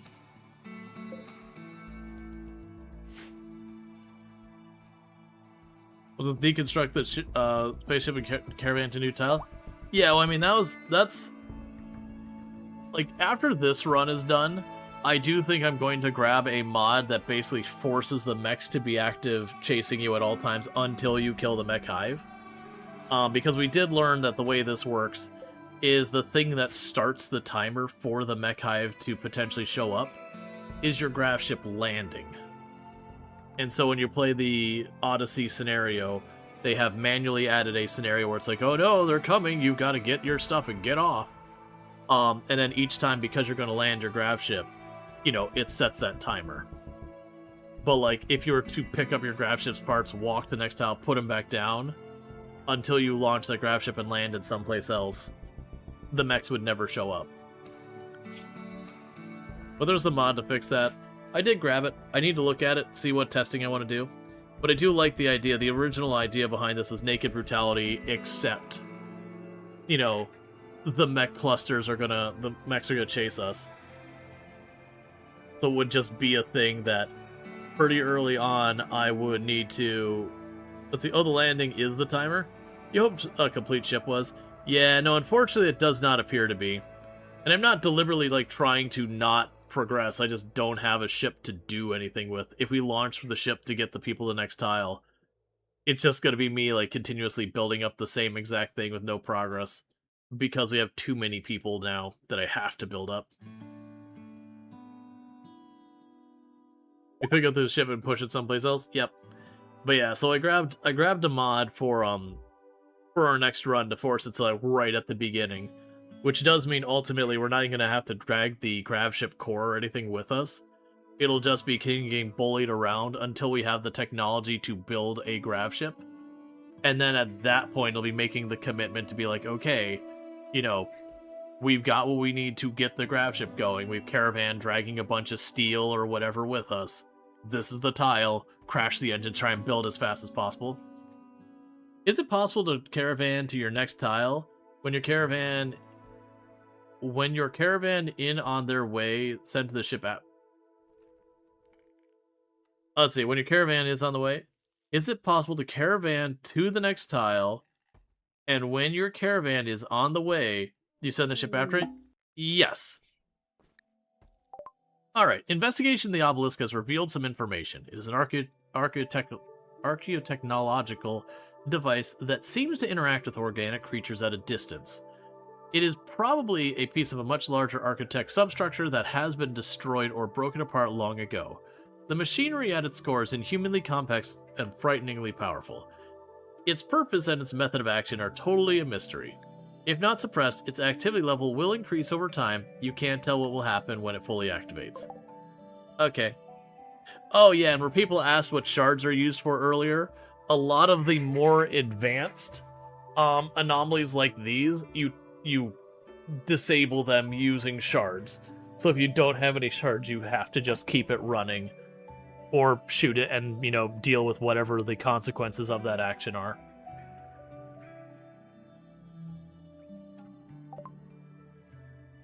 Finished Hunter Drone. Poison Synthesis.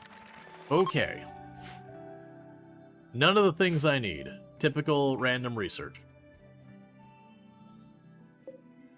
But they're getting better and better at actually doing it. And I could start making these, but I can't manufacture components yet, so we are holding on to our components.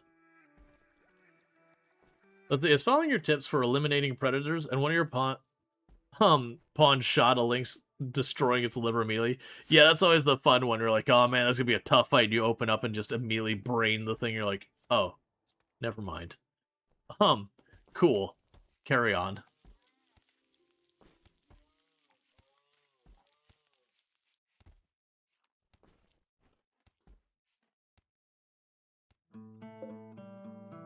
Okay.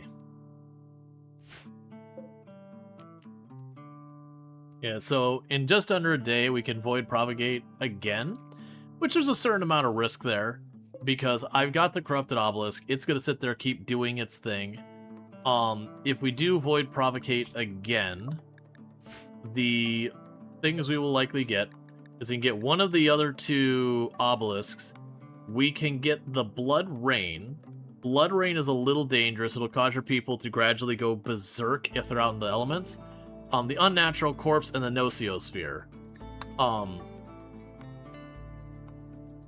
I should probably make a room for the Nociosphere, because that's certainly going to happen soon.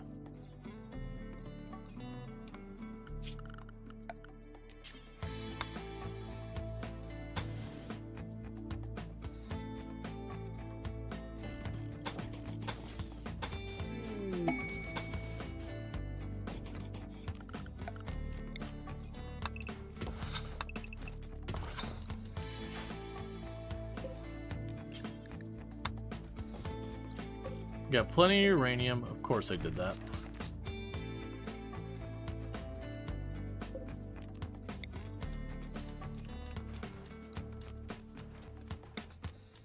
And the reason I'm building all this stuff out of uranium is uranium has a very high amount of health, so it has a very good containment. If I'm going to make another room for keeping anything that goes bump in the night, I'm going to make sure it's got a high containment rating.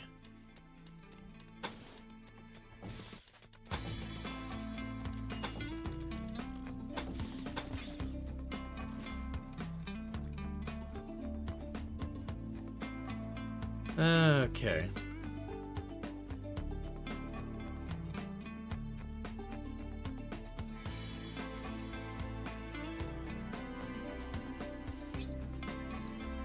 Wait, really? I don't have more uranium than that?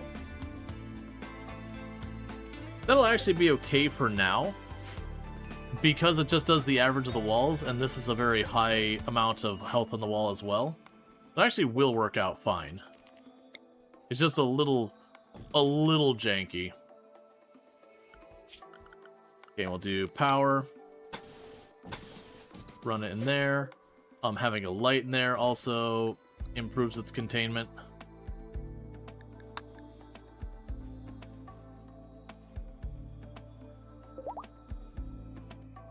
And then we can go ahead and build you as well. Can you uninstall a light ball or just deconstruct it? Light ball? Like a light on the wall you can, and like the other lights on the ground you can. I'm not sure what you mean by a light ball.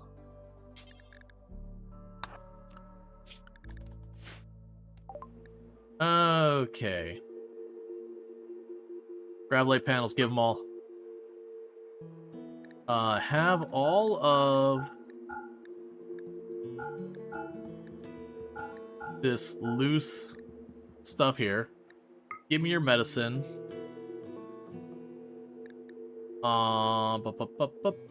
You can have that. I don't care about the tox things. Ideology thing? Oh, the party ball? I have no idea. It's not very often my ideologies end up with the party ball. Just like not for any like deliberate decision making, just sometimes you get those things, sometimes you don't. Alright. So we can do that and dump a bunch of this. Give me the steel.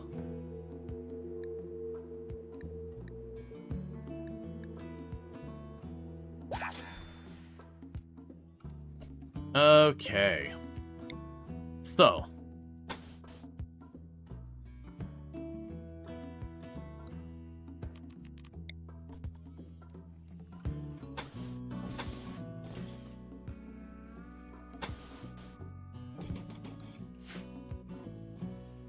We're gonna put down some more tiles.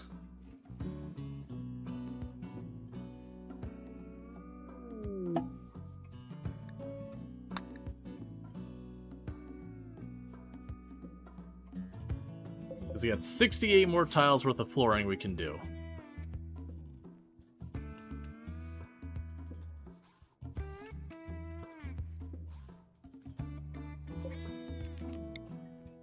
We install you here. That way we can wall in this to protect it.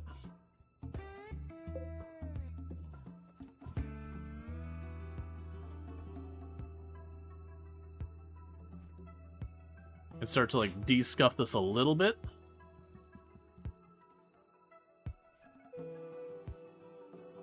And thank you for the follow.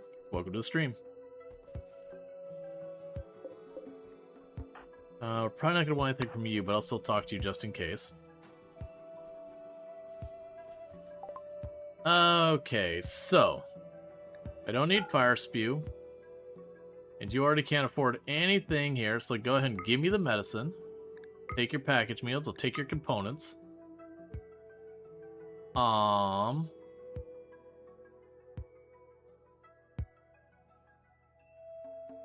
Psychically dead. Yeah, the slow runner can also go away. And you have a nice day. Alright, so we can go to the grab ship here.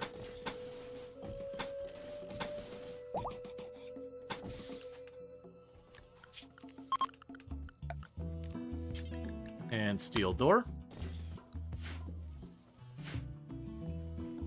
Because I really prefer to keep that locked in where you don't have to worry about being stolen. Okay, so we've got our very first piece of our ship that's actually not utterly cursed. Let me go ahead and expand this down just a smidge. So I can move the thrusters down here and then wall them in at least a little bit.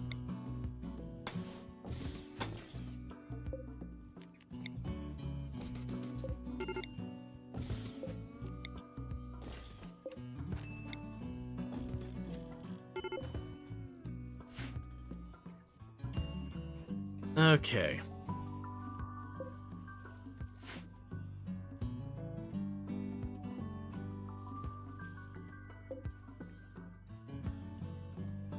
We want to put you there.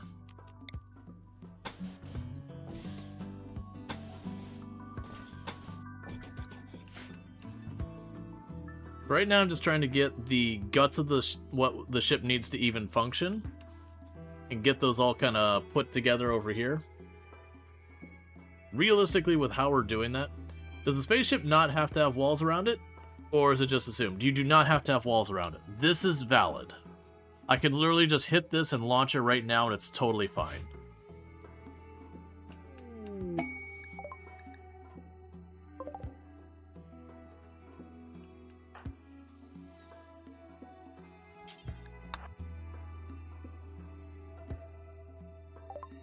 Okay.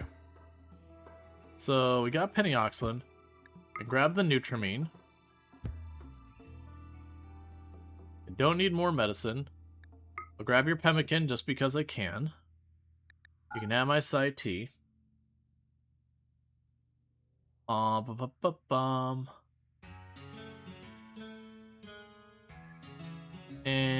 that's good. Okay, so here, I'm going to reinstall you there.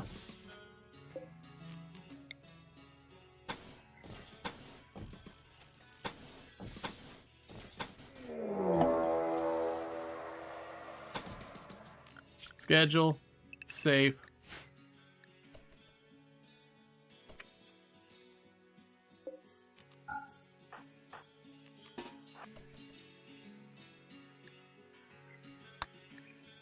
Come on, come on, come on, get over there. I need you to close that door.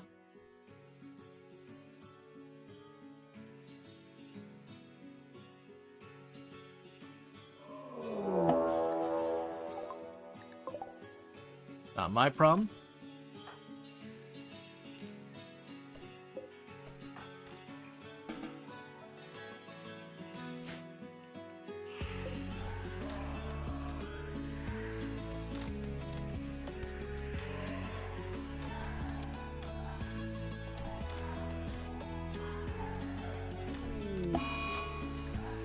Dark visions due to serious pain.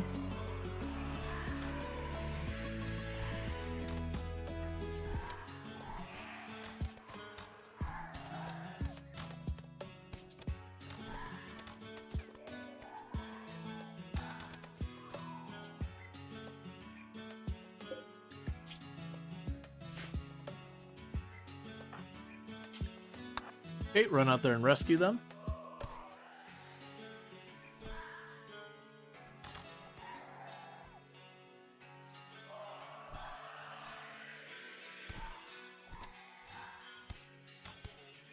Gonna get myself free rep. Not get involved. Hey, don't hold my door open.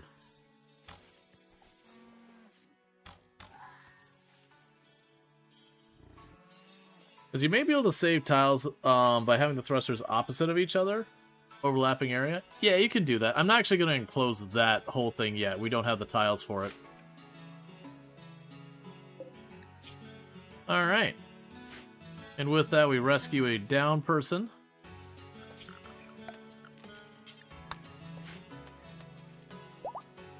Means potentially gaining some rep for taking care of them.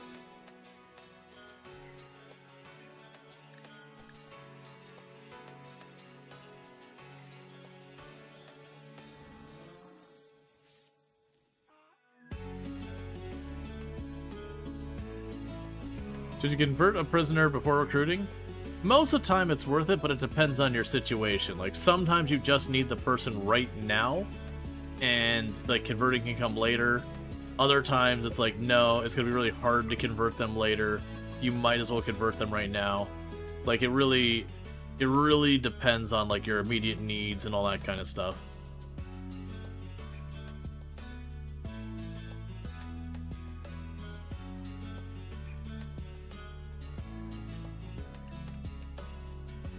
Good thing is you're still staying inside here. I'm curious, it might be when these die that it'll make like the psychic scream. Oh no.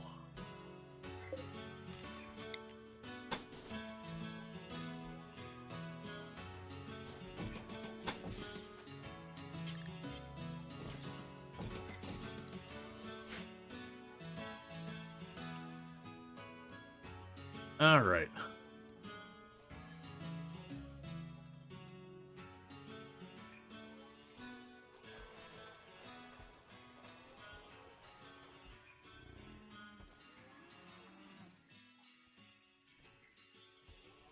We still have 27 graphite panels to work with.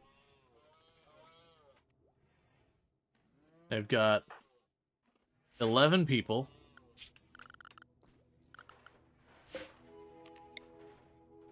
So 1, 2, 3, 4, 5, 6, 7, 8, 9, 10, 11, and 12.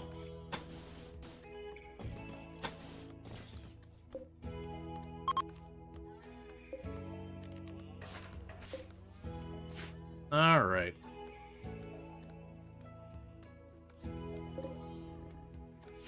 Why are you not dying?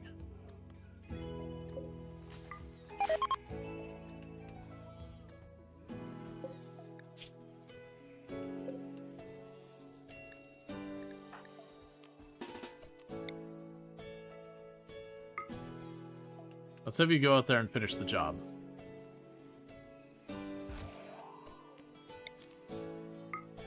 Yeah, my only problem with Randy is he has a tendency to just straight up go have a nap, not do anything for an extended period of time.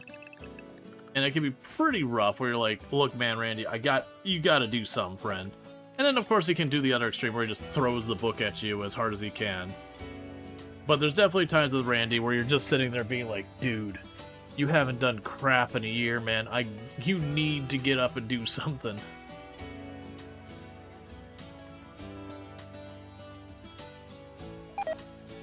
Alright.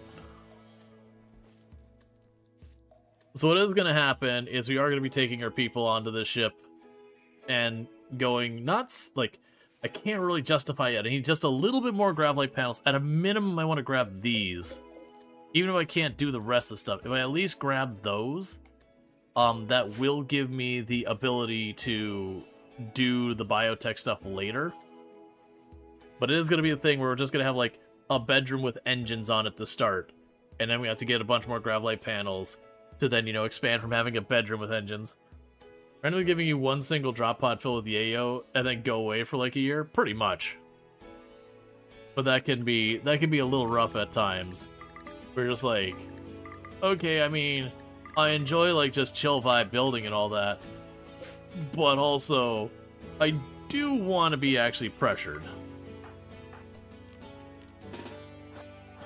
Yeah, Luxray pop this door.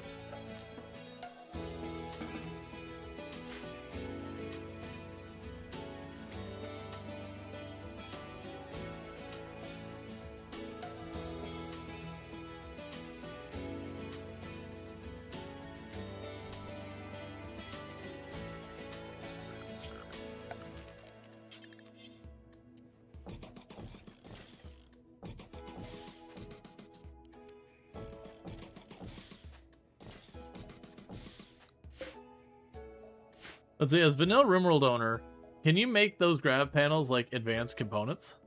Yes, you can make grab panels. They're pretty late game tech. If we look over here, advanced grab tech right after fabrication, that's when I can make it. And they require vac-stone and plasteel. Plasteel you get, like, that's just a normal thing, but vac-stone, if you go to any of these meteors here, you can mine them. Catfish spine. Okay, have a good time. Sure, you can see that being more of an issue for Rual than, say, me, who doesn't mind having time with 0 raids. Yeah, I mean, partially it's because content creator thing. If the storyteller isn't doing crap, it gets to be very dull. And on the other hand, for me as a player, just the same. Like, if nothing is putting any type of difficulty against me, I'll get bored, and then I'll stop playing. Let's see, what do you think about other storyteller, Phoebe or whatever his name? You can never remember her name. Phoebe's fine. I like Cassandra the most. So basically the big difference between Phoebe and Cassandra is generally Phoebe tends to have a little bit more time between your various raids and negative things happening, but she tends to hit a bit harder with them. And so they can, like, either of them can be just as awful and all that. But Phoebe will chill for a while and then just hit you where it hurts. But, I mean, all the storytellers can be easy or hard depending on your luck with the draw and all that. But, Cassandra has a very, like, to me, she has a very nice cadence. Where, like, you're not just constantly under the thumb, like, no breaks or whatever. But you also don't get a lot of time to breathe between things. So it keeps the pressure on.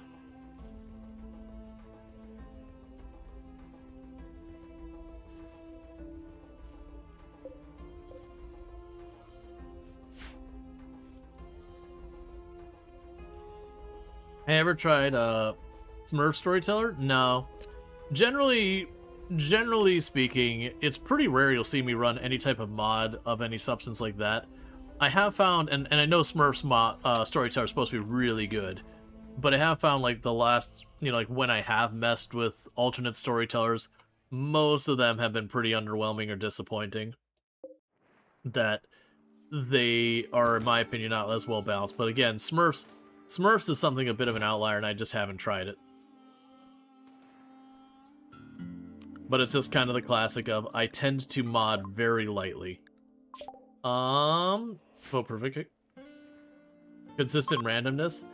Basically the, Smurf Storyteller is trying to fix the part where Randy can just kind of chill out for extended period of times. So it adds a certain amount of, like, predictable cadence to it, but also still having the randomness. So it's kind of like randomness with a little bit of waiting to make sure things do still happen. I haven't looked at all the details, but I know I've talked to Smurf about it before. Like, it sounds cool.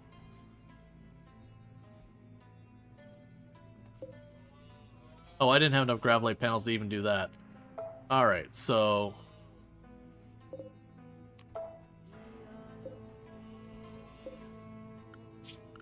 can go here.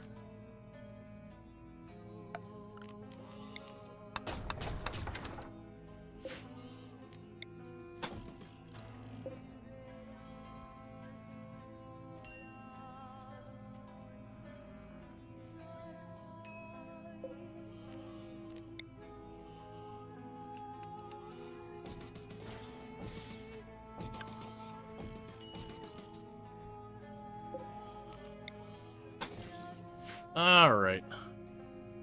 Pretty fun, you like it? That's good.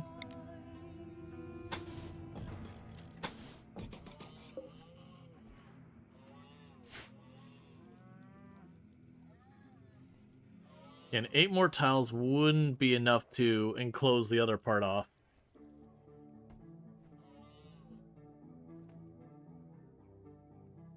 And thank you for the follow. Welcome to the stream.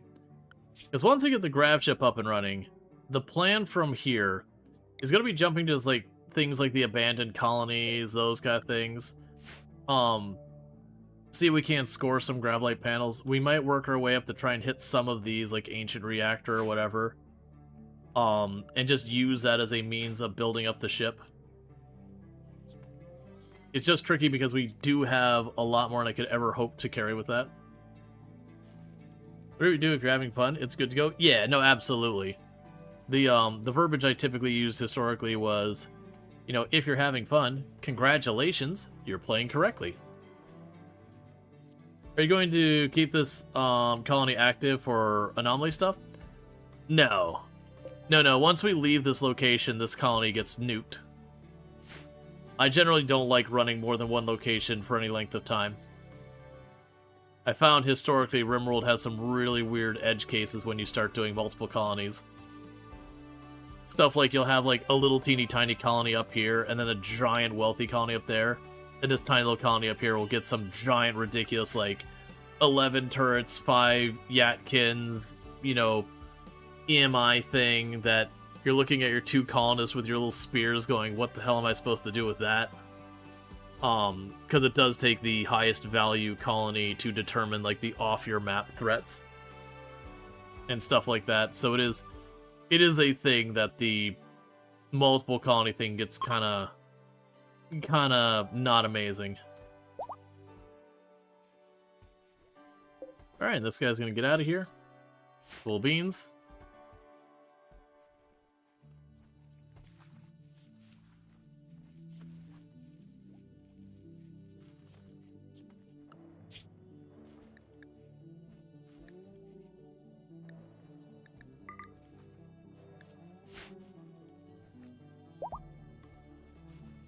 Oh, they gave us a bunch of rep. That looks like 16 rep. Oh, am I out of wood again? Alright, hang on. That's too much wood. Let's not do that. Get the stuff in the perimeter and just around it. Because technically one of those is a wood fire stove down there.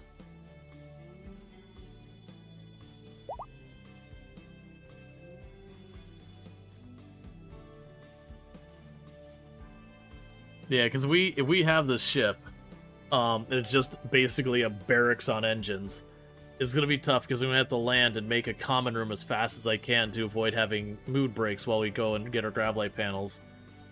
And I'm hoping we can get some different stuff for combining, because they've been giving everyone psychically deaf, which is fine. And you're still doing your thing over here, which is also fine.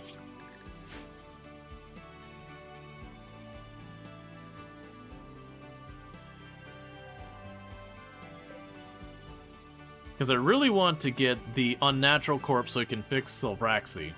Because that would be a good thing for getting out here so you can do more than just stand around and fish. And actually move at normal speed and not lose a fight to a hair and all that kind of stuff.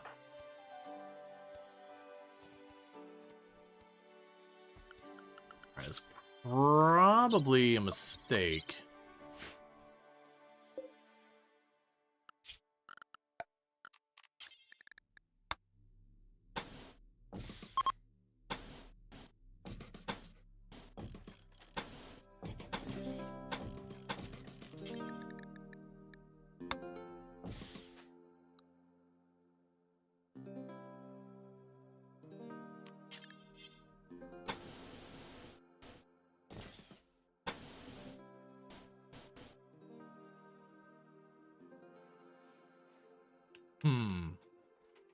Yeah, it's fine.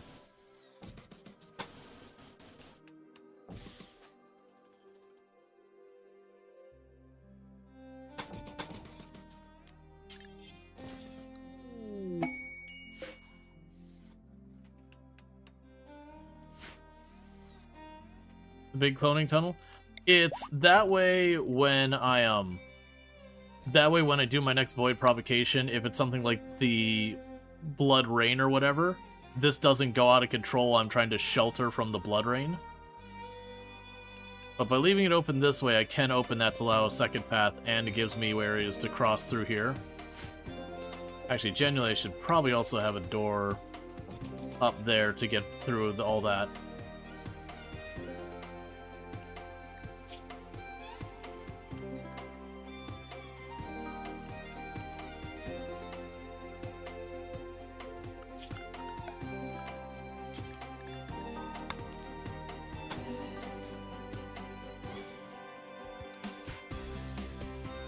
Alright.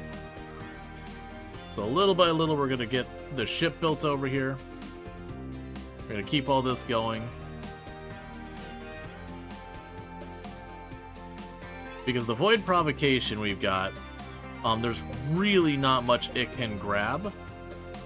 So what we're looking at, the options that are left, is there's the 2 other obelisks, the Blood Rain, the Unnatural Corpse, and the Nociosphere.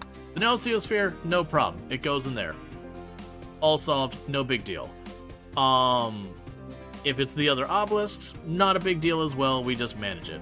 The Unnatural Corpse, not a big deal, we just manage it. If it is the Blood Rain, that's not great. Do you expect a new DLC somewhere between now and next year? Yeah, so I don't have any, like, insider information. Like, I'm not like, oh no, I don't know, or anything like that. Very genuinely, I have no idea. If we were to get a DLC this year from RimWorld, it'd probably be closer to, like, October, November, December timeframe. Tantrum, you are going to break stuff in your room. Have a lovely time. That's not your room. You said you're going to break stuff in your room, not in the hospital. You can go break the barracks. Well, that's also not your room. That's Draconic's room. I guess I'm okay with that. Yeah, if you want to go and, like, beat up on the walls, I'm okay with this.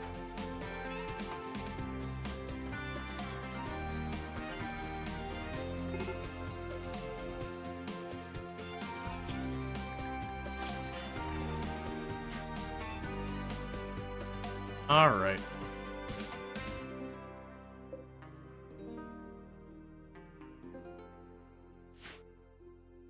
I guess the other thing we can probably do is go floors.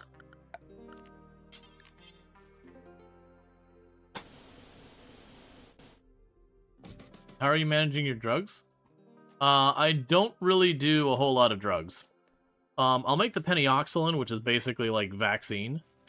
But, generally speaking in my colonies, I don't tend to run around doing, like, go juice and yayo or any of those, which they work well. They're really effective. But, addiction sucks, man. It can be managed, certainly.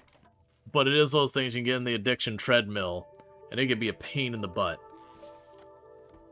It's not that I'll never use the drugs, but I generally don't kind of just craft and keep my stockpile of go juice, whatever. I'll tend to trade wherever I locate. Fear pods. Okay. So it'd be a centipede burner, gunner, cyclops, 2 lancers, a Minotaur, scorcher, tesseron, a countdown actor, mech node, a mech drop beacon. So the neoformer's cool and all that, but we're giving ourselves psychic death. And while I would love to get that 39, I would, if there was an unstable power core listed here, I would do it. Or if the reward is better. But for me to have to fight a bunch of mechs, yeah, I'll get a little bit of plasteel, a little bit of components, and that's certainly worth mentioning. I don't know. That quest doesn't super excite me at the moment. Alright, bear with me, chat. We're on an ad break. I'm going to quickly use the restroom, and I'll be right back. And thank you again for tuning in, and I'll be right back.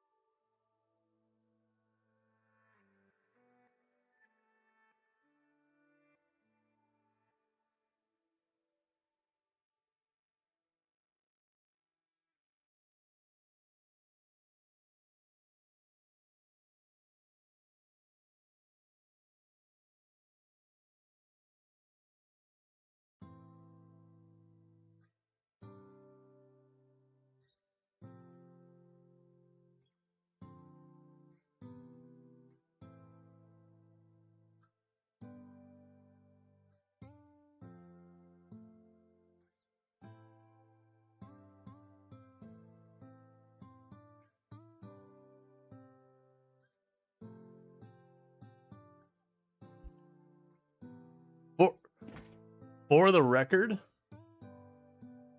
I won that fight with the War Queens. It got real sketch at the end, but we didn't have anyone die. We had everyone down, but like 1 or 2 people who were running around with like 8 or 9 open wounds on them. But we did win that fight, and got everyone patched up without casualties, and resurrected Cannonhawk, who definitely died not very long after that to something totally unrelated.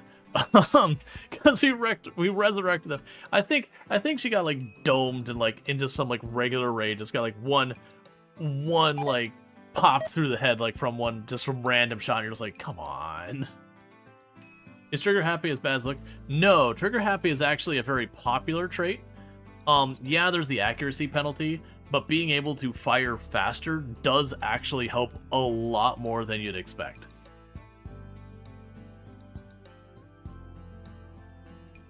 Because the thing is, when you got lots of enemies, and they're all bunched up, your misses can still be hits. Yeah, no, we get a lot of those ones that get pretty sweaty over there. Let me go ahead and get a shout out for Treacle. For those who don't know, Treacle, absolutely fantastic content creator. Also plays a lot of RimWorld and all that good stuff. So if you enjoy RimWorld and all these types of games, you'll be wanting to check that over there. You just give a Trigger Happy Pawn a minigun and let him go wild. Yeah, any gun that would be... So there's lots of benefits. Like, for example, if you have a Trigger Happy and you have 2 people running up to each other with chain shotguns, one is Trigger Happy, the other isn't. The Trigger Happy one gets to shoot. The other one may or may not. All depending on how it goes. But yeah. No, and also, unrelated to us, I need to get back with you about, like, doing one of the commercial things. I genuinely do plan to want to all that when you have time. Like no rush on any of it. I'm just basically saying I haven't forgotten. Just with the agency stuff and everything, I've been very distracted. It's 4 a.m. and you cannot sleep. I know this feeling very well. I'm pretty open that as an adult I was diagnosed with ADHD, and one of the primary symptoms is insomnia. Woo! Good times. Not really. It is what it is. Pros and cons. Some things are more frustrating and all that stuff. A Muffalo has self-tamed. Alright, animals, manual, Muffalo, 0. Goodbye, Muffalo. Just give Trigger Happy a weapon, with a pawn with a high fire rate. Oh man, do I have someone with Trigger Happy? I was trying to remember, I think it's the speed between shots that is the thing that matters. So Trigger Happy is good, like, for anything where the negative is like how long it takes between shots to be the go. So machine guns can be a big one. You know, miniguns and all that. It can also be good though, even for ones that aren't, like chain shotguns, SMG. It just basically means you're getting more bullets in the air. I wouldn't even worry about like what's the ideal weapon to give a Trigger Happy pawn. It's just give them a weapon. Yeah, Trigger Happy is lower accuracy. So, like, giving a Trigger Happy pawn a sniper rifle is a bit of a mixed bag, but the fact that you still get that many more shots in the air can usually work out pretty well. Yeah, exactly. High shooting skill still works out well. It's basically, early on with Trigger Happy, it's pretty rough, but once you start getting your character some skills, they don't solve it, but they make it a lot less of something to worry about.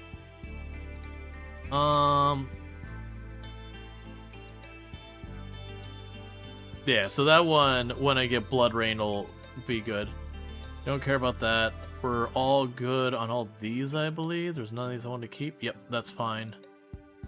You don't really have a whole lot I want, do you? So give me the Nutramine, go over here. That's not what I want. Go over here. Give you a bunch of those so I don't have a huge stack of them. I guess honestly, that's just give me the money. But it helps leveling shooting too. Yeah. just shooting gets you your XP. You don't it doesn't actually care what the results are. But yeah, so generally speaking, trigger happy is a very popular skill. I don't go out of my way, like I don't see trigger happy and go, ooh, trigger happy. You know, it's fine. Like if I can grab it, sure. I'll usually prioritize a lot of other stuff like Industrious and Jogger and Tough and all those over it. But it's a little bonus. You get a little extra something out of it.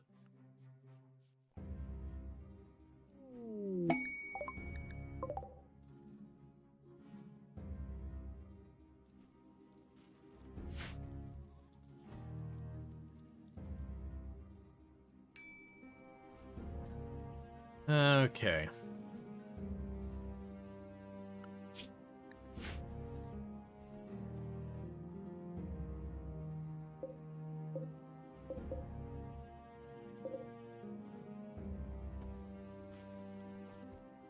Yeah, it's fine, and you're doing your best to handle all this stuff.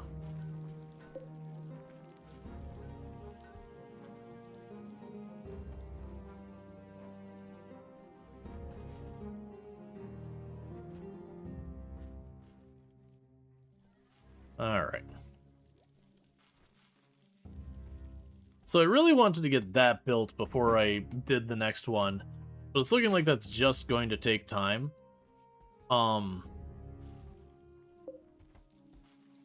Yeah, they're just continuing to cut the marble again and again because that's just, we've got it everywhere on this map. Let's see, Careful Shooter is good at low shooting, but bad at high shooting. Makes shooting level lower, usually the worst at trigger happy. Yeah, no, generally I don't care for Careful Shooter very much. Because in a lot of fights, you're kind of more concerned about getting as much ammo in the air as possible, because you're just going to have more opportunity to deal with your problems that way.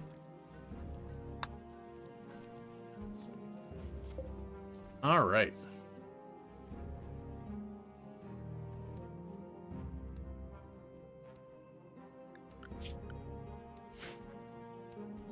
Yeah, they're cutting lots of brick, it's just mostly marble. The good news, they are getting to the point that the amount of marble blocks just sitting up here are going down. And I do actually have this bench queued up. Let's drag that to the bottom again. So that way they spread out the type of bricks more.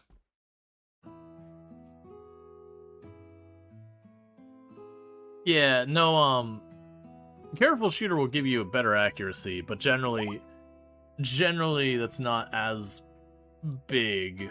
Like early game, it can be painful, and you're sitting there with your like crappy, poorly made short bow, and you're just missing everything. But usually by like mid game, when you're starting to sit here and having people relatively high shooting stuff, you're gonna hit a lot of your shots. Not that you can't get unlucky and have one thing run at you and just miss on all sides of it again and again and be like, come on.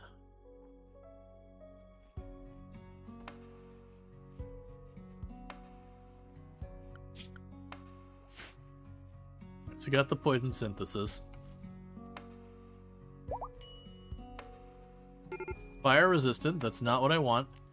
Okay.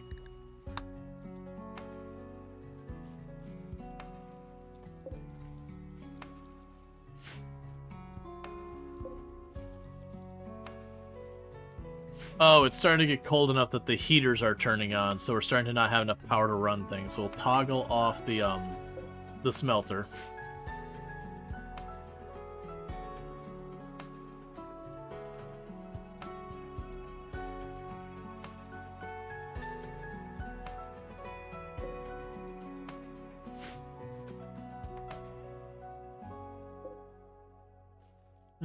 Okay.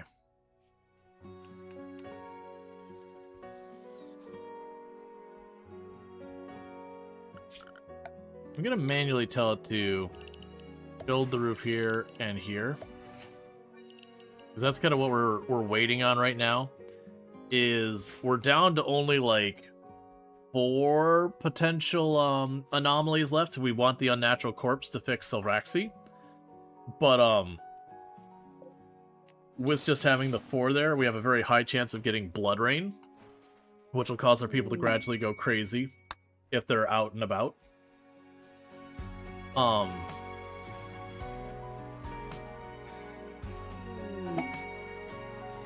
Aerial attack. Let's see. So you can send 5 people over. Give me standing. You'll give me a bunch of silver. I'm not going to worry about that. I'm just trying to, like, full send. Strong melee and dark vision.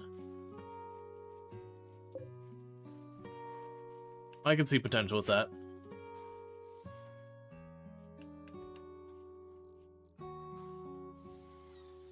Yeah, I honestly think we'll be good here. Alright, so Void Provocation. Grab you. Chuck the other 4 who can actually do stuff on here. And just double checking on our list. On our list, we can have the Nociosphere, Blood Rain, the 2 Obelisks, or the Unnatural Corpse.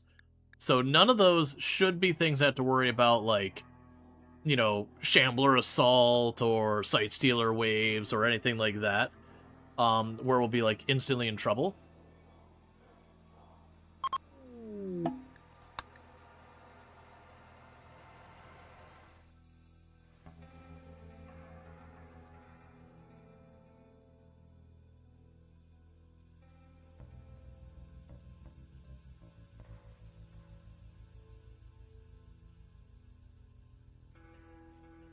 Alright.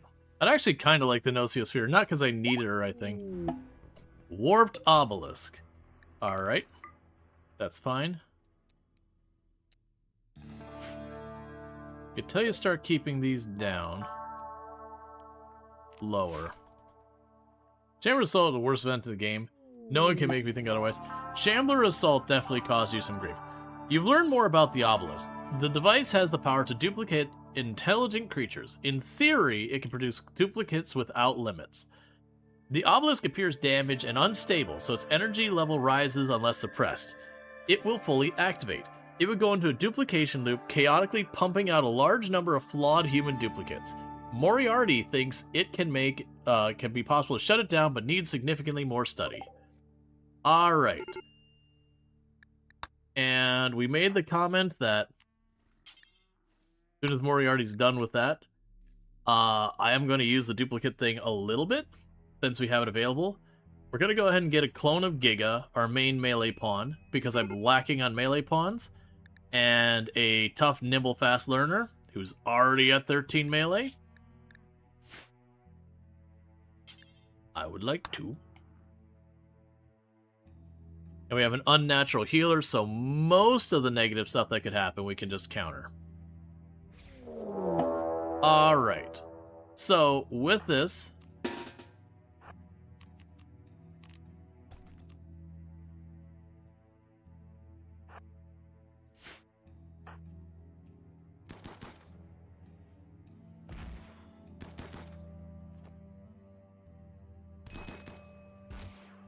Nice, we did knock him without killing him. And we didn't even destroy any organs. So with this, you are now a prison.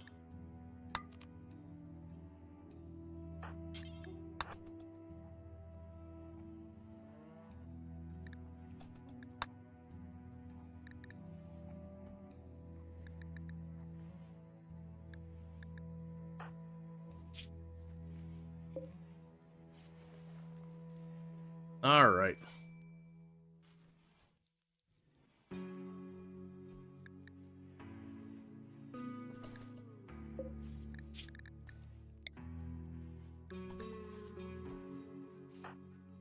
Shoot Frenzy. Shoot Frenzy. Inspired Recruitment. You, in here.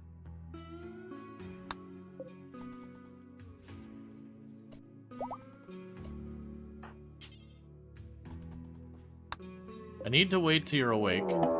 Moriarty is disappearing. Moriarty noticed the activity of the Warped Obelisk. Some mysterious internal mechanism has come to life, causing Moriarty to begin to disappear. She will soon vanish entirely. Have a nice time, Moriarty.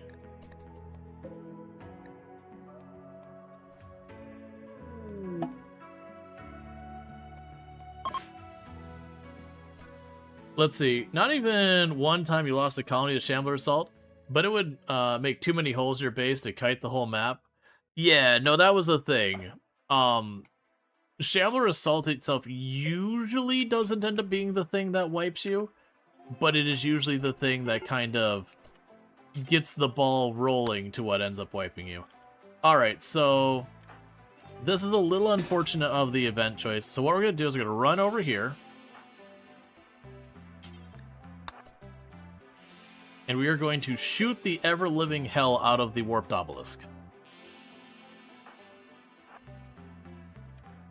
causing a bunch of us to all be teleported in there. Disease flu. Could you not be the way you are, game?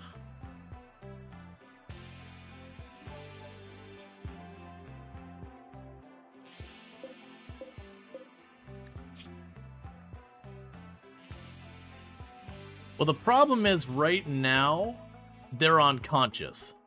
So until they're not unconscious, I can't do anything about it.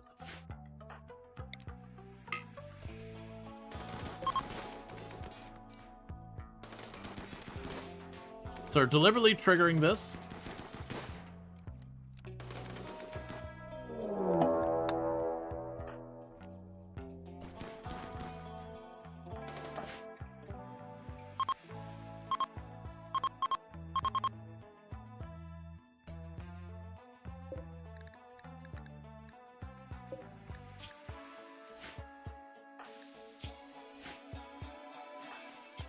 Start forcing the door open. Start forcing the door open. Start forcing the door open. You can just pop that one open without having to do anything. Start forcing the door open.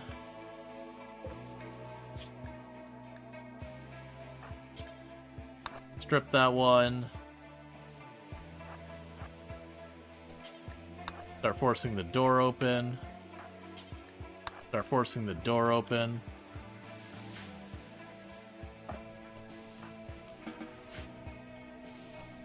Go deal with your stuff.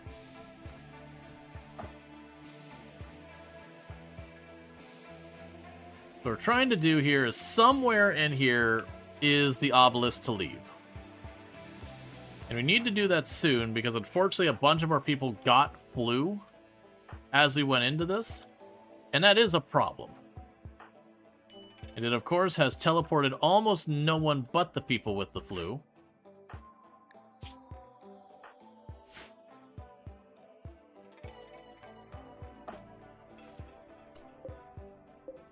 Alright, hey. Right now, go big or don't bother.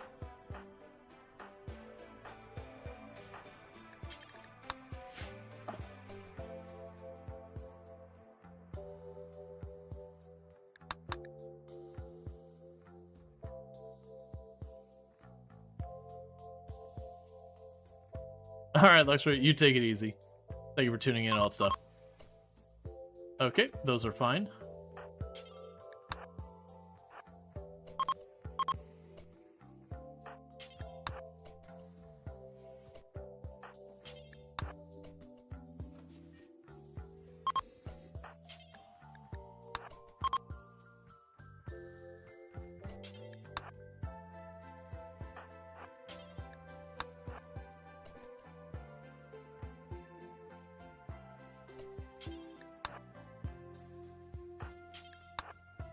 Okay. Let's leave that alone. It's activated by proximity.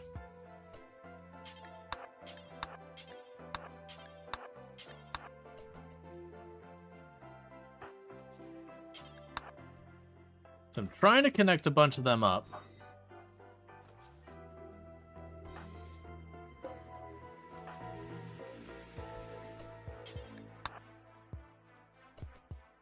You're forcing that door. Hey, the follow. Welcome to the stream. Yeah, so trying to group these four up. Gig is so far on their own, they're just gonna pop doors and hope for the best. Alright, you're both treated, right? No. Who else can doctor out here? Luxray, buddy. Don't let your friends die.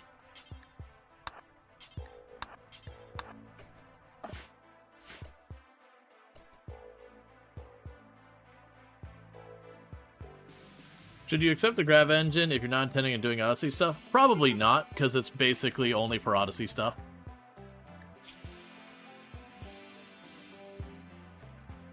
Sunlight sensitivity, you're in a labyrinth.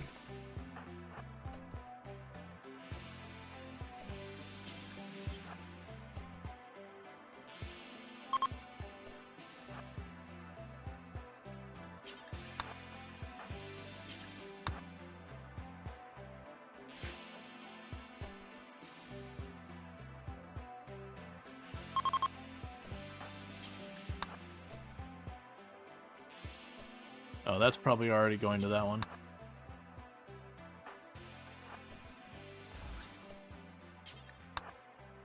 Alright, you found a dead end. Congratulations.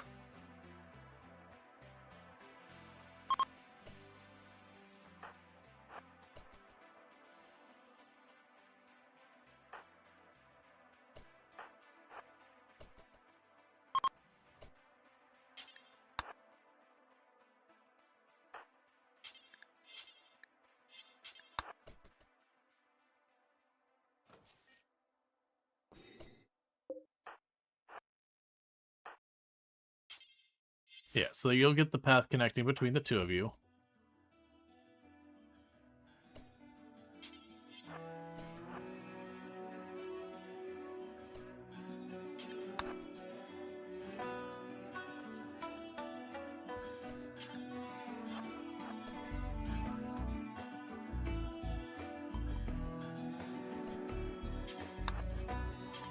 And normally I'd love to explore this a little bit more.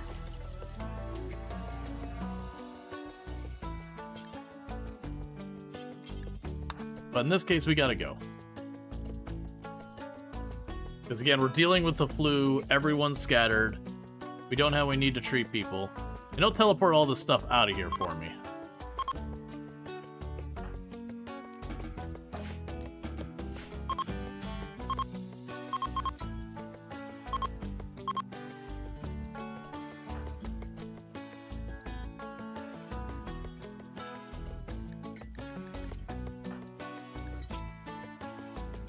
Okay.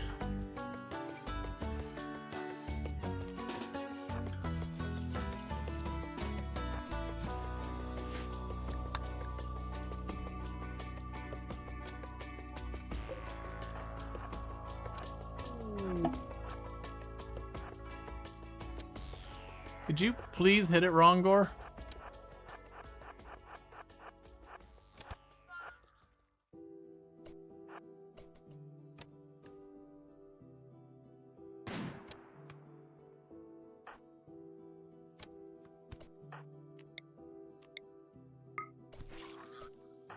That's fine. Alright. So you're consuming a meal. Just best. Best. That's fine. Best. Best. Really? You got your pinky cut off there?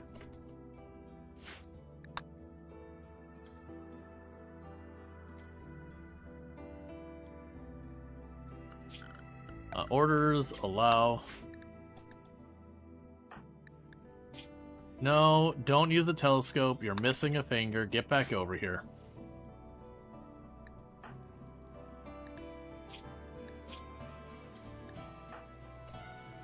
Where are you?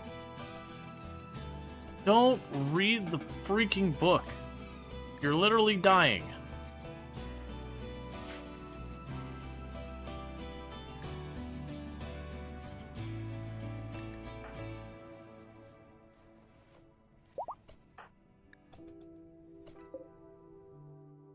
Okay, what's going on with you? So you got all your stuff here.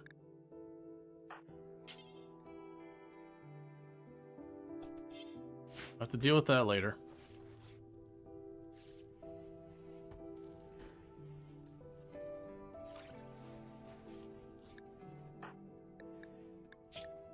Is there any benefit in rainy thunderstorms besides...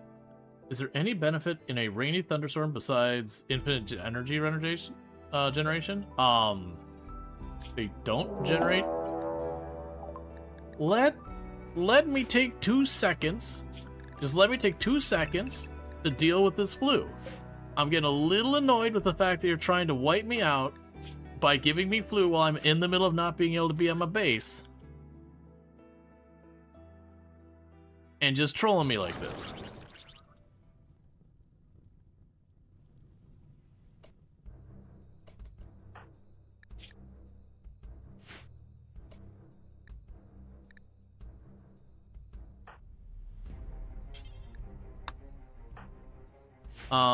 Man, everyone's pissed off or flu. Okay, so Burning Sun here.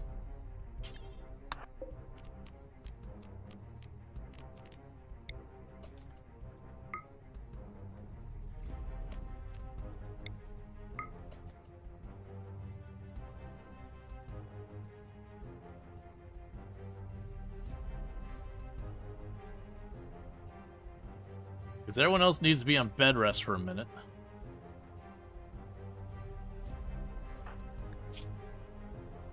So you're winning by a little bit. You're barely winning. You are losing by a little bit. You are losing by a little bit. And you're losing by a little bit.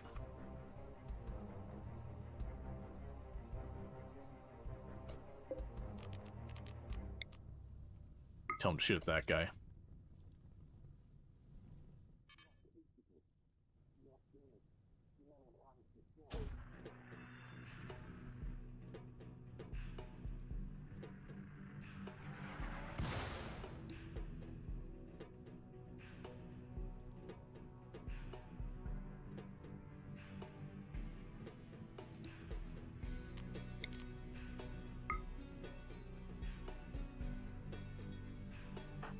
They've got an unnatural healing for if someone looks like they're actually going to not make it.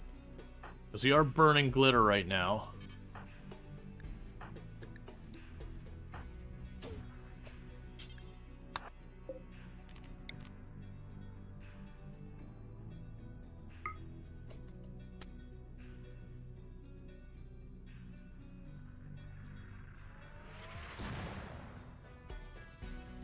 Nice hit. Really? Okay.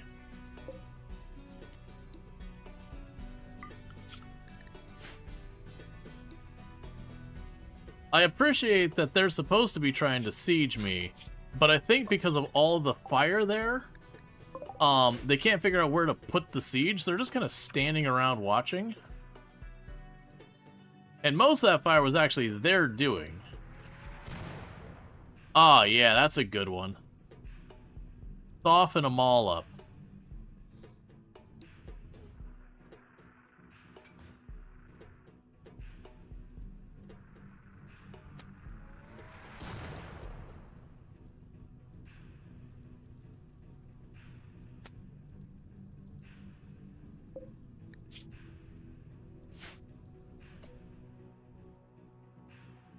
Okay, make sure we keep it on actual individuals.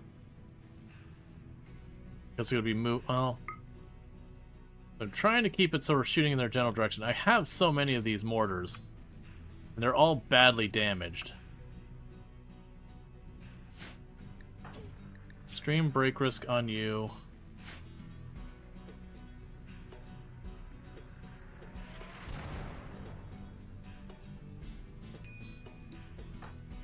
Medical treatment needed on you.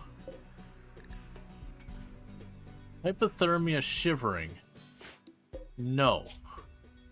Stop it. Also,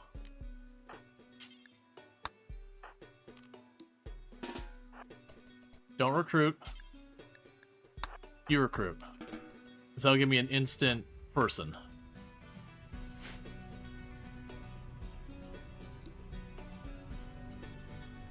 Okay, it has started to rain, unfortunately. So it's time to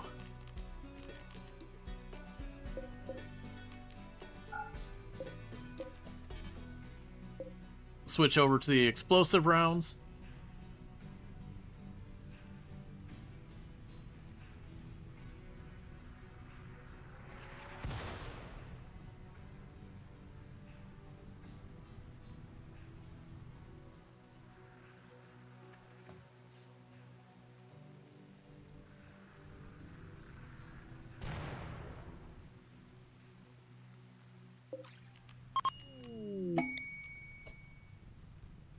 Put you down there. Alright, we'll deal with that one in a minute. Right now, I've got other things I gotta worry about.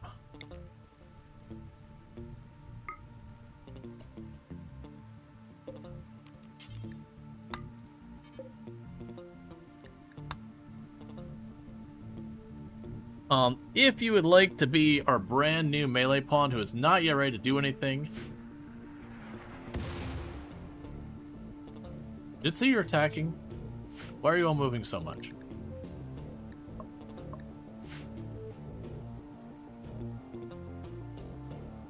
You all stop for just a minute. Go get your food, do your self-care. Because I think they're trying to set their spot. And I need to figure out where they are so I'm not shooting all over the place. Okay, so let's check on our people. You are slightly winning. You are slightly winning. You are tied. You are slightly losing.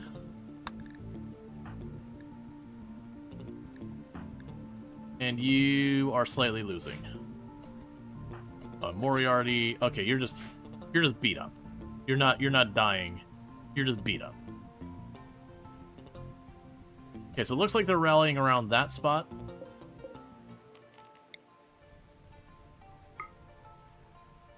Let's go ahead and get you two back on this.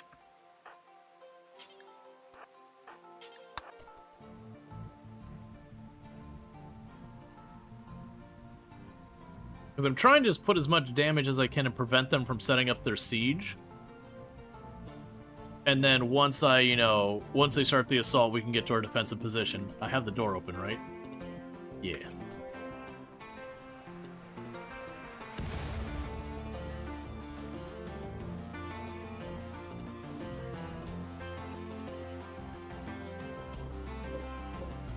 Okay, so let's aim directly in between the mortars. If we hit the mortar, they should aggro. We do not want to get in a situation where it's a mortar off, where we're firing mortars and they're firing mortars back. Because there's a lot more of my base to hit than there is of them to hit. There you go. Stop missing.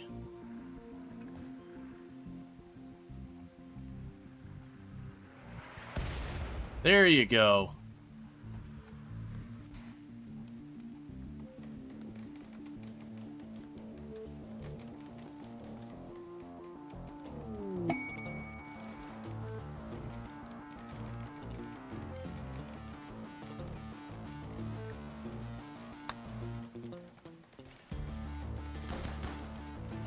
Okay, let's back off the mortars. Let the friendlies do their job.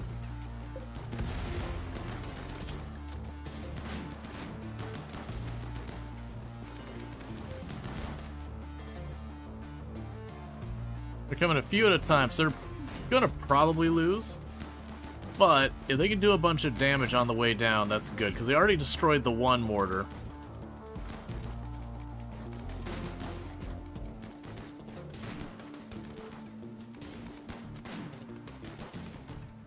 Okay, how are we doing up here? Yeah, they do have a decent number. Okay, so let's see what we got going on here. So you're at 17 out of 17. You're barely losing. Alright.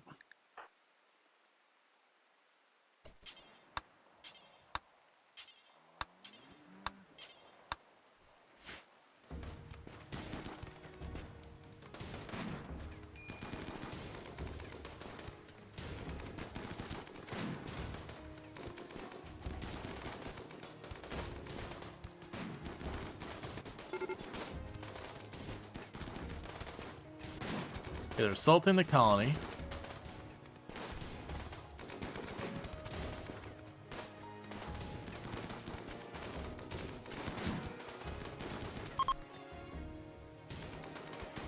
Well, our help is now fleeing.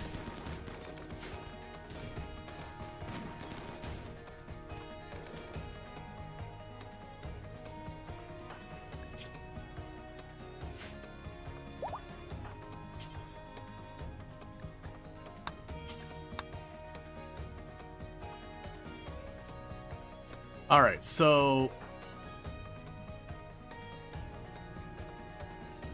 we're just gonna have to do the best we can with what we've got.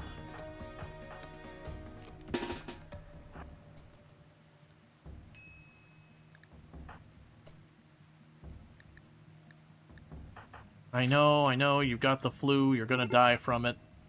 I can't fight and not fight at the same time. The game is being an absolute troll about the timing and all these things.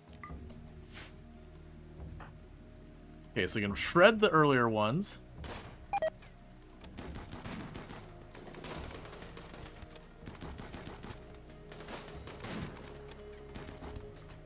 Alright.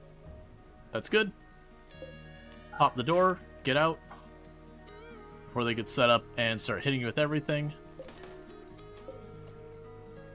Okay, block the door here. You're not going to be good for anything yet. A short range team. A long range teams.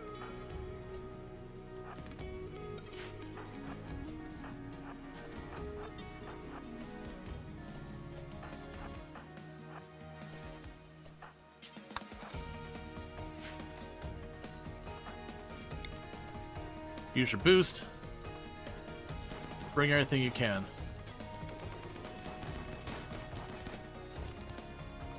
Alright, slight change in plan. We're gonna draw them into the room.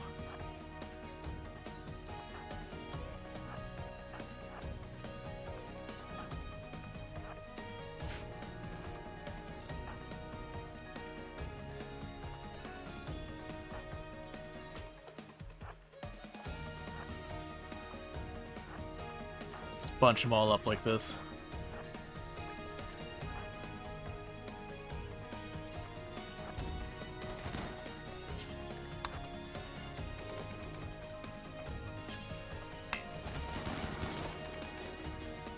I need you to die now.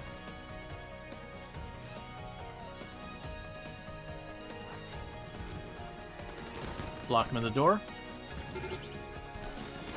He missed his flamethrower? Oh, hey, you stay out of this. You go to bed. Alright. Get out here. You go for the recovery. You go for recovery. You chase. You go for recovery. You go for recovery. You chase. Okay. Those not actively dying of flu, go chase. No. I know I told you. I'm literally trying to intervene. Stop.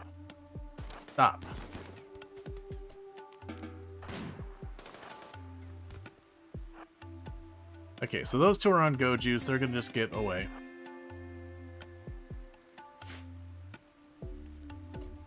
Okay, so not you. My best doctor is... Paigey. Paigey, stop what you're doing.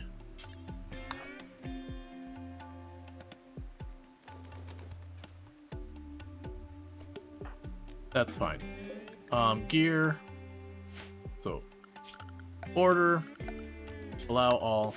They had a bunch of good guns and all that, but right now I got other problems. Gear.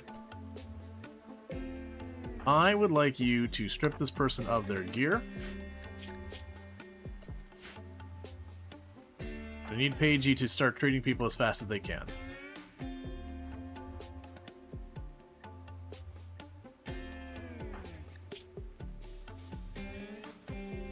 Okay, because you're barely winning against your flu.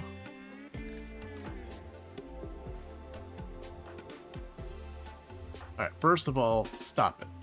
Second of all... You know what? I can't risk them putting it on the wrong one. Just burn it. Paigey, where are you at?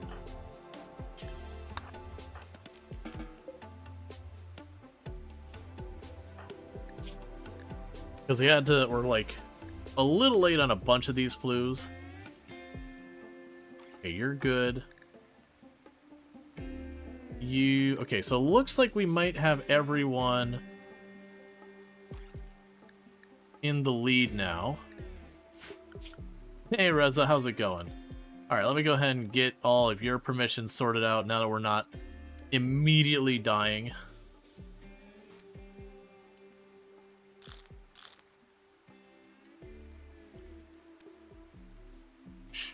Sure.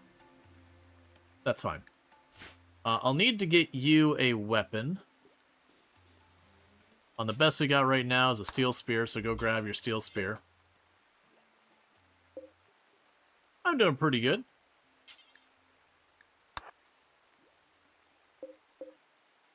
Okay, that'll be an improvement over your bolt action.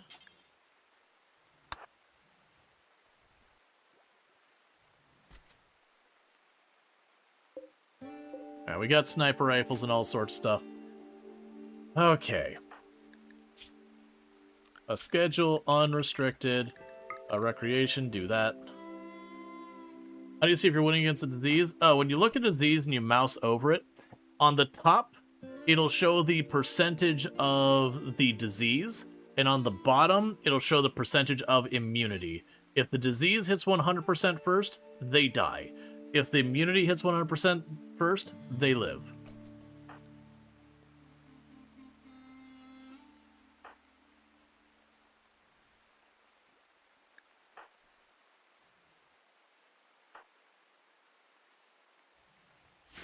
Okay.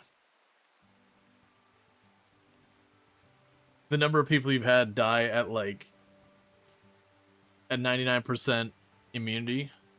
Yeah, I mean, it can be a thing where if they get sick enough, it can penalize their consciousness and kill them even though it doesn't hit 100% itself. But it still is lethal because of other stuff. That can certainly still happen. Hey, nope. Pagey Cakes is our best doctor. And Pagey Cakes is going to treat everyone possible.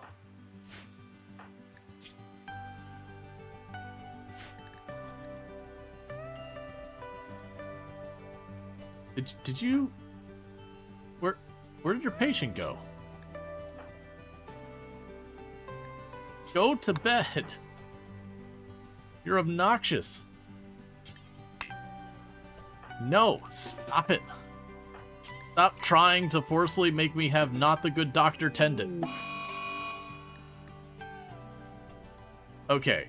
It's not the one I was trying to actively tend in that moment. It's still annoying, but at least it's not the one I was actively trying to tend that very second. And I could take them all off doctoring, and I probably should at this point. I just don't like having to sit there and go through and do this every single time.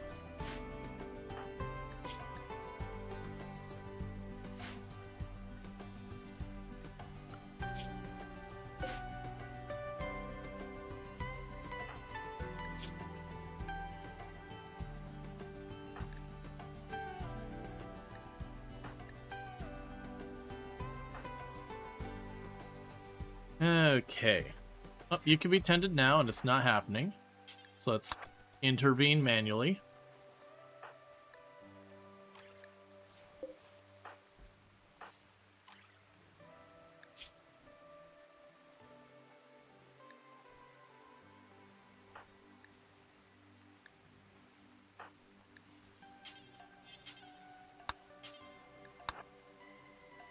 You think you have a best doctor mod to auto make the best doctor do stuff, but you might be wrong. Oh yeah, and there's definitely mods for all that. Aw man, don't get stoned right now. I missed that you were binging on Smoke Leaf. I normally never keep Smoke Leaf around because it penalizes your consciousness, which can be very dangerous. And considering that person is currently actively fighting a disease, it's not great.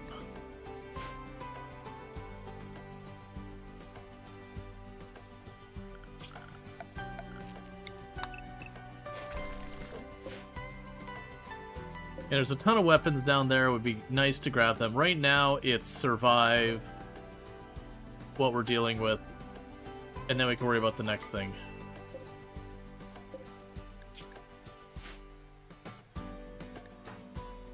Medical treatment needed. Okay, so Pagey Cakes, go over here.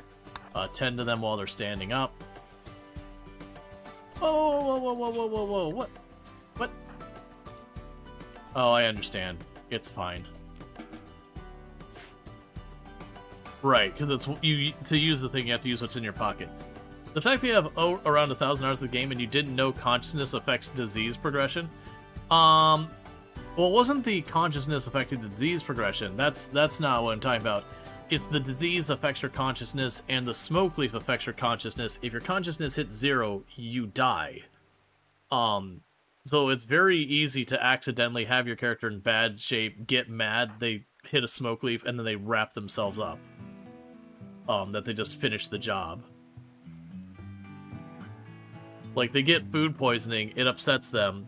So while they have mild food poisoning, they hit the smoke leaf, then it goes to major food poisoning, and then it just pushes them down to 0% and that kills them. Not just those two together, but like when something else is going on. Only mind you have is when to stop pawns from flirting with each other nonstop until they have mood break. That is if you get a pawn that is beautiful or like pretty, it is just a thing where it's just they constantly hit on each other. And you're like, I need you to stop. Not just a little, I really need you to stop. All you're doing is upsetting yourself and everybody else around you.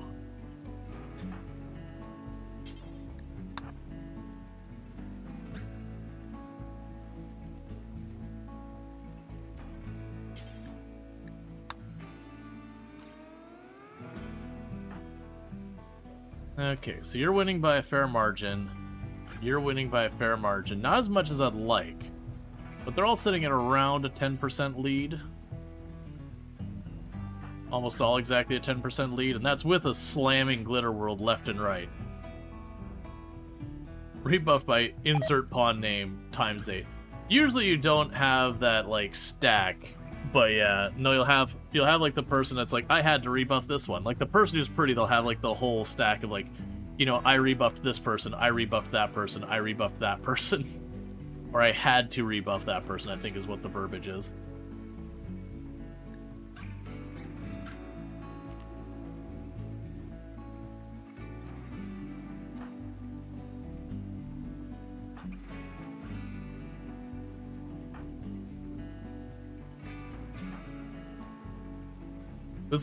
This is as good as it's going, with Glitter World on my best doctor, in a hospital with vitals monitors, in hospital beds with clean floors, sterile floors on top of that, and a Preach Health in there too. Who had the Preach Health? It probably fell off by now.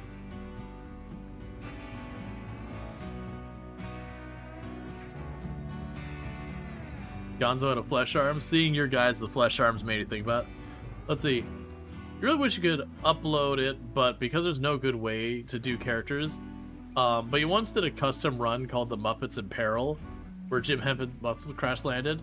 Animal went crazy, ripped off guard's arm and Miss Piggy. Good times.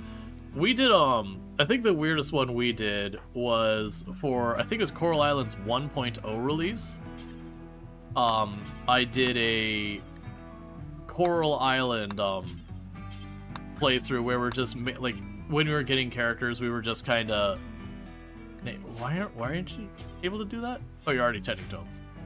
But so we made him out to the Coral Island characters, and it was the little old grandma ended up being the one who became like the melee pawn, just by the fact that like the stats and all that they got, so it was a little old, what is it, Betty running around with a Zeus hammer. We didn't end up taking that run very far because it was a pretty cursed setup. Because we were making the characters and we're like, okay, this is what the character is in Coral Island. What traits and all that best align with who they are, with like no consideration about skills or anything. So obviously none of the characters ended up having practical survivor skills, like, you know, you had like the one person who was like a farmer or whatever. And then you had like the one who's a medic. Site Stealer revealed. Well, I hate that.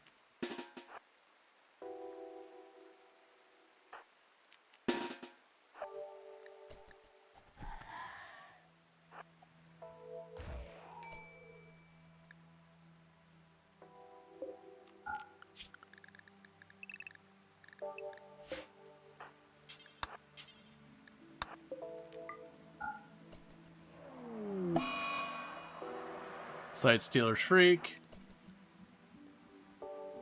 So close the door. And any goodies we didn't already bring in, we don't get to have. They just get to sit on the foggy rain and rot. Because survive the flu first, worry about anything else second.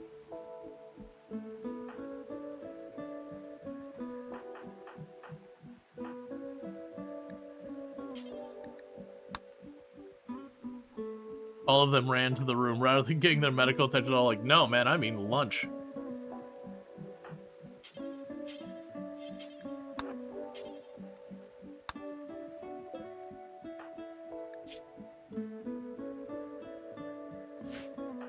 Glad we had some food on standby.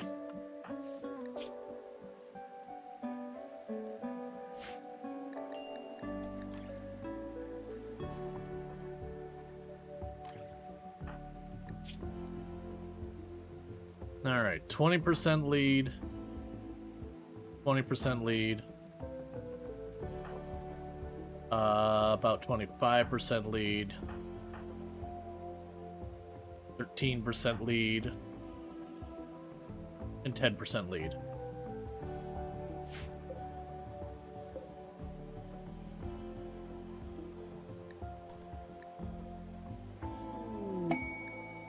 Bulk goods trader. Okay. We definitely want that. So if you could run down there and talk to them.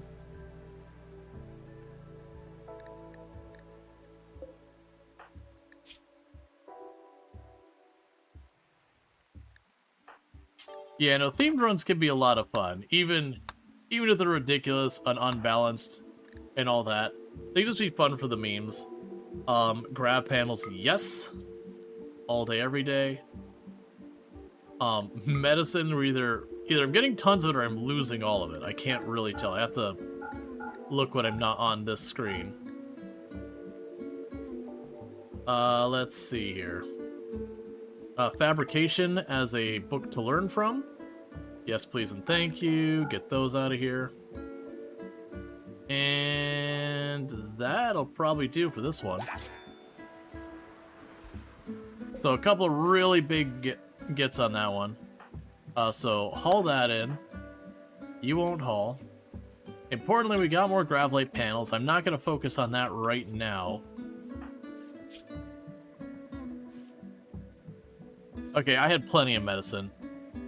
It's just, it's overflowing into this room. So I actually had so much medicine, it's kind of a problem.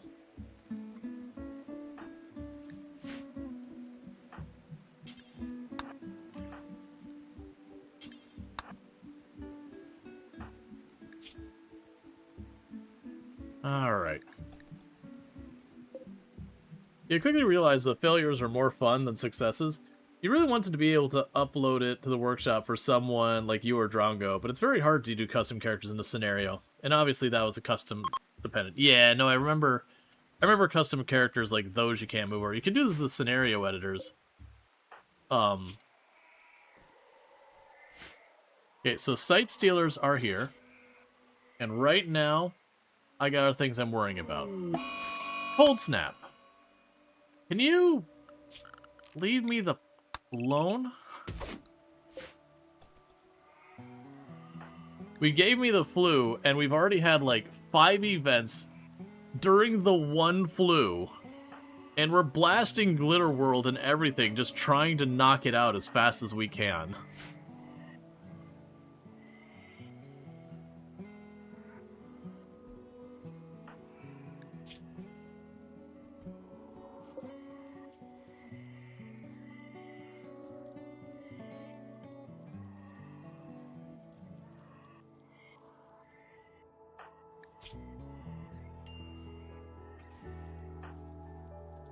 Like, for a minute there, it was actually looking like we might lose people to the flu because I was having to constantly pull them out of bed to fight because we're getting, like, proper siege rates and everything.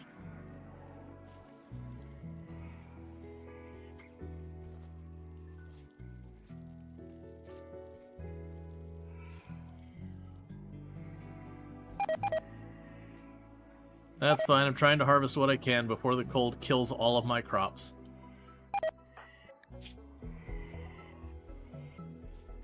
All right. That said, though, chat, I've already gone over about an hour. Are you sure this isn't Randy? Well, that's kind of the thing. People are like, oh, well, you need to play Randy so you can have, like, events stack. And, like, you don't need Randy for events to stack. Cassie will kick you right in the mouth and just keep going. But yeah, so I do need to be wrapping up for the night. I'm already about an hour over my normal time. Now, with that said, what we're going to be probably doing tomorrow is we did see that Project Zomboid has announced we got 5 days until Build 42 becomes stable. So what we're going to do is probably tomorrow I'm going to be doing a little bit of mixing of like RimWorld and Project Zomboid to check out. We're going to do like one last big hoorah on Build 41. I've got my character Venus Orozco, who's got almost, it's somewhere around 300,000. I don't actually remember if I'm over or under it, but it's around 300,000. We're going to do like one last hoorah on that character. Not like get her killed or whatever intentionally or whatever, but you know, enjoy Build 41 for what it was. It's so far been my favorite of the builds we've had in Project Zomboid. And then when Build 42 drops as stable, we'll be checking that out. I do plan to keep this run going, but there will probably be a little bit of like back and forth for at least a little while. You know, unless the colony dies or something like that happens. But with that said, things are going relatively well. We've got the flu under control. We just got another stack of Gravlite panels, about 80, which should be enough for me to finish the barracks for everyone we have here, and probably get at least some kind of a break room maybe going, which might be like the minimum viable product of our grav ship, at which point we can decide if we need to ditch or whatever. But we're getting pretty close to being able to get the ship going. We've got ourselves genuinely a very stacked team of pawns, where up to this point in this run, we were kind of a hodgepodge of like some good pawns, some pawns with like some really awful negative traits. And this is the first point we've gotten to where it's like, okay, people are relatively good shape. We've got good research. Things are moving great. The only thing we have as a problem is our ship. Our ship doesn't really exist. But with that said, if you're watching over on the YouTube side, don't forget to like and subscribe, but the stream will be ending for you because I don't have a host ready over there, but thank you so much for tuning in. And if you're over here on the Twitch side, don't forget to drop a follow if you haven't already dropped a follow and you enjoyed tonight's content and all that kind of stuff. But don't go anywhere because I'm going to go